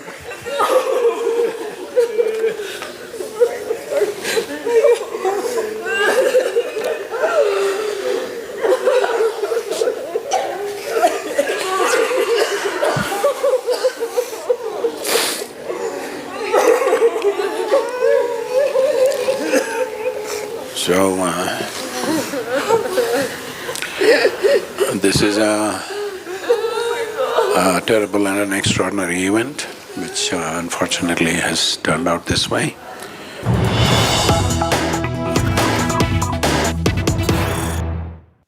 We are at this place called New Dongba in Tibet, which is just a day's drive from the border town, Jirong, where this tragedy has unfolded. And at the moment, we have several groups right now in Tibet, in different parts of Tibet, undertaking this yatra. Unfortunately, we had this one group of 77 participants today who were exiting Tibet and going back to Kathmandu after a very successful yatra, about 9 or 10 minutes before the tragedy struck. And he shared with us that they had just reached the immigration and they will start the immigration process. And in about 10 minutes' time, we were not able to contact them again. We were not able to reach anybody in the group. And it took us some time to, grasp that what was happening there. Authorities are doing their best as we see it on the China side, from India side, and of course also Nepal side. But the communication systems are all down because of this flood. And it took several hours for us to even start getting tidbits of information. And the last video, if you see, which is going viral at the moment, that sort of tells the story of what actually happened there. Yeah. And but we are still waiting for some official information, which has not come as yet, because it's quite remote region. You see, Tibet is quite remotely located, and the tragedy was very huge. But from what we have heard, the military has started work there, and we hope to get some information soon from them. We do have some information on the Nepal side, where 3 of our volunteers were stationed. The whole of that town, which is called Timre, is wiped out, completely wiped out. And we have no information about 3 of these volunteers as well. Fortunately, we have Sadhguru here with us, and he's been completely on, and we have been he's been guiding us. We have been trying to reach out to various agencies, various embassies, because we had people from 19 different countries. And so we have been reaching out to all the 19 embassies, both in India and in Nepal. We have been reaching out to all the families of all the 77 plus these 3 people, 80 families. We've been reaching out to them personally, over the phone, over actually visiting them personally in wherever they are, trying to provide them all the support that we can provide to them emotionally with regard to updates, some information. We've been trying all of that, but it's still very difficult to comprehend that such a thing has happened. Art of Living Foundation founder Sri Ravi Shankar expressed solidarity with the victims of the Nepal floods. Listen into what he said. Nature's fury and disaster has taken over Nepal at this hour. It has been such a wonderful place for people to visit, and many went as a pilgrim to Kailash Mansarovar Yatra, and many of them lost their lives. In this very difficult time, let's all show our solidarity with the people of Nepal and the affected families and the government of Nepal. Let's pray to Almighty to give strength to all the victims who lost their near and dear ones. Let's hope that the country will limp back to normalcy very soon, and let's all work towards saving the environment, especially in the Himalayan region. A massive flash flood in Nepal's Bhote Koshi Trishuli River basin that struck Rasuwa and neighboring districts on Wednesday after flash floods surged from the Tibet side, leaving over 163 dead. The toll that could go higher. We are getting you the latest pictures of the devastation from the flood-hit Nepal. Nepal flash floods unleashed a massive wall of water at the Rasuwa border on Wednesday morning, with CCTV footage from Immigration Office on Chinese side capturing the sudden deluge as it violently surged through the border area. The footage shows the sheer force of the floodwaters as they swept through Rasuwa. The customs office at China's Kerong border connected to Nepal's Rasuwagari crossing is a key route for containers entering Nepal and is also used by pilgrims travelling to Mansarovar. A sudden flash flood triggered by a sharp rise in the Bhote Koshi River from the Tibetan side struck Rasuwa district in Nepal. Siapru, Besi and Timure regions were severely hit, with villages, bridges, roads and infrastructure project sites washed away. Nepal police issued alerts for downstream districts along the Trishuli River basin, urging residents to stay vigilant and move to safer locations. At least 160 people have been killed.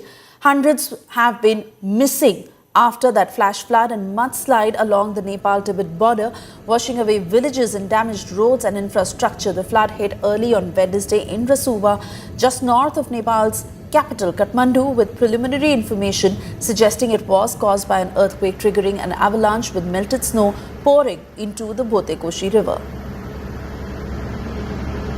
The Nepal disaster that has also struck Nepal's hydropower sector. Nepal's energy ministry has said that around 430 megawatts of electricity supplies have been affected, largely because of damage to hydroelectric projects. That is more than 12% of the country's total installed hydropower capacity of 3.2 gigawatts. Around a dozen settlements in Kathmandu that have been affected. Devastating scenes from Betravati Bazar show homes and businesses that were swept away as the powerful flash flood surged downstream from Rasuwa. Betravati is reported to be among the worst hit areas of Nuwakot district in central Nepal. Narayani River at Narayan Ghat has swollen to danger levels following a massive flash flood from the Bhote Koshi and Trishuli River basins.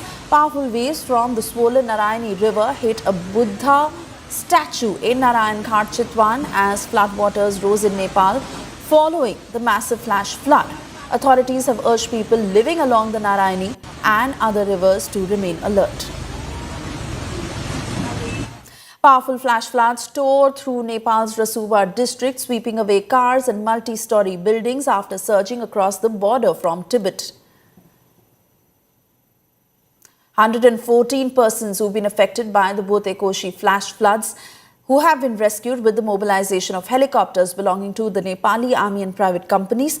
Nepali police have also shared information that NA helicopter picked 85 persons waiting for rescue following the disaster since Wednesday morning. Similarly, the private helicopters airlifted 29 stranded ones to safety. A video showing the Nepal army rescuing a young man stranded on the rooftop of his house amid massive flash floods in Nepal has gone viral on social media.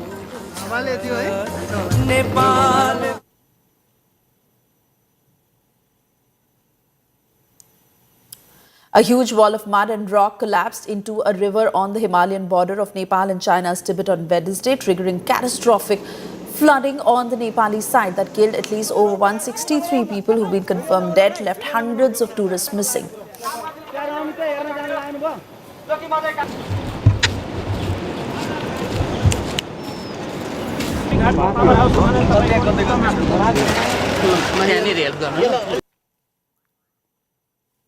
An animation shows the Himalayan border region between Nepal and China's Tibet tracing the possible path of an ice rock avalanche believed to have triggered catastrophic flooding that killed at least 95 people and left hundreds missing in Nepal. Using pre-event imagery, the animation highlights the mountainous area northeast of the Rasuwa border crossing where authorities believe a mass of ice, rock and debris collapsed and moved through the region before unleashing a debris-filled flood downstream. Eyewitness footage captured a flood sweeping through a village in Nepal's Himalayan region on the 26th of August after a massive collapse of mud and rock triggered catastrophic flooding near the border with China's Tibet region. The video, filmed near Betravati Bazar in Uttar Gaya municipality, showed a torrent of flood water, mud and debris rushing down a mountainside and covering part of the settlement. Why? A huge wall of mud and rock collapsed into a river on the Himalayan border of Nepal and China's Tibet on August 26, triggering catastrophic flooding on the Nepali side. 163 people have been killed at least, and the death toll could mount further. Hundreds of tourists who are missing. The disaster has left over 500 tourists unaccounted for, of whom over 391 were foreigners and over 93 Nepalis.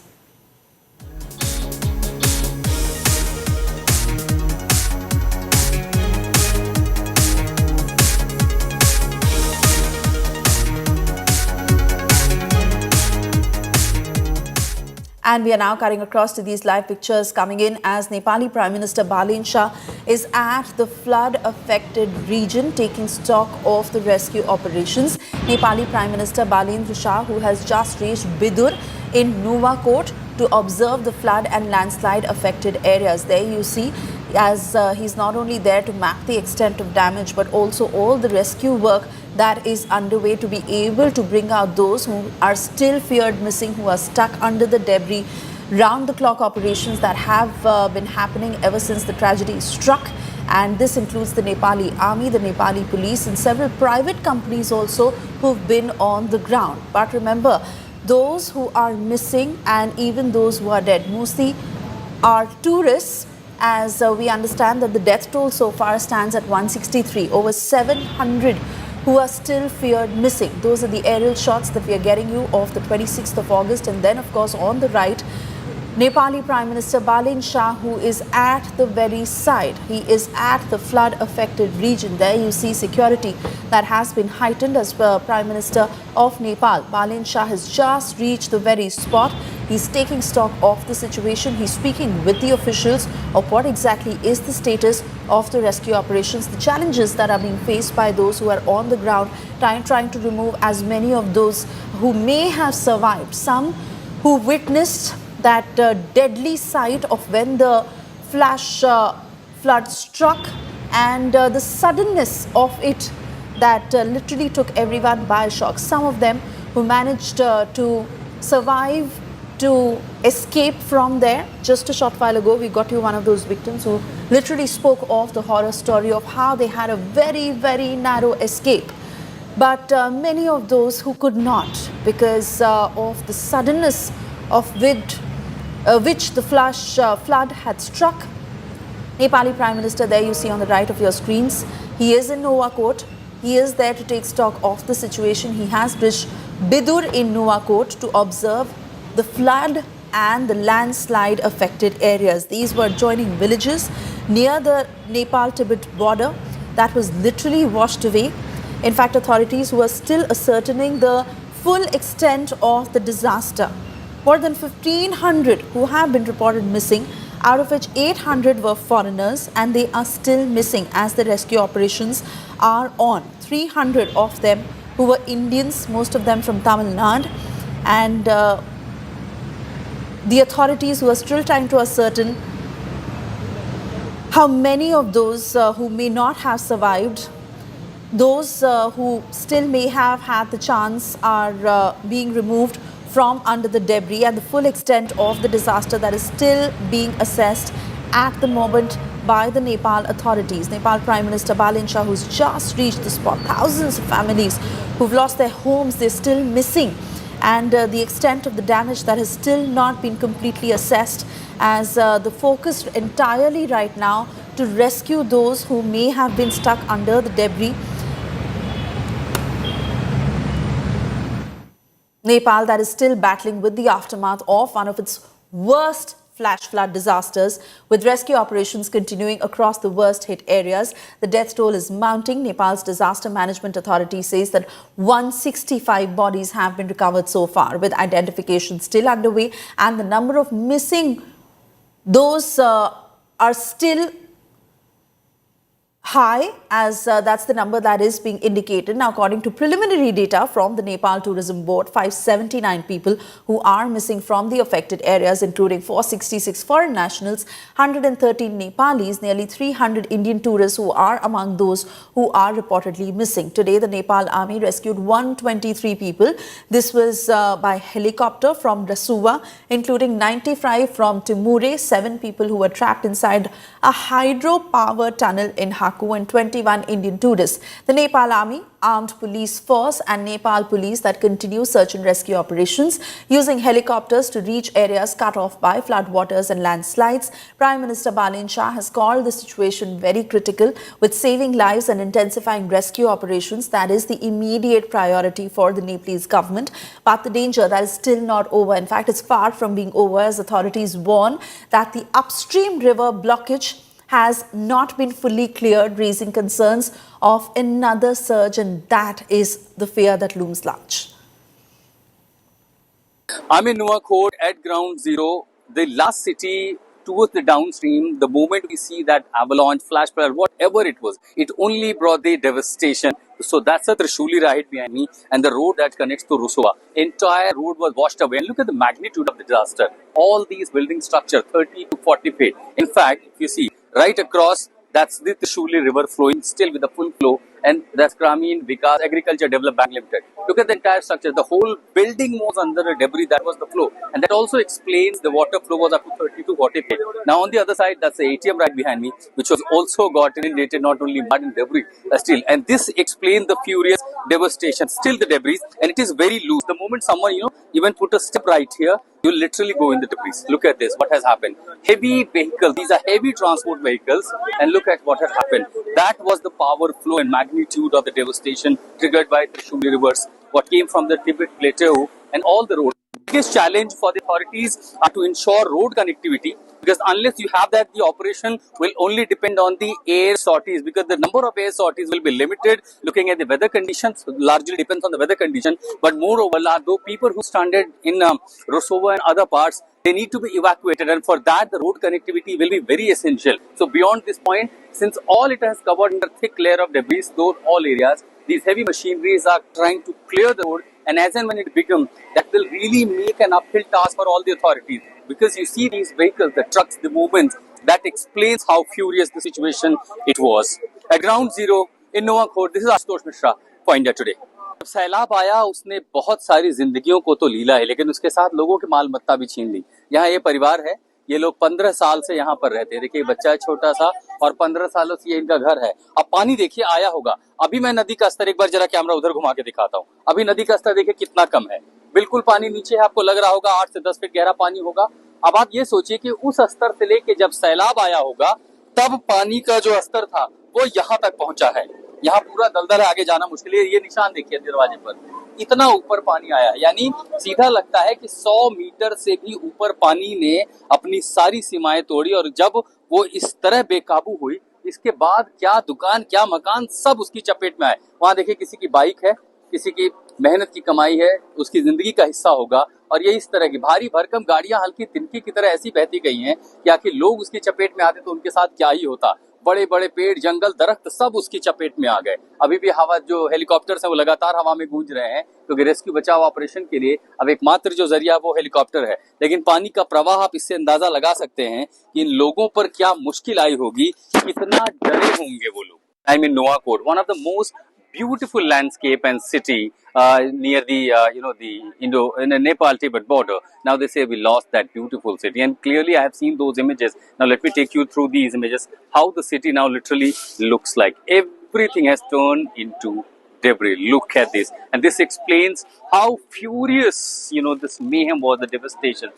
Heavy vehicles, the way they have gone into debris explains that the moment. Look at this, these are bikes, everything, hard-earned money, people made their houses, been living here ages, they have their memories of this. And that's right behind me is the Trishuli river.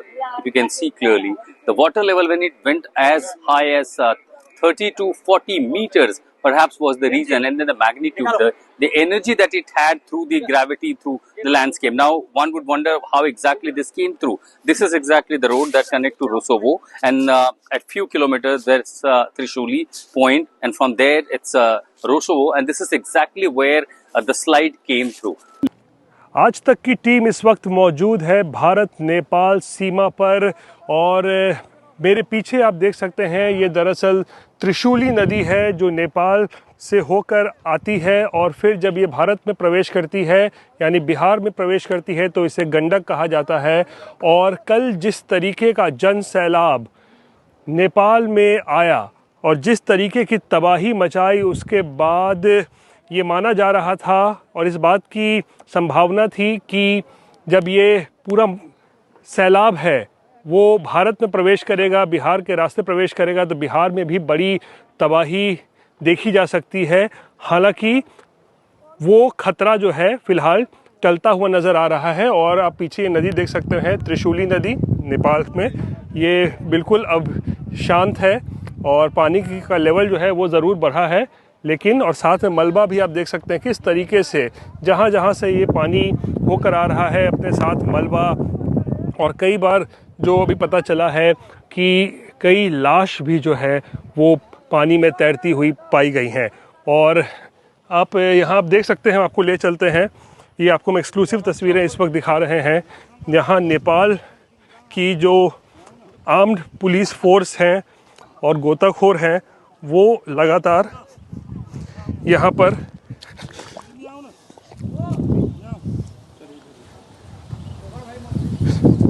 यहाँ देख सकते हैं दलदली ज़मीन है ये, और यहाँ पर लगातार खोज रहे हैं, लाशों की खोज में यहाँ आप देख सकते हैं ये लोग घूम रहे हैं। आज तक की टीम इस वक्त पहुँच चुकी है नेपाल के चितवन ज़िले में, जहाँ पर किस तरीके की तबाही कल सैलाब ने मचाया था उसकी तस्वीरें दिखाने के लिए। और मेरे पीछे आप ये देख सकते हैं, दरअसल ये त्रिशूली नदी है जो यहाँ से बह रही है और आगे जब ये भारत में प्रवेश करेगी बिहार के रास्ते तो फिर गंडक कहलाया जाता है। और यहाँ पर फ़िलहाल आप देख सकते हैं नेपाल आर्म्ड पुलिस फोर्स के जो जवान हैं वो लोग लगातार यहाँ पर गश्ती कर रहे हैं, सर्च ऑपरेशन चला रहे हैं।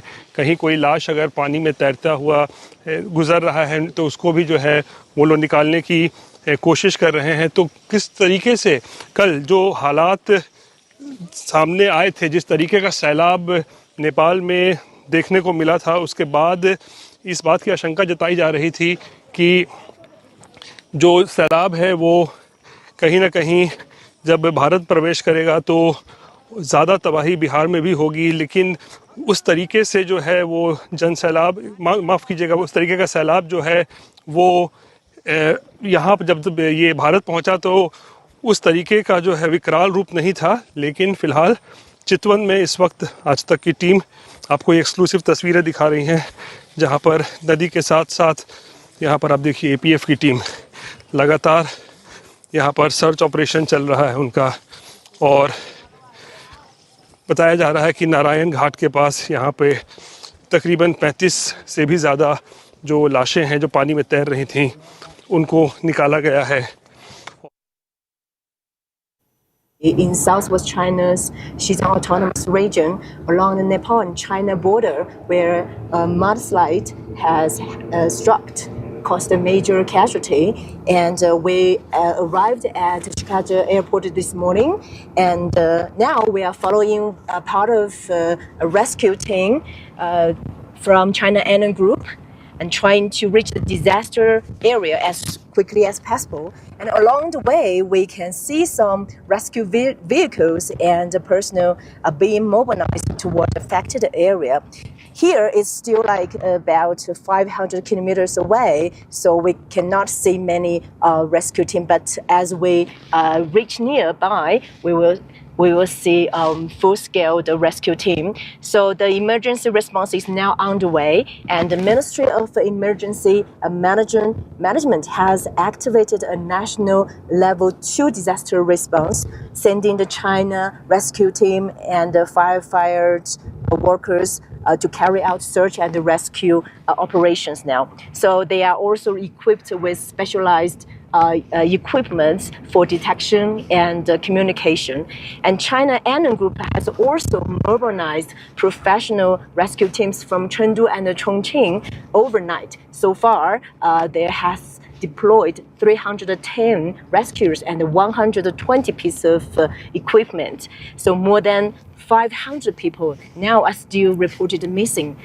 So what exactly triggered this devastating flash flood? Now, according to initial reports, the chain of events may have begun near the Nepal-Tibet border when a massive ice and rock avalanche crashed down from a glacier. The avalanche is believed to have blocked the Lende Kola River, creating a natural barrier and causing water to build up behind it. And then the barrier gave way. The sudden release sent a massive surge of water, mud and boulders rushing downstream through Nepal, turning the river into a destructive wall of water. The flood then swept through downstream areas, damaging homes, roads, bridges and critical infrastructure. The exact cause is still being investigated, including the possibility of a glacial lake outburst that contributed to the surge. With that, it is time for us to slip into a very short commercial break. On the other side is our special segment, So Sound. Do stay tuned.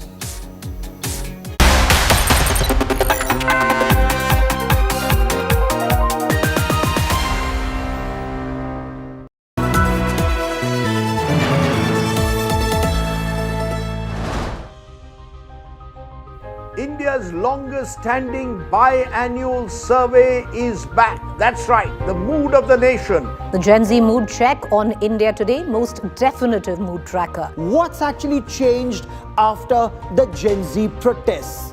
We get you the pulse of the people on India Today. The report card is in. Unfiltered, unscripted, unmissable. India Today's Mood of the Nation poll, 7 p.m. to 10 p.m. only on India Today.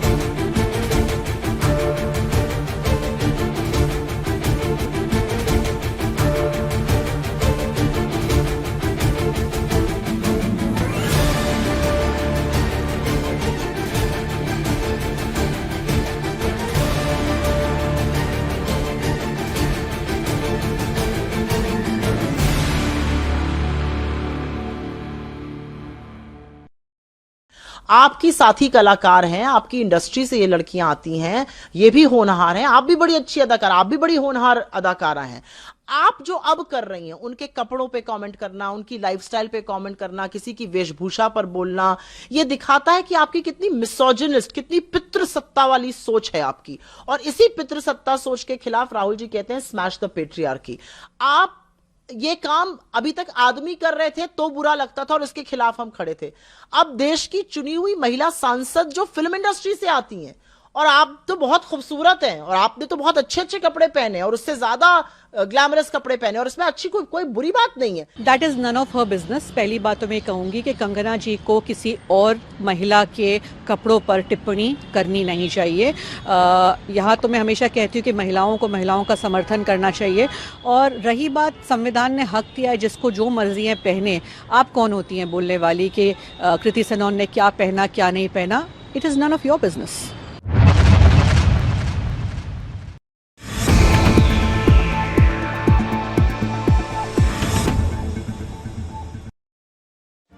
Make your media plan smarter with India Today Live TV on your connected devices.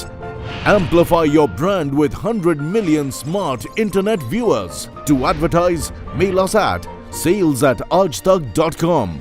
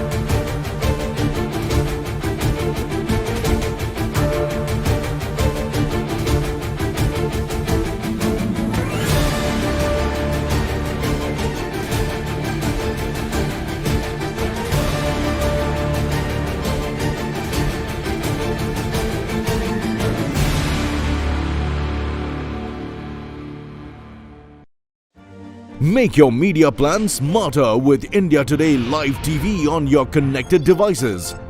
Amplify your brand with 100 million smart internet viewers. To advertise, mail us at sales@aajtak.com. Make your media plan smarter with India Today Live TV on your connected devices. Amplify your brand with 100 million smart internet viewers. To advertise, mail us at sales@aajtak.com.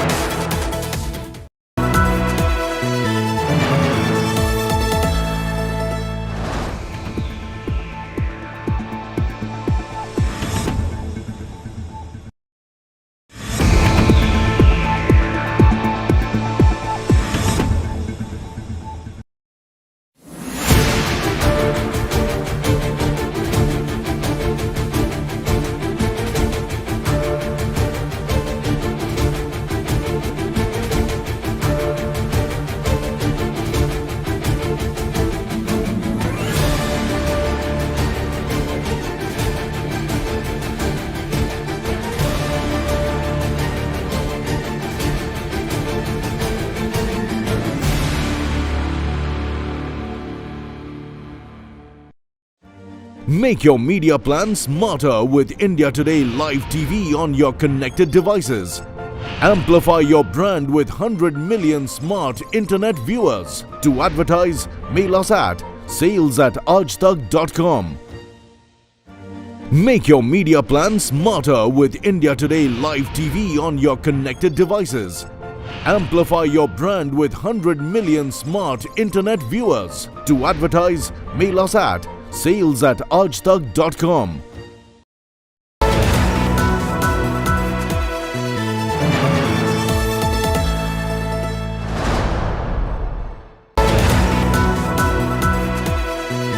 Oh, sorry.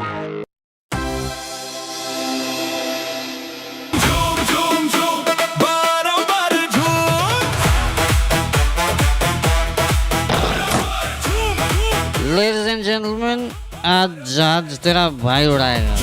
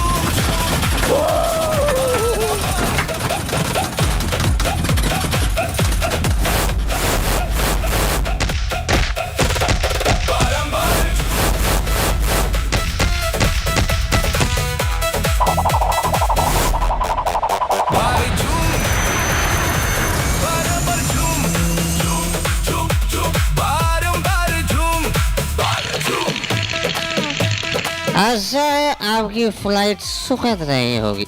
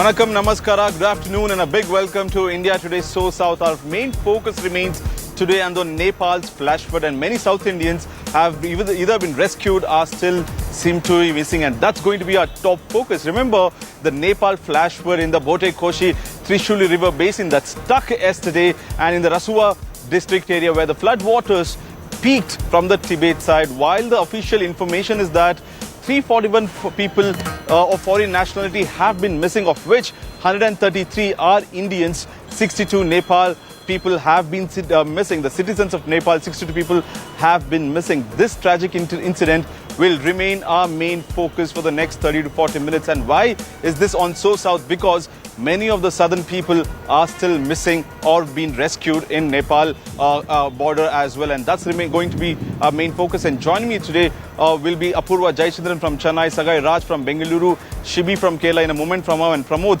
in a moment from now will be joining us from Chennai and Tamil Nadu. Now let's kickstart the bulletin with updates on the same story coming in from Tamil Nadu.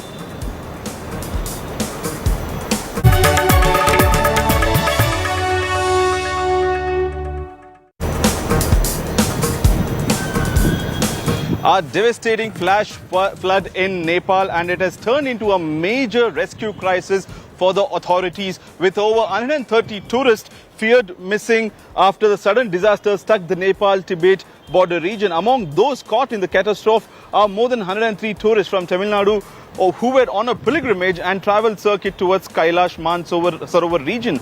Their families back home are desperately waiting for information as communication remains severely disrupted in the flood-hit zone. Kalai Selvi from Tamil Nadu Thiruvarur, who went on the same pilgrimage trip has been stranded along with a group of tourists. Mother Geeta, daughter Vaishnavi, relative Anand, some family members from Puducherry who went to Nepal have been stranded. The disaster has triggered an urgent political and administrative response in Tamil Nadu, with Chief Minister Vijay assuring assistance and directing officials to work towards the rescue of missing Tamils. The centre is also facing mounting pressure to accelerate the rescue operation.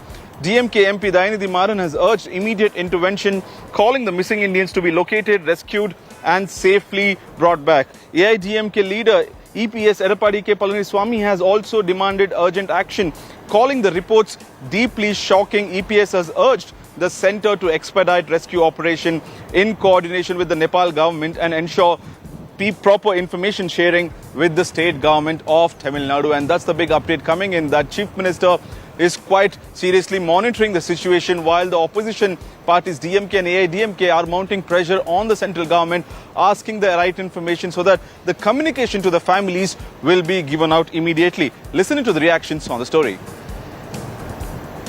நேற்று வரைக்கும் நேபாளிலேருந்து திபெட்லேருந்து கால் பண்ணாங்க, video call பண்ணாங்க.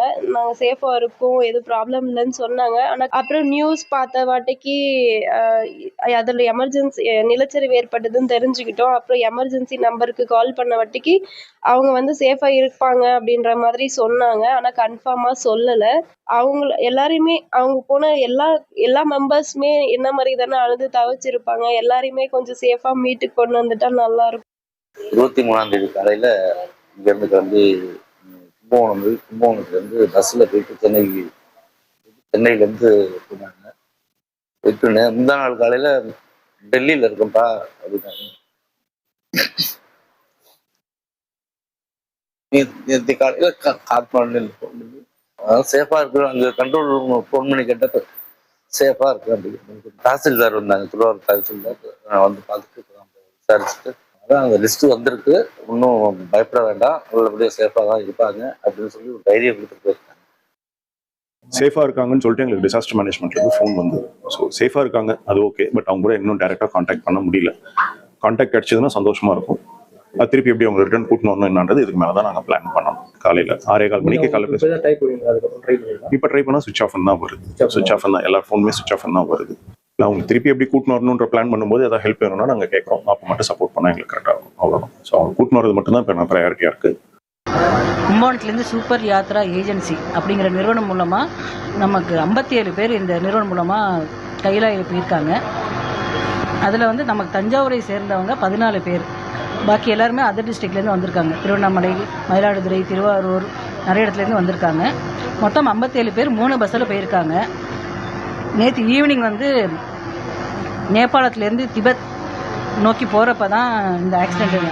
மொதல் bus போயிட்டாங்க, 2வது bus 3வது bus போகிறப்ப தான் ஏதோ சவுண்டு கேட்டிருக்குன்னு சொல்லி பார்த்துருக்காங்க. அவங்கள்ட்ட யார்கிட்டையுமே தொடர்பு கொள்ள முடியல. அப்பப்போ டவர் கிடைக்கிறப்ப தான் பேச முடியுது. நாங்கள் ஃபாலோ பண்ணிகிட்ருக்கோம், எல்லாத்தையுமே பேசுறதுக்கு ட்ரை பண்ணிகிட்ருக்கோம். இன்னும் யார்கிட்டையுமே அவங்கள்ட்ட பேச முடியல.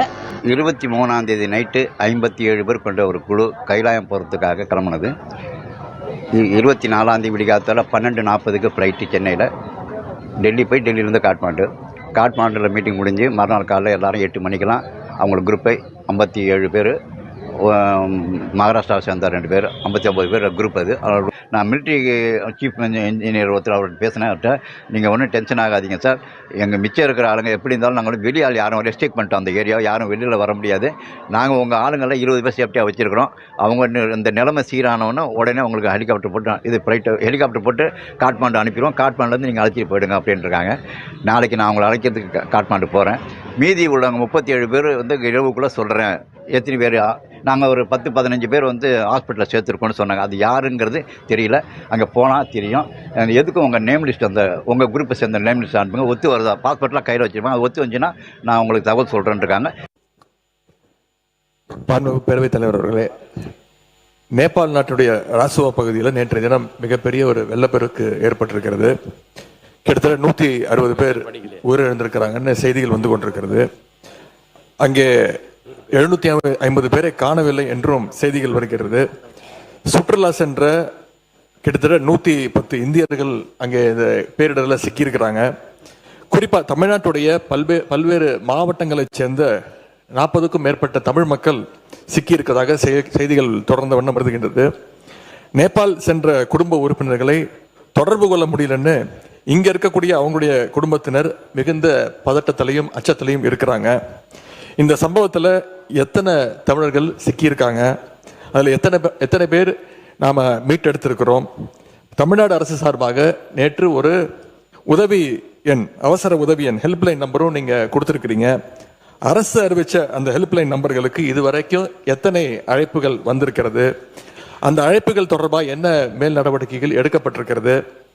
இந்த நிலைமையில் தமிழர்களை பத்திரமா மீட்டுட்டு வர்றதுக்கு தமிழக அரசு சார்பாக ஒரு சிறப்பு அதிகாரியை, ஒரு ஸ்பெஷல் ஆஃபீஸரை இந்த அரசு நியமிச்சிருக்கிறதா, அவங்க நேபாள் போறதற்கான திட்டங்கள் எதுவும் இருக்கிறதா, மேலும் இந்த பெருவெள்ளத்தில் சென்னை நீதிமன்ற ஓய்வு பெற்ற நீதிபதி திரு சிவஞானம் அவர்கள் பாதிக்கப்பட்டிருக்கார் என்ற செய்திகள் வந்துகிட்டு இருக்கிறது. உறுப்பினர் திரு தயாநிதி மாறன் அவர்கள் எங்களுடைய தலைவருடைய அறிவுறுத்தலின்படி உடனடியாக இந்த தகவலை விரிவான ஒரு கடிதம் மூலமாக ஒன்றிய வெளியுறவுத்துறை அமைச்சர் அவர்கிட்ட நேற்று மாலை கொண்டு போய் நேரில் கொடுத்திருக்கிறார். இந்த இக்கட்டான நேரத்தில் பாதிக்கப்பட்ட குடும்பத்திற்கு நாம் அனைவரும் பாதுகாப்பாகவும் உறுதுணையாகவும் இருக்க வேண்டும் என்று கேட்டுக்கொண்டு இந்த சம்பவம் தொடர்பாக அரசு உரிய விளக்கம் அளிக்குமாறு நான் கேட்டுக்கொள்கின்றேன். Pramod Madhav is joining me live right now on the story. Pramod, has the government in fact given out the official details of how many people from Tamil Nadu and Puducherry have been stranded or rescued in Nepal? What we get to learn is that Chief Minister has called for an emergency meeting to officially monitor the situation. Absolutely, Nagarjun. This is the kind of information we've got from the Assembly today as the Senior Minister Raj Mohan has gone ahead and given this particular information. However, when it comes to the numbers still missing, we still have yet to get proper clarification from the government as into a proper kind of statement. For now, we know that there were two groups who have gone from Tamil Nadu, one from Kumbakonam through a special agency and the other one from Chennai. So the number for us right now is 103. Yet, another group that was connected to Ishab has also gone. So we are getting more information on this matter. Very clearly, this is the reason the Chief Minister has also called in for a meeting to discuss what exactly is happening. The important issue over here is that now we have three countries involved, India, Nepal and Tibet. That is why, and the location being extremely remote is also causing a lot of issues that needs to be rectified now, Nagarjun.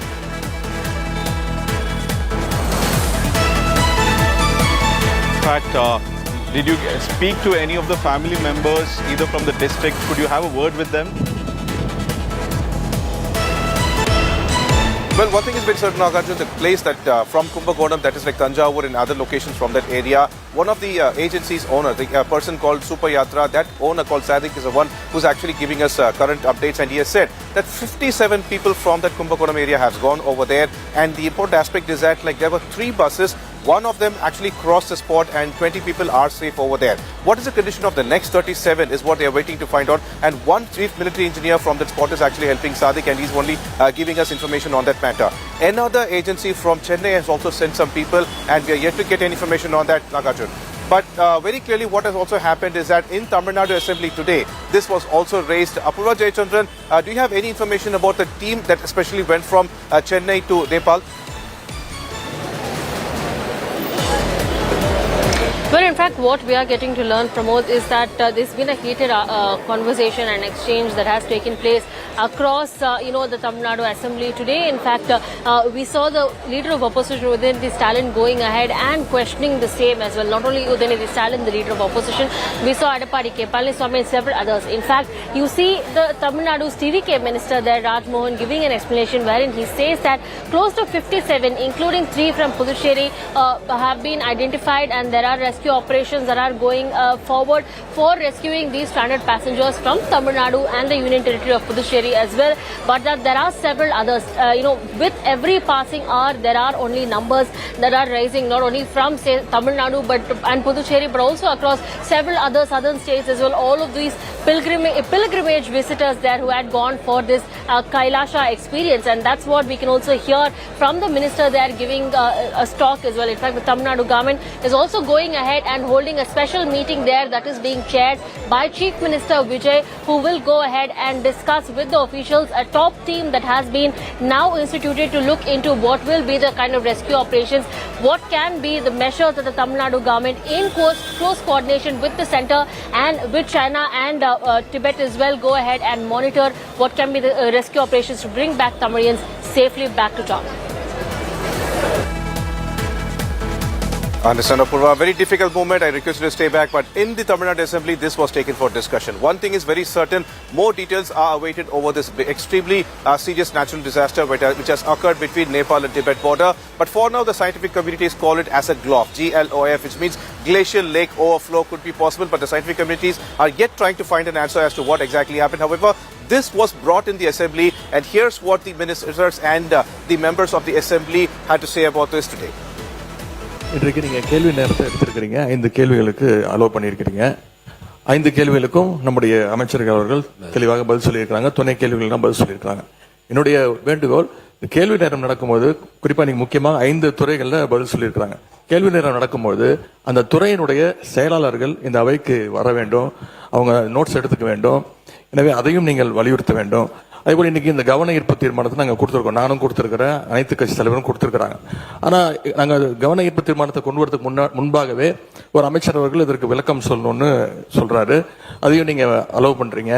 இது உடனே நீங்கள் Karur இன்சிடென்ட்டோட compare பண்றீங்க. அது நான் சரியாக இருக்குமா என்று தெரியவில்லை. ஏனென்றால் கரூர் இன்சிடென்ட் நடக்கும்போது இங்கே அவையில மாண்பு முதலமைச்சர் அவர்களே இருந்து அதற்கு பதில் சொன்னார்கள். இப்ப முதலமைச்சர் அவர்களும் அவையில் இல்லை, சீஃப் செக்ரட்டரி தலைமைச் செயலாளரும் இல்லை. எனவே இதையெல்லாம் நீங்கள் கவனத்தில் கொண்டு எந்தெந்த துறை பிரச்சனை வரும்போது அந்த அரசு துறை அதிகாரிகள் இங்கே இருக்க வேண்டும் என்று நீங்கள் அறிவுறுத்த வேண்டும் என்று கேட்டுக்கொள்கிறேன். இதுல தமிழ்நாட்டை பொறுத்த வரைக்கும் ஒரு குரூப் இல்ல, ஒன்றுக்கும் மேற்பட்ட குழுவினர் போயிருக்கிறாங்க. அதுல குறிப்பா தஞ்சாவூர் மாவட்டம் கும்பகோணத்தில் இயங்கி வரும் சூப்பர் யாத்ரா கும்பகோணம் என்ற நிறுவனம் நேபாளத்தில் இருக்கக்கூடிய சாம்ராட் டூர்ஸ் அண்ட் டிராவல்ஸ் அந்த நிறுவனத்தோடு சேர்ந்து இந்த ஒரு பயண திட்டத்தை உருவாக்கி இருக்கிறாங்க. அதுல கடலூர் மாவட்டத்தில இருந்து 11 பேர், கிருஷ்ணகிரி மாவட்டத்தில இருந்து 5 பேர், தஞ்சாவூர்ல இருந்து 16 பேர், தருமபுரியில ஒருத்தர், திருச்சிராப்பள்ளியில 4, திருவண்ணாமலையில 1, திருவாரூரில் 2, நாமக்கல் 1, மயிலாடுதுறை 7, சென்னை 6 ஆகிய 10 மாவட்டங்களை சார்ந்த 54 தமிழர்களும் சேர்த்து புதுச்சேரியை சேர்ந்த 3 நபர்கள் ஆக மொத்தம் 57 நபர்கள் கைலாஷ் யாத்திரைக்காக நேபாளத்திற்கு அழைத்து செல்லப்பட்டாங்க. முதற்கட்ட தகவலின்படி நேபாள நாட்டில் இருக்கக்கூடிய லாண்ட்ரூக்ல இருந்து ரஸ்வாகதி என்ற இடத்திற்கு 3 வாகனங்கள்ல இவங்க டிராவல் பிளான் போட்டு பயணம் பண்ணியிருக்கிறாங்க. அப்படி போகிற பொழுது சரியா ரஸ்வா மாவட்டத்தில் இருக்கிற போட்டே கோசி அந்த ஆற்றின் அருகே ஏற்பட்ட திடீர் பெருவெள்ளத்தின் காரணமாக நடுவில் சென்ற வாகனம் சிக்கியுள்ளதாக முதல்ல தகவல் வந்தது. Well, this is a serious situation and extremely shocking as well. As the family members are still waiting to get any kind of update of the people who are now stranded in Nepal. What's happening is that, like we said earlier, 103 people have been counted from the state of Tamil Nadu, one team from Kumbakonam and the other one from Chennai through travel agencies. However, there is another team that has gone through Isha Yoga Center that is from Coimbatore, and apparently 80 people, their whereabouts are still to be known. And the Isha Yoga Sadhguru Jaggi Vasudev apparently broke down while he was trying to read a message about what exactly is happening over there. There were multiple teams over there, some trekking up and some coming down from towards Kailash back to the base or something. And there was another base building over there that was close to the embassy, which has been completely washed away. And also half the town in that particular area is completely washed away. And now Sadhguru, while he broke down, talking about this particular matter, says that close to there are 80 people with 3 volunteers, 1 doctor and multinational people who had gone through Isha Yoga. Their whereabouts are yet, nobody knows exactly what happened to them, and he has pleaded with the authorities to allow them to go there to the place called Siriong. They are already in Saga. They want to go to Siriong to exactly find out what is exactly happening over there, because this is a very serious matter for them. He broke down while he was reading the message, but also has kept a request to the authorities to allow them to reach this remote spot where there is absolutely no phone connection or any roadways to get any kind of information. However, Sri Ravi Shankar has also spoken on this matter, and here's what Jaggi Vasudev and Sri Ravi Shankar had to say. Looking at the scale of destruction, it looks bad. The same building where we were for the immigration just a week ago, that entire building is washed away. and part of the town is washed away. We still don't know the other numbers. All communication is down, so we have no way. Within the hour, we informed all the embassies of these countries, both in India and Nepal, and we've been active in this, but there is really nothing much.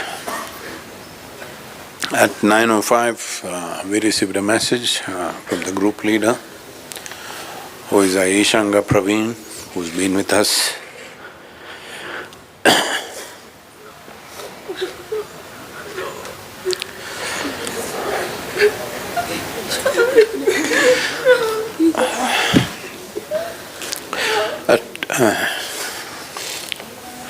At 9:05, he sent a message that they have arrived at the immigration.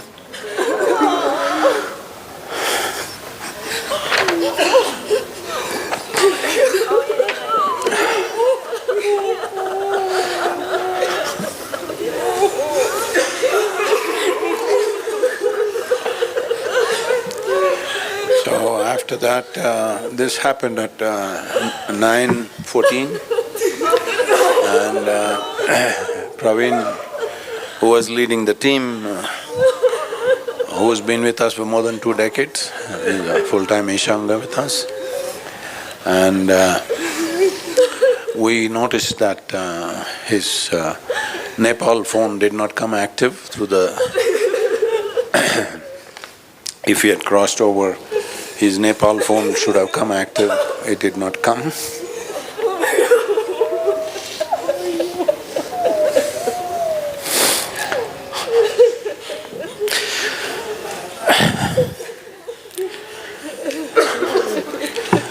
So literally the entire group was there in the building.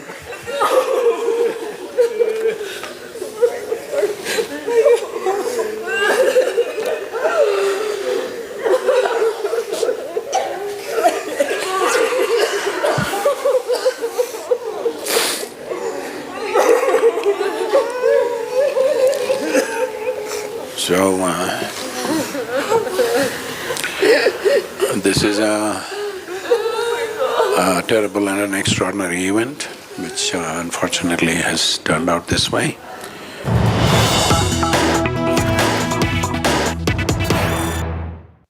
We are at this place called New Dongba in Tibet, which is just a day's drive from the border town, Jirong, where this tragedy has unfolded. And at the moment, we have several groups right now in Tibet, in different parts of Tibet, undertaking this yatra. Unfortunately, we had this one group of 77 participants today who were exiting Tibet and going back to Kathmandu after a very successful yatra, about 9 or 10 minutes before the tragedy struck. And he shared with us that they had just reached the immigration and they will start the immigration process. And in about 10 minutes' time, we were not able to contact them again. We were not able to reach anybody in the group.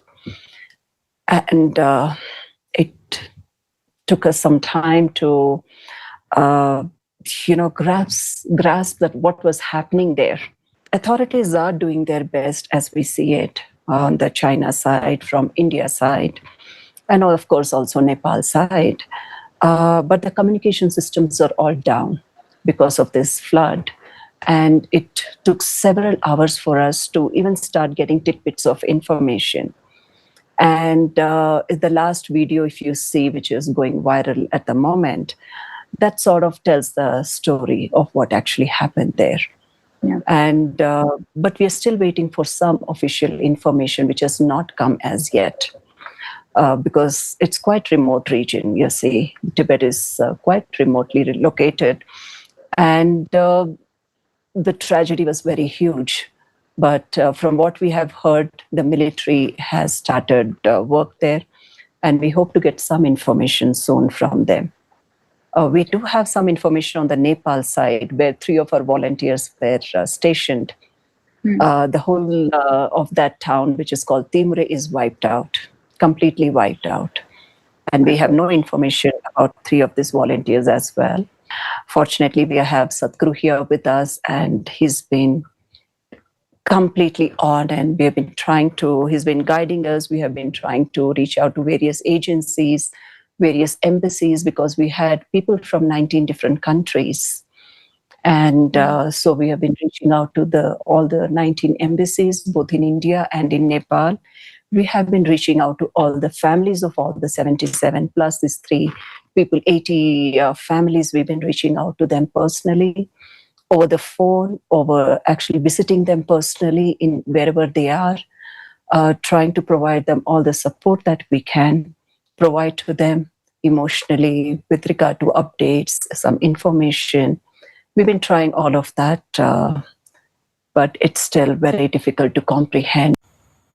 Nature's fury and disaster has taken over Nepal at this hour.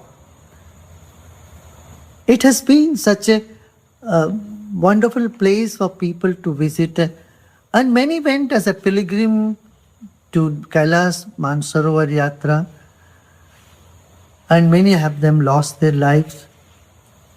In this very difficult time, let's all show our solidarity with the people of Nepal and the affected families and the government of Nepal.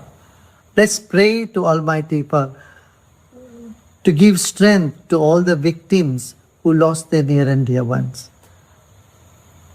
Let's hope that the country will limp back to normalcy very soon, and let's all work towards saving the environment, especially in the Himalayan region. This is an absolute tragedy, as many families are still waiting to get any kind of information about the people who are missing. And this is like from the state of Tamil Nadu, where 103 so far we've been accounted, and now Tamil Nadu government is also trying to find out various ways to reach them. However, 7 people from Andhra Pradesh have also been gone missing, of which 4 have been information has been received so far that they are safe, but the rest, what exactly is happening, information the Andhra government is trying to get. And Nara Lokesh is the one who is actually also coordinating all efforts to get more information about those missing from Andhra Pradesh. We have Apura Jayachandran live with us. Apura, can you give more details about the Andhra government's acting upon this particular situation? Well, in fact, it's not just 7 people, but in fact 35 people from Andhra Pradesh pilgrims who have gone for this Kailasha Yatra from across various regions in Andhra Pradesh. Out of the 35 people, 3 of them are missing. Andhra Pradesh RTGS Minister Nara Lokesh is closely monitoring the situation on ground as well. In fact, from the AP Bhavan in Delhi, we are seeing that there has been continuous coordination that is being taking place. Of the 35, in the first phase, what the Andhra Pradesh government has identified are 7 people. Of the 7 people, 3 are unfortunately missing. In the second phase of pilgrims who have been identified now, 28 people from Tirupati and in and around nearby regions have also been identified. And thankfully enough, all 28 of them are safe in Kathmandu in a private hotel. All arrangements that are being made in close coordination with the Andhra Pradesh government and the AP Bhavan in Delhi as well, to ensure that all these 28 people and the 4 people who have been rescued from the first phase, all of them be safely evacuated and brought back to Andhra Pradesh at the earliest. Apart from this, we are also getting to learn that there is yet another rescue operation that is underway for the 3 persons who are missing from the 35 persons from Andhra Pradesh. More and more important stories that are coming in as rescue and relief operations from Andhra are going on as well. In fact, the Andhra Pradesh government is monitoring 24/7 since the last 24 hours what has been going on, be it from the pilgrims from Andhra Pradesh and from the neighbouring states as well, to ensure that people can be brought back safely. So far, 35 people have been identified. All pilgrims who had gone from the state of Andhra Pradesh in and across various regions, from Andoni, from Kurnool district, from Tirupati district, from nearby districts as well, who had gone for the Kailash Yatra, and now 35 people, of whom 3 are unfortunately missing. But the RTGS Minister Nara Lokesh has said that there is close monitoring that is being taken, and right from Amravati, the capital of Andhra Pradesh, and from the AP Bhavan in Delhi as well, coordination is going on from the AP government and the centre as well, along with Nepal and from the Indian Embassy, to ensure that all these people are being rescued and brought back safely. Phase 1, Phase 2 of rescue operations that are commencing, but more and more names and numbers from across not only Andhra Pradesh but other southern states as well coming in for a call for rescue and safe return back home. We understand about the coordination work by the Andhra Pradesh government, Apurva, but has a family of the missing people, have they spoken anything? Have they kept any kind of request or something so far? Well, in fact, what we are getting to learn is that in the first phase where 7 people were identified, 4 of them are in fact from the same family. They had stayed back. They were part of a group of 126 people who had travelled here. They were from Kurnool, Adoni from Kurnool district here in Andhra Pradesh. And in fact, the 4 of them had stayed back in a private hotel because they had had some health problems, which is why they were in a hospital there.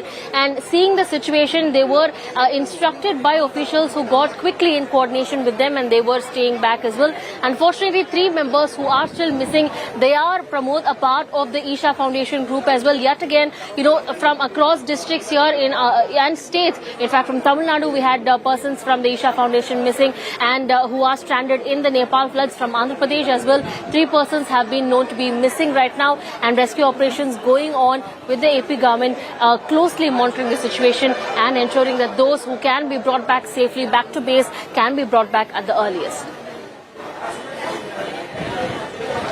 Thank you, Apurva, for those updates. I request to stay back as we have another important breaking now.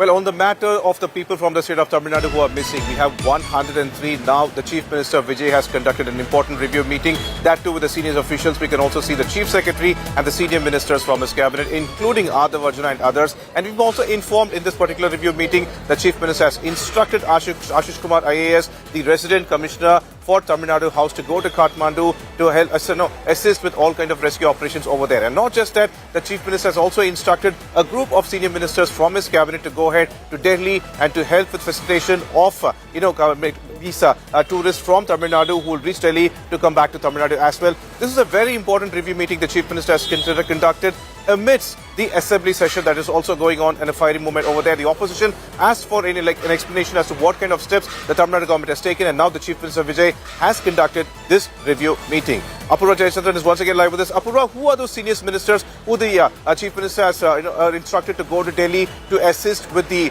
rescue and coordination over there? Well, in fact, Pramod, it's an all-important meeting that has taken place now, chaired by Chief Minister of Tamil Nadu, Joseph C. Vijay. This comes at a time when, there has already been discussions in the Tamil Nadu Assembly wherein several leaders have been questioning regarding what is going on in terms of the rescue and relief measures. Now, with the important meeting that has been chaired by Chief Minister Vijay, he has instructed 4 ministers from Tamil Nadu, including Adav Arjuna and Raj Mohan as well, to go to Delhi and to closely monitor the rescue and relief operations as well. We do know that around 57, including 3 from Puducherry, are persons who have been stranded in this Kailash tour that had taken place, booked by private agencies from across districts here in Tamil Nadu and Puducherry. The Minister Raj Mohan also clarified the same in the Tamil Nadu Assembly as well. Now the Chief Minister has said all of these 4 ministers to go to Delhi and monitor the situation. He's also instructed a special IAS officer from TN House in Delhi to go to Nepal, to Kathmandu, in the base and check into the relief and rescue measures so that the Tamilians who are stranded in Nepal, in Kathmandu and in and around the flood affected regions in Nepal be brought back to Tamil Nadu safely. Thank you for those updates. Very clearly, now the Chief Minister has shown that this is a very serious matter. The Tamil Nadu government is taking all steps to make sure that the people stranded in Nepal may come back to Tamil Nadu in a proper and safe manner. The important aspect here is that he is also sending Adav Arjuna, the PWD minister, along with Raj Mohan, who is the education minister, senior ministers from his cabinet, to be assisted by another minister as well to help with the coordination over there and bring back the tourists from the state of Tamil Nadu who are stranded in Nepal. These are the important updates and stories from the state of Tamil Nadu, and more important updates and stories from the state of Karnataka. Let's go to Nagarjun Dwaraknath.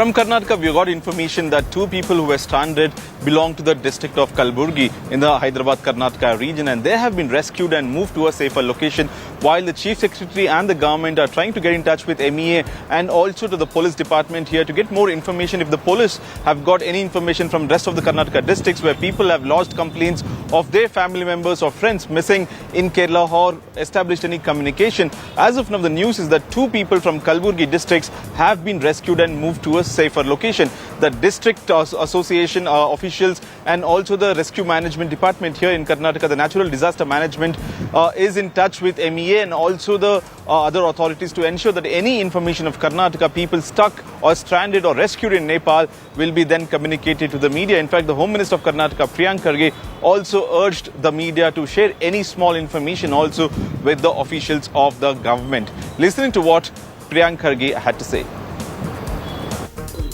Belgavi, we are getting reports that some people are there, but it is not ascertained. Kalburgi, two people from Chincholi are stuck in the Nepal floods, and that has been reported to our SPs.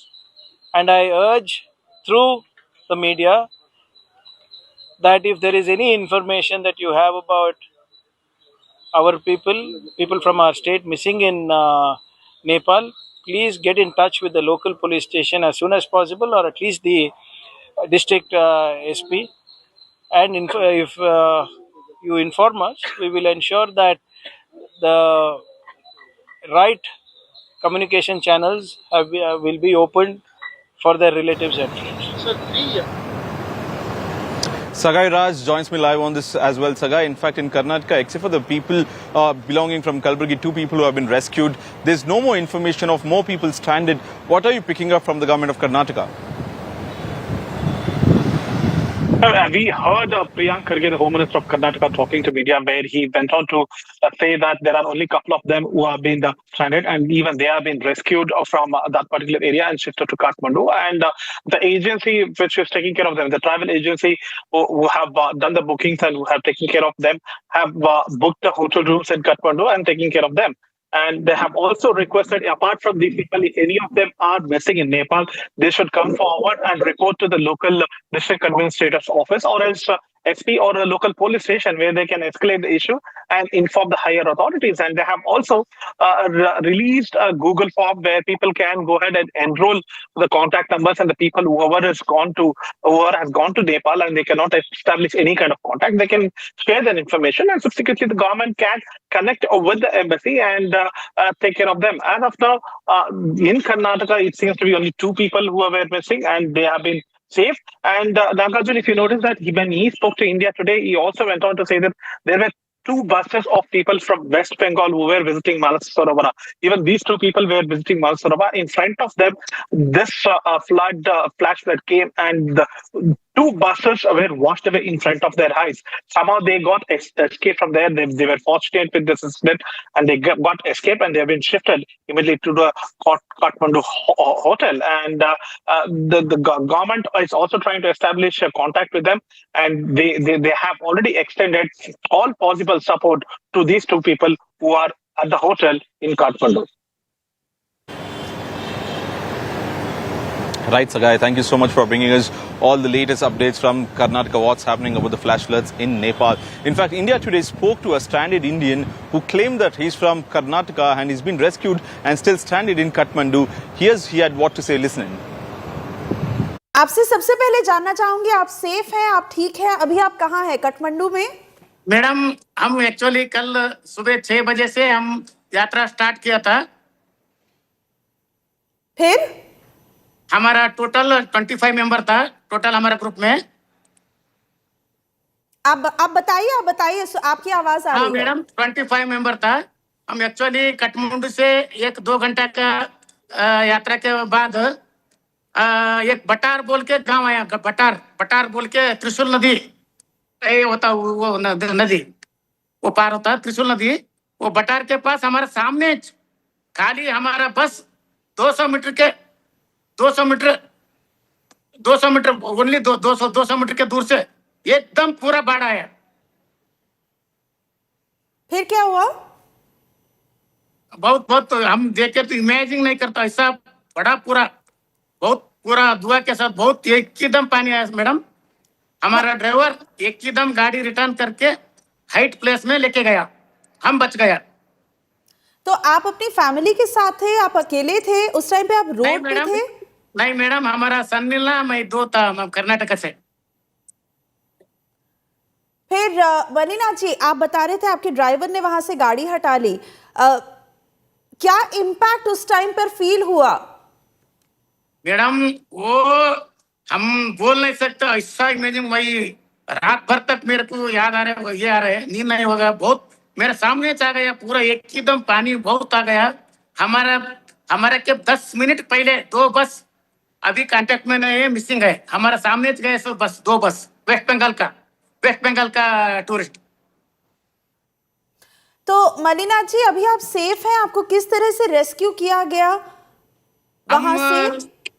Madam उधर से क्या है madam, हमारा driver पूरा height place में जाके रुके 1 घंटे, रुकने के बाद पूरा रिटर्न जाने का रास्ता अच्छा है नहीं पूछ के कंफर्म करके फिर रिटर्न 3 घंटा रिटर्न आके हम काठमांडू में होटल में सेफ है। तो मनीनाथ जी, आप बताइए, आप वैसे कहां से हैं और आप काठमांडू में यात्रा के लिए गए थे? मैडम हम मानस सरोवर यात्रा के लिए गए थे। एग्जैक्टली जब बाढ़ आई थी उस वक्त आप कहां थे? वो एक्चुअली बाढ़ आए थे टाइम हम एक्चुअली वो बाढ़ हम तिमुरी जाने का था मैडम, चाइना बॉर्डर का तिमुरी। उसके बाद जब आप... जी बोलिए। तिमुरी बोल के इमिग्रेशन होता है, वहां जाने का था, अभी 1 घंटे का रास्ता था। तो वहां से जब आप काठमांडू वापस आए हैं, किस तरह की दिक्कतें आई? खाना पीना आपको मिला? नहीं मैडम, क्या भी दिक्कत नहीं हो गया, हमारे ट्रैवल एजेंसी ने सब अरेंज किया है, खाना गिना का पूरा हमारा नेटवर्क पे वर्क कर रहा था। बाद में हमारा MP MLA सब कांटेक्ट में है, अभी हम सोप जोन में है, soap.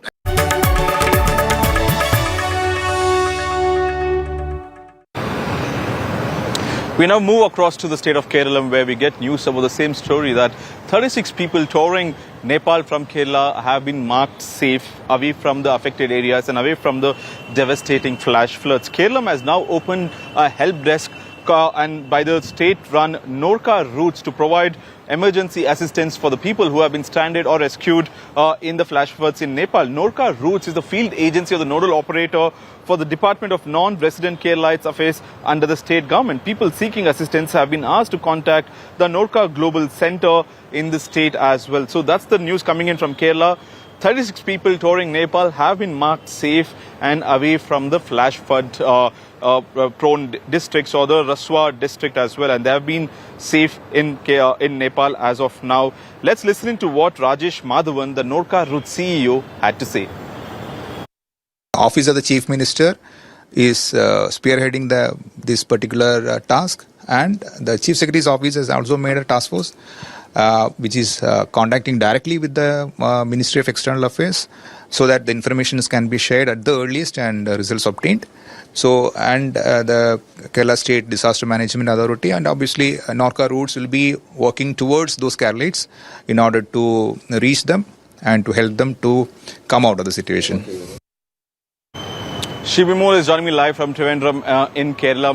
Shibi, apart from the 36 people that we know of that who have been marked safe away from the flood area, any other information of people who have not established communication or who have been stranded or rescued? Any more information from the state of Kerala? Well, Naga, what we are learning is that around 53 people are stranded at this point in Nepal, and they have been trying to establish, that connection with them. These 53 people's information was gathered by the Norca routes after they received multiple calls from the family and friends of these people at the Chief Minister's office, Chief Secretary's office, and also Norca routes office. These 53 people's information have been collected, but they've not been able to establish any contact with them because of the network issues, what we are learning. but the Norca route says that as preliminary information, they're assuming that these 53 people are also safe.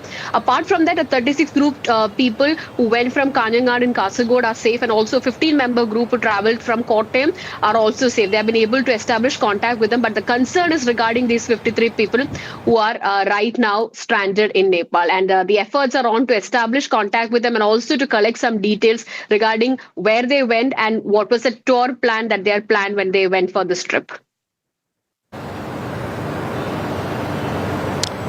Right, Shivi, thank you for getting us all the latest updates. In fact, on India Today, this will remain our top focus, the after effects or the devastating effects of the Nepal flash floods. With this, we wrap up today's episode of So South, thanking Shivi Mol, Pramod Madhav, Anaga Keshav, Apurva Jayachandran, and also Sagai Raj for bringing us all the latest updates from the respective states. We'll see you once again at 1 p.m. tomorrow. Until then, keep watching India Today.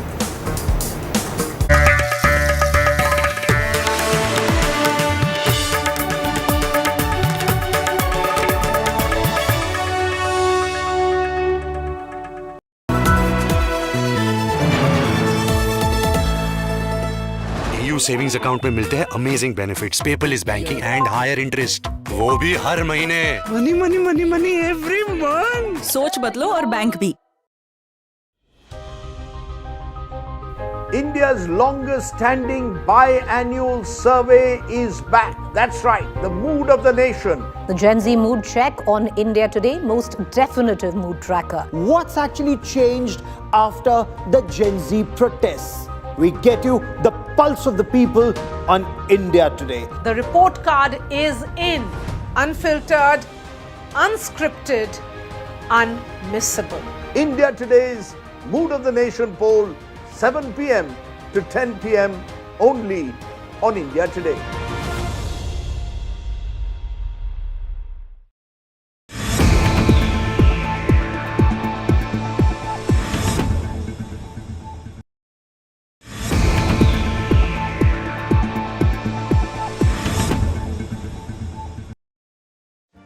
Make your media plan smarter with India Today Live TV on your connected devices. Amplify your brand with 100 million smart internet viewers. To advertise, mail us at sales@aajtak.com.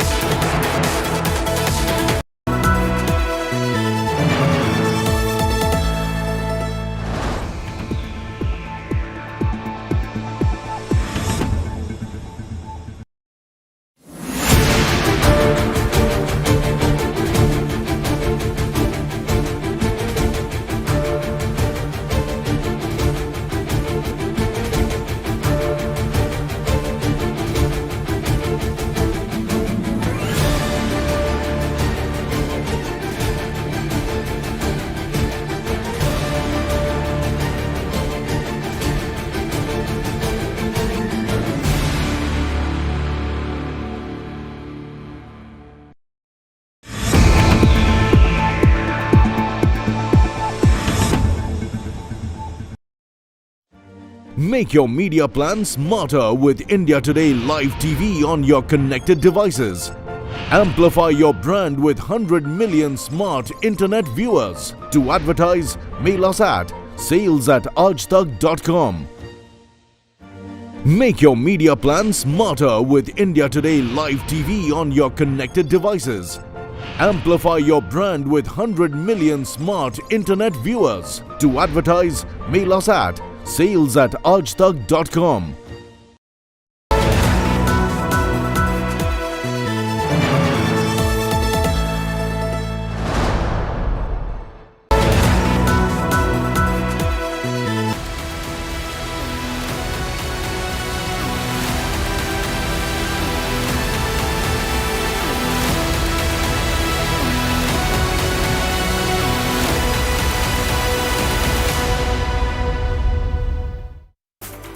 Thank you for staying with India Today. My colleague Ashutosh Mishra, who's on the ground, has reached the disaster zone in Nepal. He's sending us this report. Let's take a look.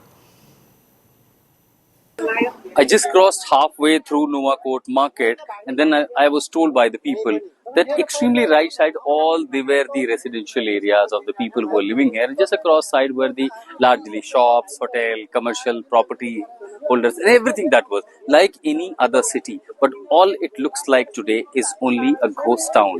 Everyone who just somehow tried to escape are now hunting back to find out leftover belongings to, continue their life.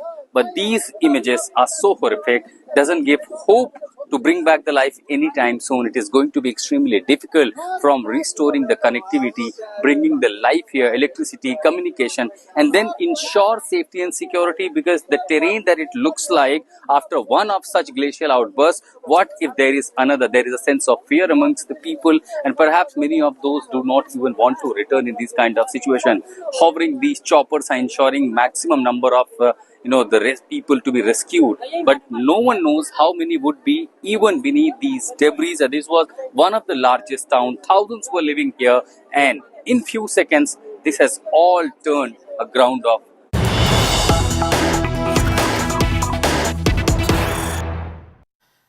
Cutting across to breaking news coming in, 31 pilgrims from Hyderabad, including former DRDO chairman Dr. G. Satish Reddy, are reported to be safe after narrowly escaping that flash flood that struck the Nepal-Tibet border region during their Kailash Mansarovar Yatra.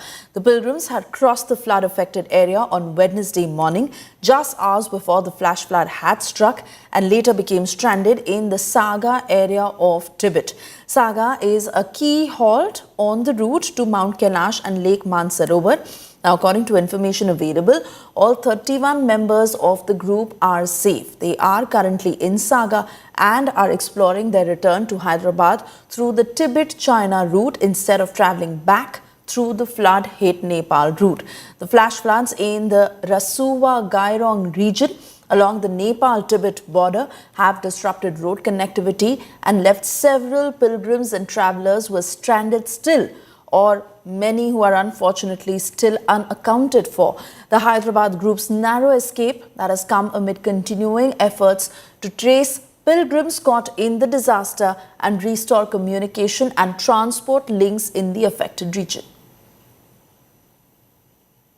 Tibet side Lupsang ji, and my Nepali staff manager Rajender. These are all my Nepali staff. మీకు అందరికీ తెలుసు, నిన్న అనుకోకుండా ఒక విపత్తు జరిగింది. చాలామంది ఇళ్లల్లో భయపడుతున్నారు. మా ఫ్యామిలీ మెంబర్స్ ఎలా ఉన్నారు, రాత్రి అంతా కూడా మాకు ఫోన్ చేసి చెప్తున్నారనమాట. నేను చెప్పాను, ఏం భయపడక్కర్లేదండి, అందరం క్షేమంగా ఉన్నాం. అయితే ఇవాళ నిన్నే 3 పరిక్రమ ముగించుకుని కైలాస్ పరిక్రమం డార్చన్కి వచ్చాం, సేఫ్గా ఉన్నాం. ఇవాళ మేమంతా ఇక్కడ మానసరోవర్ దగ్గర ఉన్నాం, బేస్ క్యాంప్ దగ్గర. ఇక్కడ నుంచి ఇవాళ సాగాకి వెళ్తాం. చైనా కూడా ఒక డెసిషన్ తీసుకున్నాక ఏ రూట్ మాకు ఇస్తే ఎగ్జిట్కి ఆ రూట్ నుంచి మేము రావడానికి ప్రయత్నం చేస్తున్నాం. సేఫ్ మూమెంట్స్లోనే వస్తున్నాం. సో భగవంతుడి దేవాలు మేమంతా క్షేమంగా ఉన్నాం. ఇదిగో మీ ఫ్యామిలీ మెంబర్స్ అందరూ చూసుకోండి. एक बार सबको दिखाओ. హలో, వీడియో పూరే दिखाओ, ऐसा घुमा के दिखाओ. ఆరా సబ్. సో మీ ఫ్యామిలీ మెంబర్స్ అందరూ ఇక్కడ ఉన్నారమ్మా, ఒకసారి చూసుకోండి. అలాగే ఇందులో కొంతమంది ప్రముఖులు కూడా ఉన్నారు. మన సతీష్ రెడ్డి గారు, తర్వాత ఇంకా కొంతమంది ఉన్నారు. We are in an kind of emergency. మేము వాళ్ళ సపోర్ట్ కూడా తీసుకోవడానికి పాజిటివ్గానే ముందుకెళ్తున్నాం. So don't worry, we are all in safe position. We return very happily and safely by God's grace. And కైలాసనాథుడు మా వెంటున్నాడు, హనుమంతుడు మన వెంటున్నాడు. ఇప్పటిదాకా మనకి ఎప్పుడు ఏ ప్రమాదాలు జరగలేదు.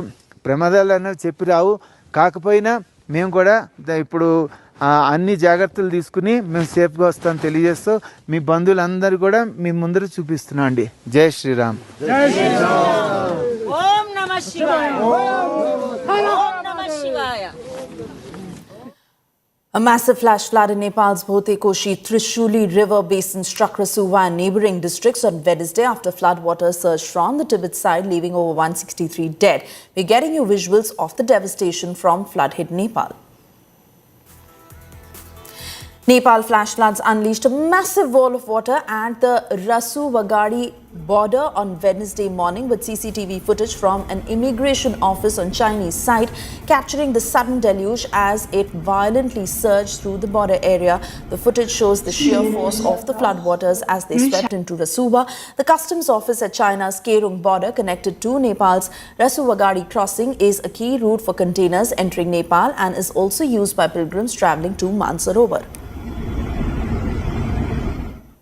A sudden flash flood triggered by a sharp rise in the Bhote Koshi river from the Tibetan side struck Rasuwa district in Nepal. Siapuri, Besi and Timure regions were severely hit with villages, bridges, roads and infrastructure project sites washed away. Nepal police issued alerts for downstream districts along the Trishuli River basin, urging residents to stay vigilant and move to safer locations.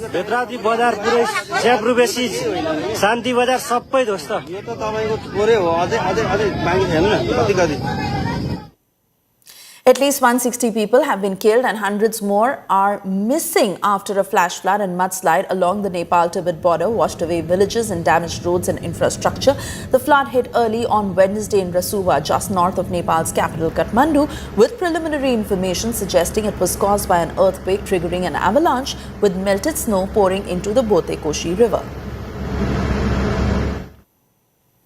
The Nepal disaster has also struck Nepal's hydropower sector. Nepal's energy ministry said around 430 megawatts of electricity supplies had been affected, largely because of damage to hydroelectric projects. That is more than 12% of the country's total installed hydropower capacity of 3.2 gigawatts.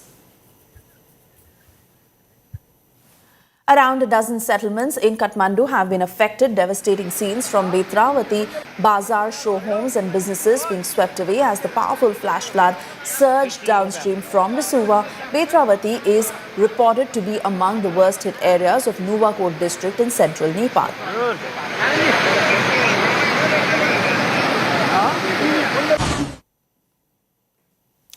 The Narayani River at Narayan Ghat has swollen to danger levels following a massive flash flood from the Bhote Koshi and Trishuli River basins. Powerful waves from the swollen Narayani River hit a Buddha statue in Narayan Ghat, Chitwan, as floodwaters rose in Nepal following the massive flash flood. Authorities have urged people living along the Narayani and other rivers to remain alert.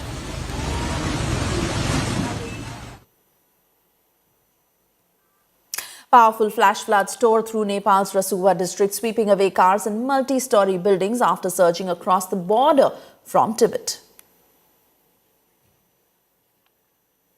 A total of 114 persons affected by the Bhote Koshi flash flood have been rescued with the mobilization of helicopters belonging to the Nepali army and private companies. The Nepal police shared the information that NA helicopter picked 85 persons waiting for rescue following the disaster since Wednesday morning. Similarly, the private helicopters airlifted 29 stranded ones to safety. A video showing the Nepal army rescuing a young man stranded on the rooftop of his house amid massive flash floods in Nepal has gone viral on social media. A huge wall of mud and rock collapsed into a river on the Himalayan border of Nepal and China's Tibet on Wednesday, triggering catastrophic flooding on the Nepali side that killed at least over 163 people and left hundreds of tourists missing.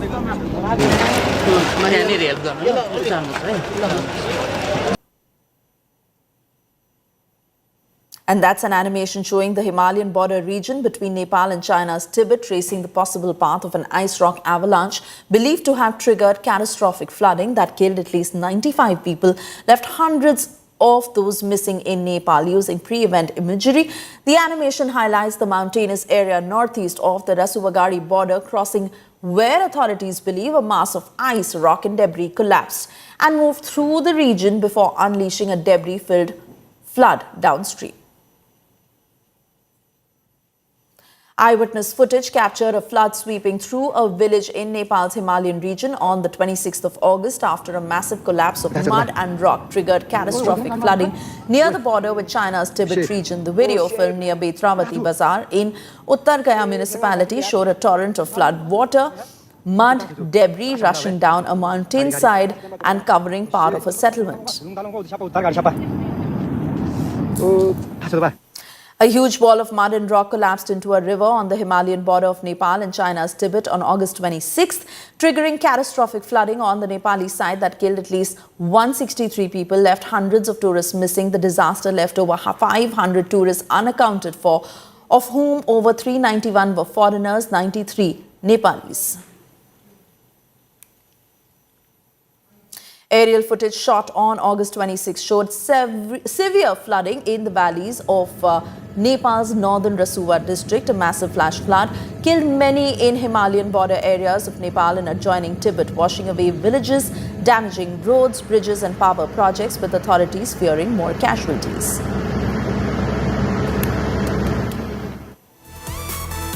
With that, it's a wrap on this edition. My colleague Anisha Mathur joins you on the other side with the very latest. Do stay tuned to India Today.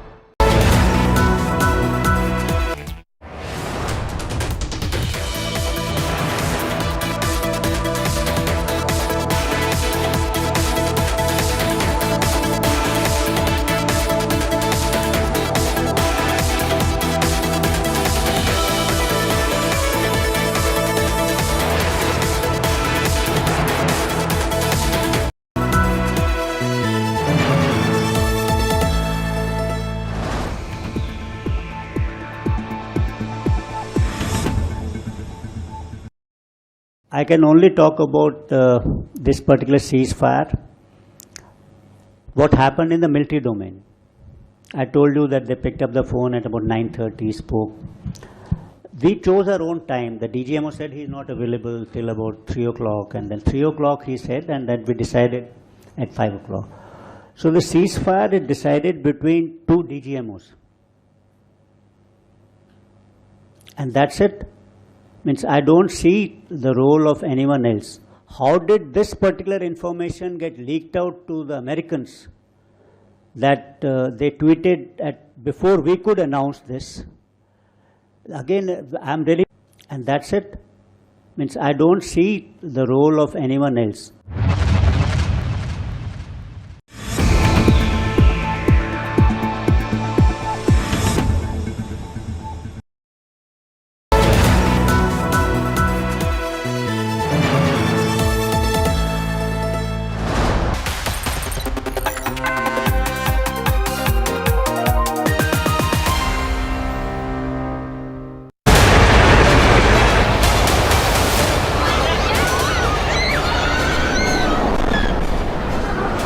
Nepal's darkest flood aftermath. Death toll mounts, over 100 Indians missing. Shattering India Today ground report. Now let me take you through these images, how the city now literally looks like. Everything has turned into debris. Look at this. And this explains how furious, this mayhem was, the devastation.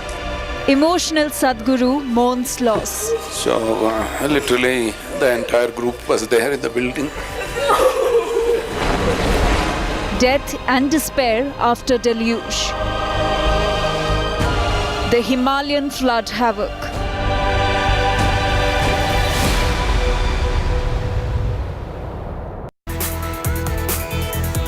You're watching India Today. Good afternoon. I'm Anisha Mathur and here are the headlines at this hour.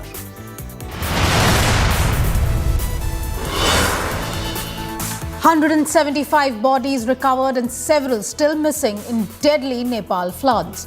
Trail of destruction, villages and homes swept away after quake-triggered flash floods. India Today, the only channel reporting from disaster zone." Now let me take you through these images, how the city now literally looks like. Everything has turned into debris. Look at this. And this explains how furious, this mayhem was, the devastation.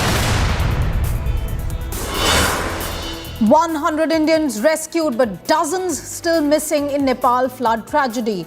Tamil Nadu Chief Minister Vijay chairs key meet over rescue of Tamilians. Residents of Bengal and Maharashtra also missing in Nepal.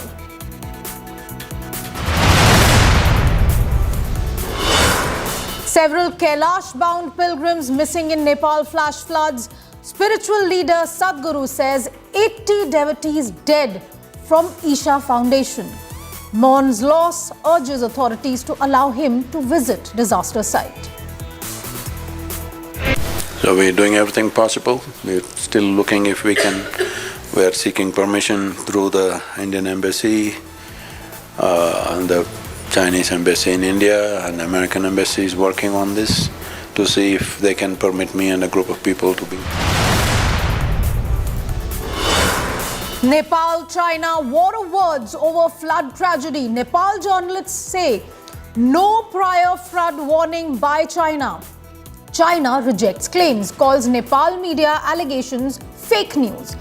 Did China keep Nepal in the dark about the flood threat?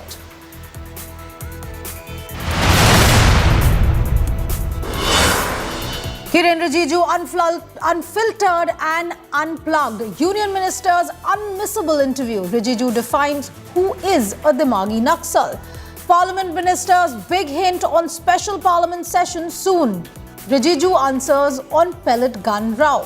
Says rulebook followed, no order came from MHA. We wanted the discussion on the bills. We allotted the time.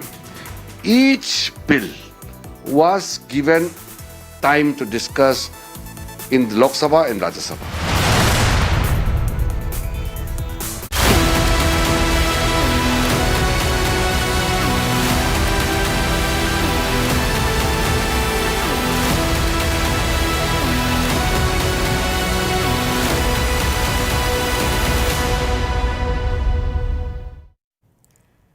And the big story that we are bringing to you, Nepal is battling the aftermath of one of its worst flash flood disasters. With rescue operations continuing across the worst hit areas, the death toll is mounting. Nepal's Disaster Management Authority says 165 bodies have been recovered so far, with identification still underway, and the number of missing remains high. According to preliminary data from the Nepal Tourism Board, 579 people are missing from the affected areas, including 466 foreign nationals and 113 Nepalis. Nearly 300 Indian tourists are among those who are reportedly missing. Today, the Nepal Army rescued 123 people by helicopter from Rasuwa, including 95 from Timure, 7 people trapped inside a hydropower tunnel in Haku, and 21 Indian tourists. The Nepal Army, the Armed Police Force and Nepal Police continue search and rescue operations using helicopters to reach areas cut off by the floodwaters and landslides. Prime Minister Balen Shah has called the situation critical, with saving lives and intensifying rescue operations the immediate priority. So this search and rescue team have brought search and rescue dogs, as I just mentioned, but they say some of the challenges, including, for example, mudslides. Mudslides will make it even more challenging for search and rescue dog to smell potential survivors that are trapped underneath, because in the case of scenario, according to their previous search and rescue experience, a mudslide can trap survivors underneath about 1.5 meter to around 3 meters. With that, search and rescue dog would be really hard to sniff any signs. So that's where the sensors as well as live detectors are coming handy, as well as drone, to estimate the current situation on the ground. So first is to really get an understanding or view of what's happening on the ground. So some of the materials and supply that we see carried by the People Liberation Army, as well as the search and rescue team, and also Annam, which is Annam search and rescue team, very good at bringing heavy equipment to clear the roads, as well as to at least restore some of the basic infrastructure are on their way there. Also, we're seeing some of the supplies to the epicenter include tents, which means shelter is definitely in need at this point. I'm Ashutosh Mishra here at Ground Zero in Nepal. We are en route to Nuwakot. Nuwakot, one of the worst affected along with Rasuwa, and primarily we have seen how in this difficult terrain, when the slide eventually leveled up the river up to 30 to 40 meter, how people were escaped. They were hiding on these mountain areas. So they clearly, and we have seen those viral video where people were seeking SOS message. They were sending that somehow they managed to escape from that devastation, that disaster, and they were managing all through these stretches, these terrain. Now, at the very same time, why it is very difficult for the Nepali Army and Air Force to carry out such operations, because of, if you see the weather, the valley is absolutely packed, and so is the situation even towards Rasuwa. So somehow, remember, all the road connectivity have been totally washed away. It is extremely difficult to reach to such terrain. So through these mountain roads, which is hardly accessible,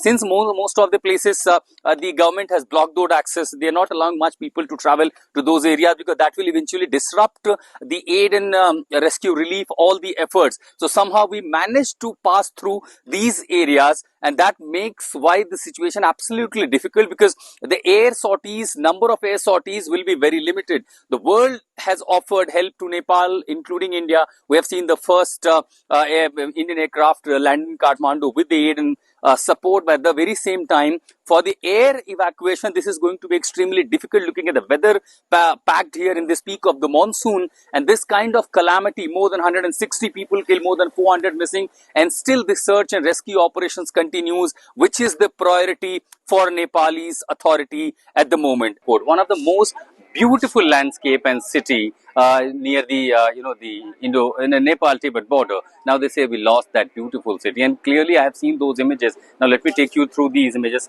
how the city now literally looks like. Everything has turned into debris. Look at this, and this explains how furious this mayhem was, the devastation. Heavy vehicles, the way they have gone into debris explains that the moment. Look at this, these are bikes, everything hard-earned money, people made their houses, been living here ages, they have their memories of this. And that's right behind me is the Trishuli river. If you can see clearly, the water level when it went as high as 30 to 40 meters perhaps was the reason, and then the magnitude, the energy that it had through the gravity, through the landscape. Now one would wonder how exactly this came through. This is exactly the road that connects to Rasuwa, and at few kilometers there's Trishuli point, and from there it's Rasuwa, and this is exactly where the slide came through. The moment we see that avalanche, flash flood, whatever it was, it only brought the devastation. So that's a Trishuli right behind me, and the road that connects to Rasuwa. Entire road was washed away, and look at the magnitude of the disaster. All these building structure, 30 to 40 feet. In fact, if you see right across, that's the Trishuli river flowing still with the full flow, and that's Gramin Vikas Agriculture Development Bank Limited. Look at the entire structure. The whole building was under the debris. That was the flow, and that also explains the water flow was up to 30 to got it. Now on the other side, that's the ATM right behind me, which was also got inundated, not only mud and debris still. And this explains the furious devastation. Still the debris, and it is very loose. The moment someone, even put a step right here, you literally go in the debris. Look at this, what has happened. Heavy vehicles, these are heavy transport vehicles, and look at what has happened. That was the power flow and magnitude of the devastation triggered by Trishuli rivers, what came from the Tibet plateau and all the roads. The biggest challenge for the authorities are to ensure road connectivity, because unless you have that, the operation will only depend on the air sorties, because the number of air sorties will be limited. Looking at the weather conditions, largely depends on the weather condition. But moreover, though people who stranded in Rasuwa and other parts, they need to be evacuated, and for that the road connectivity will be very essential. So beyond this point, since all it has covered in a thick layer of debris, those all areas, these heavy machineries are trying to clear the road, and as and when it becomes, that will really make an uphill task for all the authorities. Because you see these vehicles, the trucks, the movements, that explains how furious the situation it was. I just crossed halfway through Nuwakot market, and then I was told by the people that extremely right side, all they were the residential areas of the people who are living here. Just across side were the largely shops, hotel, commercial property holders, and everything that was like any other city. But all it looks like today is only a ghost town. Everyone who just somehow tried to escape are now hunting back to find out leftover belongings to, continue their life. But these images are so horrific, doesn't give hope to bring back the life anytime soon. It is going to be extremely difficult from restoring the connectivity, bringing the life here, electricity, communication, and then ensure safety and security, because the terrain that it looks like after one of such glacial outbursts, what if there is another? There is a sense of fear amongst the people, and perhaps many of those do not even want to return in this kind of situation. Hovering these choppers are ensuring maximum number of the people to be rescued, but no one knows how many would be even beneath these debris. This was one of the largest towns. Thousands were living here, and in few seconds, this has all turned a ground of debris. So what exactly triggered this devastating flash flood? According to initial reports, the chain of events may have begun near the Nepal-Tibet border, when a massive ice and rock avalanche crashed down from a glacier. The avalanche is believed to have blocked the Lende Khola river, creating a natural barrier and causing water to build up behind it. And then the barrier gave way. The sudden release sent a massive surge of water, mud and boulders crashing downstream through Nepal, turning the river into a destructive wall of water. The flood then swept through downstream areas, damaging homes, roads, bridges and critical infrastructure. The exact cause is still being investigated, including the policy of a glacial lake outburst contributing to the surge. And India has sent humanitarian aid to Nepal. A second flight took off from Hindon, carrying 37.5 tons of humanitarian assistance and disaster relief material, medicines and food packets for flood-ravaged Nepal. Earlier, India had sent 10 tons of humanitarian aid to Nepal, consisting of medicines, hygiene kits and blankets. India has assured Nepal that it stands firmly with the country. Meanwhile, NDRF IG NS Bundela has informed India Today that 4 NDRF teams are on standby for Nepal, and the government will take the final call depending on the requirements.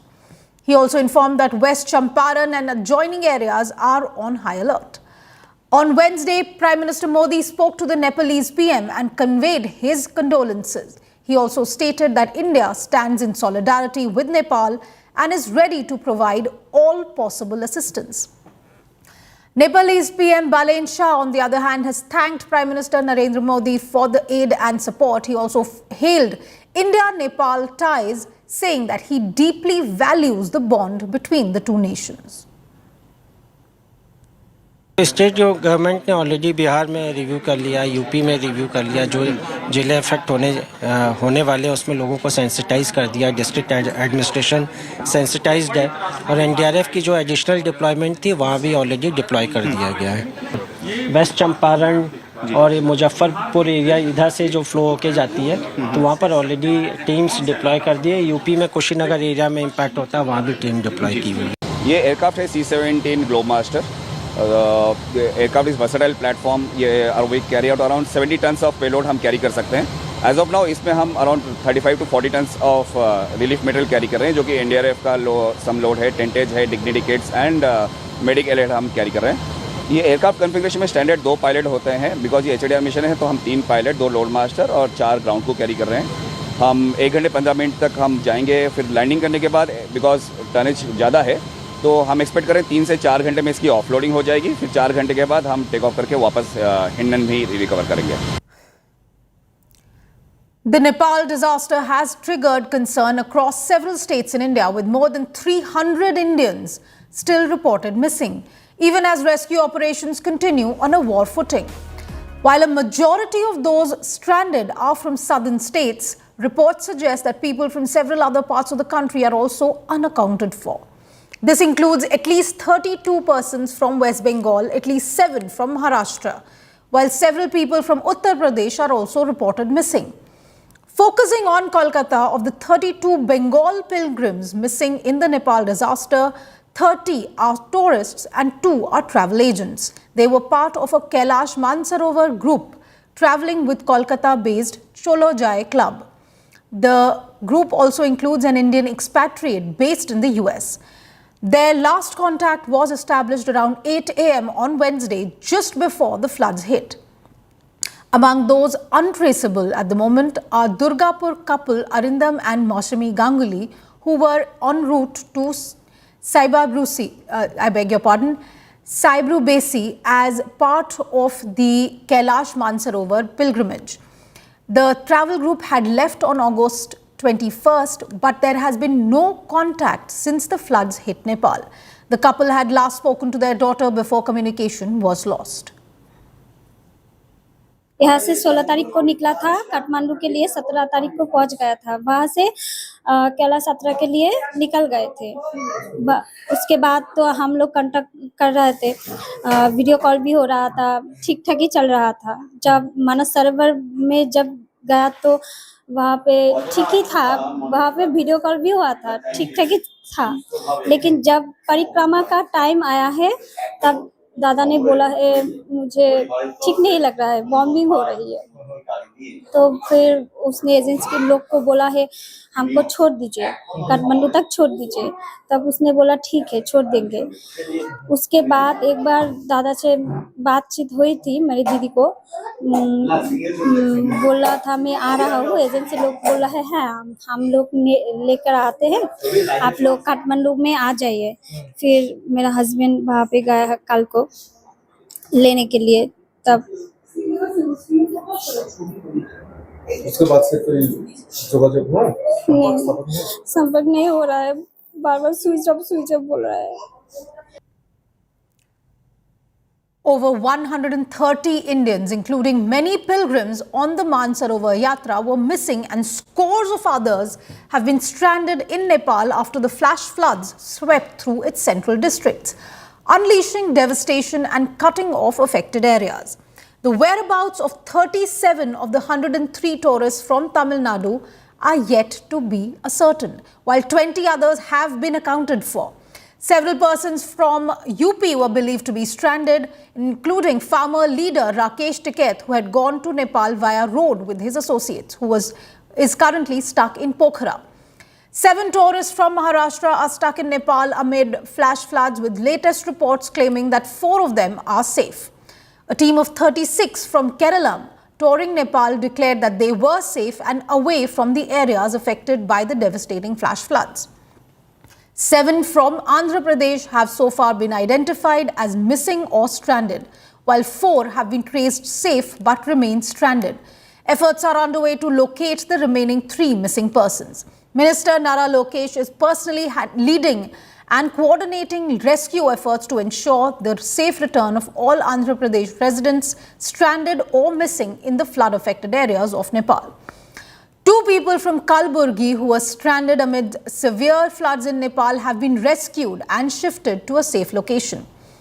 Karnataka disaster management authorities have contacted the duo and gathered information about their situation. The state government is now making arrangements to bring them back from Nepal to Delhi, with accommodation planned at Karnataka Bhavan.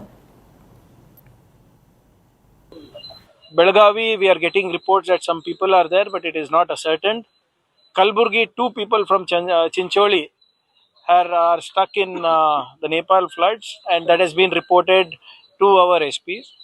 And I urge through the media that if there is any information that you have about our people from our state missing in Nepal, please get in touch with the local police station as soon as possible, or at least the district SP. And if you inform us, we will ensure that the right communication channels will be opened for their relatives and friends. ఇప్పుడు కూడా మేము మానసరోవర యాత్రకు వచ్చాము.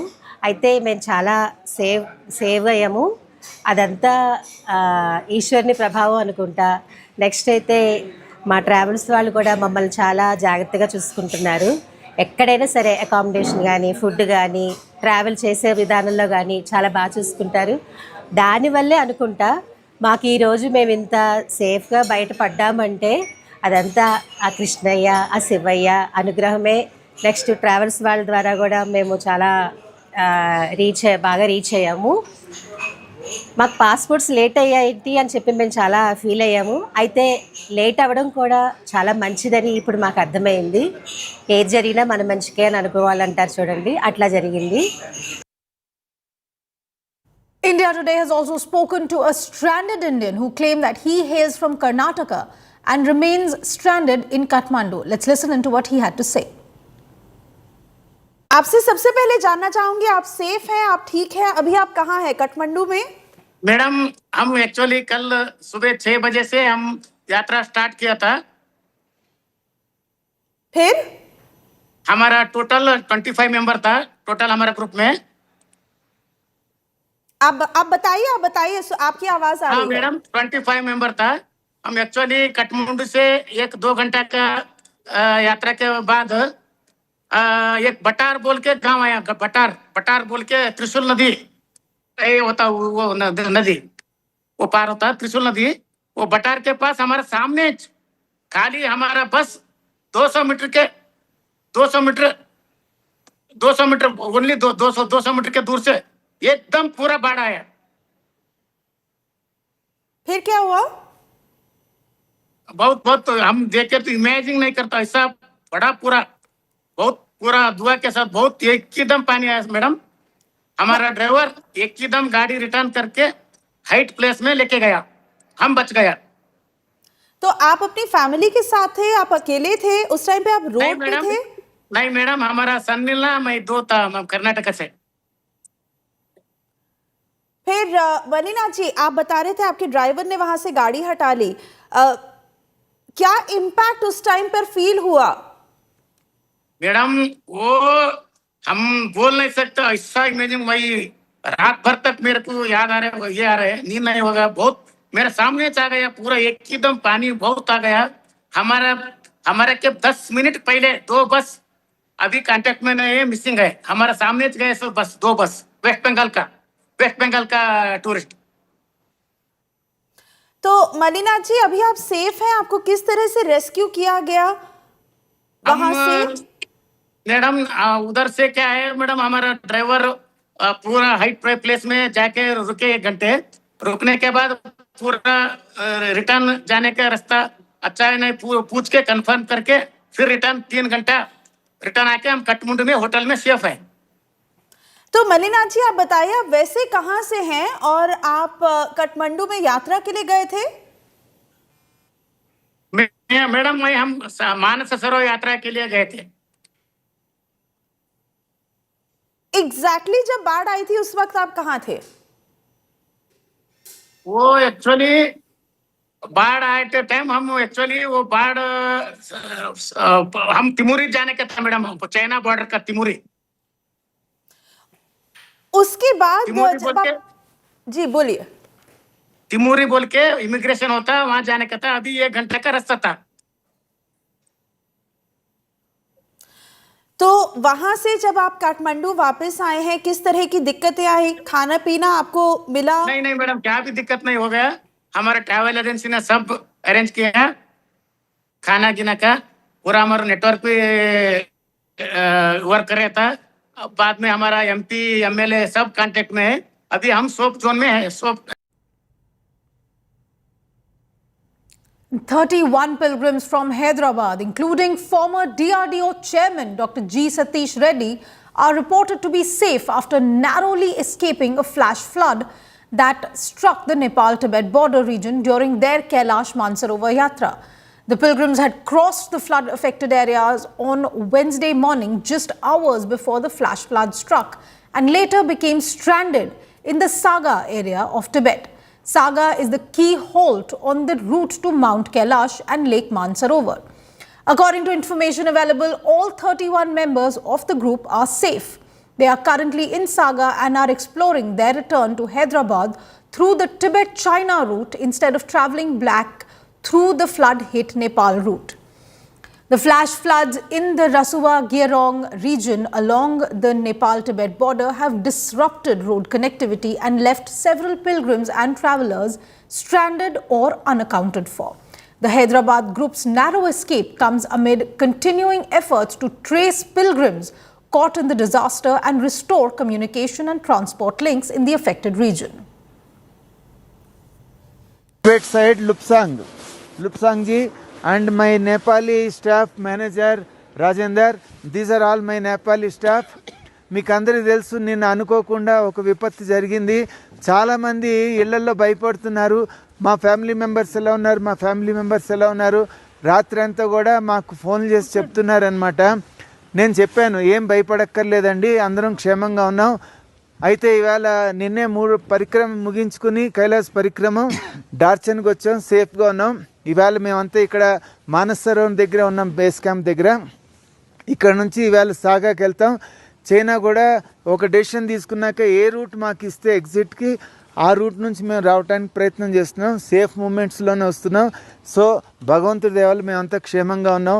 ఇదిగో మీ family members అందరూ చూసుకోండి. एक बार सबको दिखाओ. హలో, వీడియో పూరా दिखाओ, ऐसा घुमा के दिखाओ. ఆరా సబ్. సో మీ ఫ్యామిలీ మెంబర్స్ అందరూ ఇక్కడ ఉన్నారమ్మా, ఒకసారి చూసుకోండి. అలాగే ఇందులో కొంతమంది ప్రముఖులు కూడా ఉన్నారు. మన సతీష్ రెడ్డి గారు, తర్వాత ఇంకా కొంతమంది ఉన్నారు. We are in an kind of emergency. మేము వాళ్ళ సపోర్ట్ కూడా తీసుకోవడానికి పాజిటివ్గానే ముందుకెళ్తున్నాం. So don't worry, we are all in safe position. We return very happily and safely by God's grace. And కైలాసనాథుడు మా వెంటున్నాడు, హనుమంతుడు మన వెంటున్నాడు. ఇప్పటిదాకా మనకి ఎప్పుడు ఏ ప్రమాదాలు జరగలేదు. ప్రమాదాలు అనేవి చెప్పి రావు, కాకపోయినా మేము కూడా ఇప్పుడు అన్ని జాగ్రత్తలు తీసుకుని మేము సేఫ్గా వస్తామని తెలియజేస్తూ మీ బంధువులందరూ కూడా మీ ముందర చూపిస్తున్నాం అండి. జై Sriram.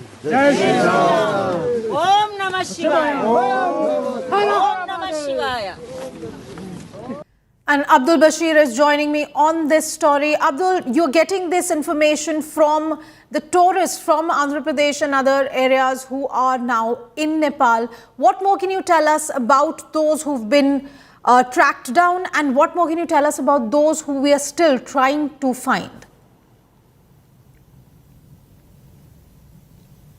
Well, we came to know that 31 Hyderabad pilgrims were right in the flash flood area just hours before the flash flood struck that particular place in Nepal. They have just crossed that place, and after which they heard the news of the flash flood, and then they started moving towards a safer area. I spoke to the former DRDO chairman Satish Reddy Garu, who said that they are right now safe, and all of them are being shifted to Saga in China, where their alternate route is being analyzed by the China authorities, is what is being said. They are closely in touch with the Indian authorities, Indian embassy there, and also making sure that their return is safe, as the immigration office has also been struck down by the flash floods that have taken place over there. All these 31 members are right now on the way to Saga, and very soon they will reach their base camp in Saga, and after which their update regarding the next course of action will be given by the authorities, is what they have to say. What we are learning is that there is another woman who is now missing from the who has gone to the Kailash area where Suhasini, she was there in the flash flood region is what the family members have to say.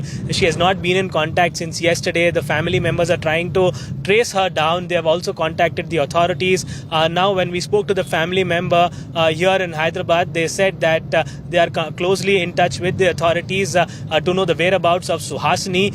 She is basically an engineer, software engineer who stays in Australia and runs a software company here in Hyderabad is the basic information we have got. Suhasini Reddy is her name. She is right now missing and her whereabouts are to be known. All right. Thank you very much for that, Abdul Bashir. And all the best to all those who are stranded there. And we hope that Ms. Suhasini Reddy, who Abdul was just mentioning, will be found very soon. A devastating flash flood in Nepal, and it has turned into a major rescue crisis for India. With over 130 Indian tourists feared missing after the sudden disaster struck the Nepal-Tibet border region, now the Tamil Nadu Chief Minister Vijay has chaired an emergency meet. Among those caught in the catastrophe are more than 103 tourists from Tamil Nadu who were on a pilgrimage and travel circuit towards the Kailash Mansarovar region. Their families back home are desperately waiting for information as communications remain severely disrupted in the flood-hit zone. Kailash Selvi from TNS Thiruvarur, who went on the same pilgrimage trip, has been stranded along with a group of tourists. Mother Geeta, daughter Vaishnavi, relative Ananda Sundari of the same family from Puducherry who went on to Nepal on the pilgrimage tour are also stranded. The disaster has triggered an urgent political and administrative response in Tamil Nadu, with CM Vijay assuring assistance and directing officials to work towards the rescue of missing Tamils. The centre is also facing mounting pressure to accelerate the rescue operation. DMK MP Dayanidhi Maran has urged immediate intervention, calling for the missing Indians to be located, rescued and safely repatriated. AIADMK leader Edapadi K. Palanisamy has also demanded urgent action.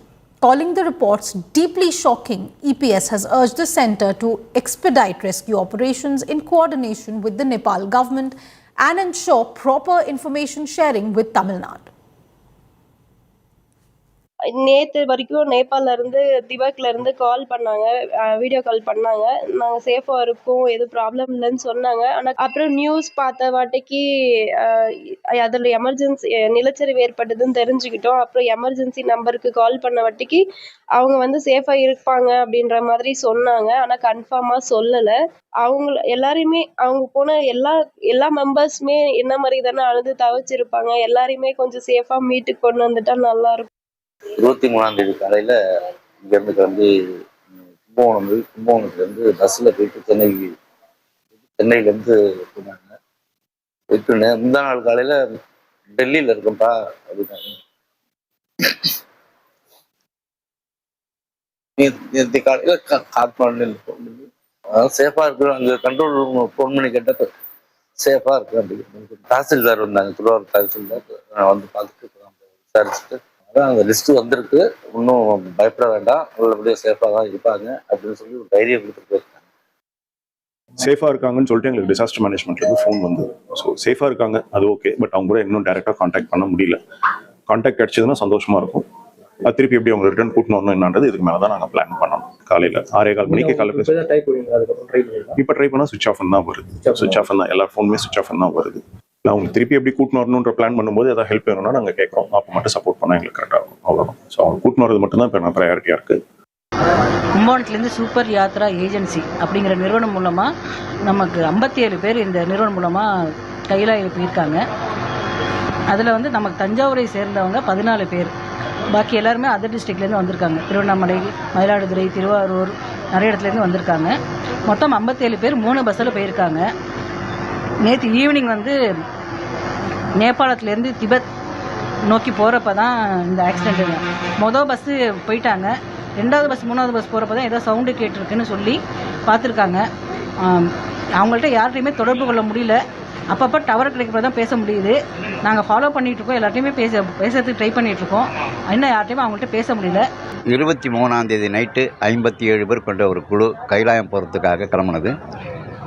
24ஆம் தேதி விடிகாத்தால 12:40க்கு flight சென்னையில் டெல்லி போய் டெல்லியிலேருந்து காட்மாண்டில் meeting முடிஞ்சு மறுநாள் காலையில் எல்லாரும் 8 மணிக்கெல்லாம் அவங்கள குரூப்பை 57 பேர், மகாராஷ்டிராவை சேர்ந்த 2 பேர், 59 பேர் குரூப். அது நான் மிலிட்ரி சீஃப் இன்ஜினியர் ஒருத்தர் அவர்கிட்ட பேசினேன். அவர்கிட்ட நீங்கள் ஒன்றும் டென்ஷன் ஆகாதீங்க சார், எங்கள் மிச்சம் இருக்கிற ஆளுங்க எப்படி இருந்தாலும் நாங்களும் வெளியால் யாரும் ரெஸ்ட்ரிக்ட் பண்ணிட்டோம், அந்த ஏரியா யாரும் வெளியே. And I'm now being joined by Ashika Tamang, who is the Member of Parliament of Nepal from Dhading, which is one of the areas which has been affected by the floods. Mr. Tamang, thank you very much for speaking to India Today. I'll keep it very... अभी क्या situation है, क्या बता सकते हैं आप हमें rescue operations के बारे में, क्योंकि आपकी डिस्ट्रिक्ट में, धाडिंग में, रसुआ में और भी कुछ डिस्ट्रिक्ट, नुआकोट में काफ़ी डिस्ट्रक्शन हुई है, काफ़ी डैमेज हुआ है. क्या बता सकते हैं आप, अभी क्या इन्फॉर्मेशन है? इधर बहुत इधर का अवस्था जो है, कंडीशन एकदम नाजुक है. इधर वो electricity and internet both are cut up in different district like Rasuwa and Dhading also. And we have here is a big issue because we cannot connect each other because of connection problem. That's why here is वो लोग है ना, वो उसका उधर लाश जो सब डेथ बॉडी है वो चाहिए कलेक्शन के दौरान में हम इधर जो रिवर साइड में कलेक्ट हो रहा है वो डेथ बॉडी, उसका जो वो बहुत ज्यादा है. उसको हम ये इधर का पुलिस प्रशासन, इधर का हमारा नेपाल का सब लोग मिलकर, नेपाल सरकार, सिक्योरिटी सिस्टम सबसे मिलकर इधर बहुत कोशिश कर रहा है. हम सब लोग एक मिलजुल कर इधर का प्रॉब्लम का हल करने के प्रयास कर रहा है. मैडम जी, अंशिका जी, मुझे ये बताइएगा कि इस समय आप कहाँ पर हैं और वहाँ आसपास क्या हो रहा है, और ऑफिशियल फिगर्स क्या हैं, अभी सरकार क्या कह रही है, कितने लोगों के बारे में इंफॉर्मेशन है कि कितनी डेड बॉडीज मिली हैं, कितने लोग मिसिंग हैं अभी? हाँ, आज तक, आज के दिन तक 145 डेड बॉडी से हमारे रसुआ डिस्ट्रिक्ट से मिला है. तो हमारे अभी मैं ये अफेक्टेड एरिया में हूँ. इसका नाम गजूरी धादिंग बोलता है इस इलाके को. इधर भी 27 लाख अब पड़ी है. उधर हेल्थ सेंटर में पड़ रही है. उधर तो वो लाश के वो बुग्बू आ रही है, क्योंकि इधर इतना गर्मी है तो इसमें ला रहे हैं. तो उसको मैनेज करने के लिए कुछ भी वो है ना, रास्ते सब बंद ब्लॉक है. फ्लोट नहीं करके वो हिलो क्या कहता है हिंदी में, फ्लोर में फ्लड नहीं करके, हाँ सब ब्लॉकेज है रास्ते पे, सब रास्ते ब्लॉकेज है. तो उसको लाने पे दिक्कत है, उसको लाने में प्रॉब्लम है. तो हेली को मातम भी इतना प्रॉब्लम हो रहा है, क्योंकि हमारे पास उतना इनफ वो हेली नहीं है ना, इसलिए. तो हम कैसे ये काम करेंगे, तो हम स्थानीय सरकार और केंद्रीय सरकार और संघीय सरकार के माध्यम से हम कोशिश कर रहे हैं. Madam ji, what more can you tell us about the situation around you, और बाकी क्या हो रहा है आपके आसपास? आप जैसे कह रहे हैं कि आप लोगों के पास हेलीकॉप्टर्स की कमी है. अभी तो जो पीड़ित लोग हैं उसके लिए हम राहत के बंदोबस्त, उनके जो घर है, घर में वो क्या बोलते हैं ना, सब टेंट के लिए हम कर रहे हैं. तो उनके लिए basic need food, water, and they need also health, because वो जो फ्लड से आ रही है जो स्मेल वो इतना बैड है. तो हम लोग इतने हेल्थ में उन लोग के हर एक जी, तो हम कोशिश मैडम जी। जी आशिका जी, एक मैं सवाल आपसे पूछना चाहूंगी। चीन में, चाइना के जो बांध है, डैम है, वहां से पानी छोड़ा गया, क्या उसकी वजह से तबाही और बाढ़ को ज्यादा भयावह बनाया? क्या नेपाल को इसकी जानकारी दी गई थी? मैडम जी हमने बस बुझ लिया, समझ लिया। मैं एक सवाल पूछ रही हूँ, क्या चाइना ने नेपाल को बाढ़ की जानकारी दी थी? क्या आप लोगों को बताया गया था कि पानी का बाढ़ का खतरा है? चाइना की तरफ से कोई इंफॉर्मेशन आई थी आपकी सरकार के पास? वो तो आया था हमारे पास, लेकिन किस कारण से बिल्कुल हुआ है, वो तिब्बत से आया ना, तो इधर रीजन था छैन भनौँ। We don't have any particular reason why the flood is like that. Okay. Can you tell me one thing? China is making a number of dams and hydroelectric projects. China बहुत सारे बांध बना रहा है, hydro project बना रहा है। इसको लेकर नेपाल में क्या कोई चिंता है? क्या इन डैम्स की वजह से क्या सोचते हैं आप लोग? क्या इसकी वजह से और खतरा बढ़ेगा? हाँ, वो लोग बनाना तो उनका अधिकार की बात है ना, वो बनाने के लिए, लेकिन उन लोग ने उसको दीर्घकालीन उनको not temporary, just permanently solution भी उनको होना चाहिए, ताकि उनका छिमेकी कंट्री को उनको वो प्रॉब्लम क्रिएट नहीं होना चाहिए, ऐसा हम बोलते हैं। प्रॉब्लम होना चाहिए। मैडम जी हम इधर हेल्प के लिए आए हैं, तो हमारे पास उतना वक्त नहीं है जी, तो हमें जाना पड़ता है, क्योंकि वो लोग है ना, वो हमें फूड पैकेज, रिलीफ पैकेज वो ले हाँ वो वेट कर रहा है। Thank you very much, Ms. Tamang, for speaking to us. Okay. And all the best. We hope जितनी जल्दी हो सके सब लोग रेस्क्यू हो जाएं. Thank you very much. Okay, thank you so much. Thank you so much. Thank you. And that was the Member of Parliament from Dhading in Nepal who spoke to us just now. She's saying that rescue and relief operations are underway. It is a problem because of the lack of road access because of the floods, and they are looking for they are waiting for the center to send in helicopters, relief through helicopters. They are setting up tents and health care systems at this point. But moving on, back in India, Sadhguru Jaggi Vasudev breaks down over the deaths in the flash floods. The spiritual leader, while addressing volunteers of the Isha Foundation, informed them that about 80 people from his group had died in this tragedy. The volunteers broke down upon hearing the news, and Sadhguru himself could not hold back his tears.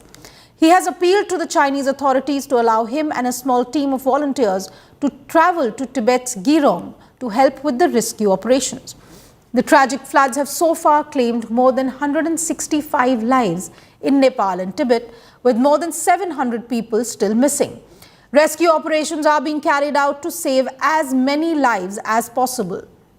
The flash floods were triggered by a glacial avalanche near the Nepal-Tibet border, causing widespread destruction across the region and leaving hundreds dead or missing. Looking at the scale of destruction, it looks bad. The same building where we were for the immigration just a week ago, that entire building is washed away. And part of the town is washed away. We still don't know the other numbers. All communication is down, so we have no way. Within the hour, we informed all the embassies of these countries, both in India and Nepal, and we've been active in this, but there is really nothing much. At 9:05, we received a message from the group leader, who is Aishanga Praveen, who's been with us.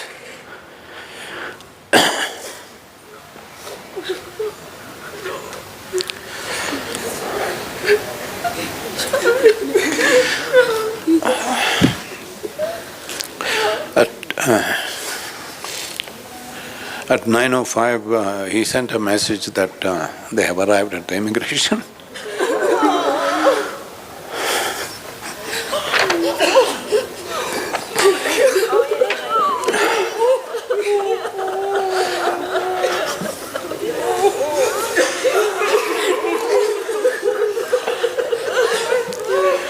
So after that, this happened at 9:14, and Praveen, who was leading the team, who has been with us for more than 2 decades, is a full-time Ishanga with us, and we noticed that his Nepal phone did not come active through the…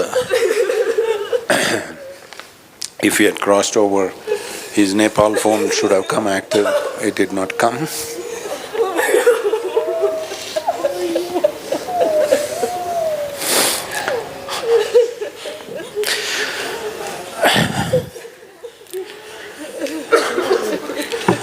So literally the entire group was there in the building.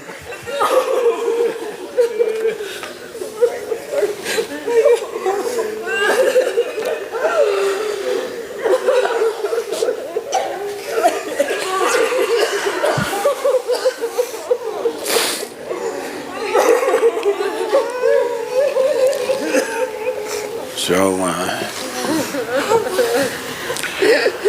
this is a terrible and an extraordinary event, which unfortunately has turned out this way.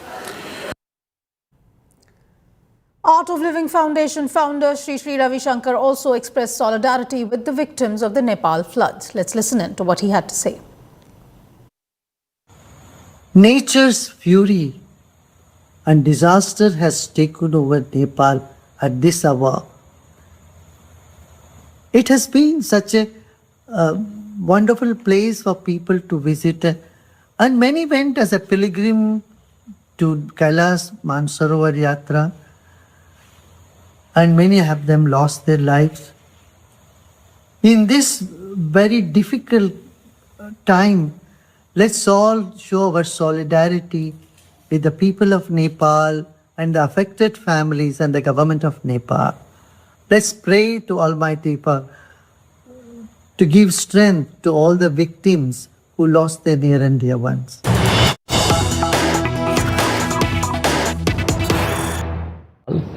Conveyed our deepest condolences, conveyed that India stands in solidarity with people of Nepal, as also offered all possible assistance, humanitarian assistance from our side. First, let me update you on the Indian nationals who are stranded or who are not contactable at this point in time. As per information currently available, there are 288 Indian nationals who remain uncontactable. These include 73 Indian nationals who are working on Trishuli 1 power project. Our embassy in Kathmandu is in touch with the project head to get more details about these people. As you well understand, that communication lines in that area, they are totally disrupted, and therefore it has been difficult to get in touch with people on ground. So the first group of 73 people who are working on Trishuli 1 power project, then two separate groups of 37 and 49 nationals from Tamil Nadu, Indian nationals from Tamil Nadu, who travelled for Kailash Mansarovar Yatra through Samrat and Fly Everest Travels. These are two separate travel agents. There are a group of 32 nationals from Indian nationals from West Bengal who travelled with the help of Samrat Travels in Timure, which is in Rasuwa district where this particular disaster has happened. Then a group of 61 Indian nationals from different states who travelled through Richa tours, and then a group of 33 Indian nationals from Kerala. So these are 5 major groups who comprise by and large the 288 people that we are talking about. Let me also say that we are making all efforts to reach out to our people through the Nepalese authorities. We will have more updates for you on this particular matter, and we'll try to keep you updated as soon as possible. Let me also say, as of 1300 hours today, we have been able to rescue 21 Indian nationals. These 21 group of 21 people are from Tamil Nadu, and we are making available their names on our X handle, so you can get the details. Our embassy, our ambassador has spoken to people in the group and have assured all possible help. They are coming to Kathmandu, hopefully, and then arrangements will be made for their travel back home as soon as possible. Let me also give you an update on the Chinese side. We have received information that a number of Indian nationals who had gone on the Kailash Mansarovar Yatra are currently stranded on the Chinese side. Our embassy in Beijing is making all efforts for their safe evacuation. There are approximately 200 Indian nationals there who have sought our assistance for evacuation. Of them, 95 are in Darchen and currently proceeding to Hilsa to cross over into Nepal. 4 are in Geelong city, 13 Zutulpuk, and they are en route to the town of Saga, and 60-70 others who are also heading towards Saga. Our mission is in touch with local authorities, and they are doing their best for their rescue and evacuation. Let me also tell you that there may be some people who are missing there, and we are trying our best to locate them through the local authorities. Separately, we have received information about persons of Indian origin, including a large group from Isha Foundation, comprising people of Indian origin, some foreign nationals, and maybe some Indian national there who remain uncontactable. As I said in the beginning of my remarks, the information that we are providing you is based on the preliminary information that has been shared with us. We are in a dynamic situation, and we will have more updates on the figures that I just spoke about. On the relief work, the assistance that we have provided, as you would have seen through the releases that have been put out by us, 2 aircraft with humanitarian assistance have been sent to Kathmandu. A C-130J aircraft took off yesterday at around 8:30 p.m. carrying 10 tons of relief material, including temporary shelters, blankets, hygiene kits, solar lamps, medicines, etc. And then this morning, a C-17 aircraft departed with 37.5 tons of supplies, comprising 28.5 tons of relief items such as tents, blankets, hygiene kits, solar lamps, dewatering pumps, kitchen sets, gen sets, etc. 8 tons of medicine and 1 ton of food items. In total, across the 2 departures by air, India has sent 47.5 tons of emergency relief supplies aimed at supporting Nepal's ongoing rescue and relief operations. Let me say that further assistance is also being considered. We are also mobilizing Bailey bridges to assist in rescue efforts and relief efforts. We have set up a control room here in the Ministry of External Affairs, which will function round the clock. Details of the helpline and the control room telephone numbers are being put out on our X handle, and you should be getting them soon. Our embassies both in Kathmandu and Beijing, they have also set up 24/7 helplines. We've also been in touch with the state governments from where people have traveled on Kailash Mansarovar Yatra, and we've also been in touch with them through the Ministry of Home Affairs. So this is the update I have for you. If there are any questions, I'll be happy to.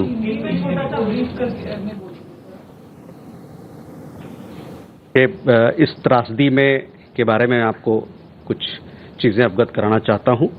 सबसे पहला कि जो भारतीय नागरिक हैं वहां पर जो इस त्रासदी में जिसपे जो अभी तक जिसको पाया नहीं जा रहा है, जिससे कांटेक्ट नहीं कर पाया जा रहा है हम लोग, वो 288 का एक फिगर है।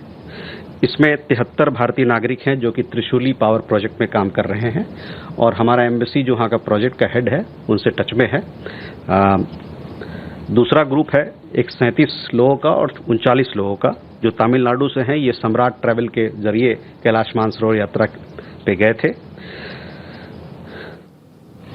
तीसरा ग्रुप जो है 32 लोगों का है वेस्ट बंगाल से, पश्चिम बंगाल से, जो कि सम्राट ट्रैवल के जरिए कैलाश मानसरोवर यात्रा पे गए।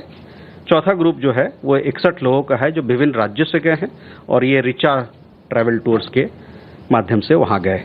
और पांचवा जो ग्रुप है जिसके बारे में मैं जिक्र कर रहा था पहले, वो 33 भारतीय नागरिकों का है जो केरल से हैं।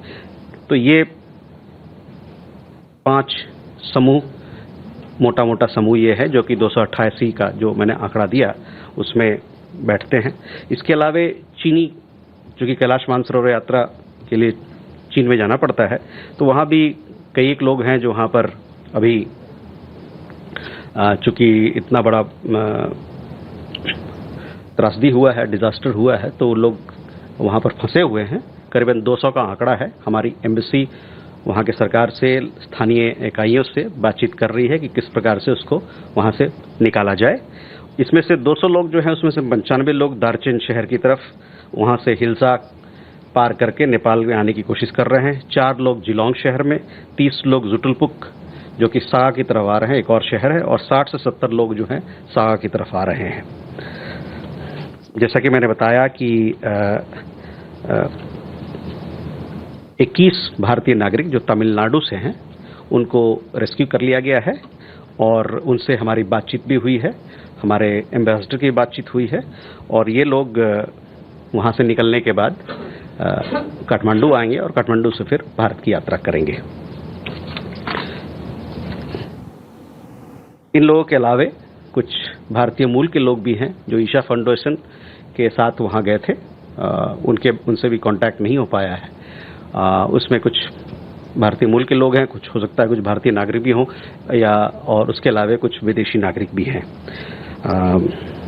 जैसा कि मैंने बताया कि इस प्रकार जो आंकड़ा मैं आपके सामने रख रहा हूं, ये जो प्रिलिमिनरी हमारे पास इंफॉर्मेशन आया है उसके तहत है। एक तरीके से जो हमारे पास अपडेट आएगा उससे हम आपको अवगत कराते रहेंगे। जहां तक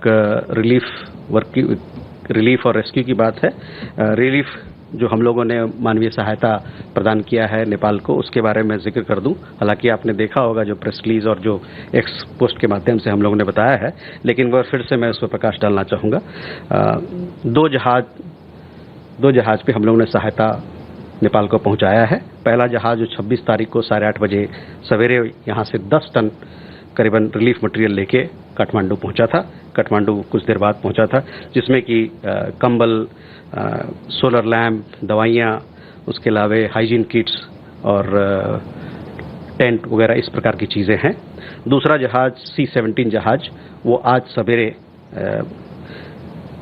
हमारे यहाँ से निकला और शायद पहुँचने वाला हो या पहुँच गया होगा, और इसमें 37.5 टन की सप्लाई, जिसमें कि 28.5 टन रिलीफ आइटम, जिसमें कि टेंट है, ब्लैंकेट्स हैं, कंबल, solar lamps, pump, kitchen sets, gen sets वगैरह हैं, और 8 टन दवाइयाँ और 1 टन खाने पीने की सामग्री। कुल मिला के दोनों जहाज़ों में 47.5 टन के इमरजेंसी रिलीफ सप्लाई हमारे यहाँ से गया है, और भी इसके आगे जो हमसे हो सकता है असिस्टेंस, जो भी मानवीय सहायता हो सकता है वो भी हम प्रदान करेंगे। और चूंकि आपको पता है कि जिस क्षेत्र में ये बाढ़ आई वहाँ पर कनेक्टिविटी की बहुत वहाँ पर कमी हो गई है। उस कारण से जो बेली ब्रिजेस की जो रिक्वायरमेंट होती है, जो मांग है, उसको भी हम लोग उसको पूरा करने की कोशिश करेंगे। हमारे मंत्रालय में 24 घंटा चलने वाला हेल्पलाइन नंबर, एक कंट्रोल रूम यहाँ पर स्थापित किया गया है। इसके जो भी नंबर हैं, व्हाट्सएप नंबर, उसके अलावा फ़ोन के नंबर, ईमेल वगैरह, वो सब एक्स पोस्ट के माध्यम से लोगों तक पहुँचाया जा रहा है। और साथ ही साथ हमारे दूतावास नेपाल में और बीजिंग में दोनों, वहाँ भी 24 घंटा लगातार वो वहाँ पर हेल्पलाइन चला रहे हैं और लोगों को सहायता प्रदान कर रहे हैं। वो जो 21 लोगों की जो बात हमने कही कि 21 लोग तमिलनाडु से जिनको रेस्क्यू किया गया है, उनकी जानकारी हम आपको हमारे एक्सपोस्ट के माध्यम से दे रहे हैं, उनका नाम दे रहे हैं ताकि उनके परिवारजन को और उनके लोगों को तक ये बात पहुंच सके और उनमें आश्वासन आ सके। जो जो हमारे पास अपडेट आएगा हम आपको बताते रहेंगे।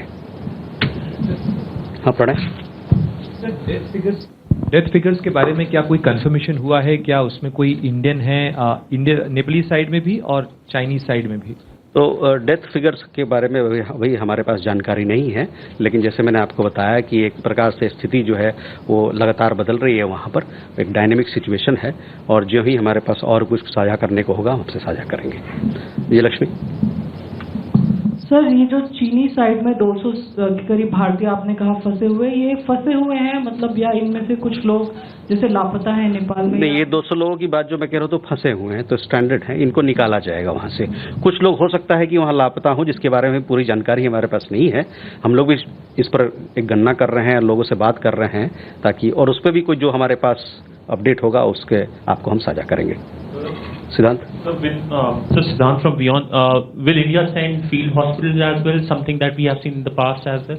तो जो भी सहायता का रिक्वेस्ट, अनुरोध वहाँ से आता है, उसी हिसाब से हम आगे बढ़ते हैं। और हमारे तरफ से तो जैसे कि मैंने बताया कि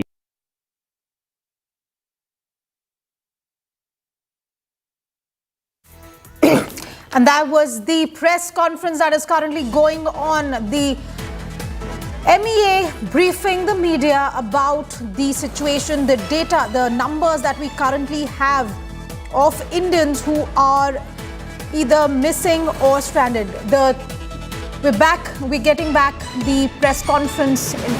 Let's get back to the press conference. आप लोग संपर्क में, मिशन उनसे टच में है, तो उनसे कोई जानकारी मिली है कि 73 जो भारतीय हैं वहाँ, वो लोग कहाँ हैं, आखिरी वक्त में कहाँ थे, या ये?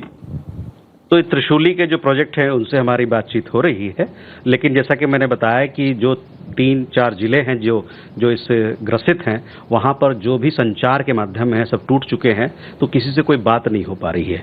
तो एक बार जो स्थिति बेहतर होगा, हम लोगों को और सूचना मिलेगी जिससे हम आपको साझा करेंगे।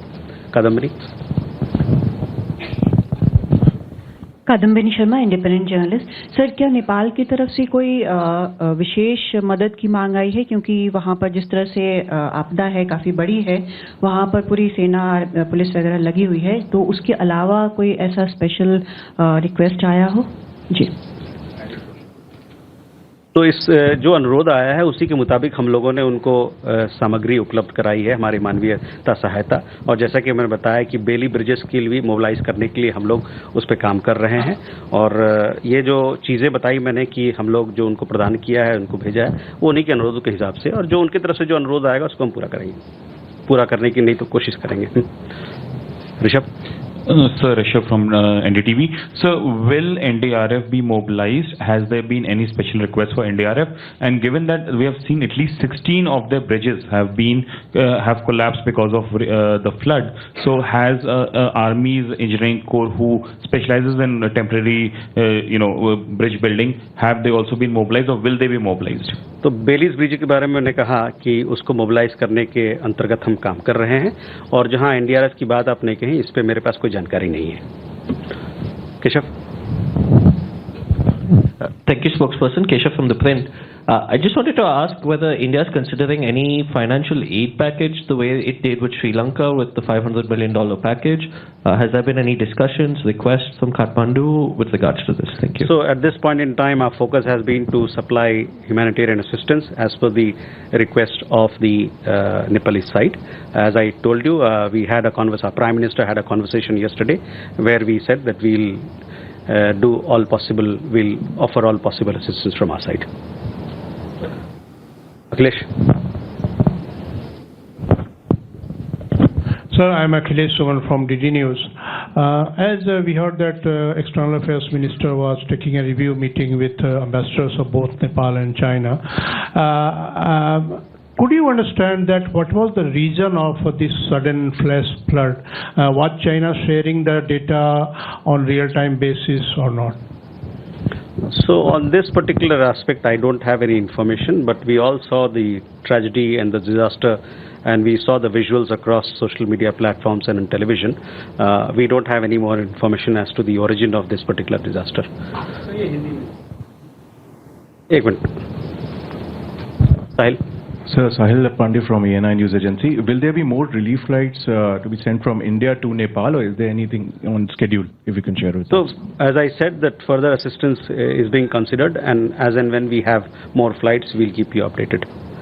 Sanjeev. नमस्कार सर, संजीत त्रिवेदी न्यूज़ 24 से।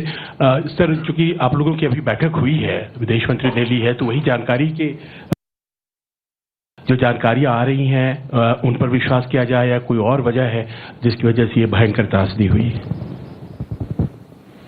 ये जो बैठक थी, ये बैठक इस कारण से किया गया कि किस प्रकार से हम लोग भारतीय समुदाय को जो वहाँ फंसा हुआ है उसको किस प्रकार से मदद दे सकते हैं और क्या कुछ किया जा सकता है हमारे लोगों को रेस्क्यू के लिए, उनके रिलीफ के लिए, और साथ ही साथ जो ह्यूमैनिटेरियन असिस्टेंस हमारे तरफ से जा रहा है सबको बेहतर कोऑर्डिनेशन के लिए किस प्रकार से हम लोग एक देखिए, जब भी इस प्रकार के कोई भी काम होता है तो ये टीम वर्क है, तो सबको मिल के बात करना और इन्फॉर्मेशन शेयरिंग बहुत ज़रूरी हो जाता है। कविता। सर, कविता जोशी हूँ, हरिभूमि न्यूज़पेपर से। सर, मेरा सवाल ये है कि अभी जो रेस्क्यू और रिलीफ ऑपरेशन जो भारत ने चलाया है, इसको क्या कोई नाम दिया गया है या ऐसी कोई तैयारी है? क्योंकि जैसे बाकी देशों में भी हम चलाते हैं तो वहाँ पर भी कोई कोड नेम होता है, तो इस ऑपरेशन का भी कोई कोड नेम है? और जैसे अभी रेस्क्यू मटीरियल जो है उसकी सप्लाई अभी हम एयरफोर्स के एयरक्राफ्ट से कर रहे हैं, तो जब हम लोगों को लाने के लिए वापस लाएंगे भारतीयों को जो वहाँ पर फंसे हुए हैं, तो उनमें सिविल फ्लाइट्स का भी ऑप्शन है या मिलिट्री फ्लाइट्स का भी रहेगा? Thank you. तो वहाँ पर जो लोग काठमांडू आए हैं, काठमांडू से तो लगातार यहाँ हम लोग कनेक्टिविटी है, तो उस माध्यम से वो लोग आ जाएंगे हमारे यहाँ, कोई उसमें कोई दिक्कत नहीं होनी चाहिए। समस्या है कि वहाँ से जो ऊपर के जो जिले हैं जहाँ पर ये त्रासदी हुई है, वहाँ से कैसे लोगों को निकाला जाए। तो कोड नेम तो अभी नहीं दिया गया है, जैसा कि हम लोग हर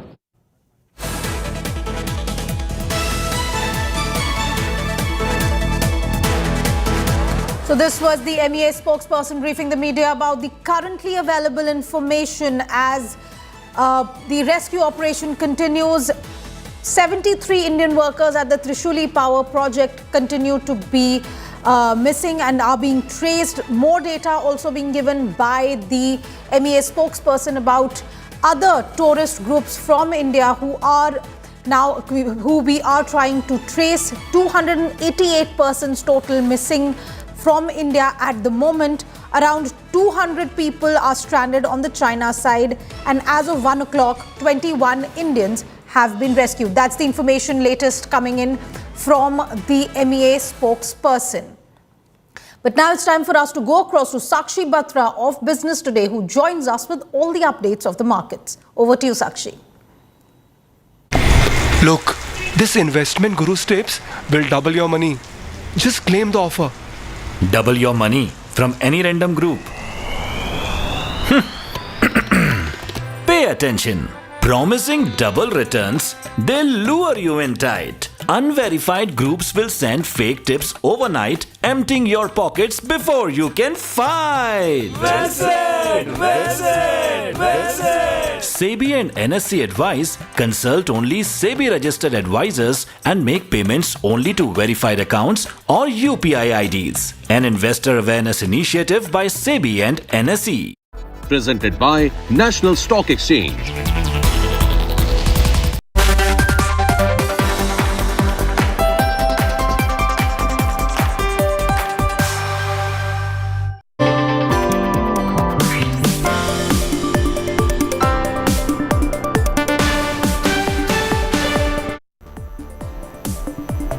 Good afternoon, dear viewers. You're watching the Business Today show with me, Sakshi Batra. This is where I get you all the stock market closing action on the Lal Street. But first up, let's take a look at what's hot in the corporate and the financial world. Markets turn volatile after opening higher as the Nifty now slipped 60 points in trade to now hover around 24,150 mark. The Sensex has fallen 250 points to trade near 77,200. Despite the strong Nvidia quarterly results, investor sentiment remained muted, with metals, FMCG, PSU banks and cements under pressure.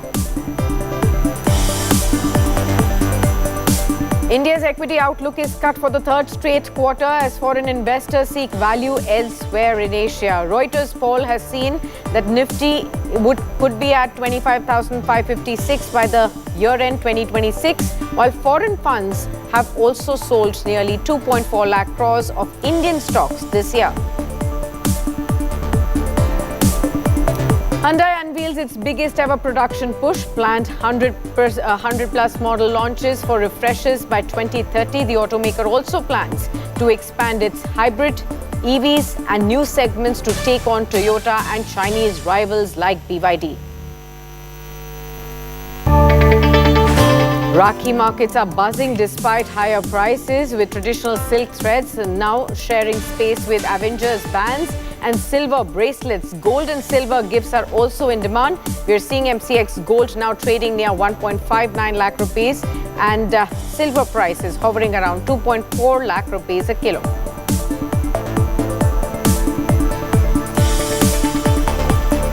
And Commerce Minister Piyush Goyal speaks exclusively to India Today on India-Japan ties, highlighting massive opportunities for Indian talent, startups, jobs and exports, including a mega 7 lakh crore rupees investment commitment. The full conversation is coming up on the show.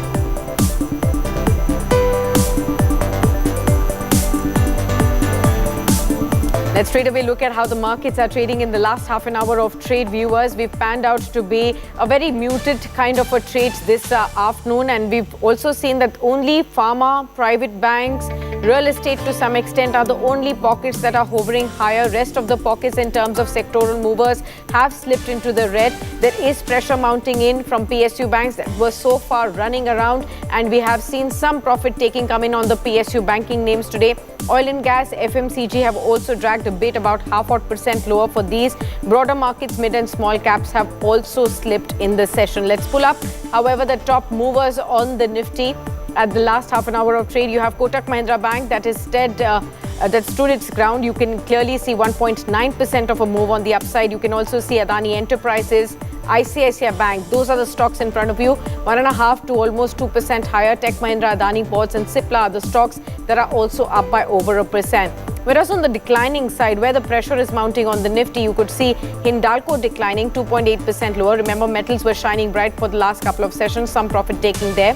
HDFC Bank is where the pressure is, 1.7% lower. M&M, NTPC, Shriram Finance and even Indigo are some of the stocks that are down by over 1%. But let's welcome our guest on board. We have Abhishek Basu Malik, the co-founder and fund manager at Sri Rama Managers PMS, joining in on the show with us. Welcome to you, Abhishek. Good to have you with us. First up, give us your sense on the markets particularly. How are you looking at this absolute range-bound, muted trade? This is despite the fact that the crude oil prices have cooled off from their peak over the last 1 week or so, providing some cushion to the Indian markets thereof. And we've also seen that the Q1 earnings that wrapped up on a positive note as well. There's not too much of a worry coming in from external markets so far, but what is keeping the sentiment low? So good afternoon to you and all the viewers. I think, the markets are basically just taking a breather. Earnings season is over.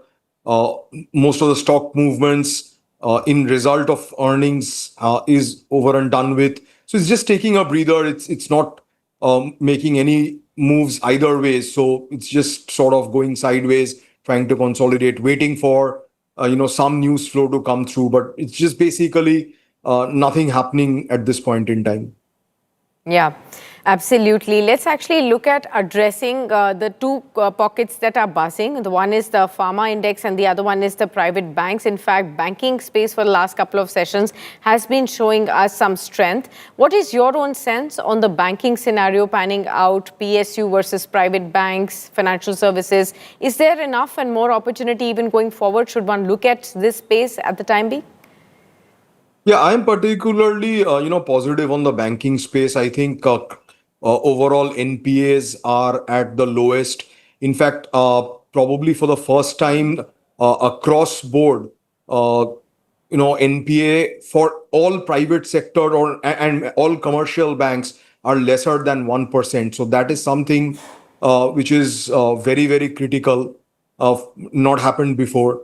I think MFI space, NBFCs, we are seeing good credit growth picking up. So this is a good area for investors to look at. Okay, let's also talk about the pharma space as a whole. There was a big consensus on this space right from the beginning of this calendar year. How have things panned out for the pharma index? Is there enough room to even further grow from here? We are seeing the index at the day's high point, 0.8% higher. And if you could also highlight which are the top pockets within the pharma space that you like. I think across board, a lot of pharma stocks have done well in terms of their Q1 results. And especially the CDMO side has done really well. The India domestic focused companies have done really well. So overall, I think it's a good space to be in, especially, the CDMO companies. They're all sort of moving up the value chain, moving into more and more complex products. So overall, that is one space that I am particularly, interested in. Let's in fact stick to the pharma story. As all of you viewers must have noticed, that swine flu cases are rising.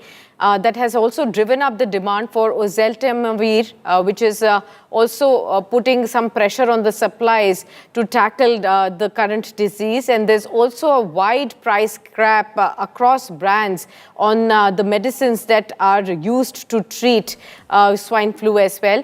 Let me go across to my colleague Neetu Chandra Sharma to find out what is truly causing the shortage and the price differential there as well.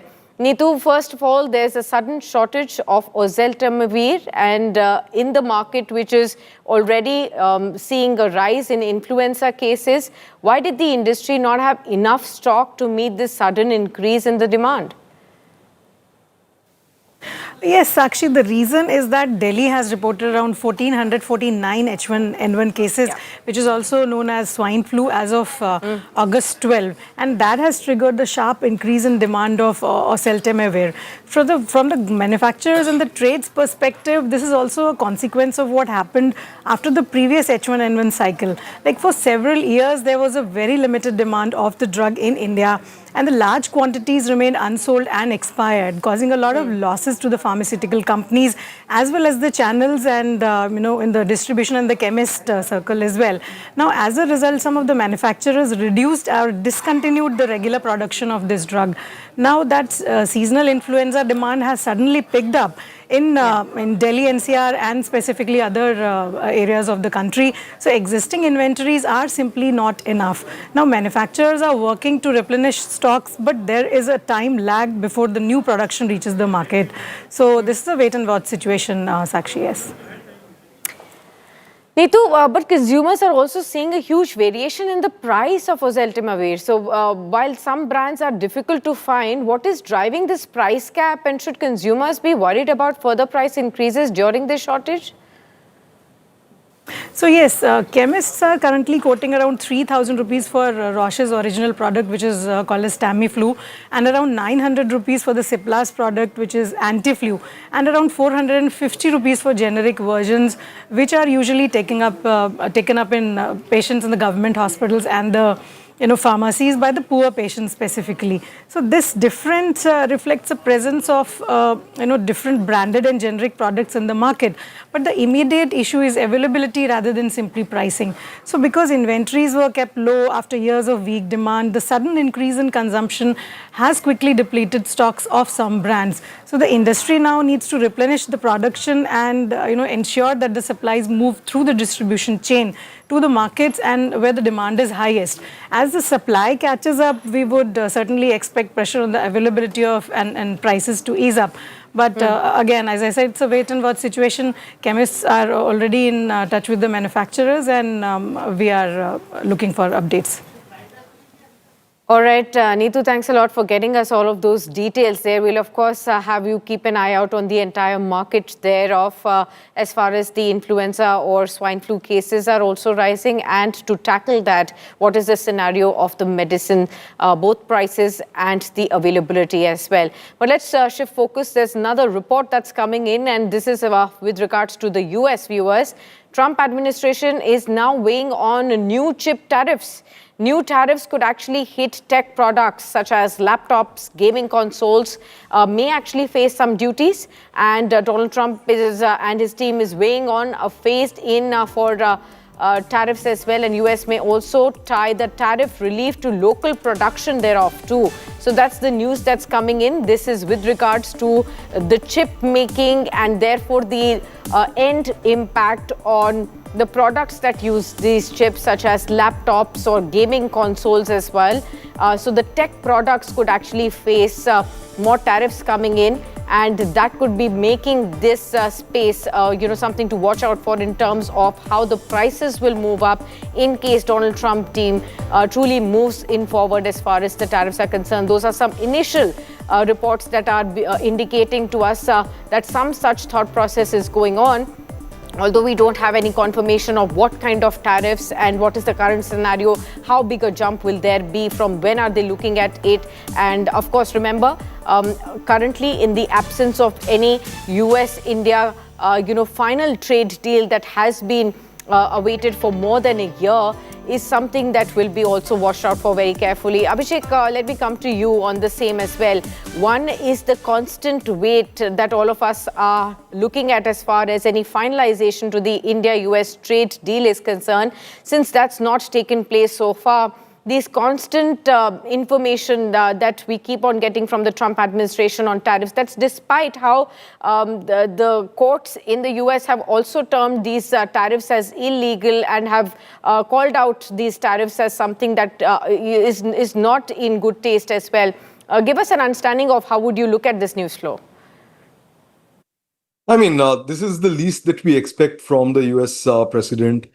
If he's not doing something like this every other week, we'll start missing him, right? I mean, the entire global markets are actually, waiting every day for some kind of announcement, some Truth Social post that Donald Trump is going to do. So I don't, right now, I mean, it's like crying wolf a lot of times. I think most people across the world, most markets are now sort of discounting the fact, discounting what Donald Trump is doing. I mean, that's my take.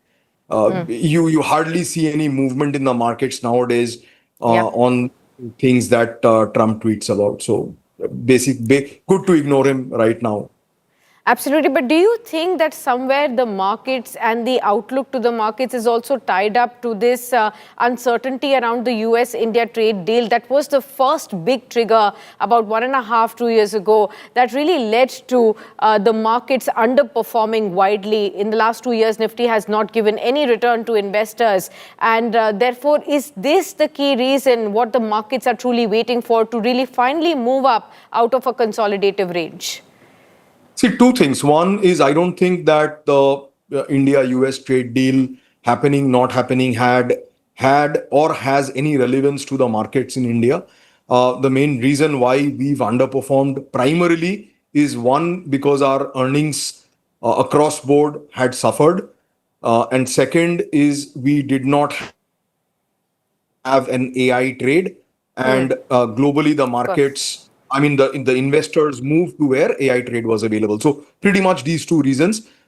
India having no trade deal with US probably did not have any relevance. And I continue to believe that it has still not much of relevance today, because we are seeing that even with trade deals being in place, this current US administration continues to tinker around with tariffs, etc., which pretty much negates having a trade deal in the first place. So I think it is also possible that, in India, along with a lot of other countries, are now sort of taking a backseat and saying that let this administration play out and then see where it, sort of lands us.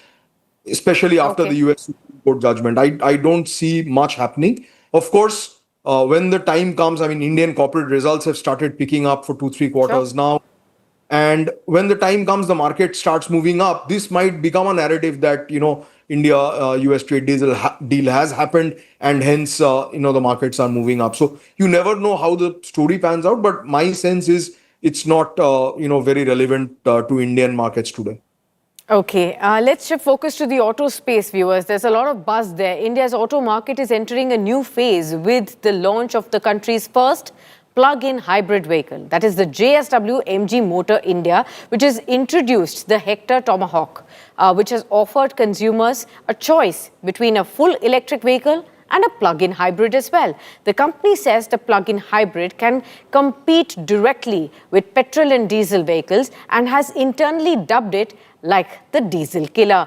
Business Today Television's Karandhar has actually spoken with Parth Jindal, the director of JSW MG Motor India, on the significance of this launch, the demand expectations, the company's planned capacity. Let's listen into what he had to say.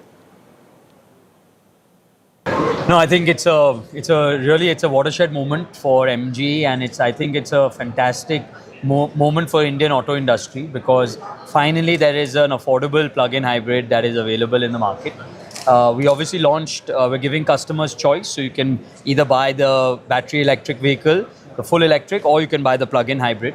And I think the unique thing about the plug-in hybrid is that it can really compete with the diesels and the petrols. And our nomenclature for this car internally is the diesel killer. And we are very, very confident that this car will definitely beat all the petrols and diesels out there. What kind of capacity are you looking at when it comes to plug-in hybrid EV? So we can make, between the two, we can do about 6,000 units a month.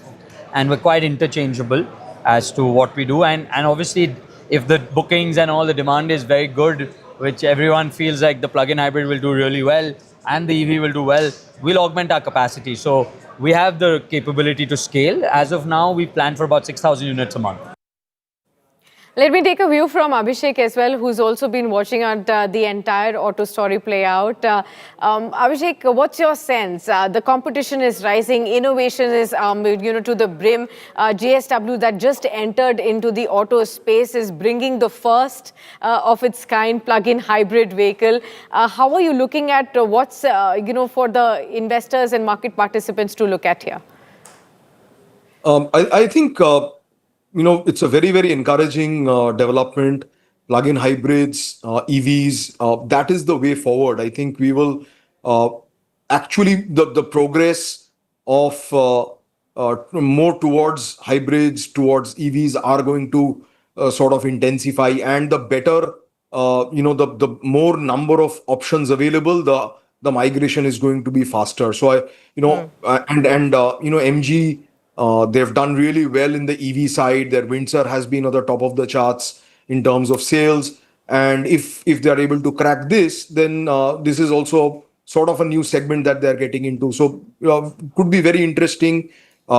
Yesterday, I mean, you were mentioning in the beginning, Hyundai has laid out plans for 26 new vehicles launches in India till 2030. So I'm sure Maruti is also going to follow suit. So it's going to be exciting times. Tata Motors is going to follow suit. So exciting times for car owners as well as the market in terms of auto launches over the next 3-4 years. All right. Let's also shift focus to the precious metals, viewers. That's also in the buzz right ahead of the festive season. It's Raksha Bandhan tomorrow. And we've already seen in the run-up to the festive season in the last 1 month, gold and silver are back in focus. Gold has risen 16% the fastest 1 month rally in historical figures as well. Gold and silver are back in focus. And with both these precious metals seeing strong moves and the rally of both of these precious metals sharply, the key question is, what exactly should be investors' strategy? Is this the right time to buy? Will there be a further move up until Diwali and by the year end? Or should you wait by, and after this rally, will there be some more consolidation? I earlier spoke with Ajay Kedia, the MD and Director of Kedia Advisory, to understand what should be investor strategy. Let's listen into what he had to say. So, sir, what is your target as far as Diwali is concerned, or by the year end? Where do you see the gold prices? So I think with the given fundamental, I am more bullish on gold because of geopolitical tension. No doubt it has been slightly settling down, but central bank buying everything. I think Diwali is in November, and if we close this year, I am expecting 5100 in international, whereas on domestic side with the rupee, no doubt some strength has been there in rupee, but some concerns still going on. We can see gold making a new high, maybe around 180, 185 should be the level by year end, or we can say by Diwali. Okay, got that. And what about silver? What is your expectation by the year end on silver prices? So silver is getting a two name. One is the devil's metal because of volatility what we have seen this year from the high of 4,20,000 market crashed down to the level 2 lakh, and now it has sharply recovered and trading very well around 2,40,000, 2,45,000 nearby. So I think silver as an industrial metal today morning itself, Chinese industrial demand data has came that is slowly and steadily picking up. The consumption from the industry side is quite high. Deficit, we have entered in 7th year. No new supply has been there. Looking to this, I am expecting silver to test around $90 by this year end, which means on domestic side, we can see a level like $325,000. All right, viewers, let's quickly take some of your questions now with Abhishek. We have our first question, Abhishek, for you. This one is from Krupa Shah from Baroda, who says that I have an investment horizon of about 6 to 8 odd months. Which are the pockets that I should invest in the upcoming festive season? Very difficult to comment on 6 to 8 months time horizon. Like you said, gold, silver could be interesting on a very short-term basis. Look at any company, where corporate results have been very good in sectors which are strong, typically, pharma, defense, real estate, chemicals. Look for companies where growth has been very good, where numbers are good, where the management commentary is good. And that's what you can do. 6 to 8 months is actually a very short time to have a investment time horizon. Okay, we'll take another one. This one is from Kushveer Singh. He's from Mumbai, and he says, I want to invest around 3 lakh rupees. Where should I invest? Should it be pharma or real estate, or should I invest in consumer durables? I'm presuming he's a long-term investor. So, always best if you have a lump sum is to go through the mutual fund or the ETF route instead of, if you're not, picking individual stocks by yourself, best to leave it to, sort of index funds or things like that. You get a broad diversified basket. Maybe, a Nifty 500 kind of an index fund would be good for a lump sum investment for the medium to long term. Okay, one last query, and this one is from Arjun. He's from Bhopal. He says, I've recently started earning. I want to know how much should I start my SIPs with, and where should I be investing my money? Again, same answer. If you're just starting to invest, the best option is to go with a broad-based index fund like a Nifty 500 index fund. My rule of thumb is try to save in the initial years as much as possible, while maintaining your normal lifestyle. Whatever you are able to save that and put it in the index fund. And after 10 years, 15 years, you'll thank me. Okay, fantastic. Thank you so much, Abhishek, for sharing with us all of these thoughts and advice for all our viewers as well. We'll quickly look at the markets close. We've ended lower, viewers, below the 24,100 mark as well. About 116 point of a fall. Last couple of minutes, you've again seen that gas impact play out, by the way. 116 points lower at the end point, low point of the day. 0.5% lower for the Nifty Bank as well today. Remember, it was at 24,133 for the Nifty at 315, right when the cash action closed. Look at how sharply a fall has come in. 24,090 is where we have ended at as far as the Nifty is concerned. Barring pharma and private banks, rest all of the sectors have slipped. But it's time now to, of course, look at what Commerce and Industry Minister Piyush Goyal has said in an exclusive India Today's Himanshu Mishra's conversation with him on the sidelines of the India-Japan visit. From the 7 lakh crore rupees of investment commitment and jobs for Indian talent to boost trade, exports, startups and technology, Mr. Piyush Goyal has outlined massive opportunities that could be ahead. Let's listen into what he had to say in this exclusive conversation. हमारे साथ बातचीत करने के लिए भारत के वाणिज्य मंत्री पीयूष गोयल। पीयूष जी, 2047 में जो विकसित भारत बनाने का एक सपना है, उसमें आपकी जो यात्रा है, इसमें जो 200 प्रतिनिधि आए हैं, उसको आप किस तरीके से देखते रहे?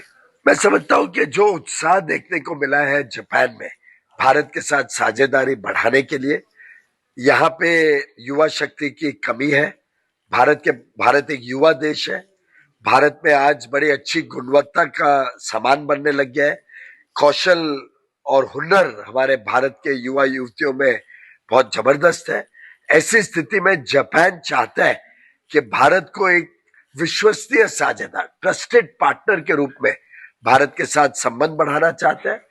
7 लाख करोड़ का निवेश 2025 से 35 के बीच करने का जो उन्होंने निर्णय लिया था, वो तो शायद अगले 5 साल में ही पूरा हो जाएगा।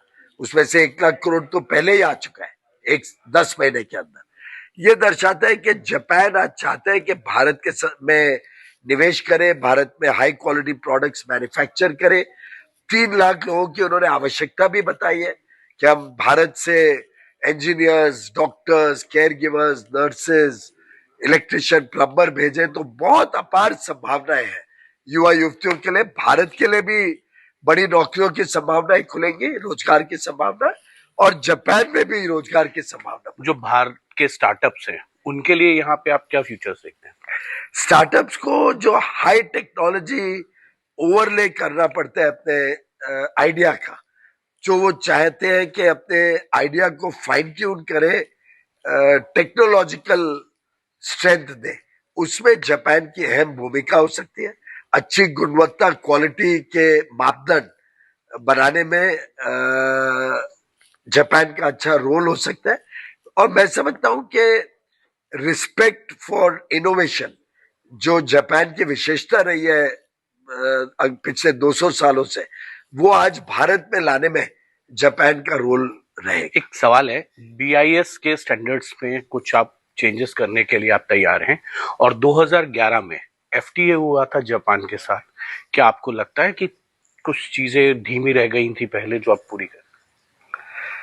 2011 में जो FTA बना, उसके बाद बहुत ज्यादा भारत का निर्यात बढ़ा नहीं है जापान में, और हम चाहते हैं, और मेरे इस दौरे के दौरान भी काफी बातचीत हुई है, कैसे बायलैटरल ट्रेड बढ़े और कैसे हमारा निर्यात बढ़े, जिससे ये डेफिसिट कम हो सके। हमारी ज्यादा जो जरूरतें हैं भारत में, वो यहाँ से टेक्नोलॉजी की है, यहाँ से नए इनोवेटिव प्रोडक्ट्स की है, यहाँ से अच्छे क्वालिटी स्टैंडर्ड्स की है, जिससे भारत में बनाई हुई सामान, भारत से दी गई सेवा और अच्छी होगी, और जापान के जो मापदंड है उसको मीट करके, उसको पूरा करके हमारे सामान की यहाँ पे उपलब्धता बढ़ेगी। मैं समझता हूं कि निवेश हो, पर्यटन हो, टेक्नोलॉजी हो या व्यापार हो, चारों क्षेत्रों पे इस विजिट में लाभ होगा। लाखों लोगों को रोजगार भारत में भी मिलेगा, और भारत से हम यहाँ पे लाखों लोगों को अलग अलग काम करने के लिए भेज पाएंगे। यहाँ की तनख्वाहें बड़ी अच्छी है। जो हुनर वाले, हमारे काबिलियत वाले हमारे युवा युवती हैं, उन्होंने जापान का कल्चर, जापान की भाषा सीख के यहाँ पे अप्लाई करना चाहिए। हम उसके लिए कुछ प्लेटफॉर्म्स और ब्रिज भी बनाएंगे, जिससे उनको यहाँ अच्छी नौकरी की संभावना। बहुत बहुत धन्यवाद। So the exclusive coming in straight from Japan for all of you viewers. Optimistic note as far as the trade between both the nations and the opportunities that exist. We'll have to wrap it up on that note on the Business Today show right here. In case you too have any questions about your investments in stock markets, mutual funds, gold or SIPs related questions, then you send them to us on the number that's flashing on your screens. We'll be happy to get top market experts to guide you on the same. With that, we wrap up. Many thanks for tuning in, but stay tuned. Much more coming up on your screens on India Today.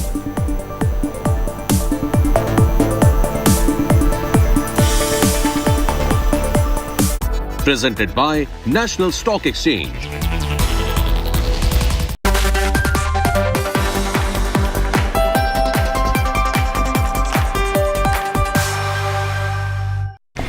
Look, this investment guru's tips will double your money. Just claim the offer. Double your money from any random group. Pay attention. Promising double returns, they'll lure you in tight. Unverified groups will send fake tips overnight, emptying your pockets before you can fight. Well said, well said, well said. SEBI and NSE advise consult only SEBI registered advisors and make payments only to verified accounts or UPI IDs. An investor awareness initiative by SEBI and NSE.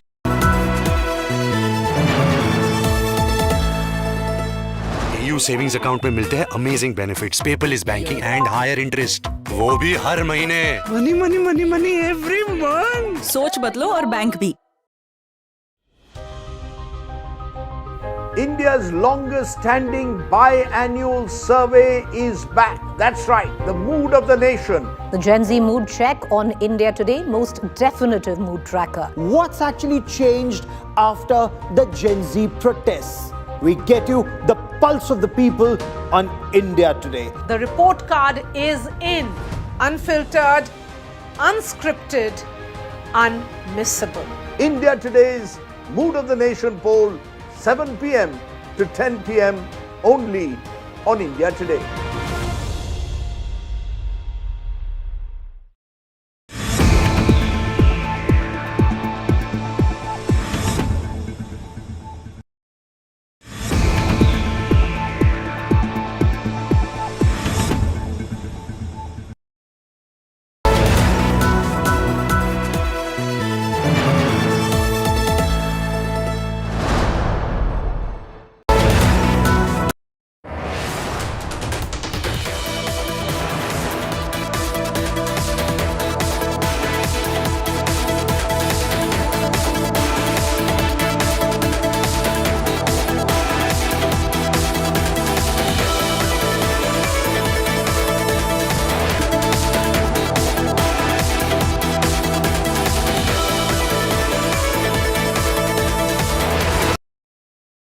मिलते हैं amazing benefits, paperless banking and higher interest, वो भी हर महीने। Money money money money every month. सोच बदलो और bank भी।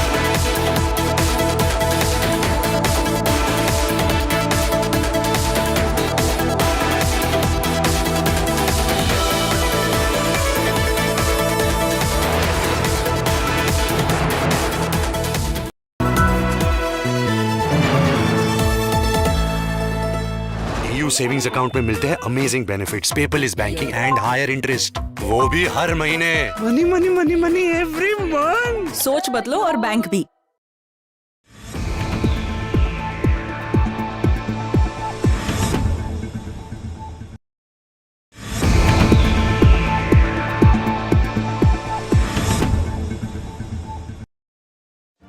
Make your media plan smarter with India Today Live TV on your connected devices.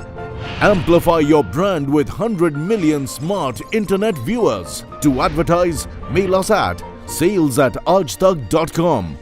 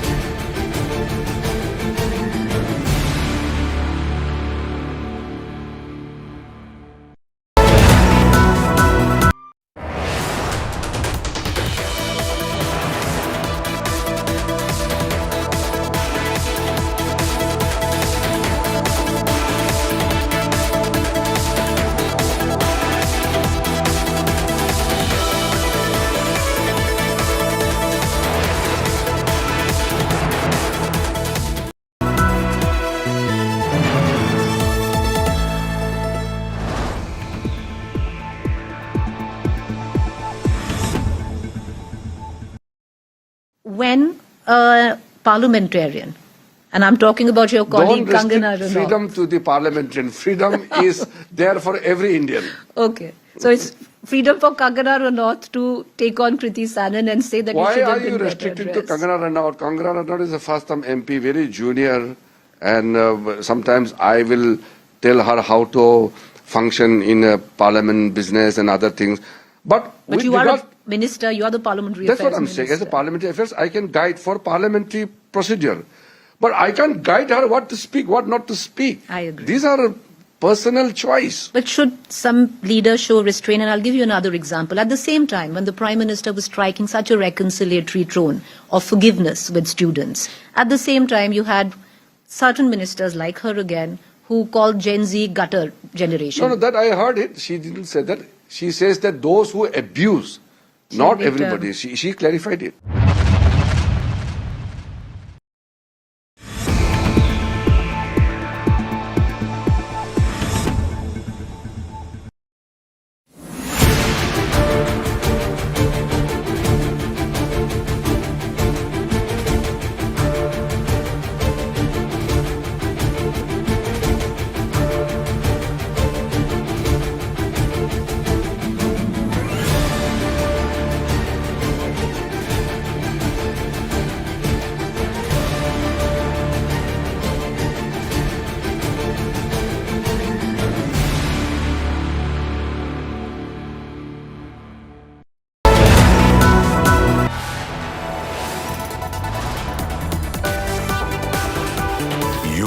Watching India Today.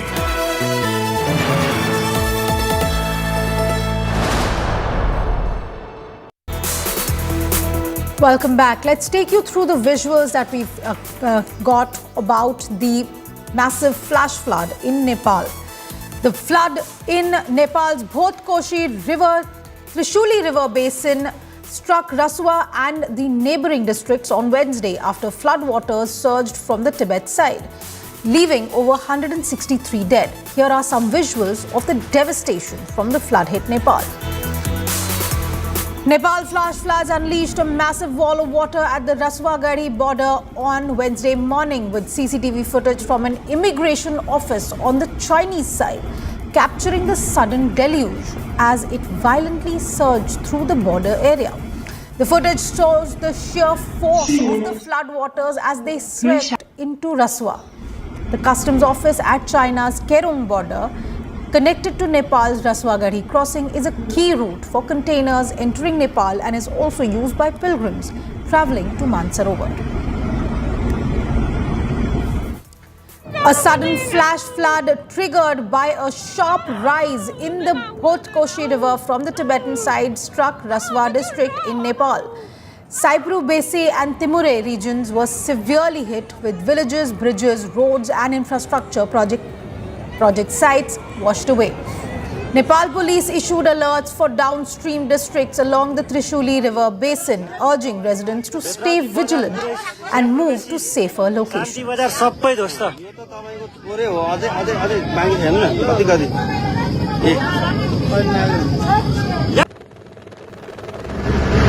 At least 160 people have been killed and hundreds more are missing after a flash flood and mudslide along the Nepal-Tibet border washed away villages and damaged roads and infrastructure. The flood hit early on Wednesday in Rasuwa, just north of Nepal's capital, Kathmandu, with preliminary information suggesting it was caused by an earthquake triggering an avalanche, with melted snow pouring into the Bhotkoshi River. The Nepal disaster has also struck Nepal's hydropower sector. Nepal's energy ministry said around 430 megawatts of electricity supplies had been affected, largely because of damage to hydroelectric projects. That is more than 12% of the country's total installed hydropower capacity of 3.2 gigawatts. Around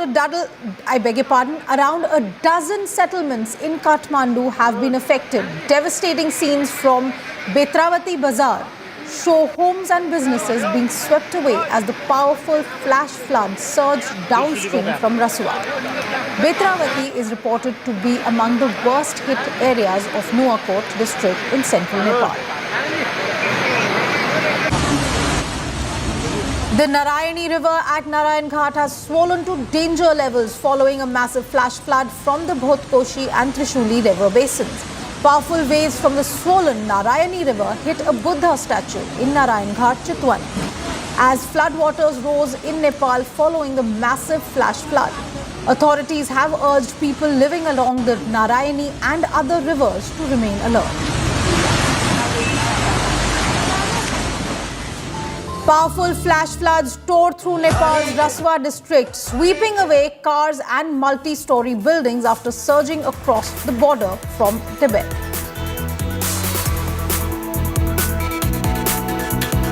Total 114 persons affected by the Bhotkoshi flash floods have been rescued with the mobilization of helicopters belonging to the Nepali army and private companies.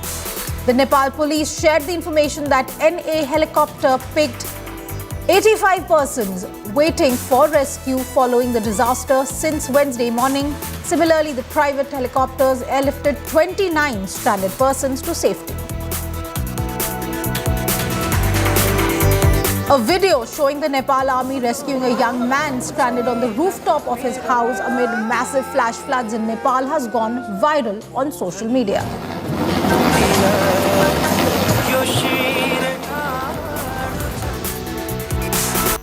A huge wall of mud and rock collapsed into a river on the Himalayan border of Nepal and China's Tibet on Wednesday, triggering catastrophic flooding on the Nepalese side that killed at least 163 people and left hundreds of tourists missing.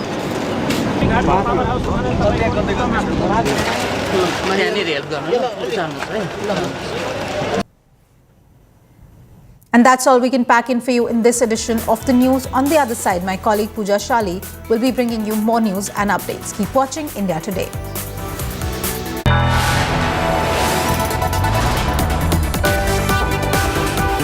You are watching India Today.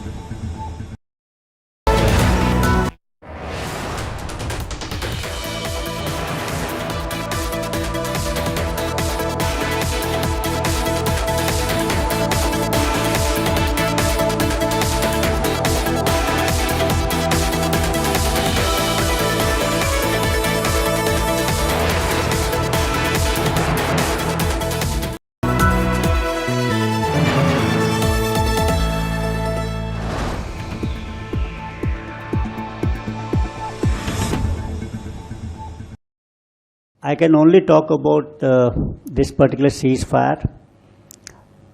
What happened in the military domain? I told you that they picked up the phone at about 9:30, spoke. We chose our own time. The DGMO said he's not available till about 3 o'clock, and then 3 o'clock he said, and then we decided at 5 o'clock. So the ceasefire is decided between two DGMOs. And that's it. Means I don't see the role of anyone else. How did this particular information get leaked out to the Americans that they tweeted before we could announce this? Again, I'm really, and that's it. Means I don't see the role of anyone else.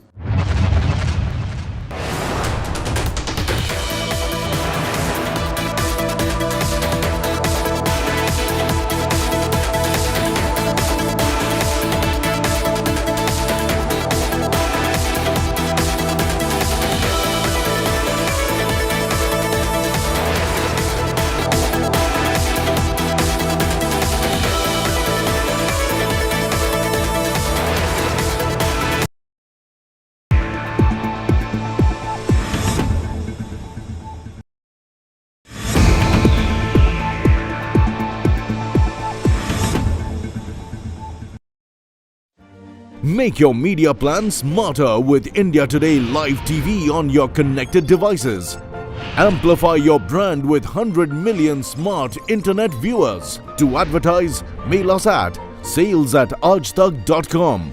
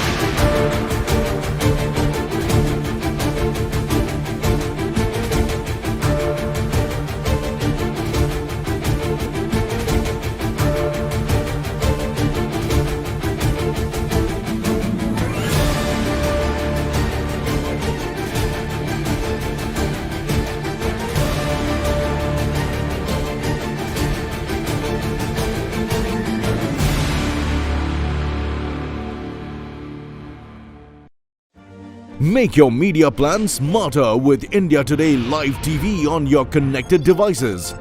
Amplify your brand with 100 million smart internet viewers. To advertise, mail us at sales@aajtak.com.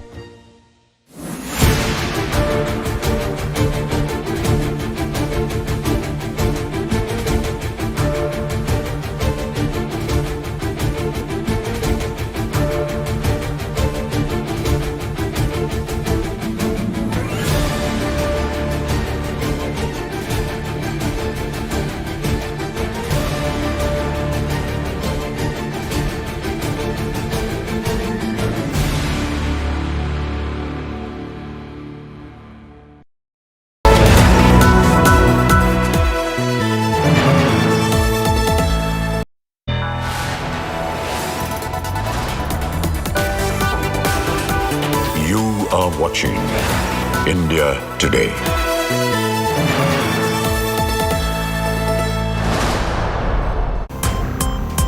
Hello and welcome, ladies and gentlemen. I'm Pooja Shali. The past 24 hours have shown us what nature's fury can really do and how fragile one's life is.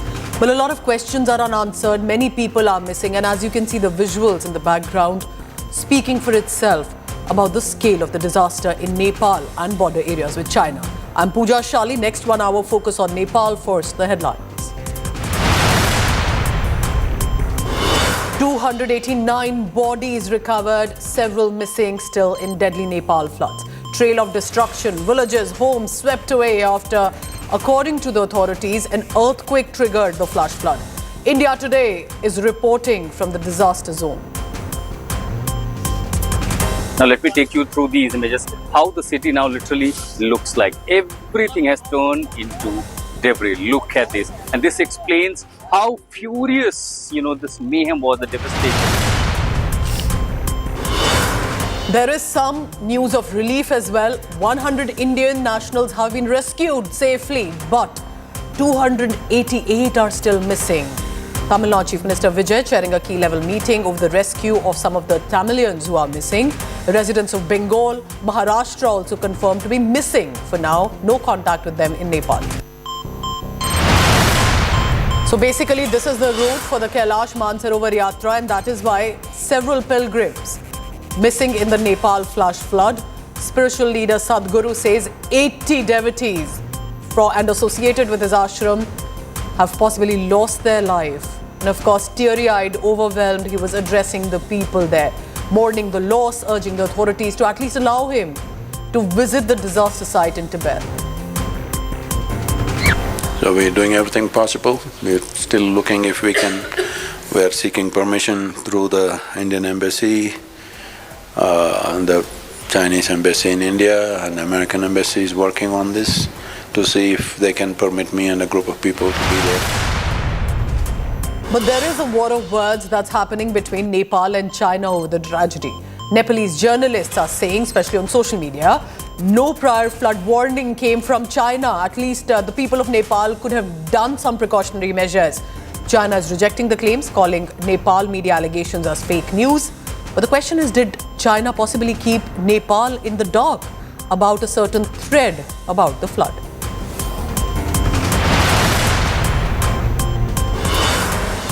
Union Minister Kiren Rijiju unfiltered and unplugged. Union Minister's unmissable interview only on India Today. Rijiju defines who's a Dimagi Naxal.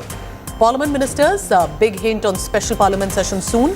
Also answering on all issues, for example, pellet gun controversy and more, in this conversation with Kriti Chaudhary.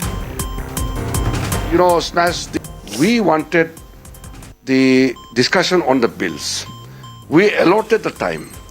Each bill was given time to discuss in Lok Sabha and Rajya Sabha.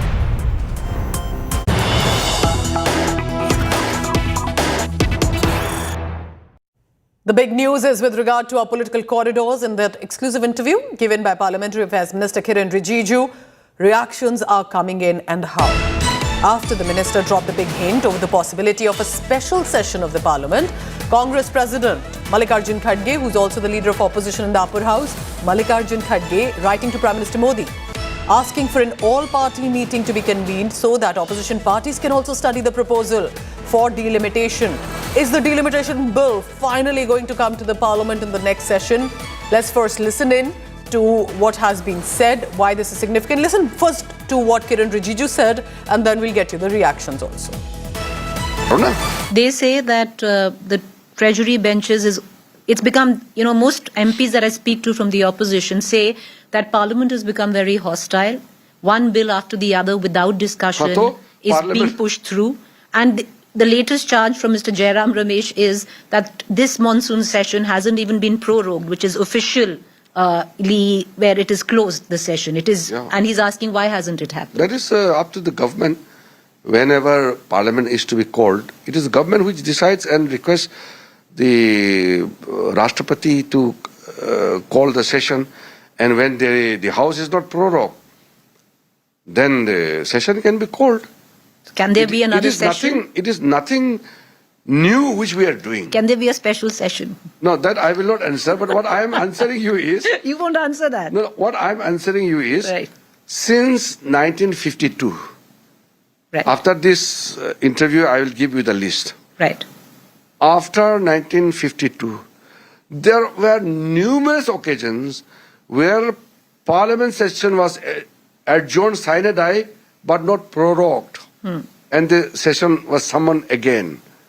Sir, I infer that there could be a special session called. You're saying you won't answer it, but as a journalist, you have every right to have inferences, and as a senior journalist, you are very experienced in reading the things.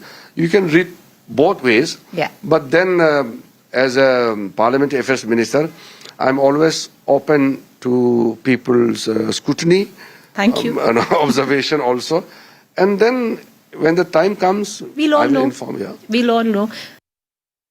So this is clearly an impact of the India Today interview that was done, and basically a response to this is why Mallikarjun Kharge has written. I'm joined by our colleagues Rahul Gautam and Kriti Chaudhary. I want to first take the response from Rahul, because he's the one breaking it for us about the Congress president writing the letter. Rahul, what do you hear? How has he cited the interview? Why has he written that letter to Prime Minister?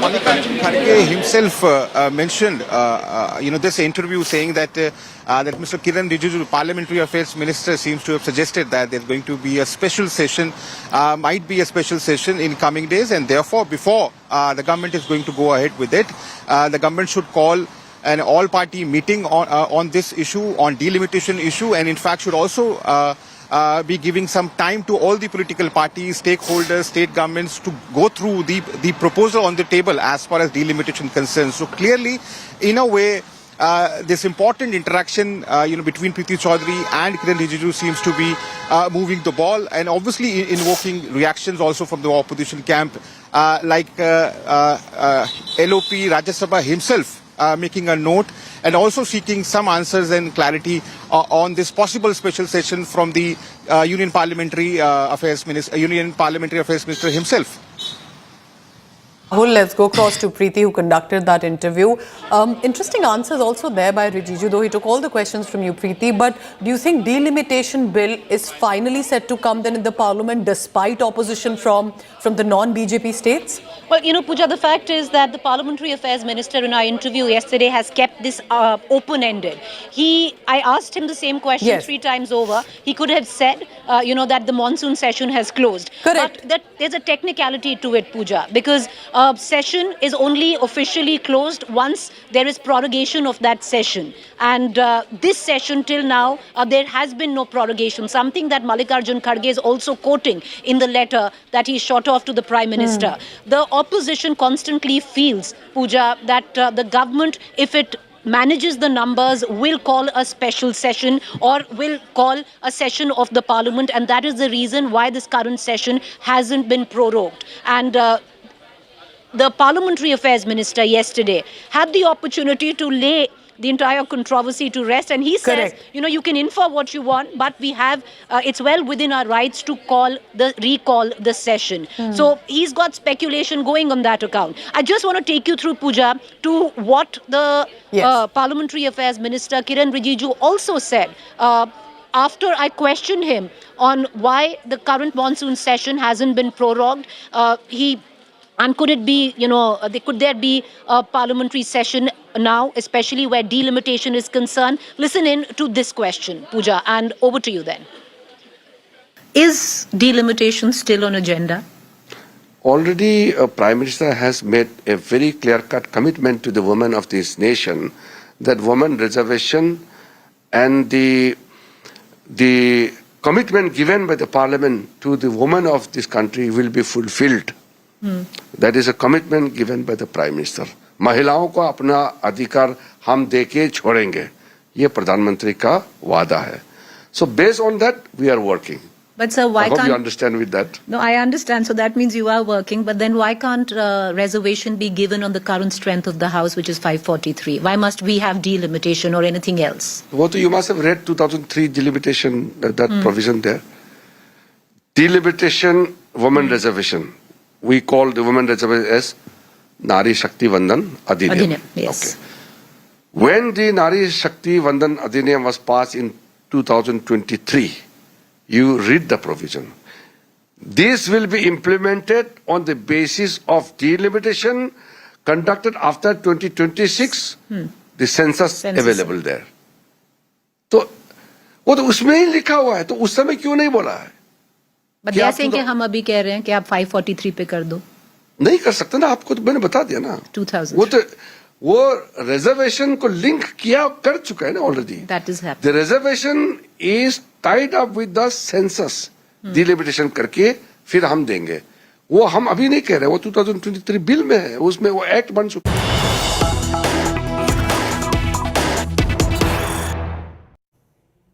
News coming in about the Nepal disaster. India continues to send relief supplies to the country. External Affairs Ministry has conducted a press conference. And the first responder that India has always been. The second consignment of 37.5 tons of humanitarian assistance and disaster relief material, which includes medicines, food packets, have arrived in Kathmandu. This is to support Nepal's flood relief and rescue operation as well. Because remember, ladies and gentlemen, time is of essence here. There will be all efforts made to at least save as many people alive as much as possible, to have as many survivors possible, and even then to be able to ensure the ones who are rescued will have all amenities with them. India, according to the MEA statement, remains committed to standing by Nepal and its people. Let's first listen in to the External Affairs Ministry spokesperson. 2 aircraft with humanitarian assistance have been sent to Kathmandu. A C-130J aircraft took off yesterday at around 8:30 p.m. carrying 10 tons of relief material, including temporary shelters, blankets, hygiene kits, solar lamps, medicines, etc. And then this morning, a C-17 aircraft departed with 37.5 tons of supplies, comprising 28.5 tons of relief items such as tents, blankets, hygiene kits, solar lamps, dewatering pumps, kitchen sets, gen sets, etc. 8 tons of medicine and 1 ton of food items. In total, across the 2 departures by air, India has sent 47.5 tons of emergency relief supplies aimed at supporting Nepal's ongoing rescue and relief operations. India Today Global Editor Pranay Upadhyay, who's been tracking all the latest that's coming in from Nepal. Pranay, tell us more about what is on India's action plan, what all has been sent, what is in right now on standby. Also tell me about the kind of aircrafts that have been sent across, because that's not just to transport, that could also be used in rescue ops. Certainly, these are the strategic lift aircrafts. And in fact, we are also contemplating that if there is a requirement of Indians getting, who need to be evacuated from Nepal, then the same, set of the aircraft can be used for those kind of operations as well. Because the first set of 21 Indians who got rescued from the affected area, mostly people from Tamil Nadu, will be eventually ferried back to or transported back to India. But besides that, as you asked about the relief material which is sent by India on board these 2 Indian Air Force aircraft, which includes these relief and rescue material, which is around 47.5 ton. And in fact, this relief material also includes the medical kits, the solar lamps, the tarpaulins, the medical equipment, the heavy earth mover machinery. But besides that, there is a requirement of belly bridges, which has also come from Nepal to India, and the government of India is also contemplating regarding that. And on the larger scale, the government of India is now coordinating with both the government of Nepal as well as with the government of China, because on either side of that Rasuwa border, the destruction is being assessed. And in fact, the rescue operations are being carried out by both the Chinese PLA as well as the Nepalese army, and Indians are affected on either side of the border, because around 288 Indians are missing on the Nepalese side, while 200 Indians are still stranded on the Chinese side. And what I'll do is, Pranay, in just a short while, our team will put out the list also that has been shared by the External Affairs Ministry. About 21 names at least have been mentioned as confirmed missing. Missing basically means there is no contact that has been established. Let's hope contact will be established and they will be rescued soon as well. Pranay, stay on with me for now, because Nepal has witnessed one of the worst earthquakes of its time. That was 2015. Now they are witnessing the aftermath of one of the worst flash flood disasters. Rescue ops are on, but death toll is sadly mounting. Nepal's Disaster Management Authority have recovered 165 bodies, and sad to say, as I read constantly, the death toll is increasing and the confirmation that's coming in. Identification of some of the bodies is still underway. Number of missing is also high. Preliminary data from Nepal Tourism Board suggests over 500 people are missing. 466 are foreign nationals. 113 are local Nepalese. There are 21 Indians confirmed from Tamil Nadu who have been rescued as well. We are told today the Nepalese army rescued over 100 people by helicopter from Rasuwa area, Rasuwa Gadi, where the incident happened. 95 were rescued from Timure. 7 people were seen trapped inside a hydropower tunnel in Haku, and 21 Indian tourists. So amid, of course, the grim updates, there is an update as well, which is of relief. There are people who've been rescued as much. The Nepalese army, armed police force and Nepal police continue search and rescue operations using helicopters to reach areas cut off by the floodwater and landslides. Prime Minister Balendra Shah has called the situation critical and that they are intensifying rescue operations. So this search and rescue team have brought search and rescue dogs, as I just mentioned, but they say some of the challenges, including, for example, mudslides. Mudslides will make it even more challenging for search and rescue dog to smell potential survivors that are trapped underneath, because in the case of scenario, according to their previous search and rescue experience, a mudslide can trap survivors underneath about 1.5 meter to around 3 meters. With that, search and rescue dog would be really hard to sniff any signs. So that's where the sensors as well as live detectors are coming handy, as well as drone, to estimate the current situation on the ground. So first is to really get an understanding or overview of what's happening on the ground. So some of the materials and supply that we see carried by the People Liberation Army, as well as the search and rescue team, and also unknown, which is unknown search and rescue team, very good at bringing heavy equipment to clear the roads, as well as to at least restore some of the basic infrastructure are on their way there. Also, we're seeing some of the supplies to the epicenter include tents, which mean shelter is definitely in need at this point. And India Today is not depending on secondary sources to get you the information. This is the first-hand report sent by my colleague Ashutosh, reporting from the danger zone there in Nepal. Here's what he is witnessing around him.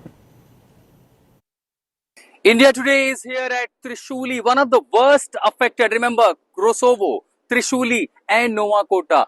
3 of these market cities were totally destructed, devastated, destroyed. Here in Trishuli, the entire landscape in 24 hours has gone totally changed. There was a Buddha temple, which now seems to be only one pagoda which is left. Now, exactly across this line, there was a hanging bridge. Now, the hanging bridge is no more hanging. Many people were there. And look at the furious flood. The river, which is flowing up to 8 to 10 feet now. Look at this. These markings, the footprint of devastation that it has left itself says that water was flowing up to 90 to 100 feet above the level that it is flowing now. Just across on the side looks like a river beach, which is no more. I mean, this was a bus stand. Multiple bus parking it was made, and the whole bus stand is now turned into rubble and debris. This looks like a flattened surface area. Just on the across side, look at the residential area, has turned into a ghost town in 24 hours. And now we see, look at this part. This was a school. Many children were there. Now all are going missing. Perhaps why the number of casualty could be way too higher than what it's coming at the moment. The reason is the furious flood. The mayhem came from Tibet via this Trishuli river, has washed away this entire fully flourished Trishuli town just across the Nuwakota, Trishuli, Soro. These are the exclusive ground report you're seeing on India Today from Trishuli. The whole landscape of Trishuli that's been totally devastated. This has left the footprints of destruction. Never ever Nepal has witnessed this kind of tragedy, unlike what it had seen in during the earthquake. But this is mayhem. particularly in the difficult geographical terrain where even the rescue, search operations and restoring is nearly impossible. This is the ground reality of Nepal's this part where it has been totally destroyed. At ground zero in Trishuli, bringing you this exclusive report for India Today, this is Ashutosh Mishra. It's a mayhem that what I see here at ground zero in Trishuli. The river not only changed its course, but it eventually changed the direction to 180 degree with the debris that was flowing via Tibet to Rasuwa, and then it came to Trishuli market. That whole landscape that you see was fully flourished. There was heavy crowded market, there were hotels, there were school, college, bus parking. It was most buzzing place in this part of Nepal. But now what had happened, the moment, hardly people, there are hundreds of those houses. People could not even get an opportunity to escape, to run. However, many at the just across side of the area were able to escape to the mountain areas, to the hilly terrain. But hundreds of these people were trapped, and when the debris attacked, all their houses gone in the debris. And that makes really an apprehension that number of casualties and number of missing persons in this part of Nepal. The Trishuli remain one of the worst affected. India Today is reporting from the ground, and what I'm seeing through my eyes is actually explains the magnitude of this natural calamity in Trishuli. At ground zero in Trishuli, Nepal, this is Ashutosh Mishra for India Today. Trishuli के नदी के दरअसल दूसरी धारा की तरफ मैं गांव में पहुंचा हूं, और गांव में आप देखेंगे कि यहाँ पर एक चर्च था, इसके आगे कई सारे जो घर है वो पूरी तरह से तबाह हो चुके हैं, और वो ये पूरा मकान, इसका पहला मंजिल जो है वो पूरा मलबे में दलदल में दबा हुआ। अभी इस इलाकों से पार करते हुए दरअसल अभी देखिए पूरा दलदल यहाँ आया हुआ है, और इस मलबे में से हमें जाना है, और ये अपने आप में बहुत दुर्गम रास्ता है, और यहाँ तक जाने के लिए दरअसल बहुत संभल के जाना पड़ेगा। और इन रास्तों से मैं आपको लिए चलता हूँ कि कुछ लोग जो गाँव के लोग हैं अपनी संपत्ति या जरूरत की चीजें बचाने आए हैं, वो निकाल करके लाए हैं, तो उन्होंने इस तरह से लकड़े और पटरों का इस्तेमाल किया हुआ है ताकि हम इन इलाकों तक पहुंच पाए। देखिए यहाँ तक की जो है तबाही है। नदी जो पानी है वो अभी मेरे पीछे लगभग 60 से 70 फीट नीचे बह रही है, और सारा पानी जब ऊपर आया उसने पूरे के पूरे गाँव को तबाह कर दिया। देखिए सारे घर में ये सिर्फ तबाही के निशान है। इस पूरे इलाके में अगर आप देखेंगे यहाँ कुछ भी नहीं बचा है, त्रिशूली में कुछ भी नहीं बचा है। Clearly, this is a disaster that people of Nepal haven't seen ever, at least this generation. But what are celebrities or big faces of Nepal saying about it? In fact, joining me in this telecast live is Dr. Sarisha Shresht. She's Miss Nepal Earth 2022. I appreciate you joining us, Sarisha, and I understand these are very difficult times. What are you hearing around you? Where are you based? What are your fellow people around you in Nepal are feeling at this point? What are they witnessing? What are you hearing? So currently I'm based in the capital city, Kathmandu. The capital city hasn't been affected with the flood, but as a country, as a fellow Nepali, I think we all have been mourning because it has been one of the hardest times for our country. What happened yesterday with so many lives lost. So just like everybody else, I think I have been looking at the news constantly, and I've been seeing the devastating images of the flood that happened yesterday. I also want to understand from you, with the visuals that we're also receiving, what is the scale of disaster that it really looks like from where you are? Considering the videos look horrific, what is your assessment, Dr. Shresht? Flooding has been something that has been happening annually in Nepal, actually. And the area that has been affected, the Rasuwa area, which is in the border of Nepal and China, Tibetan region of China, it also underwent flooding last year. But the casualty wasn't as serious as this year. There were, I think, about 9 deaths and 19 people went missing, which is very unfortunate, of course. But nobody expected this magnitude of disaster to happen this year, especially because there wasn't heavy precipitation happening. So right now, as per the latest news, I think 165 deaths have been accounted for, and there are about 800 plus people missing. More than that. And even I think there are 700 tourists who've been missing. So rather than just the loss of infrastructure, homes, schools, it's the loss of lives that's really heartbreaking and distressing. You're a public figure. and you've been a beauty pageant winner. How are big faces like you who are ensuring, how are you standing together with your people? Are there some campaigns that are being organized to help those who are stranded, or any sort of awareness campaigns as well? So rather than just being a beauty queen, I think just as a citizen of Nepal, it's the Yes, of responsibility of each and every one of us. It's our collective responsibility to stand together as a country in solidarity to help in whatever possible way that we can. Definitely as a media personality, I'm using my social media platform right now to raise awareness about all the important informations that have been circulated by the government. And we're really trying to focus on on preventing misinformation right now. So all the verified informations, we're trying to amplify them. So right now there have been initiatives from the government side. They've been incredibly working hard, and there has been certain streamlined channels in terms of help and relief that we can contribute as citizens. So I'm trying to raise awareness. Okay.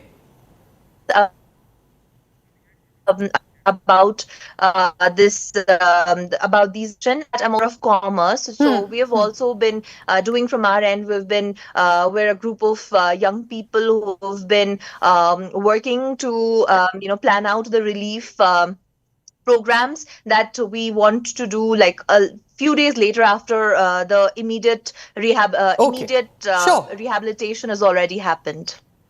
So as a neighbor, Dr. Shrestha, India has been helping as well. We've sent some relief material, medicines, and I hope that helps. But please do tell us, how can India help more could be required? Also, I do have another question, that many are looking at these visuals and wondering, is this the reality of climate change, urban development in sensitive zones? And I understand these are two different questions, but if you could take both. Okay, coming to your first question, I think that we're very much grateful to our neighboring country, India, because at times like these, in the face of crisis, they've shown the brotherhood, and they've sent us, I believe, 10 tons of relief materials have been dispatched, and they've already reached, I think, the Timure area as well. So we're really grateful for that as a country.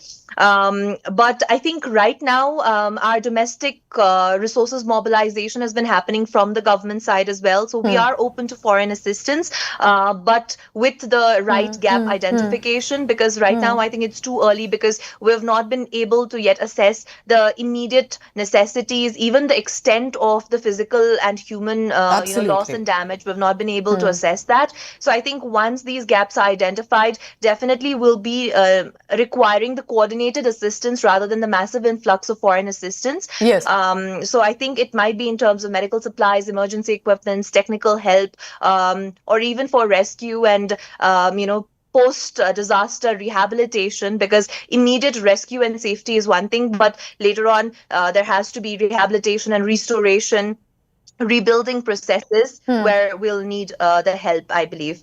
And coming to your second part of the question regarding climate change, I think just an incident itself would be difficult to attribute exactly to climate change, but we have been seeing this pattern of floods and landslides in Nepal, and also the observational weather changes like unpredictable monsoon.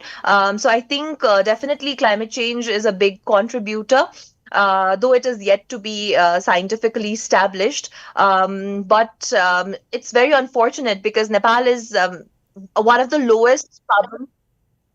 Urban development, yeah. So that's what I wanted to understand. Sorry for interrupting you there. Yeah, but I was curious about urban Nepal development. is one of the lowest carbon dioxide contributors, and we're not contributing that much in terms of all the developmental activities as well. But I think we're facing the disproportionate burden of the climate change because of our terrain and because of our topography. So it's a little unfortunate. Our prayers are with the people of Nepal. We are constantly tracking what's unfolding there.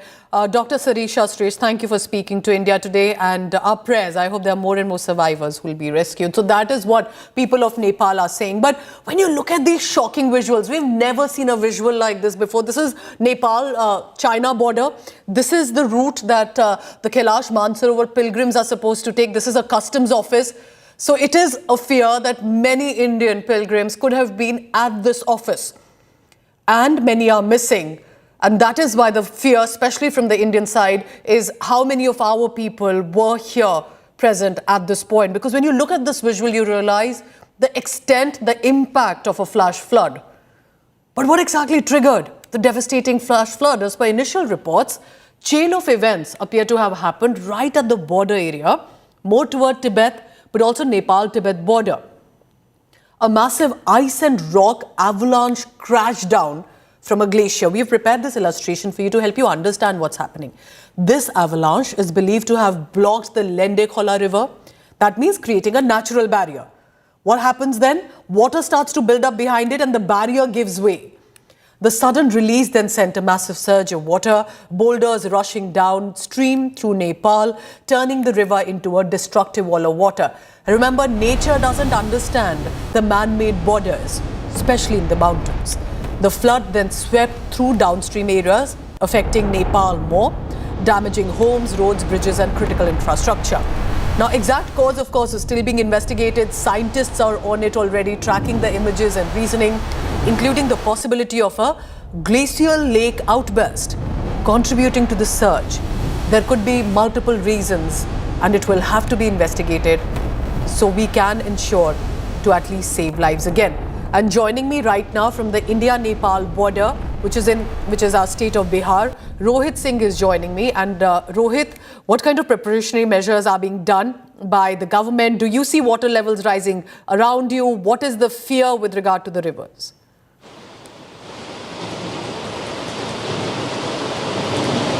Well, Pooja, let me tell you, as far as Bihar is concerned and the kind of anxiety that was seen yesterday after all those visuals we saw from Nepal, from Tibet, that huge volume of water rushing towards Nepal, it seems that the worst is almost over for Bihar, because the manner in which we saw that water was coming from the mountain, that water hasn't really, in fact, reached the Gandak barrage. That's the barrage from where the water from Nepal enters into Bihar. That's India. And you can see this is the Indo-Nepal border, and this is the Valmiki Nagar barrage from which the water, you can see, is entering into India via Bihar. And all the 36 gates of this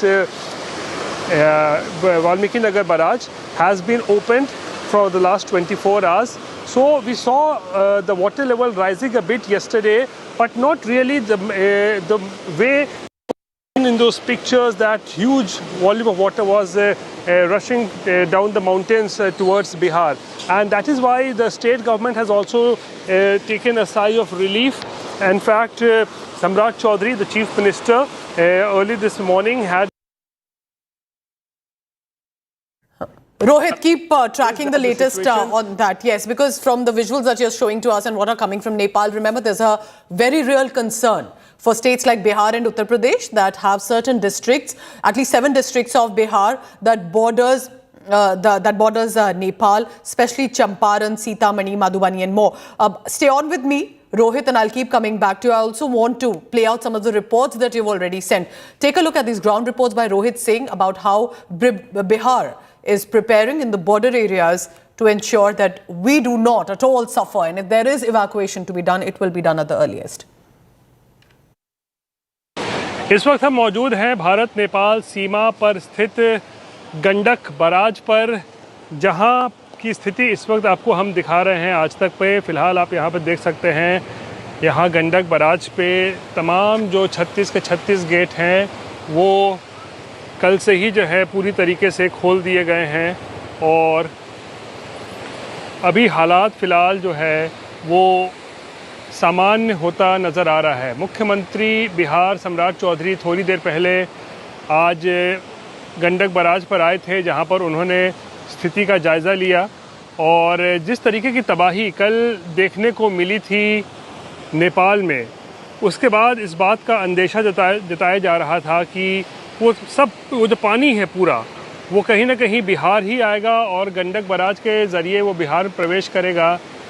लेकिन एक तरीके से कहें तो अच्छी बात ये रही कि जिस रफ्तार में और जितना पानी उस वक्त नेपाल से आ रहा था उतना पानी बिहार तक नहीं पहुंचा और इसीलिए हालात जो हैं फ़िलहाल नियंत्रित बने हुए हैं और बिहार सरकार ने जो तकरीबन आधा दर्जन ज़िलों को हाई अलर्ट पर रखा था और इस बात का अंदेशा था कि बड़ी तबाही जो है वो बिहार के कई ज़िलों में देखने को मिल सकती है, तो उससे कहीं ना कहीं राहत ज़रूर मिली है। हालांकि नेपाल में भारी तबाही मचाई है उस सैलाब ने और ज़बरदस्त नुकसान नेपाल में हुआ है, लेकिन फ़िलहाल भारत नेपाल सीमा की स्थिति हम आपको दिखा रहे हैं, जहां पर बिहार के लिए कम से कम तो है अच्छी खबर है, क्योंकि जो पानी नेपाल से आ रहा था वो बाकी नदियों में जो है वो डाइवर्ट हो गया, जिसकी वजह से गंडक में उतना पानी नहीं पहुंचा जितना कि अंदेशा जताया जा रहा था और उसके वजह से बिहार में तबाही के हालात पैदा नहीं हुए। I'm Ashutosh Mishra here at Ground Zero in Nepal. We are en route to Nuwakot. Nuwakot, one of the worst affected along with Rasuwa, and primarily we have seen how in this difficult terrain, when the slide eventually leveled up the river up to 30 to 40 meter, how people were escaped. They were hiding on these mountain areas. So they clearly, and we have seen those viral video where people were seeking SOS message. They were sending that somehow they managed to escape from that devastation, that disaster, and they were managing all through these stretches, these terrain. Now, at the very same time, why it is very difficult for the Nepali Army and Air Force to carry out such operations, because of, if you see the weather, the valley is absolutely packed, and so is the situation even towards Rasuwa. So somehow, remember, all the road connectivity have been totally washed away. It is extremely difficult to reach to such terrain. So through these mountain roads, which is hardly accessible, since most of the places the government has blocked those access, they are not allowing much people to travel to those areas, because that will eventually disrupt the aid and rescue relief, all the efforts. So somehow we managed to pass through these areas, and that makes why the situation absolutely difficult, because the air sorties, number of air sorties will be very limited. The world has offered help to Nepal, including India. We have seen the first Indian aircraft land in Kathmandu with the aid and support, but at the very same time, for the air evacuation, this is going to be extremely difficult, looking at the weather packed here in this peak of the monsoon, and this kind of calamity, more than 160 people killed, more than 400 missing, and still the search and rescue operations continues, which is the priority for Nepalese authority at the moment. One of the most beautiful landscape and city near the the Nepal-Tibet border. Now they say we lost that beautiful city, and clearly I have seen those images. Now let me take you through these images, how the city now literally looks like. Everything has turned into debris. Look at this, and this explains how furious this mayhem was, the devastation. Heavy vehicles, the way they have gone into debris explains that the moment. Look at this, these are bikes, everything hard-earned money, people made their houses, been living here ages, they have their memories of this. And that's right behind me is the Trishuli river.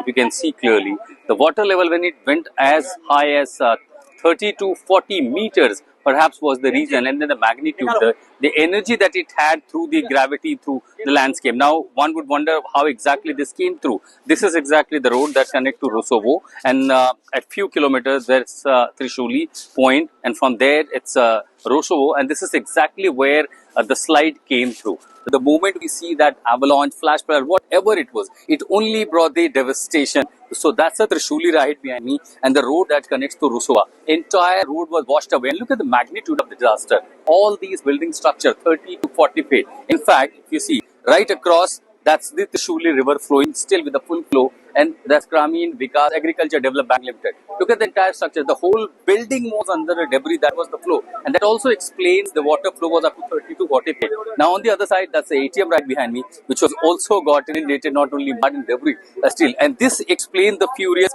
devastation. Still the debris, and it is very loose. The moment someone even put a step right here, you literally go in the debris. Look at this, what has happened.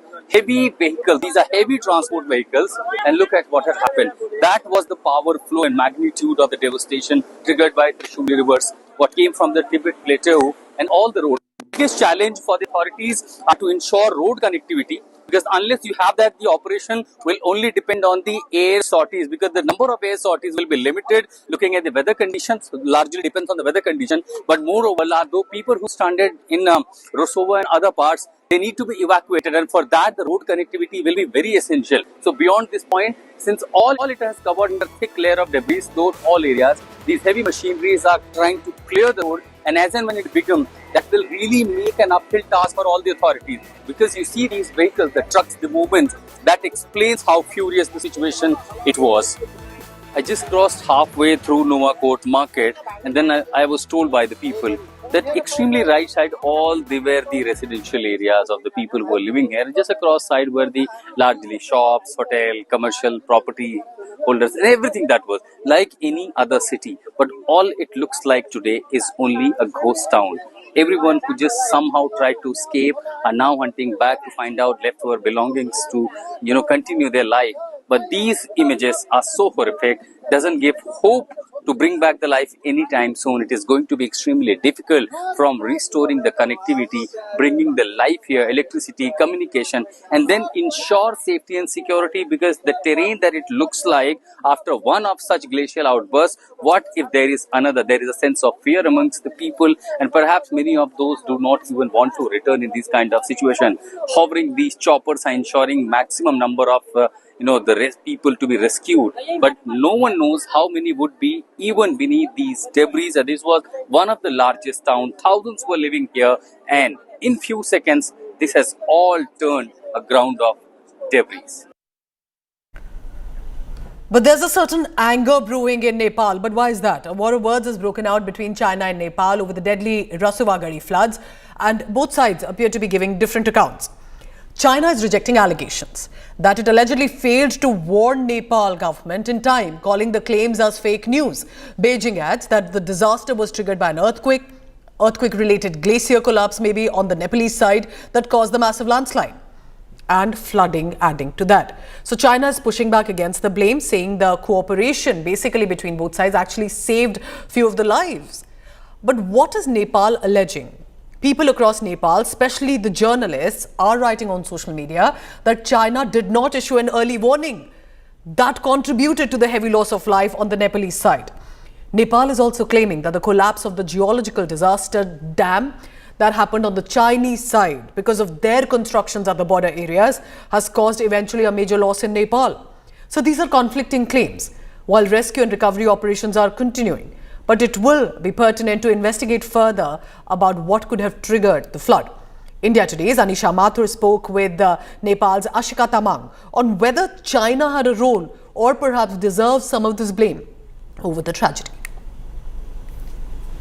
Ashika जी, एक मैं सवाल आपसे पूछना चाहूंगी। चीन में China के जो बांध है, डैम है, वहां से पानी छोड़ा गया, क्या उसकी वजह से तबाही और बाढ़ को ज्यादा भयावह बनाया? क्या नेपाल को इसकी जानकारी दी गई थी? मैडम जी, हमने बुझ लिया, समझ लिया। मैं एक सवाल पूछ रही हूँ, क्या चाइना ने नेपाल को बाढ़ की जानकारी दी थी? क्या आप लोगों को बताया गया था कि पानी का बाढ़ का खतरा है? चाइना की तरफ से कोई इंफॉर्मेशन आई थी आपकी सरकार के पास? आया था, वो तो आया था हमारे पास, लेकिन किस कारण से बिल्कुल हुआ है, वो तिब्बत से आया ना, तो इधर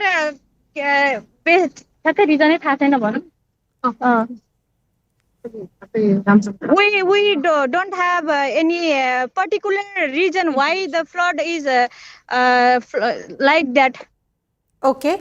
Can you tell me one thing? China is making a number of dams and hydroelectric projects. China बहुत सारे बांध बना रहा है, हाइड्रो प्रोजेक्ट बना रहा है। इसको लेकर नेपाल में क्या कोई चिंता है? क्या इन डैम्स की वजह से क्या सोचते हैं आप लोग? क्या इसकी वजह से और खतरा बढ़ेगा?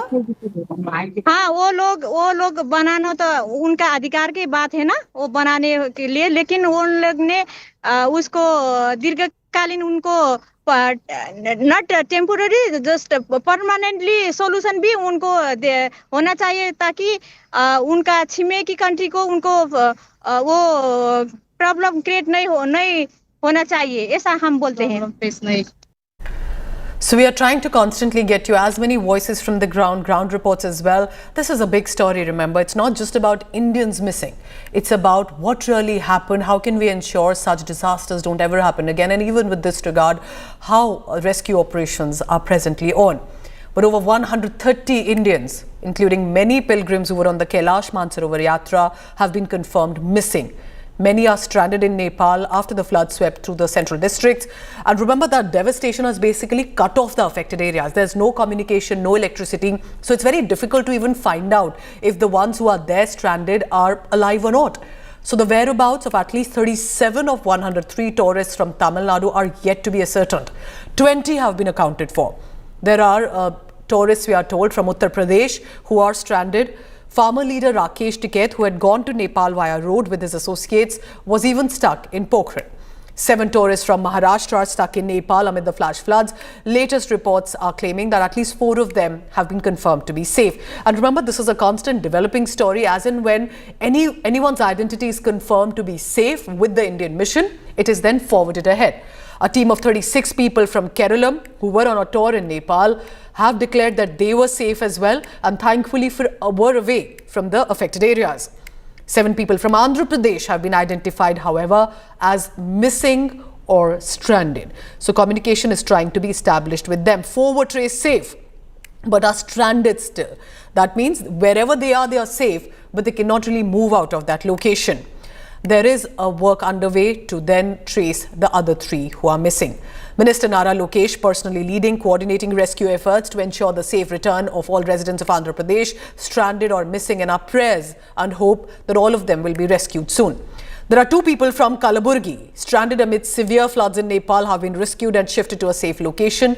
Karnataka Disaster Management Authorities contacted the duo. They've gathered information about the situation. State government is making arrangements to bring them from Nepal to Delhi. Accommodations are being planned at the Karnataka Bhavan. There's a reason, ladies and gentlemen, that I'm not putting out names right away of all of them, because that is what the officials will do, and otherwise it can share a certain concern or panic among those who are still family members of those who are still missing. Belagavi, we are getting reports that some people are there, but it is not ascertained. Kalburgi, 2 people from Chincholi are stuck in the Nepal floods, and that has been reported to our SPs. And I urge through the media that if there is any information that you have about our people from our state missing in Nepal, please get in touch with the local police station as soon as possible, or at least the district SP. And if you inform us, we will ensure that the right communication channels will be opened for their relatives and friends. ఇప్పుడు కూడా మేము మానసరోవర యాత్రకు వచ్చాము. అయితే మేము చాలా save అయ్యాము. అదంతా ఈశ్వరుని ప్రభావం అనుకుంటా. నెక్స్ట్ అయితే మా ట్రావెల్స్ వాళ్ళు కూడా మమ్మల్ని చాలా జాగ్రత్తగా చూసుకుంటున్నారు. ఎక్కడైనా సరే అకామిడేషన్ కానీ, ఫుడ్ కానీ, ట్రావెల్ చేసే విధానంలో కానీ చాలా బాగా చూసుకుంటారు. దానివల్లే అనుకుంటా మాకు ఈరోజు మేము ఇంత సేఫ్గా బయటపడ్డామంటే అదంతా ఆ కృష్ణయ్య, ఆ శివయ్య అనుగ్రహమే. నెక్స్ట్ ట్రావెల్స్ వాళ్ళ ద్వారా కూడా మేము చాలా బాగా రీచ్ అయ్యాము. మాకు పాస్పోర్ట్స్ లేట్ అయ్యాయి అని చెప్పి మేము చాలా ఫీల్ అయ్యాము. అయితే లేట్ అవ్వడం కూడా చాలా మంచిదని ఇప్పుడు మాకు అర్థమైంది. ఏది జరిగినా మన మంచికే అని అనుకోవాలంటారు చూడండి, అట్లా జరిగింది.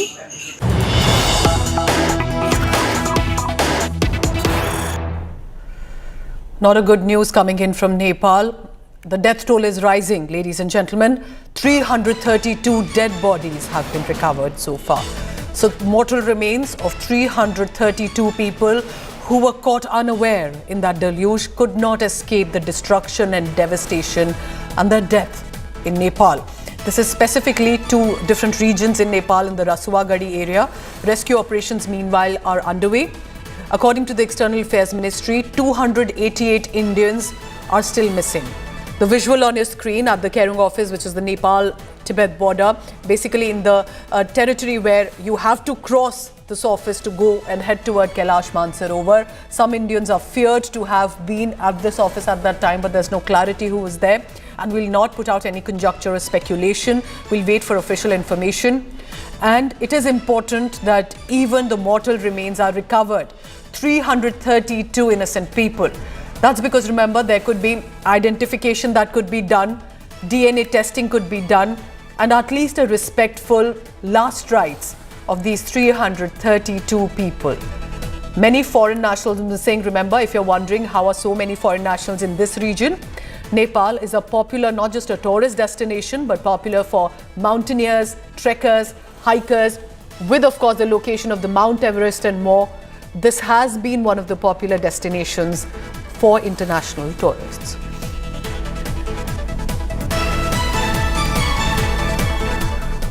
With prayers for those affected and hope that there will be many more survivors in the days to come.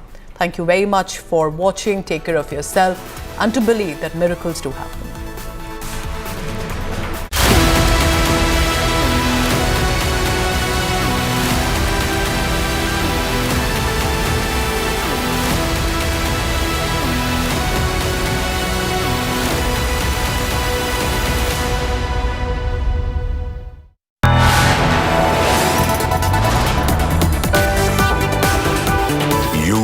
Watching India Today.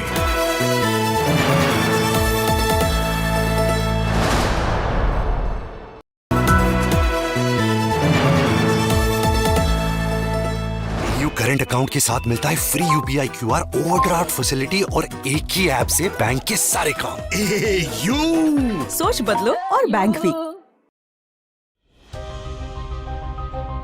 India's longest standing biannual survey is back. That's right, the mood of the nation. The Gen Z mood check on India Today, most definitive mood tracker. What's actually changed after the Gen Z protests? We get you the pulse of the people on India Today. The report card is in. Unfiltered, unscripted, unmissable. India Today's Mood of the Nation poll, 7 p.m. to 10 p.m. only on India Today.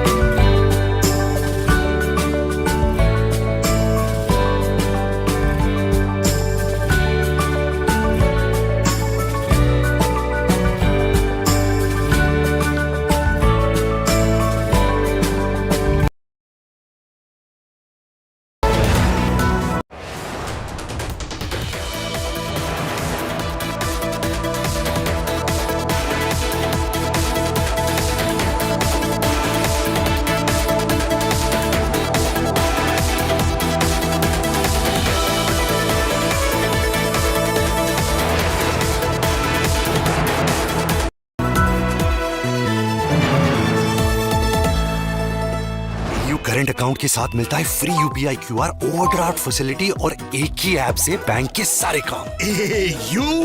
सोच बदलो और bank भी।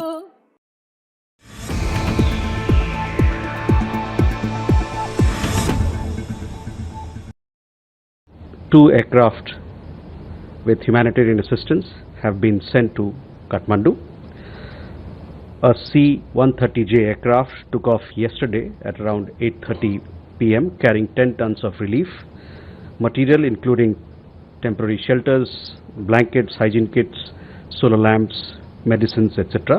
And then this morning a C-17 aircraft departed with 37.5 tons of supplies comprising 28.5 tons of relief items such as tents, blankets, hygiene kits, solar lamps, dewatering pumps, kitchen sets, gen sets, etc.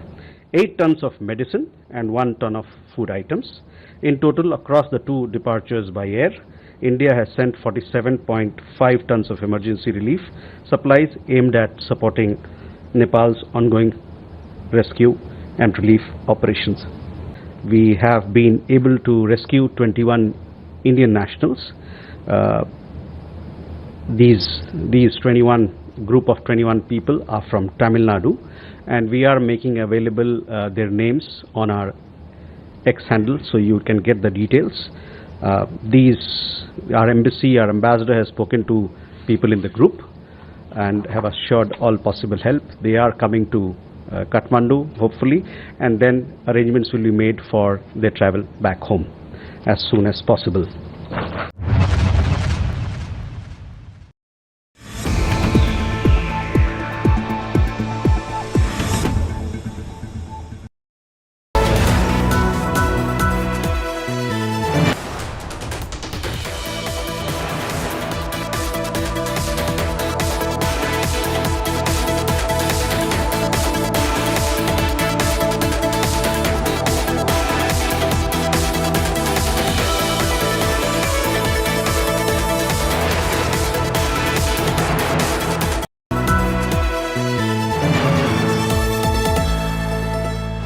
Current account के साथ मिलता है free UPI QR, overdraft facility और एक ही app से bank के सारे काम। सोच बदलो और बैंक भी।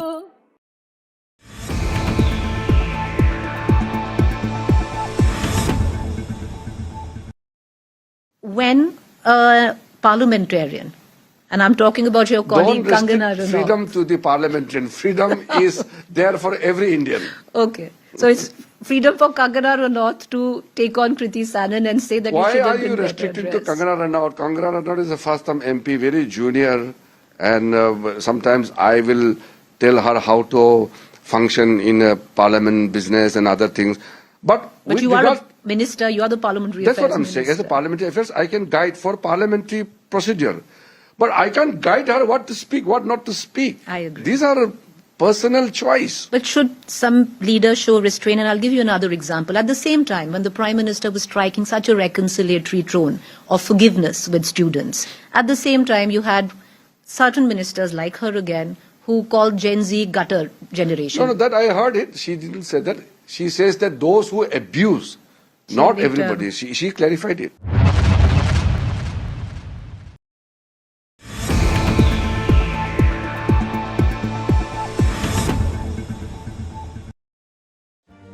Make your media plan smarter with India Today Live TV on your connected devices.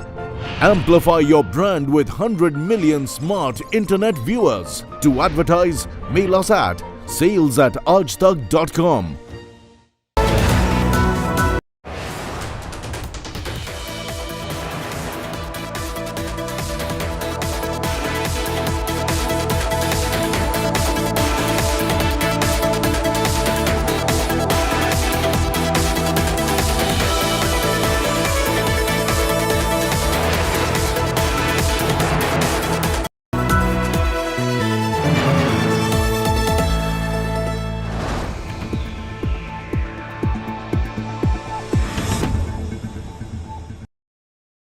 आपकी साथी कलाकार हैं, आपकी इंडस्ट्री से ये लड़कियां आती हैं, ये भी होनहार हैं, आप भी बड़ी अच्छी अदाकार, आप भी बड़ी होनहार अदाकारा हैं।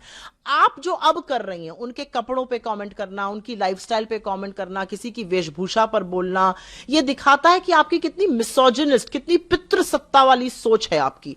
और इसी पितृसत्ता सोच के खिलाफ राहुल जी कहते हैं स्मैश द पेट्रियार्की। आप ये काम अभी तक आदमी कर रहे थे तो बुरा लगता था और इसके खिलाफ हम खड़े थे। अब देश की चुनी हुई महिला सांसद जो फिल्म इंडस्ट्री से आती हैं, और आप तो बहुत खूबसूरत हैं और आपने तो बहुत अच्छे अच्छे कपड़े पहने और उससे ज्यादा ग्लैमरस कपड़े पहने और इसमें अच्छी कोई बुरी बात नहीं है। That is none of her business. पहली बात तो मैं कहूंगी कि कंगना जी को किसी और महिला के कपड़ों पर टिप्पणी करनी नहीं चाहिए। यहाँ तो मैं हमेशा कहती हूँ कि महिलाओं का समर्थन करना चाहिए। और रही बात, संविधान ने हक दिया है जिसको जो मर्जी है पहने। आप कौन होती हैं बोलने वाली कि कृति सनोन ने क्या पहना क्या नहीं पहना? It is none of your business.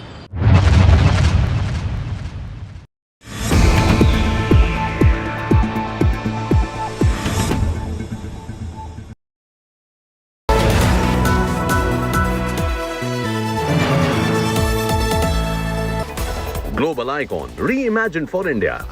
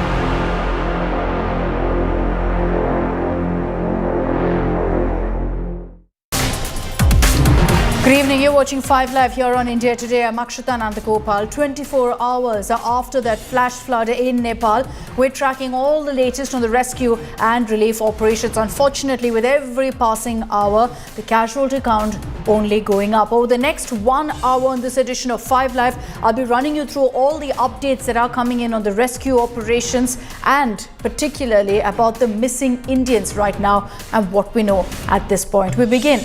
We're giving you a sense of all that's played out in the last few hours. Eyewitness footage captured a flood sweeping through a village. This is in Nepal's Himalayan region on August 26th. After a massive collapse of mud and rock triggered catastrophic flooding near the border with China's Tibet region. The video has been filmed in Uttar Gaya municipality. Shows a torrent of floodwater, mud and debris rushing down a mountainside. This is the Trishuli Bazaar. Dramatic images are on your screens. This is in Nepal's Nuwakot district. It captures the moment the disaster struck. The footage shows the bridge just breaking apart, crumbling apart as powerful floodwaters and debris sweep through the area. There's nothing left of Trishuli, and we'll show you that over the course of our broadcast. We're still getting a sense of really the impact of this tragedy and the scale of destruction. This aerial footage showing you exactly what's happened. Damaged vehicles, vast stretches of the landscape buried under mud and debris. These were towns previously. Now, nothing left.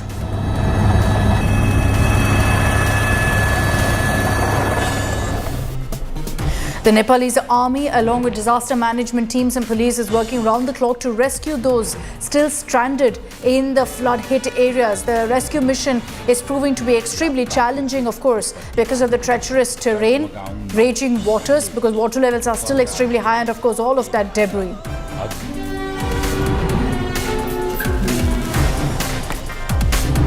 While rescue and relief operations continue on the ground, this striking image of a woman being carried away in an earth mover has drawn widespread attention. A senior citizen with no other way to get out amid the slush and mud is pulled out and transported using an earth mover. A stark glimpse into the scale of the devastation, floodwaters and debris making conventional rescue efforts extremely difficult.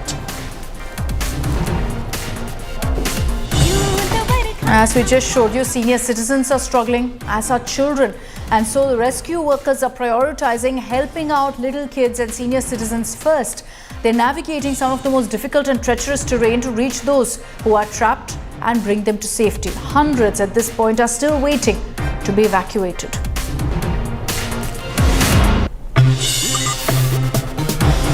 This is drone footage of Nepal's Nuwakot district, and it captures the extent of devastation. Buildings completely damaged. Across the area, you can see that mud has pretty much covered entire villages along the banks of the Trishuli River.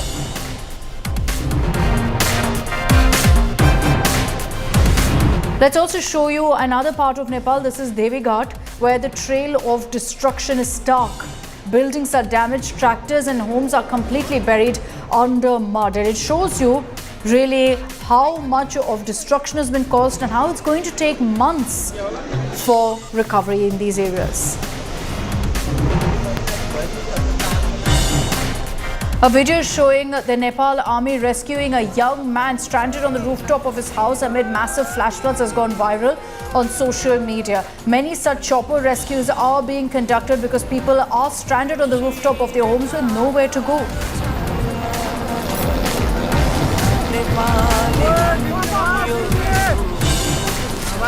The impact of the devastating Nepal flash floods has also reached the borders. This is in China, where swollen rivers and massive mudslides have caused widespread destruction.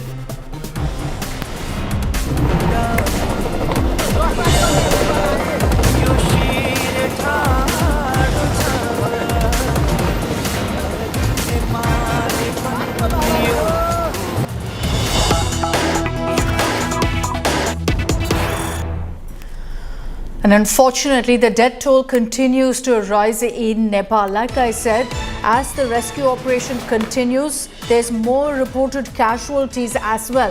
The Nepal media now reporting that 332 bodies have been recovered so far. It's really impossible to put a number to define the scale of this tragedy, the scale of devastation, because you don't really know how many people were in these areas. There were tourists, there were yatris, there were locals. Impossible really to tell how many people were affected. And so at this point, 332 bodies have been recovered. It really depends on how long the rescue operation goes on to be able to identify how many bodies can actually be pulled out or what the casualty count will look like. What I can also confirm for you is that the MEA is very closely tracking the situation. As of now, the MEA says that we have identified 288 Indians who are missing. Many have been pulled out from danger zones, but 288 Indians are missing, and like I said, there's a possibility of that number going up as well. Pankaj Das is joining us from Kathmandu with more details. So on this, unfortunate really that the death toll continues to go up. But Pankaj, अभी क्या कुछ estimate है कि कितने लोग थे इन villages में?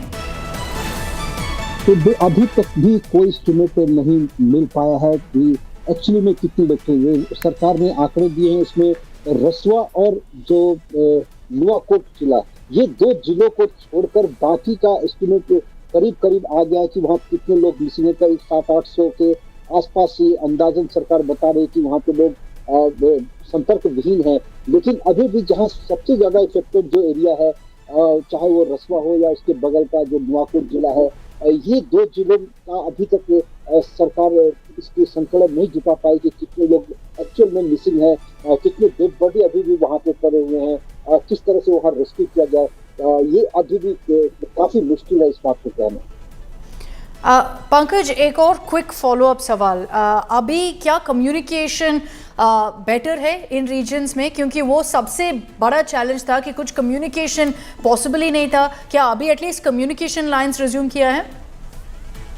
रसुआ में तो अभी भी नहीं हो पाए, लेकिन नुआकोट के जो कुछ इलाके जहाँ कुछ स्थिति ठीक हो बेहतर हो पाई है कल से, और वहाँ बिजली की लाइन तो जोड़ दी गई है, लेकिन टेलीफोन और इंटरनेट का कनेक्शन अभी भी काफी वहाँ पे खराब है। जो बिगर का इलाका है, उसके आसपास के जो इफेक्टेड एरिया है, वहाँ पे कम्युनिकेशन लाइन अभी भी नहीं है। लेकिन आज दोपहर के बाद से कुछ इलाकों में बिजली की सप्लाई जरूर दे दी गई है।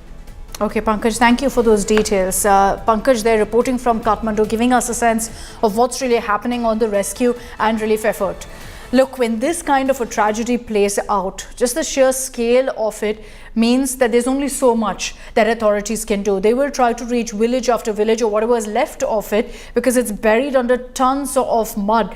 I've been at one of these landslide sites, and I can tell you that it's an absolute nightmare for authorities to go through it. There's no sense of really where a house was, where a school was, where a building was, because you're much higher than all of that with so much slush there. It's impossible to identify how many people could be in these regions, and that's why we're constantly saying that the full horror of the Nepal floods is still emerging, and perhaps we'll never really know the ground reality of how many villages were swept away, how many homes were swept away. So many people are continuing to be rescued, but very clearly I can tell you that there are in fact many pockets where authorities are yet to even reach. What we're showing you is an area called Trishuli. This is one of the areas which was very badly hit. You would have seen that viral footage of a bridge being washed away. That was Trishuli right there. You see it in the before images of the bridge and this bustling little town, in fact, on the banks of the river. That's before. 24 hours ago, this is what this area looked like. And now, nothing left. You can see, of course, that there's slush everywhere. You can't make out which is the river's path and which isn't, because clearly it's changed its direction because of the tragedy, because of the sheer volume of debris that it carried along in its wake. And so this is what Trishuli looks like. It shows you what the disaster has done. And this is why I say that it's going to take months for any sense of normalcy to creep back, and many of these places will be uninhabitable going forward. It'll be impossible for some of the locals who managed to survive this tragedy to even go back to where they were. India Today has reached Trishuli with extreme difficulty. Looking at the situation, Ashutosh Mishra has reached this particular town to give you a sense of what's left, and it tells you the scale of this tragedy. Take a look. India Today is here at Trishuli, one of the worst affected. Remember, Kosovo, Trishuli and Nuwakota. 3 of these market cities were totally destructed, devastated, destroyed. Here in Trishuli, the entire landscape in 24 hours has gone totally changed. There was a Buddha temple, which now seems to be only one pagoda which is left. Now, exactly across this line, there was a hanging bridge. Now, the hanging bridge is no more hanging. Many people were there. And look at the furious flood. The river which is flowing up to 8 to 10 feet now. Look at this. These markings, the footprint of devastation that it has left itself says that water was flowing up to 90 to 100 feet above the level that it is flowing now. Just across on the side looks like a river beach, which is no more. I mean, this was a bus stand. Multiple bus parking it was made, and the whole bus stand is now turned into rubble and debris. This looks like a flattened surface area. Just on the across side, look at the residential area has turned into a ghost town in 24 hours. And now we see, look at this part. This was a school. Many children were there. Now all are going missing. Perhaps why the number of casualty could be way too higher than what it's coming at the moment. The reason is the furious flood. The mayhem came from Tibet via this Trishuli river, has washed away this entire fully flourished Trishuli town just across the Nuwakota, Trishuli, Soro. These are the exclusive ground report you're seeing on India Today from Trishuli. The whole landscape of Trishuli that's been totally devastated. This has left the footprints of destruction. Never ever Nepal has witnessed this kind of tragedy, unlike what it had seen in during the earthquake. But this is mayhem, particularly in the difficult geographical terrain where even the rescue, search operations and restoring is nearly impossible.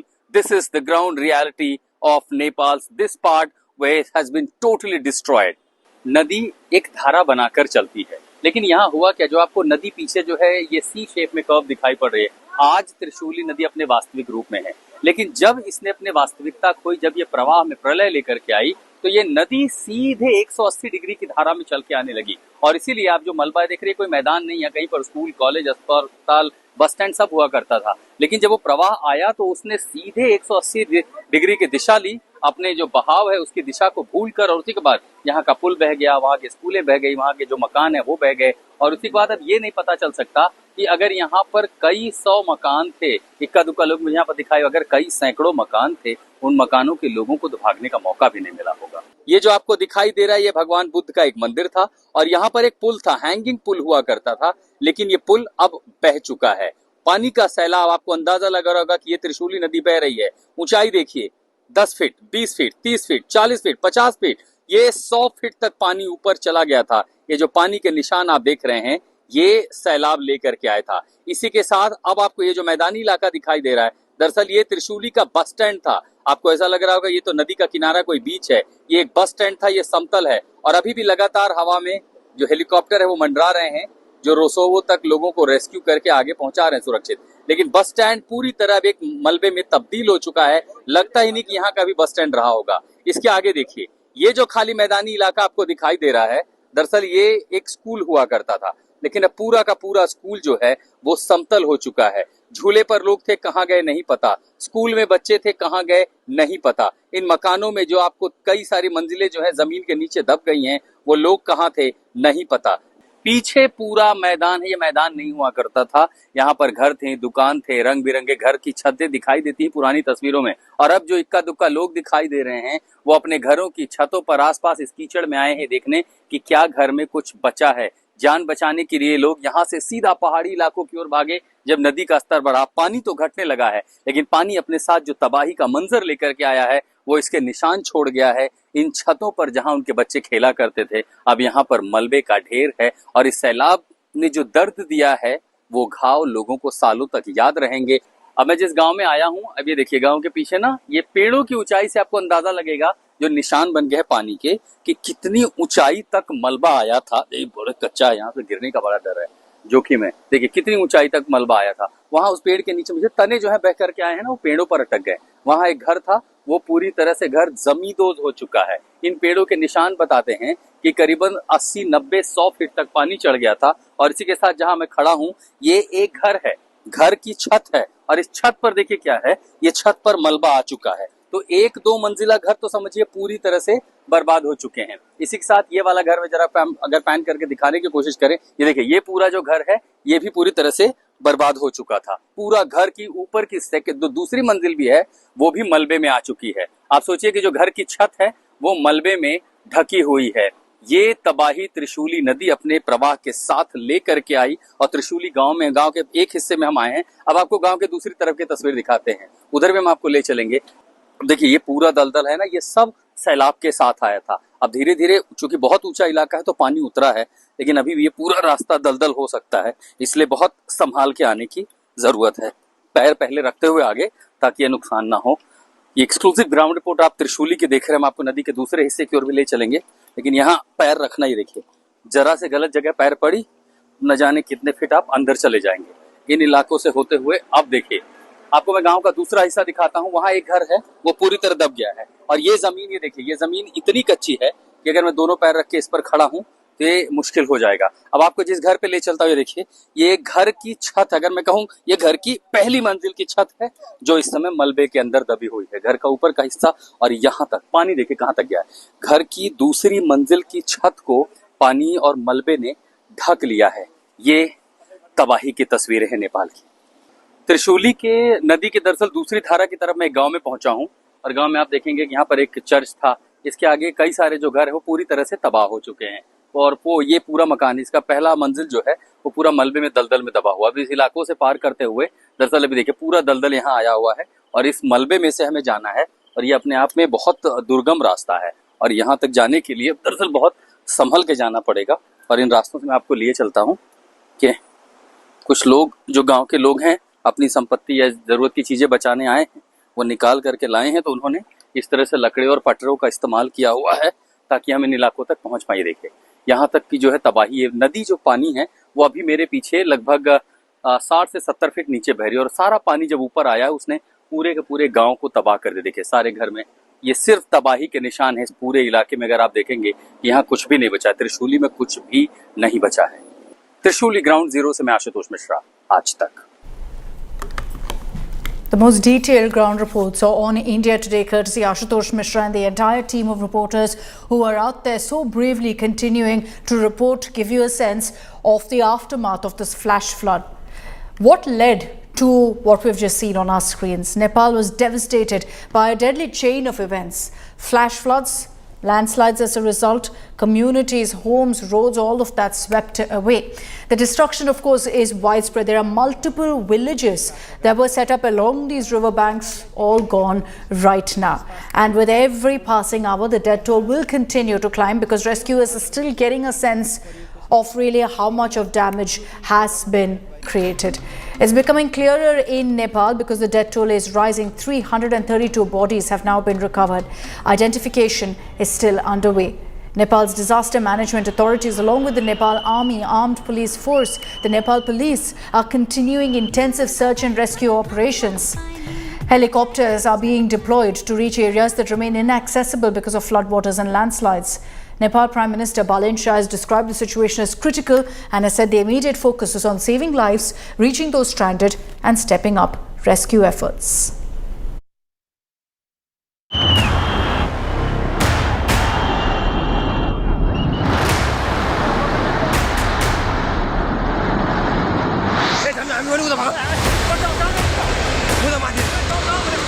It came without warning. The Bhotekoshi River surged after a massive ice and rock avalanche crashed down from a glacier, unleashing fury on several districts in Nepal. Villages were washed away, roads ripped apart, bridges swallowed. And the destruction didn't stop there. Downstream, the flood tore through Nuwakot, sweeping through homes and shops in its path. India Today is at ground zero, tracking the nightmare for the Himalayan country.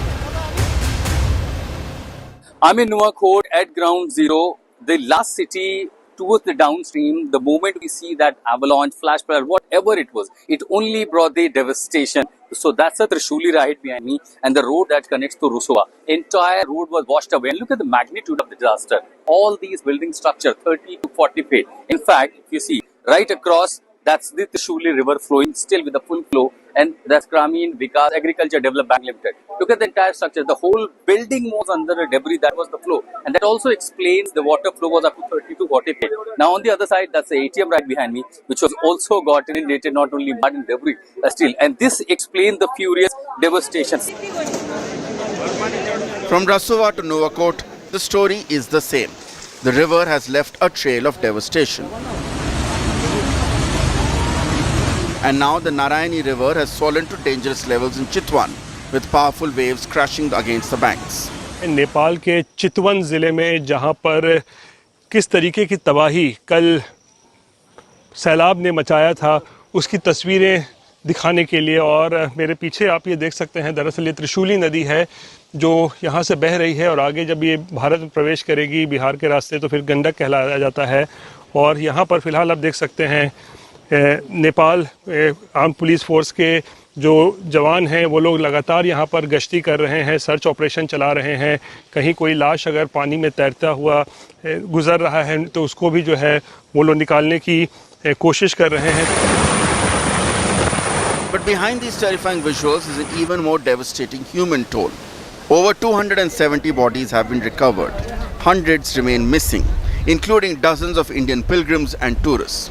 And the race to find survivors continues. Nearly 200 people were rescued by the Nepal army, including those trapped inside a hydropower tunnel. Rescuers racing against a river that refuses to relent. The water has begun to recede. The human tragedy has not. Nepal now faces a long, painful search for its missing and a long road to recovery. With Ashutosh Mishra in Nepal's Nuwakot and Rohit Singh in Nepal's Chitwan, Bureau Report, India Today. Now let's explain to you. It's been 24 hours since, of course, the tragedy, and so more details have emerged of what happened. Why did we suddenly see this kind of a flash flood? Now here's the chain of events. It may have begun near the Nepal-Tibet border when a massive ice and rock avalanche crashed down from a glacier. That's the, in fact, image that we're showing you right now. The avalanche is believed to have blocked the Hendekhola river, and that created a natural barrier. Water then built up in this particular area. The barrier then gave way because of the sheer pressure, and so you had a surge of water. And that surge of water took with it mud, took with it boulders, and rushed downstream through Nepal, turning the river into a destructive wall of water. And just imagine the sheer scale of how much water had built up, that it managed to pick boulders from the top, go right downstream, and hit every single village along the way. The flood swept through downstream areas, and you see the damage, of course, on your screens right after that. But what led to really that ice and rock formation giving way in the first place? That exact cause is still being investigated. There's a possibility that there was a glacial lake outburst contributing to the surge, but like I said, it's something that's still being looked into. Using the help of artificial intelligence, we have kind of reenacted what is believed to be the reason for this flash flood, but a detailed investigation is still awaited.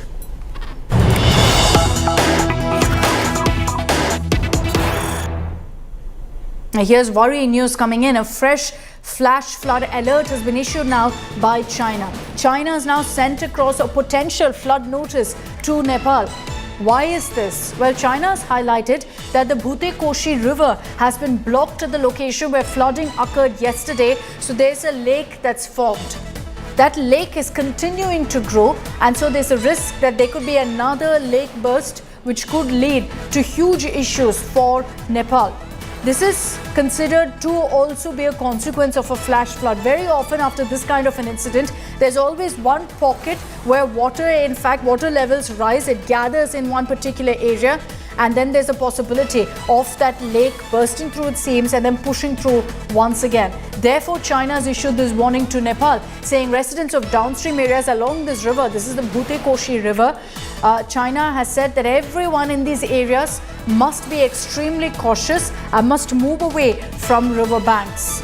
Is there going to be a second flash flood in Nepal? That really is the question. Extremely concerning, because right now there are attempts being made to rescue all of those. The last thing Nepal needs is another tragedy coming its way, which will lead to rescue operations being further stalled as well. But mind you, what I also will highlight here is that yesterday when this flash flood took place, there were several questions of why no warning had been received. Why didn't China issue some sort of an alert when their satellite images could have perhaps shown that there was this kind of a build-up and there could be a flash flood? Why was no warning issued?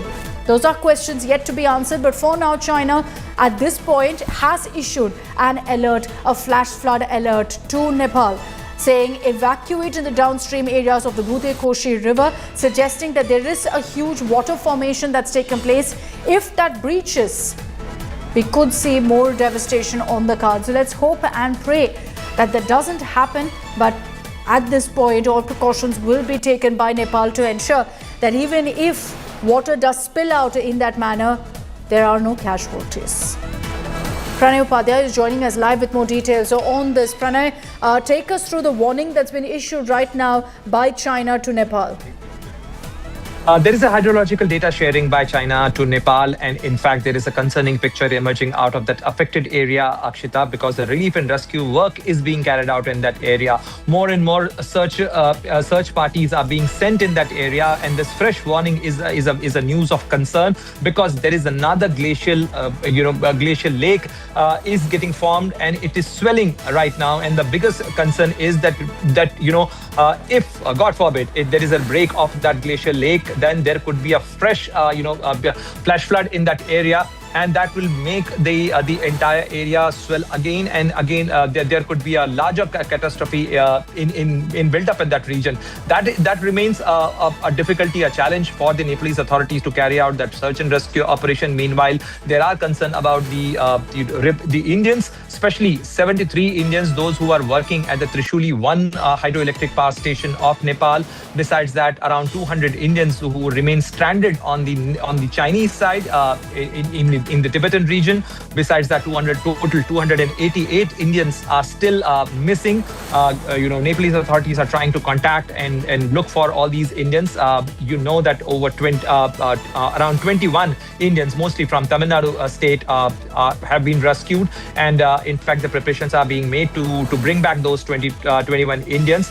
But the operation is still on, and with another sunset, in post almost like 30 hours of this catastrophe, the bigger concern is that how to carry out the search and rescue operation and how to save as many lives as we could. Challenging enough at this point. And then if you have another flash flood that takes place, even if it's not at the scale of what we saw yesterday, it's still going to hamper rescue and relief efforts, because they'll have to take every possible precaution and clear out these areas once again. Pranay, just stay with me. The question that I raised earlier about satellite images and perhaps China having intel, did they share it, did they not? That question is being raised. But let me also give you details of what the satellite images did in fact highlight. It's traced the source of the flood to a supraglacial lake in Tibet. A supraglacial lake is essentially water that's formed on top of a glacier. So there was in fact this lake that was formed in Tibet, 36 kilometers upstream of Rasuwa and Dhading in Nepal, which is one of the worst affected areas. That lake appears to have drained suddenly. with its area shrinking from about 0.75 square kilometers to 0.61 square kilometers after the tragedy. So it tells you really that there has been impact in that area. A lot of the water has moved on. The resulting outburst sent a powerful surge of water, ice, rock and debris. There was also initial confusion essentially over whether there was seismic activity recorded at the time. And I know there was a lot of speculation on this. Was there some sort of test by China that triggered this massive flood? I can tell you right now that the US Geological Survey has clarified that the signal was not an earthquake, but was associated with the glacial collapse and debris flow. So any seismic activity that took place, it was not as a result of, in fact, an earthquake or any of that, no tremors, but essentially that moment of the break, that's what was recorded. So then there's also a focus on China's satellite surveillance over Tibet. Could satellite imagery have detected changes in the glacial lake before it burst? And if such warnings were visible, was that information passed on to Nepal in time? I can answer the latter. There was no information or warning issued to Nepal. Beijing, however, has rejected these allegations, calling them fake news. China has disputed this account of how the disaster began, saying the flooding was triggered by an earthquake-related glacial collapse on the Nepali side, and that it has nothing to do with China. They've said the focus right now is on cooperation to save lives. Nepal, however, has put the spotlight back on the Chinese side of the border. Nepal has alleged that no early warning was issued. It's also claimed that the collapse of a geological disaster dam on the Chinese side is what caused all the losses downstream in Nepal. So the key issue is not simply what triggered the flood, but whether that danger could have been detected earlier. You can't stop this kind of a tragedy. You can't stop this scale of a flood. But if an alert had come through, you could have definitely stopped the number of casualties. And Nepal, therefore, is pointing fingers right now at China. Let's get you a conversation that Anisha Mathur, my colleague, had with the Ashika Tamang of Nepal on whether China had any role in this tragedy. Ashika जी, एक मैं सवाल आपसे पूछना चाहूंगी। चीन में China के जो बांध है, डैम है, वहां से पानी छोड़ा गया, क्या उसकी वजह से तबाही और बाढ़ को ज्यादा भयावह बनाया? क्या नेपाल को इसकी जानकारी दी गई थी? मैडम जी, हमने बुझ लिया, समझ लिया। मैं एक सवाल पूछ रही हूँ, क्या चाइना ने नेपाल को बाढ़ की जानकारी दी थी? क्या आप लोगों को बताया गया था कि पानी का बाढ़ का खतरा है? चाइना की तरफ से कोई इंफॉर्मेशन आई थी आपकी सरकार के पास? आया था। वो तो आया था हमारे पास, लेकिन किस कारण से बिल्कुल हुआ है, वो तिब्बत से आया ना, तो इधर रीजन था छैन भनौँ। We don't have any particular reason why the flood is like that. Okay. Can you tell me one thing? China is making a number of dams and hydroelectric projects. China बहुत सारे बांध बना रहा है, hydro project बना रहा है.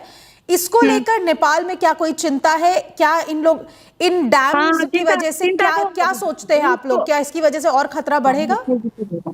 हाँ, वो लोग बनाना तो उनका अधिकार की बात है ना, वो बनाने के लिए, लेकिन उन लोग ने उसको दीर्घकालीन उनको not temporary, just permanently solution भी उनको होना चाहिए, ताकि उनका छिमेकी कंट्री को उनको वो प्रॉब्लम क्रिएट नहीं होना चाहिए, ऐसा हम बोलते हैं। Manjit Negi and Pranay Upadhyay are with us to really decode on whether China withheld information, whether they had warning signs and didn't alert Nepal. Manjit, what are you picking up? You know, you've been extensively looking into the satellite images, analyzing what's been found 24 hours on. What do you think? Did China have any fair warning? अक्षता, कल से लेकर आज तक जो चीजें सामने आई, खासतौर से टाइमिंग, और जिन लोगों से मैंने बात की, चाहे वो रक्षा जानकार हो या नेपाल के लोग हों, दो तीन चीजें महत्वपूर्ण है। सबसे पहली बात की टाइमिंग, क्योंकि फ्लड की जो पहली जानकारी, ग्लेशियर टूटने और झील बनने की जो जानकारी थी, वो सुबह 8:30 के आसपास आनी शुरू हो गई थी। लेकिन जो नेपाल के लोग, जो मीडिया ये दावा कर रहा है, उनसे जानकारी मिल रही कि आधिकारिक तौर पर चीन से जानकारी 1:30-2 बजे के आसपास मिली, तो काफी टाइम था। अगर ये चीन के जो सैटेलाइट इमेजरी और जो सैटेलाइट की जानकारी थी वो सही वक्त पर नेपाल से साझा की जाती। दूसरी महत्वपूर्ण बात, ये पूरा इलाका अगर आप देखें, मैं खुद इस इलाके में गया हुआ हूँ, यहाँ पर अगर आप देखें तो चीन ने पिछले कुछ सालों में पूरे ये कैलाश मानसरोवर का जो रूट भी है ये इस इलाके में, यहाँ पर बड़ी संख्या में दर्जनों अंडरग्राउंड हाइड्रो प्रोजेक्ट लगाए हैं, जिनकी वजह से जो जानकार है उनका मानना है कि काफी कमजोर हुए हैं वहां के पहाड़, और जो बड़ा ग्लेशियर टूटने के बाद जो झील बनी उसकी वजह से बड़ी तबाही। लेकिन सबसे बड़ा जो सवाल अब इस वक्त देश दुनिया के जानकार उठा रहे हैं, कई लोगों से मैंने बात की, उनका ये कहना है कि चीन के पास तमाम सैटेलाइट जानकारी है, तिब्बत का एरिया है, चीन का बहुत बड़ा इंफ्रास्ट्रक्चर इस इलाके में है, उसके बावजूद क्यों नहीं सही समय पर सटीक जानकारी नेपाल को दी गई जानकारी। Yeah, valid question. Pranay, what's China's response to this? It's a valid question. Look, that when this kind of a flash flood occurs, it didn't start out of nowhere. It's moved downstream along the path and it's hit Nepal after emerging from Tibet. And so there are questions about how China didn't know at all. That's the tyranny of all the downstream countries, because what happens at the China-Nepal border, and subsequently we at India should also be concerned, because ultimately we are at the downstream of the same river system, and if Bhatkoshi river system get impacted, then subsequently the Gandak river system, and subsequently it comes to the Kosi river system of India. So we also have the similar concern about what is happening up north in Himalayas and Hindu Kush Himalaya region.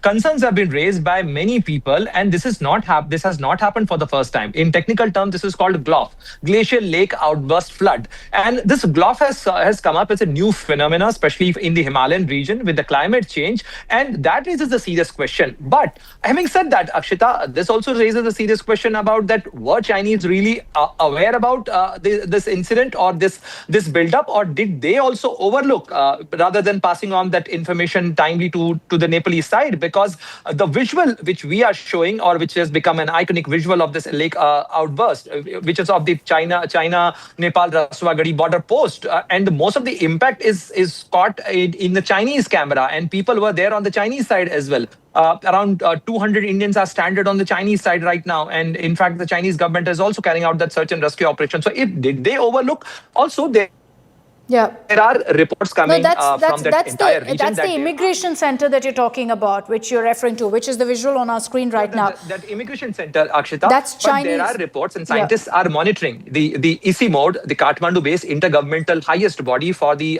mountain development and research. That organization is also monitoring, and they have issued their assessment about this new phenomena with the climate change, because glaciers do melt, and that melting creates some kind of the lakes, and then after subsequently they swell up and they become ticking time bombs, and this ticking time bomb has become a new challenge for the residential area, for the hilly region of that entire Himalayan system. And you usually track them. You track them very closely to see when there's a possibility of that kind of a glacial lake bursting. In this case, either China didn't do it or they didn't share the information. Nepal says that it was a Chinese dam collapse that led to what happened. But we'll track what happens. Look, this needs an impartial investigation to understand who really is to blame, whether fair warning wasn't issued despite knowing that something like this was headed Nepal's way. Thanks, Pranay, and thanks, Manjeet, for all of those details. Now, let's focus on another aspect. Unfortunately, in this tragedy, several Indians, hundreds of Indians remain missing. Many of them are from South India. They were there for the Mansarovar Yatra, so many of them were at that immigration center, others in several other pockets of those villages. Let me give you a sense of how some of the states who have, in fact, many missing residents in Nepal are stepping up to save those stranded. As many as 21 of the 57 tourists from Tamil Nadu stranded in Nepal are reported to be safe. They are currently stranded around 160 kilometers north of Kathmandu in the Rasuwa region, which was hit by flash floods. The search, however, for the rest of them, 36, still underway. Tamil Nadu Chief Minister Vijay chaired an emergency meeting with ministers and officials to review efforts to rescue the Tamil Nadu residents stranded in Nepal. He's directed a senior IAS officer to travel to Kathmandu and ordered 4 cabinet ministers to camp in New Delhi to coordinate the evacuation of the stranded in Nepal. A group of 36 people from Kerala travelling in Nepal have been reported to be safe. They are currently away from areas affected by the flash floods. The Kerala government has activated a help desk to provide emergency assistance. Karnataka Chief Minister D.K. Shivakumar has spoken to the survivor of the Nepal flash floods over a video call. Shivakumar offered him words of encouragement, checked on his well-being and assured all possible help from the government.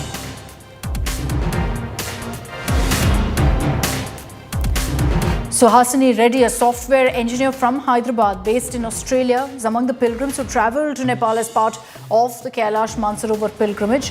It's learnt that Suhasini left for Nepal on August 19th with a travel group. At this point, there's no information on her whereabouts.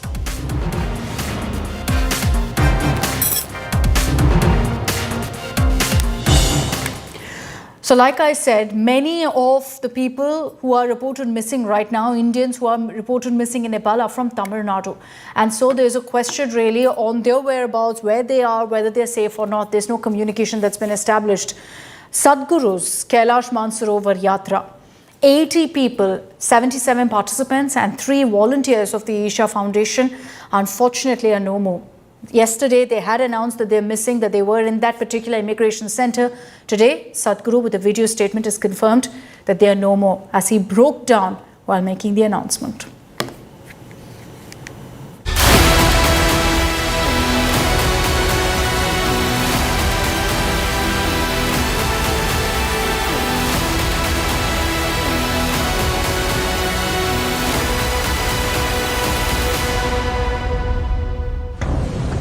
A pilgrimage that turned into a nightmare. A devastating flash flood near the Nepal-Tibet border has left a trail of death and destruction, with hundreds feared dead and many missing. More than 103 tourists from Tamil Nadu were among those caught in the catastrophe. Their families back home are desperately waiting for updates as communications remain severely disrupted across the flood-hit region. Among those stranded is Kalai Selvi from Thiruvarur, who had travelled on the same pilgrimage circuit. சேஃபாக இருக்குது, அங்கே control room phone பண்ணி கேட்டது சேஃபாக இருக்குது. அதான் அந்த list வந்திருக்கு, இன்னும் பயப்பட வேண்டாம், நல்லபடியாக சேஃபாக தான் இருப்பாங்க அப்படின்னு சொல்லி ஒரு தைரியம் கொடுத்துட்டு போயிருக்காங்க. A family from Puducherry, Mother Geeta, daughter Vaishnavi and relative Ananda Sundari is also stranded in the disaster zone. But there is some relief. சேஃபாக இருக்காங்கன்னு சொல்லிட்டு எங்களுக்கு டிசாஸ்டர் மேனேஜ்மெண்ட்லேருந்து ஃபோன் வந்தது. ஸோ சேஃபாக இருக்காங்க, அது ஓகே. பட் அவங்க கூட இன்னும் டேரெக்டாக காண்டாக்ட் பண்ண முடியல. காண்டாக்ட் கிடச்சதுன்னா சந்தோஷமாக இருக்கும். இல்லை அவங்க திருப்பி எப்படி கூட்டின்னு வரணுன்ற பிளான் பண்ணும்போது ஏதாவது ஹெல்ப் வேணும்னா நாங்கள் கேட்குறோம். அப்போ மட்டும் சப்போர்ட் பண்ணால் எங்களுக்கு கரெக்டாக இருக்கும். அவ்வளோதான். ஸோ அவங்க கூட்டின்னு வரது மட்டும்தான் இப்போ ப்ரையாரிட்டியாக இருக்குது. 21 people from Tamil Nadu have been rescued, according to the Ministry of External Affairs, as of 3 p.m. today. Helplines have been activated to assist stranded tourists and worried families. These group of 21 people are from Tamil Nadu, and we are making available their names on our X handle, so you can get the details. They are coming to Kathmandu, hopefully, and then arrangements will be made for their travel back home as soon as possible. In Tamil Nadu, the disaster has triggered an urgent administrative and political response. Chief Minister Vijay chaired an emergency review meet, directing officials to intensify relief and rescue efforts. 4 Tamil Nadu ministers are set to travel to Delhi to monitor and coordinate the rescue operations with the centre. Cuddalore மாவட்டத்துல இருந்து 11 பேர், கிருஷ்ணகிரி மாவட்டத்துல இருந்து 5 பேர், தஞ்சாவூர்ல இருந்து 16 பேர், தருமபுரியில ஒருத்தர், திருச்சிராப்பள்ளியில 4, திருவண்ணாமலையில 1, திருவாரூரில் 2, நாமக்கல் 1, மயிலாடுதுறை 7, சென்னை 6 ஆகிய 10 மாவட்டங்களை சார்ந்த 54 தமிழர்களும் சேர்த்து புதுச்சேரியை சேர்ந்த 3 நபர்கள் ஆக மொத்தம் 57 நபர்கள் கைலாஷ் யாத்திரைக்காக நேபாளத்திற்கு அழைத்து செல்லப்பட்டாங்க. But the rescue crisis has also sparked a political battle. Tamil Nadu leader of opposition Udayanidhi Stalin attacked the Vijay government, questioning the chief minister's and officials' absence in the assembly and drawing a comparison with the crore incident. இது வந்து உடனே நீங்கள் Karur இன்சிடெண்ட்டோட compare பண்ணுறீங்க. அது நான் சரியாக இருக்குமா என்று தெரியவில்லை. ஏனென்றால் கரூர் இன்சிடென்ட் நடக்கும்போது இங்கே அவையில் மாண்பு முதலமைச்சர் அவர்கள் இருந்து அதற்கு பதில் சொன்னார்கள். இப்போ முதலமைச்சர் அவர்களும் அவையில் இல்லை, சீஃப் செக்ரட்டரி தலைமைச் செயலாளரும் இல்லை. எனவே இதையெல்லாம் நீங்கள் கவனத்தில் கொண்டு எந்தெந்த துறை பிரச்சனை வரும்போது அந்த அரசு துறை அதிகாரிகள் இங்கே இருக்க வேண்டும் என்று நீங்கள் அறிவுறுத்த வேண்டும் என்று கேட்டுக்கொள்கிறேன். DMK MP Dayanidhi Maran has demanded immediate central intervention to locate, rescue and safely repatriate the missing Indians. AIA-DMK leader EPS2 has sought urgent action, urging the centre to coordinate closely with Nepal and ensure regular information sharing with Tamil Nadu. And amid the tragedy, an emotional moment. Spiritual leader Sadhguru Jaggi Vasudev broke down while addressing Isha Foundation volunteers, saying that 80 people from his group had died in the disaster. He appealed to Chinese authorities to allow him and a small team to travel to Tibet's Gairong to assist in rescue efforts. So we're doing everything possible. We're still looking if we can. We're seeking permission through the Indian Embassy, and the Chinese Embassy in India, and American Embassy is working on this to see if they can permit me and a group of people to be there and see what we can do. The flash floods triggered by a glacier avalanche near the Nepal-Tibet border has caused widespread devastation. Over 270 people have reportedly died across Nepal and Tibet. Over 700 people are still missing. Rescue teams are racing against time, as families across Tamil Nadu wait anxiously for their loved ones to return home safely. With Pramod Madhav, Anaga and Apurva from Chennai, Bureau Report, India Today. So it's not just people from the state of Tamil Nadu, but also from Karnataka, from Andhra Pradesh and Telangana. Like I said, the maximum Indians right now who are missing are from the southern states. Let's get you all the updates coming in on how these states too are doing everything they can to get any news about those pilgrims.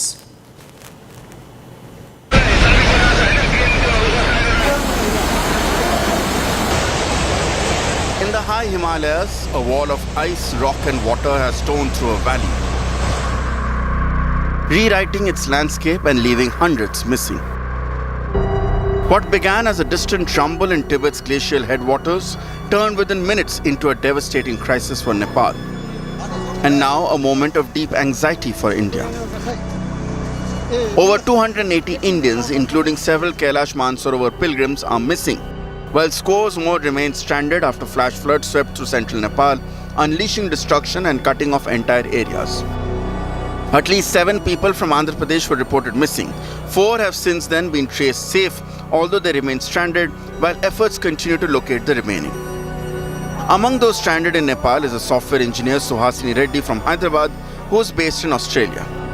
Suhasini was travelling as part of a Kailash Mansarovar pilgrimage group and had left for Nepal on the 19th of August. Her current whereabouts are unknown.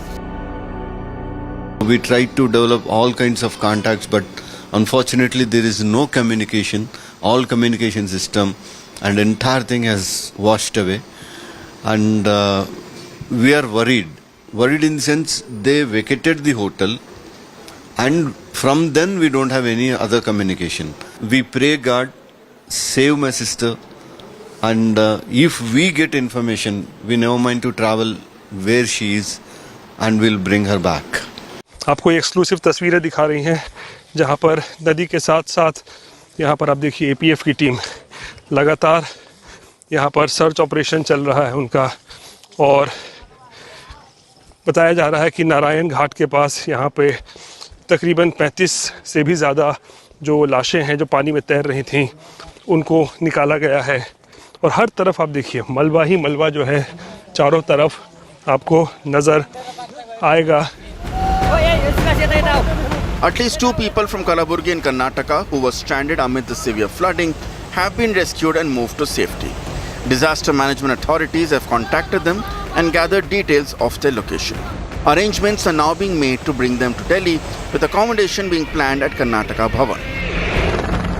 If there is any information that you have about our people from our state missing in Nepal, you inform us. We will ensure that the right communication channels will be opened for their relatives and friends. A team of 33 people from Kerala travelling through Nepal has confirmed that they are safe and away from the worst hit areas. From Bengal, over 30 people are missing, at least 7 from Maharashtra and several others from UP.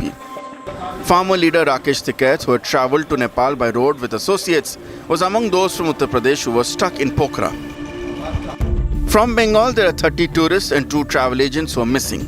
They were part of a Kailash Mansarovar group travelling with the Kolkata-based Cholo Jai Club.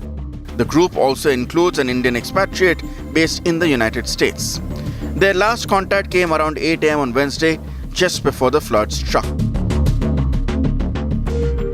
Right now we can see this is the Cholo Jai Travel Club, where they have opened one war room and they were working to recover, to rescue those people from Nepal, and right now they are working heart and soul to save the lives. As we are informed by them, is 30 tourists and 2 managers, those who have accompanied the 30 tourists for Kailash Mansarovar Yatra, and right now is totally missing and untraceable.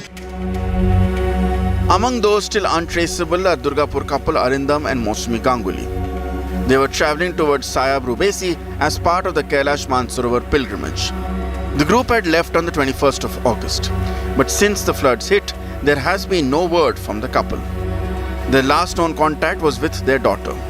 The MEA has been consistently monitoring the whereabouts of every Indian stranded in Nepal. And now, across India, families are holding on to one hope, that the silence is only a communication blackout and that their loved ones are alive, safe and waiting to be rescued. Bureau Report, India Today. We're going to continue tracking very, very closely all the updates that come in on the rescue and relief efforts that are underway in Nepal. Hopefully, we will get some news also on the missing Indians. But you can trust us here on India Today to get you all of those updates with our reporters on the ground. That's all we have time for on this broadcast. Thanks for tuning in.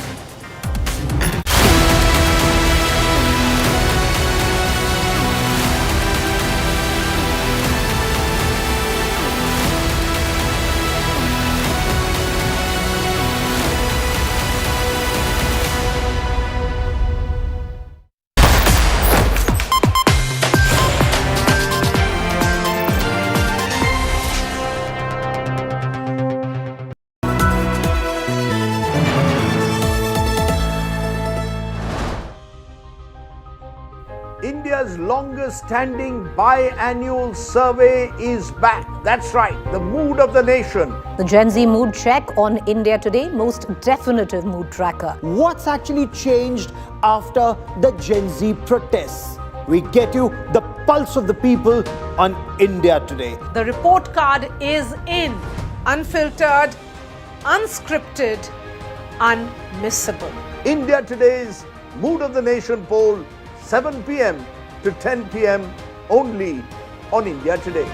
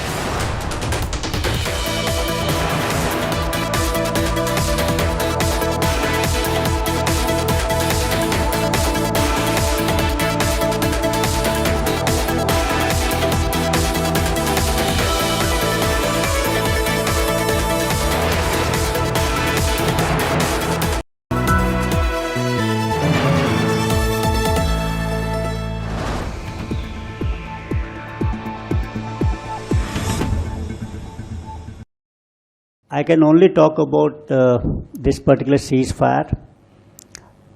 What happened in the military domain. I told you that they picked up the phone at about 9:30, spoke. We chose our own time. The DGMO said he's not available till about 3 o'clock, and then 3 o'clock he said, and then we decided at 5 o'clock. So the ceasefire is decided between two DGMOs. And that's it. Means I don't see the role of anyone else. How did this particular information get leaked out to the Americans that they tweeted before we could announce this? Again, I'm really, and that's it. Means I don't see the role of anyone else.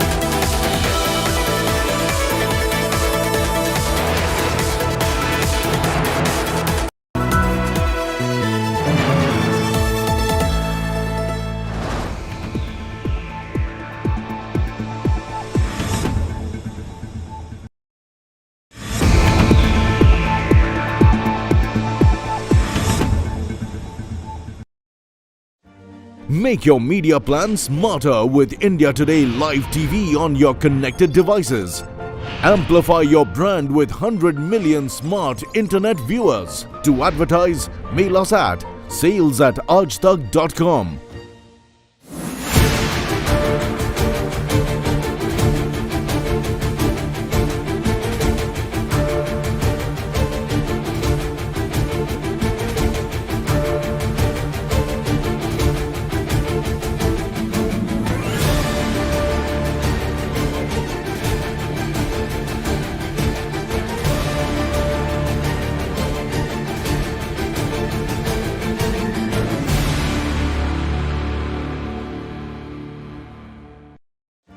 Make your media plan smarter with India Today Live TV on your connected devices.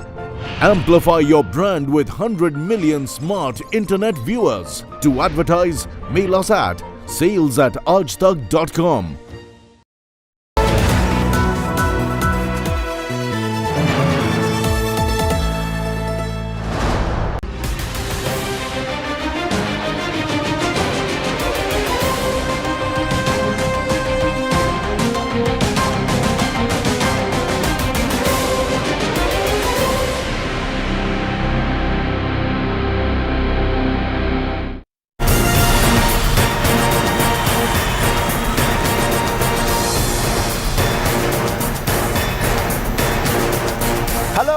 Welcome once again to the India Today biannual Mood of the Nation. That's right, the poll that's been going on for more than 2 decades, brought to you by C Voter. And it is coming at a time when the country's politics is going through some kind of turbulence. It's been a turbulent year, particularly since when we did the last Mood of the Nation in January. You've had conflicts, agitations, and plenty more.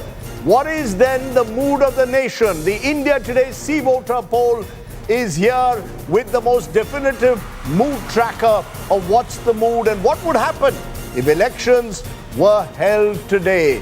With me are all my colleagues, starting from the extreme left, Siddharth Zarabi, editor of Business Today, joined by Raj Chengappa, editorial director, India Today, also Kriti Chaudhary, Maria Shakil, Gaurav Sawant, all with you, and Yashwant Deshmukh, who, remember, is the one who's put this poll together for C Voter.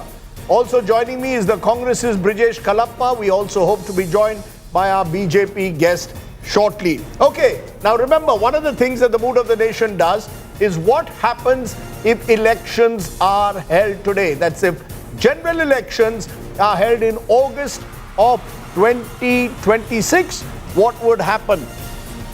Projected vote share, but before that, I want Yashwant to tell us when he's done the poll and what was the sample size. Yashwant, you want to go and kickstart by just giving us exactly when this poll was done and what's the sample size? Absolutely, Rajdeep, and very quickly onto that, because now the viewers and audiences have known our tracker for more than 25 years, as you just mentioned, that there are two different parts of the poll. That one is the new questions, which Raj and the India Today editorial team fixes up every time before every edition of the Moon Operation, which are very much relevant for the issues that are hitting the ground as of today. And that is the tracking part, which does the routine questions every day, day after day after day. And so every 6 months, we compile that as well. So for the new questions, we have done almost 25,000 plus samples in the last 4 weeks, to be precise. And a big chunk of them we have done actually in the last 2 weeks, because that is where the crisis was hitting up. So many new questions were drawn at that point of time to understand the change on the ground. And on the tracking part, there is almost like 90,000 samples that we have done in the last 6 months to track the things on the ground. So these two significantly large sample sizes out there, and we have analyzed both of the sets to understand the current traction on the ground and also the long-term trend points on the series. Okay, so more than 1 lakh respondents spread across the states of the country, relatively representative, but of course with all the caveats that polls are injurious to health. Please keep that in mind, particularly in a country like India. Okay, projected vote share if elections were held today. As per the See Voter poll for India Today, Mood of the Nation, NDA would end up with 45%. That's -2. But when you look at -2, remember, this is, of course, in comparison to where we have stood over recent polls. So that's 45% to the NDA. That's what they got, 47% in January of 2026, down to India Alliance, 39%, others 16%. So it's a 2% swing as of now. Projected seat share, NDA, if elections were held today, would get 326. Now that, remember, also includes the fact that the NDA has been boosted by recent parties breaking up and joining it. Now this is in contrast to 352, which the NDA was getting 6 months ago, so they are down 26. India Alliance is only marginally up, 185, up 3. 32 are others. So the largest chunk are coming to these parties, up 23. Projected vote share, party-wise, BJP 39%, down 2% compared to January 2026. Congress 21%, up 1. Others 40%, -1. And take a look at seat share. That's where the BJP is getting a significant drop of 26 seats compared to January, 261. Below the halfway mark, down 26. But the Congress is going to 106, that's up 26, again compared to 2026 January, but still well short of the majority, while the BJP is very close to the halfway mark. So the gap between the BJP and Congress remains significant. Others are as much as 176 at the moment. So that's the first big takeaway. If elections were held today, you would still have an NDA government. The Congress may have made small gains compared to 6 months ago, but clearly nowhere close to the BJP. Let's get in first reactions. Raj and Gappa, your cover apparently, which I just saw, is saying warning signals. But when I look at these numbers, the fact is 261 versus 106, 326 NDA versus India Alliance 185. The gap is still significant. You know, Rajdeep, this poll has come at a very important point because we've had this Gen Z rage and uprising, and everybody is curious to know what would be the impact.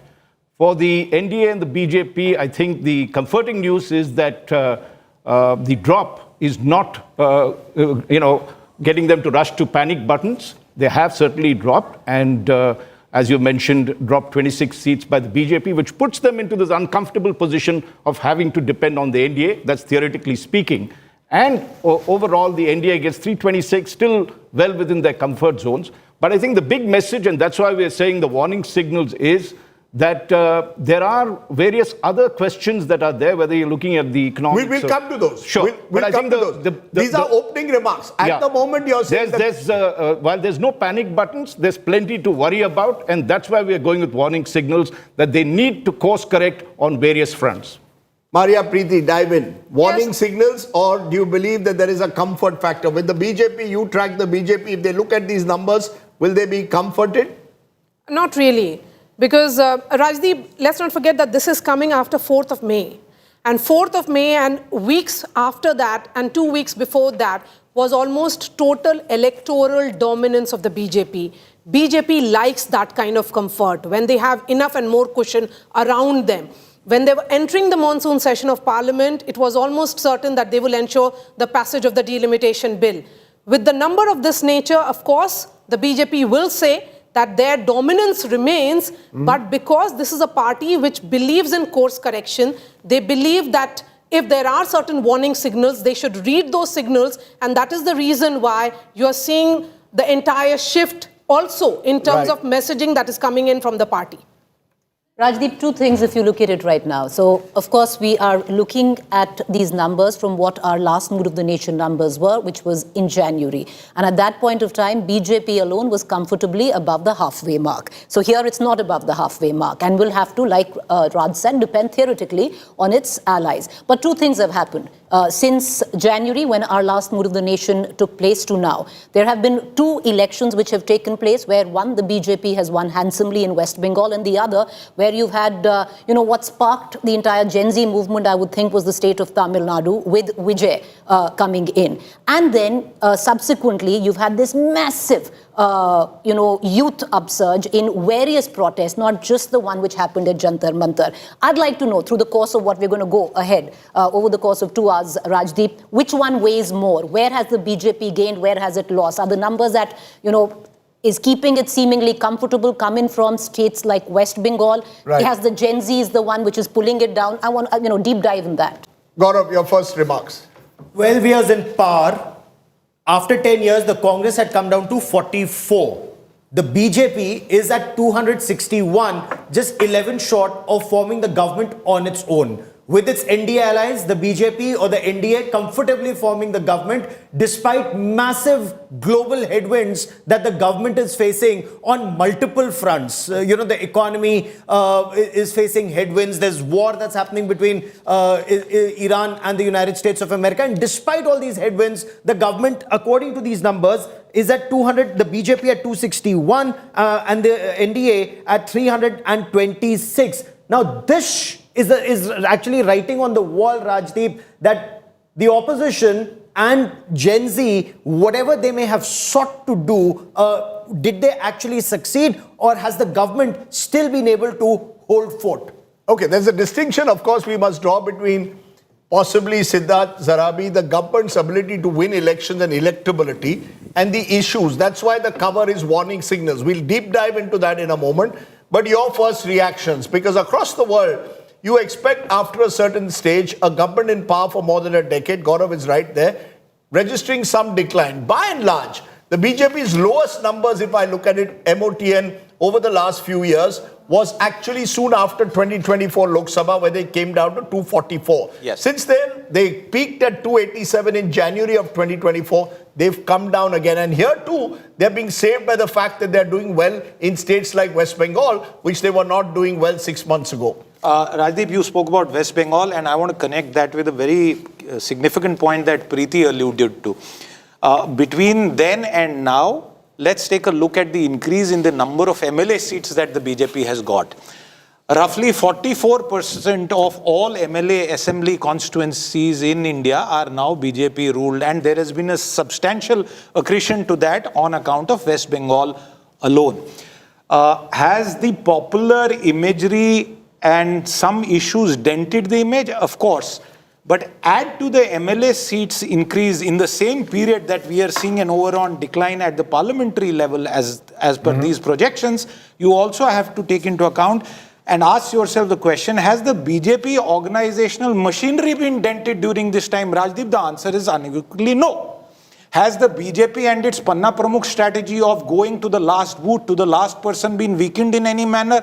No. And as a consequence of recent developments, have we seen in the organizational revamp of the BJP machinery closer coordination between RSS and the BJP? The answer again is yes. So I would say that in the real world, some of these projections would be tested in the other direction. Okay. Just a quick point that I wanted to make while Siddharth mentions the fact that the BJP has won so many states, and I think it's 22 out of 28 after West Bengal.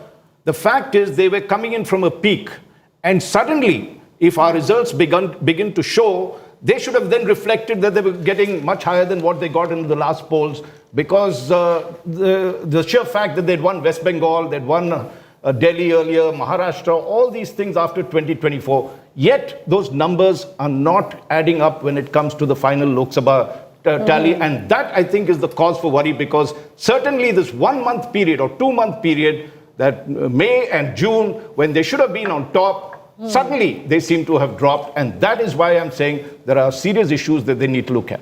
Let me go to Sanju Verma and Brajesh Kalappa, who are also joining us, one of the BJP, one of the Congress. Sanju Verma, when I look at these numbers, it's only for the third time in the last 24 months, the BJP is slipping below 272. Now, I know that you will probably see 261 as just short of a majority, and with your allies, you're well over 300. Should you worry when you start dropping 26 seats compared to our last poll? Because the one danger is that once you lose momentum, you can decline further. Do you worry about these numbers, or are you comforted by the fact that the opposition is still well behind? You know, Rajdeep, I think the biggest advantage for the Modi government and the BJP in particular is the fact that BJP, due to its organizational strength, is able to convert vote share into winnable seats. You know, for instance, the MOTN poll says the NDA will have a vote share of 45% and BJP standalone 39%. Now, if you're giving the BJP a standalone of 39%, and I take into account the trajectory of the last 11 elections that have happened in states and union territories post 2024 Lok Sabha elections, then using a simple unitary method of calculation, that 39% vote share should translate into actually 289 seats. So the arithmetic there is certainly not right. If I have to extrapolate the average of the last MOTN polls and juxtapose that against 39%, BJP should be getting 289, not 261. Point number one, pure arithmetic based on MOTN data. The second point I want to make is this. You look at Uttar Pradesh, where our closest competitor in 2022 was Samajwadi Party. The vote share difference was barely 9 to 10%. But the BJP scored 255 and Akhilesh Yadav's party was limited to 111 despite a 10% surge in vote share. Again, bringing us back to the same point that Samajwadi Party was not able to translate a rise in vote share into winnable seats. Then let's talk about Lok Sabha 2024 very quickly. Out of the 64 crore odd votes that were cast, 23.59 crore votes were cast in favor of the BJP. Now, if we have to maintain in absolute terms 23.59 crore voters who will continue to vote for BJP, even if you use that method of calculation, BJP should be getting at least 293 to 294 seats. As I said, ma'am, you're giving the arithmetic point. There is arithmetic in election, there's chemistry. When you look at the arithmetic point, you can make an argument which, no, ma'am, there is limited time. You made your point. I gave you uninterrupted time. You claim that arithmetically, the BJP, you believe, based on a 39% vote share, should still be above the halfway mark of 272. I'll get Yashwant in a moment to counter that. But Brajesh Kalappa, the fact is, and this is really what the opposition should have a warning signal, that at a time when there are agitation, there have been global headwinds because of the conflict in West Asia, the Gen Z agitation, the truth of the matter is, this is not necessarily translating into a higher vote share or seats. The Congress, if you look at over the last decade, has remained in the 18 to 24% range in our MOTNs. You're not crossing that important psychological mark of 25% plus to start winning more and more seats and closing the gap. Rajdeep, the first thing is that as far as my understanding goes, I think these polls were conducted before the 4th of May, right? And if there is one these polls are watershed moment conducted last 4 in weeks. the entire... These polls are conducted, sir, in the last 4 weeks. Oh. And majority in the last 2 weeks. Okay. So I stand corrected. I see there are three issues which are foremost in people's minds. And the first was E20, that is ethanol 20. This has had a huge impact on Modi government. The second issue is the Ram temple loot. And then you have also had a case which was reported yesterday where councillors of Shahjahanabad, they all gathered together and over Gangajal, they promised to each other that they are going to share the loot. And this is very similar to what is happening in Ram Janambhoomi loot, where almost 25,000 Sir, you're not answering my question, sir. My question is, despite the Ram Chanda Chori, how is this not translating into higher numbers? That's all I'm asking. Sanjuji, this is not a debate, so I'll let you come later. See, Rajdeep, No, 1 minute. What I would like to say is that a similar poll gave a much higher number in 2024. In 2024, what happened then? I think your polls itself indicated that 336 would be how much the BJP would get in 2024 May. So how much did they eventually get? So I think there is always a margin of error. And, when a party is declining, and that decline is clearly visible to all of us, not just on social media, otherwise, we are able to witness that there has been a massive transformation in the way people perceive the government, and particularly those in the age group of 18 and 35. And this is going to have a massive impact on but the Mr. Kadapa, all of that is already factored in. Ram Mandir is factored in. The Gen Z protest is factored in. All of that is factored into this poll. No, that's exactly what I was trying to say, Preeti. That in 2024, your poll, which was predicting what the BJP was going to get, and BJP claimed 400 par, your poll claimed that they would get something like 336. It would get 304. We had predicted 304 for the BJP. They got 3. So therefore, Sir, I take your point that polls can go wrong. Let Yashwant Deshmukh respond. You see, Yashwant Deshmukh, this is the argument over the numbers. Sanju Verma makes a persuasive argument based on vote share. She believes, look at the vote share of the BJP, relatively steady. Why should the seats drop so much? A. On the other hand, the Congress could argue that you actually gave 304 seats to the BJP in MOTN February 2024. Guess what they got? 240. So there is a stark difference sometimes between the numbers you throw up in MOTN and what happens on the ground, which is why I said polls are injurious to health. But you want to respond to the politicians? Well, of course. First thing first, we never said 400 par. India Today, voter never said 400 par. No, not 400 par. You said 304, sir. So, and that happened 4 months prior to the poll. So there is a gap of 4 months between our last MOTN and the actual polling that happened in 2024. Having said that, what I wanted to say is that stats are notoriously known for hiding more than what they reveal, actually, Rajdeep. I would like you to just focus on one thing. Treat Bengal as a basket case, as a separate case, and rest of India as a separate case. And if you remove the gains of BJP in West Bengal in this poll, then BJP's actual number would go below what they got in 2024.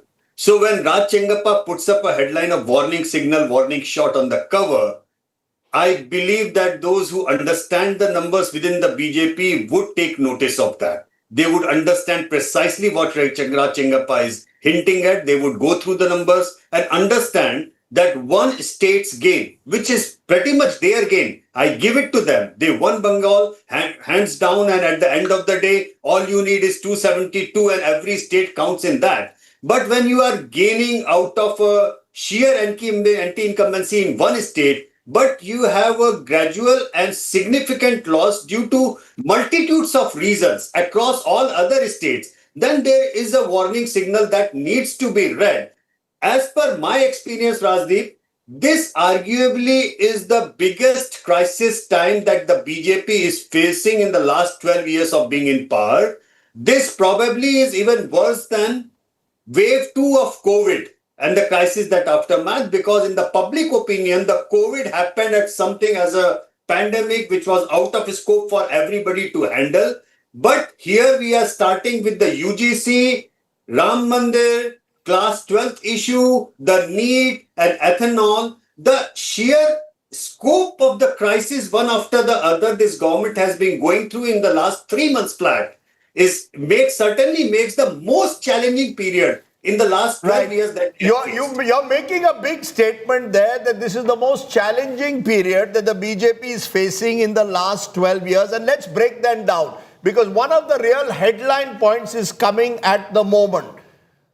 When we look at states, and remember this is a poll which has been done across the country, so you could argue that it doesn't have the same sample size per state.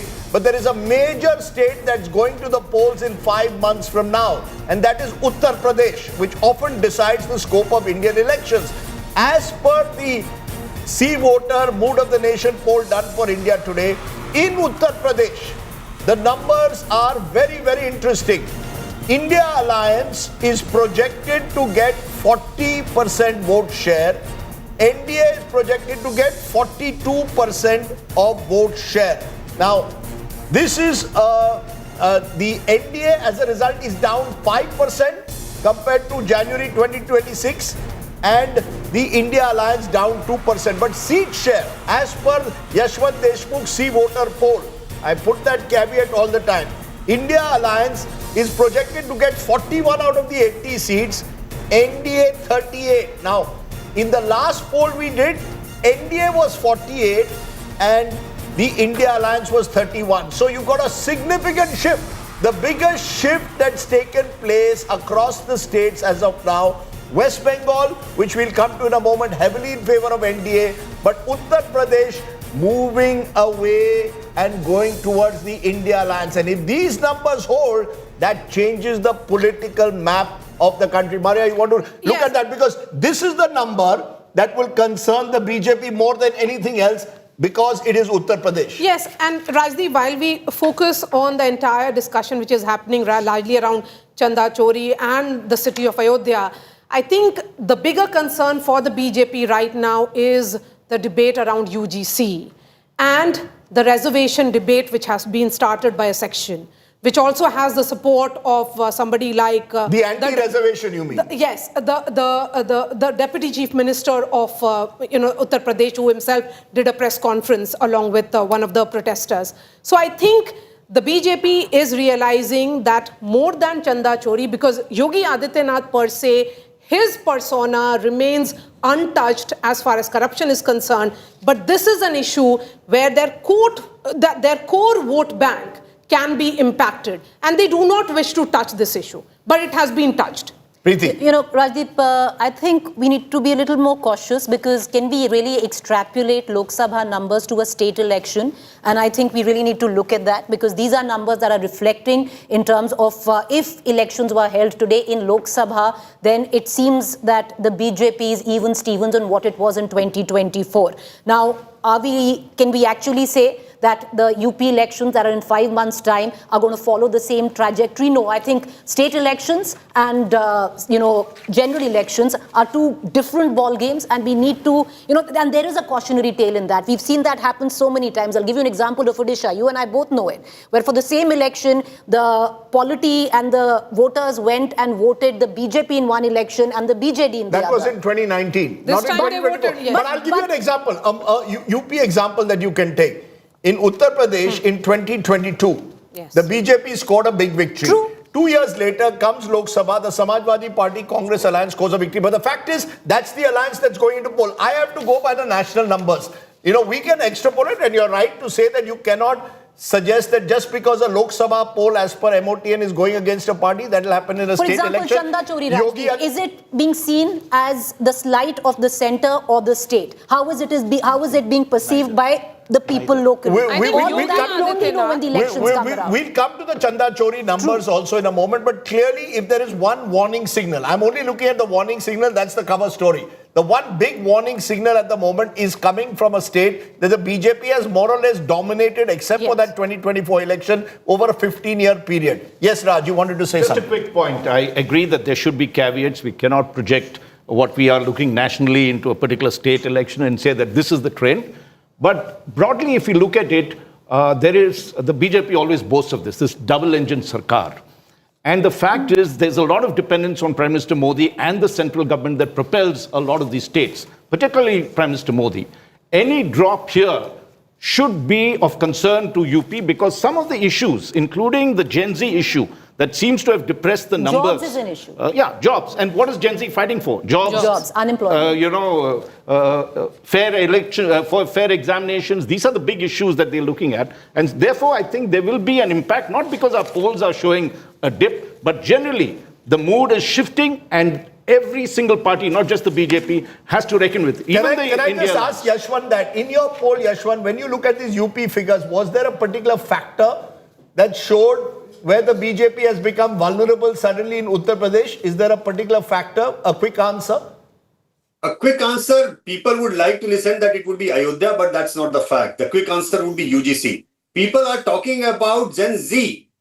Rajdeep, the focus should actually shift to Gen X because it was a Gen X which faced the Mandal Commission way back in 1989 and the UGC actually, it's not the kids which are getting alarmed. It's the Gen X which are the parents of this Gen Z. You know, the UGC has hit them. They are reminded of everything that happened in 1989. They have gone through their phase in the life and they are fearing we handled that part of our life really in a poor way. It affected us badly. And now our kids are going to be impacted by that UGC. So you're saying UGC is hitting their core vote base. It's the upper caste vote base that is worried that if you set up these committees in colleges, which will allow the SC, STs, OBCs to make complaints against seeming atrocities on the campus, that will give a wide-ranging powers to SC, SC students, that is leading to an upper caste backlash. That plus presumably Chanda Chori at the moment, but just two other states that we are looking at. Remember, a word on that because don't forget that the central government, in fact, the Solicitor General of India informed the Supreme Court that they have put that on hold and that it is being reconsidered. So certainly BJP had the feedback that the UGC decision is actually impacting their core vote bank. The core upper caste vote bank in states like North India. Just a quick moment, and then Siddharth, I'll get you just two more states so that the BJP gets where it where else things. In Punjab, for example, another big state going, important state, I wouldn't say big, but important state going to the polls. 25% is what the India Alliance is getting and NDA getting 16% of the vote. Projected seat share in Punjab, India Alliance 11, NDA 1. This is where Lok Sabha was held. Remember, in a Vidhan Sabha, Punjab will be far more splintered because you're going to have Aam Aadmi Party, Congress, the various Akali faction, BJP, potentially all fighting each other. So keep that caveat in mind. West Bengal, where clearly the BJP is still benefiting from the honeymoon effect. Look at the numbers here. India Alliance 11% and NDA 46% at the moment. That 11% needs to be checked whether at the moment projected seat share is 7. That's a better number. Seat share, India Alliance is 7%. Is 7 seats, NDA 35. So NDA scoring big in West Bengal, a state which in recent times has been dominated by India Alliance. So the hit that the BJP is taking is UP, the gains they've made in West Bengal on the back of that big win in May this year. Yes, Siddharth, you want to make a point. Just to correct myself, that 7% vote share is not, 11% is not a vote share, but go ahead. I just wanted to put here for debate a question that is the BJP's rainbow coalition in caste terms of upper caste and non-Yadav OBCs, is that fracturing? And did the Bankipur result prove to be, or is it just one isolated incident? Along with that, if you were to agree with that proposition, Rajdeep, that there is some sort of upper caste resentment and a fracture in that coalition that was assiduously built up before 2014, picked up pace before 2019, then you have to add economic woes because it is presumably the higher class and their educated youth who are facing disproportionate burden of unemployment and price rise. Because Rajdeep, what's really happening is these are why Raj says that this is a warning signal, because there are multiple small storms that are taking place and political events in various states. So where Bankipur is concerned, in Bihar, you have somebody like a Prashant Kishore who's surging in. Then you have the unrest over unemployment jobs, which has been sparked by no one else but the CJP. That's something which is caught on. It's not just happening in Delhi alone. It's all across pan-India. If you look at the bigger picture, even in Bankipur, in case of Prashant Kishore comes in, is he damaging the BJP or is he damaging the India alliance? You know, that's the bigger question. So overall, in the bigger picture, is it an advantage BJP or is it a disadvantage BJP? No, I would think it's a disadvantage BJP. However, but in Uttar Pradesh, any disadvantage, any numbers going down for the BJP impacts the bigger picture of the 272 that the BJP hopes to achieve in 2029. And that is why the elections in the next 6 months, extremely crucial for the BJP. Makes a very good point, which is that if you looked at the drop that the BJP had in these numbers, the India Alliance is not picking up all that. Yes. Yeah, sure. Someone else is picking that up, and therefore I think that is a trend that we need to watch. I'll give you an example. I'll give you an example in Maharashtra, for example, where we also have a projected vote share. India Alliance at 43%, NDA 49%. India Alliance gets 17 seats, NDA 31. So in the big states, barring Uttar Pradesh, you see, that's why the BJP still remains well ahead of the India Alliance. Barring Tamil Nadu and Uttar Pradesh. Tamil Nadu, which has always remained with the India Alliance, and a strong performance of the India Alliance in West Bengal, of the NDA now in West Bengal.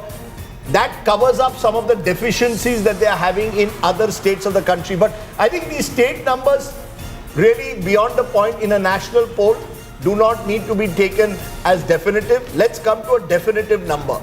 Performance of Prime Minister Modi as Prime Minister. 58%, 51% say good, 17% say average, 27% say poor. 51% good, 17% average, 27% say poor. Now, more or less, that's 6% down compared to January of 2026. But when you add 51 and 17, it isn't as if he slid as badly as he did post-COVID in 2020. What is the NDA government's biggest achievement? Political stability 13%, Ram Temple still around 11%, infrastructure 11%. NDA government's biggest failure, price rise 23%, unemployment 16%, economic growth 14%. Sanju Verma, let me get you in very quickly on the issue of the numbers as you're seeing them. Would you agree that your only warning sign as of now is Uttar Pradesh? No. Rajdeep, I believe, as you rightly said, on the show, that momentum is very important in politics.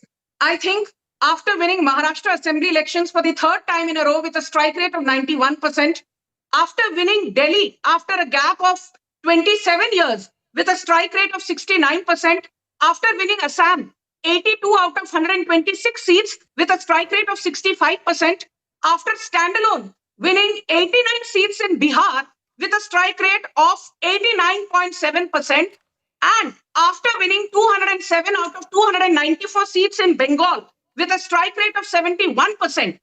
What does the arithmetic tell you? Momentum is with BJP. Point number one. Very quickly, point number two.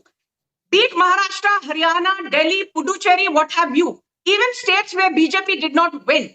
It is the woman voter that has made her voice count. Sanju, there's an issue with that. I'll tell you why. Because it's not just UP alone, which is, a red flag for you right now. Just allow me to bring in Yashwant Deshmukh for just a moment. Because Yashwant, if you look at the number of states, and yes, Rajdeep is completely right where he said that we really can't get into micro data right now. But Rajdeep, if you look at it, other than Uttar Pradesh and Maharashtra, there is a decline in every other state for the BJP, other than just these two states. Just a minute, Sanju. Let me just bring in Yashwant and he can explain that better. Over to you, Yashwant. Thank you, Priti. And actually, when in my opening statement, I said there is Bengal and the rest of India. Yes, there is a problem for the BJP in vote and seat in everywhere, barring Bengal. And even in the Bengal, if you can just play the graphic, there could be a bit confusion for our audience in there. The India Alliance vote of 11% is basically the Congress and the left that is written over there, while the seat share is taken of Mamata Banerjee faction. Now, the vote share of actually Mamata Banerjee, not the rebel faction, we are talking very clearly about the TMC is roughly about 31% and 7 seats. There is literally less than 3% support for so-called rebel faction in West Bengal.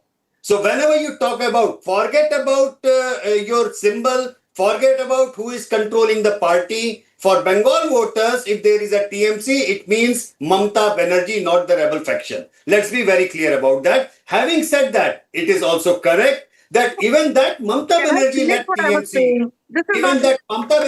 TMC, is hardly holding up 31% at this point of time, and it is a complete sweep for the BJP in West Bengal. It could go even further than whatever we have projected. So that part is aside. Similarly, in Punjab, when we are talking about Rajdeep over there, the India Alliance includes the seats won by the Aam Aadmi Party and the Congress together, while they will be contesting against each other. So that's another way of looking at it. But for the BJP, the bigger question is outside West Bengal, there is drainage of vote and seats, no matter how small it is, across the spectrum, and they need to be But worried not about. Maharashtra, Yashwant, not Maharashtra. Not Maharashtra, because of the simple reason. So West Bengal, Maharashtra, everywhere else, Rajdeep, the BJP is just a minute. First of all, Yashwant, that is very misleading for our viewers to put it at 11% because technically the TMC is part of the India Alliance. That's why the confusion came. It should have remained at 42%, but that apart. I want to know, you're telling me, just a minute, Sanju, you're telling me across the Hindi heartland, and that's really what we should be looking at. Across the Hindi heartland is where the BJP is taking a bit of a hit. Correct me if I'm wrong. That's the states where they are in power. That's where there's an element of anti-incumbency. In the western part of the country, Maharashtra, Gujarat, BJP is holding its own. They've made massive gains in the eastern corner of the country, especially in West Bengal. The real change that's taking place, please correct me if I'm wrong, Yashwant, is in the Hindi heartland. Am I right or wrong? You are right. You are bang on correct over there, and that's where the problem is. The warning shots are the only good thing about the BJP, which I hope Sanju Verma will appreciate that I'm pointing this out rather than getting angry at us, is that the gap between the states where it is a bipolar fight between the Congress and the BJP, the gap is so huge, Rajdeep, that even a 5% swing against the BJP, the gap is from 20-25% vote share gap to 20 or 15% vote share gap. So that impact and that's why the Congress is not gaining the seats at the expense of the BJP. The BJP may be down, but it's not gaining in terms of seats. Now, Sanju Verma, complete your point. Now you should smile. You see, your graph is slowly going down, but you're so well ahead of your competitor earlier that you're still winning seats. So you should smile.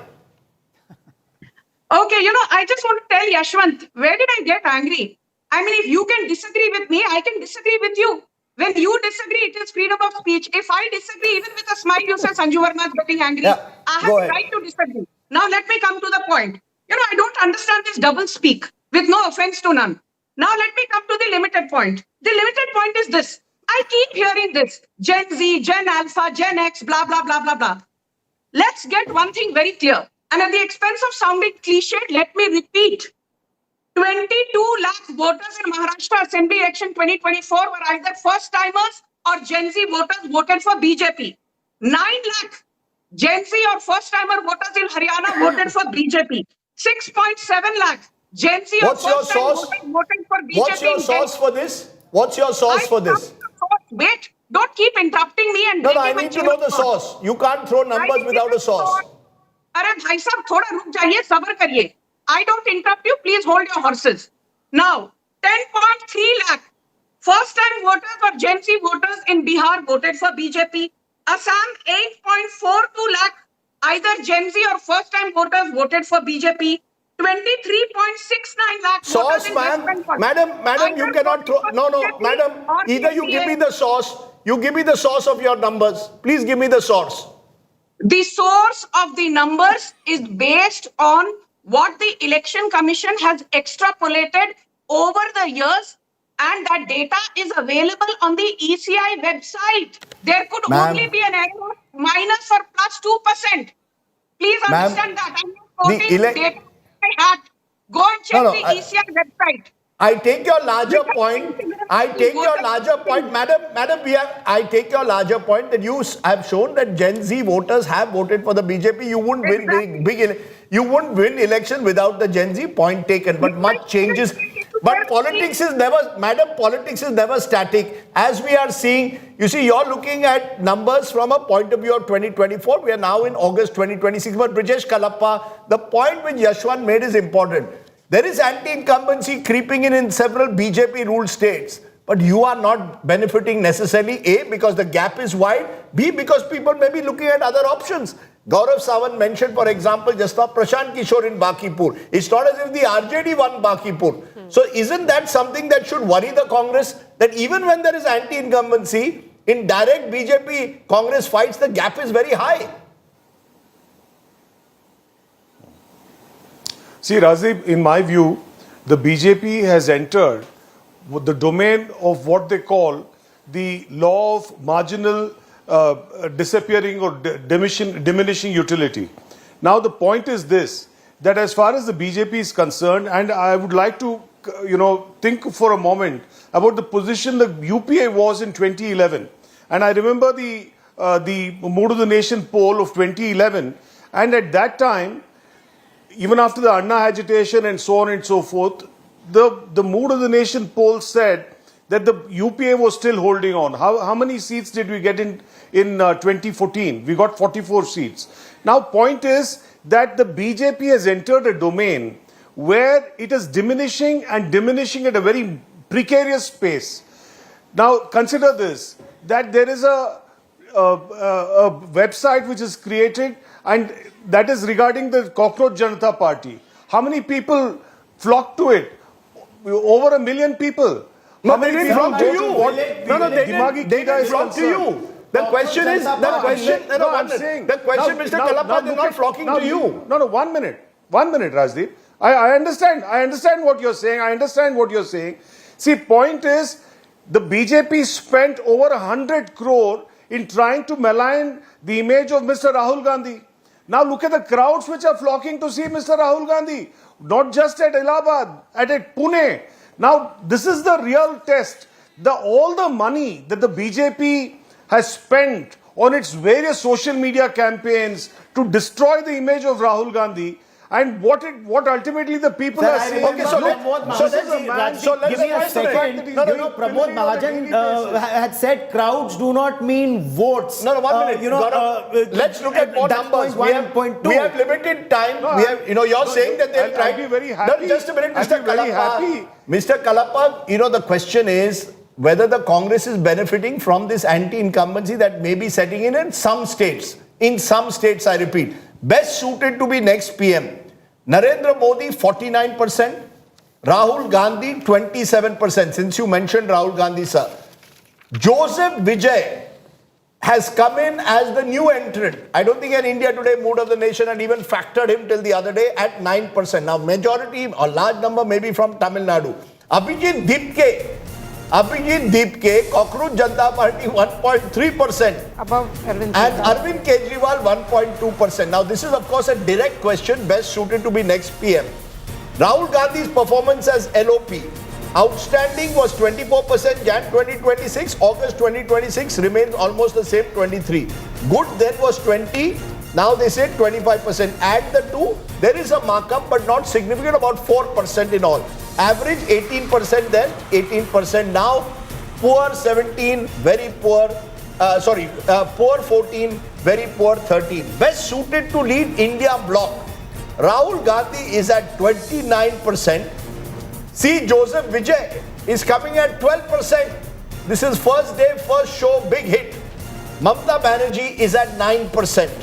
Best suited to lead Congress, Rahul Gandhi 41%, Priyanka Gandhi 7%. Now, is this the coming again of Rahul Gandhi? No. I mean, is he where he is? Rajdeep, basically, before is it coming of age of Rahul Gandhi once again? Yes. Prime Minister Narendra Modi remains on top of the pack after 12 years of being Prime Minister, and there is no one anywhere close to Prime Minister Narendra Modi. Right. You know, Prime Minister, if I may, is at 48.7 and Rahul Gandhi 21 points behind him. Let's, just a point of clarification, that it is correct that the Prime Minister is very high at 48.7, though when you compare to the earlier poll in February, he drops by about 5 to 6%. Let's say Donald Trump would be very happy with these numbers because he's in the low 25s, 30s, so 48% is very good. But if you take a look at Prime Minister Modi's track record, he normally goes right up to 50, 60, 70%. So this time he needs to be concerned that it is dropping a little below.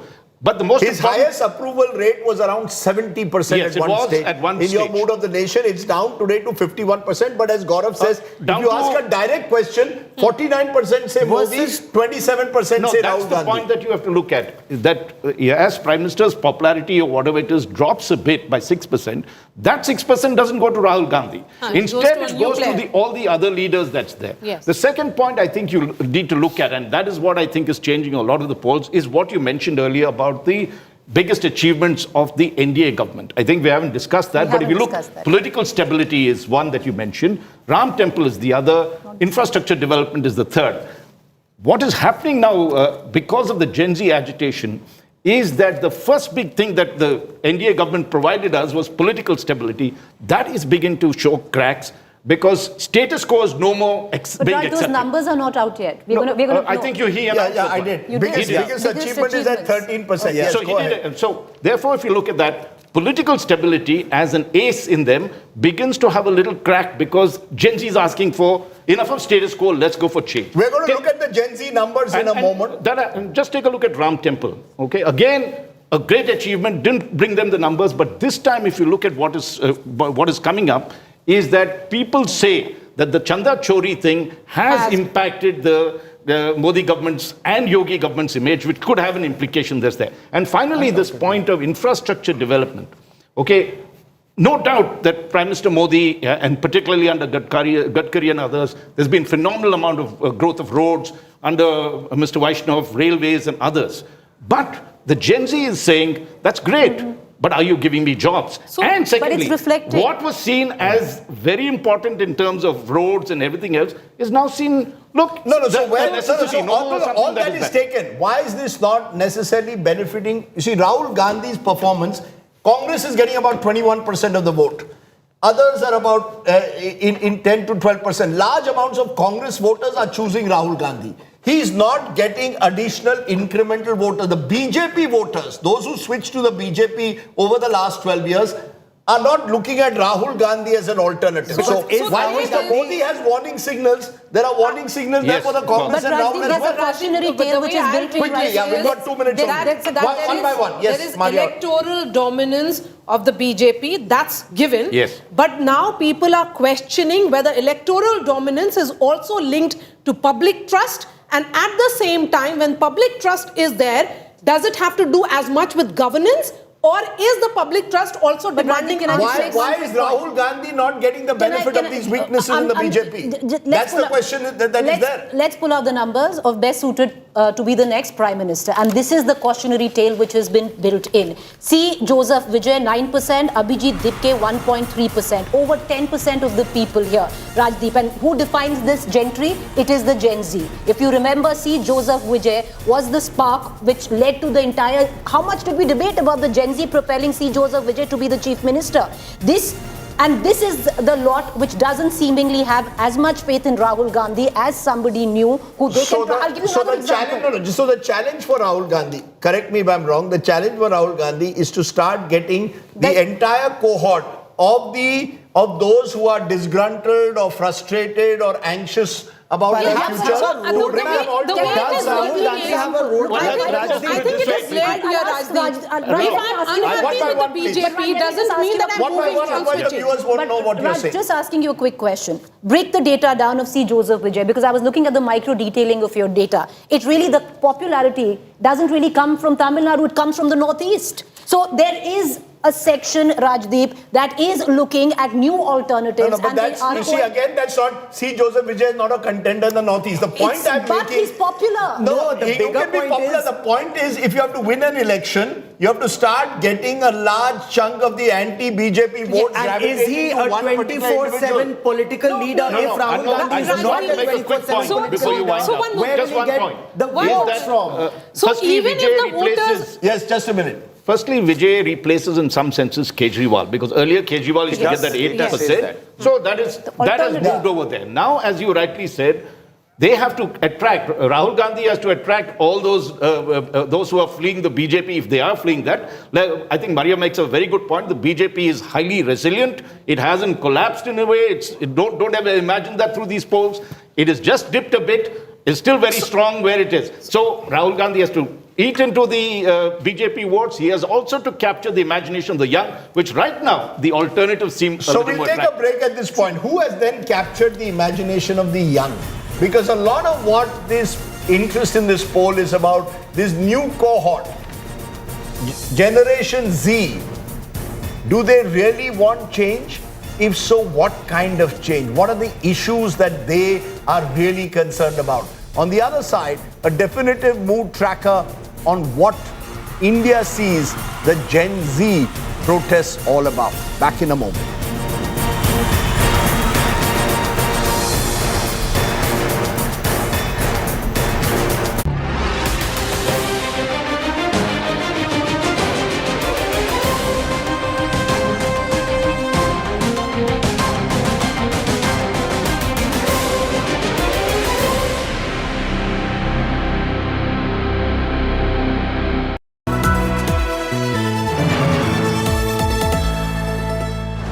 Savings account में मिलते हैं amazing benefits, paperless banking and higher interest, वो भी हर महीने। Money money money money every month. सोच बदलो और बैंक भी। India's longest standing biannual survey is back. That's right, the mood of the nation. The Gen Z mood check on India Today, most definitive mood tracker. What's actually changed after the Gen Z protests? We get you the pulse of the people on India Today. The report card is in, unfiltered, unscripted, unmissable. India Today's Mood of the Nation poll, 7 p.m. to 10 p.m. only on India Today.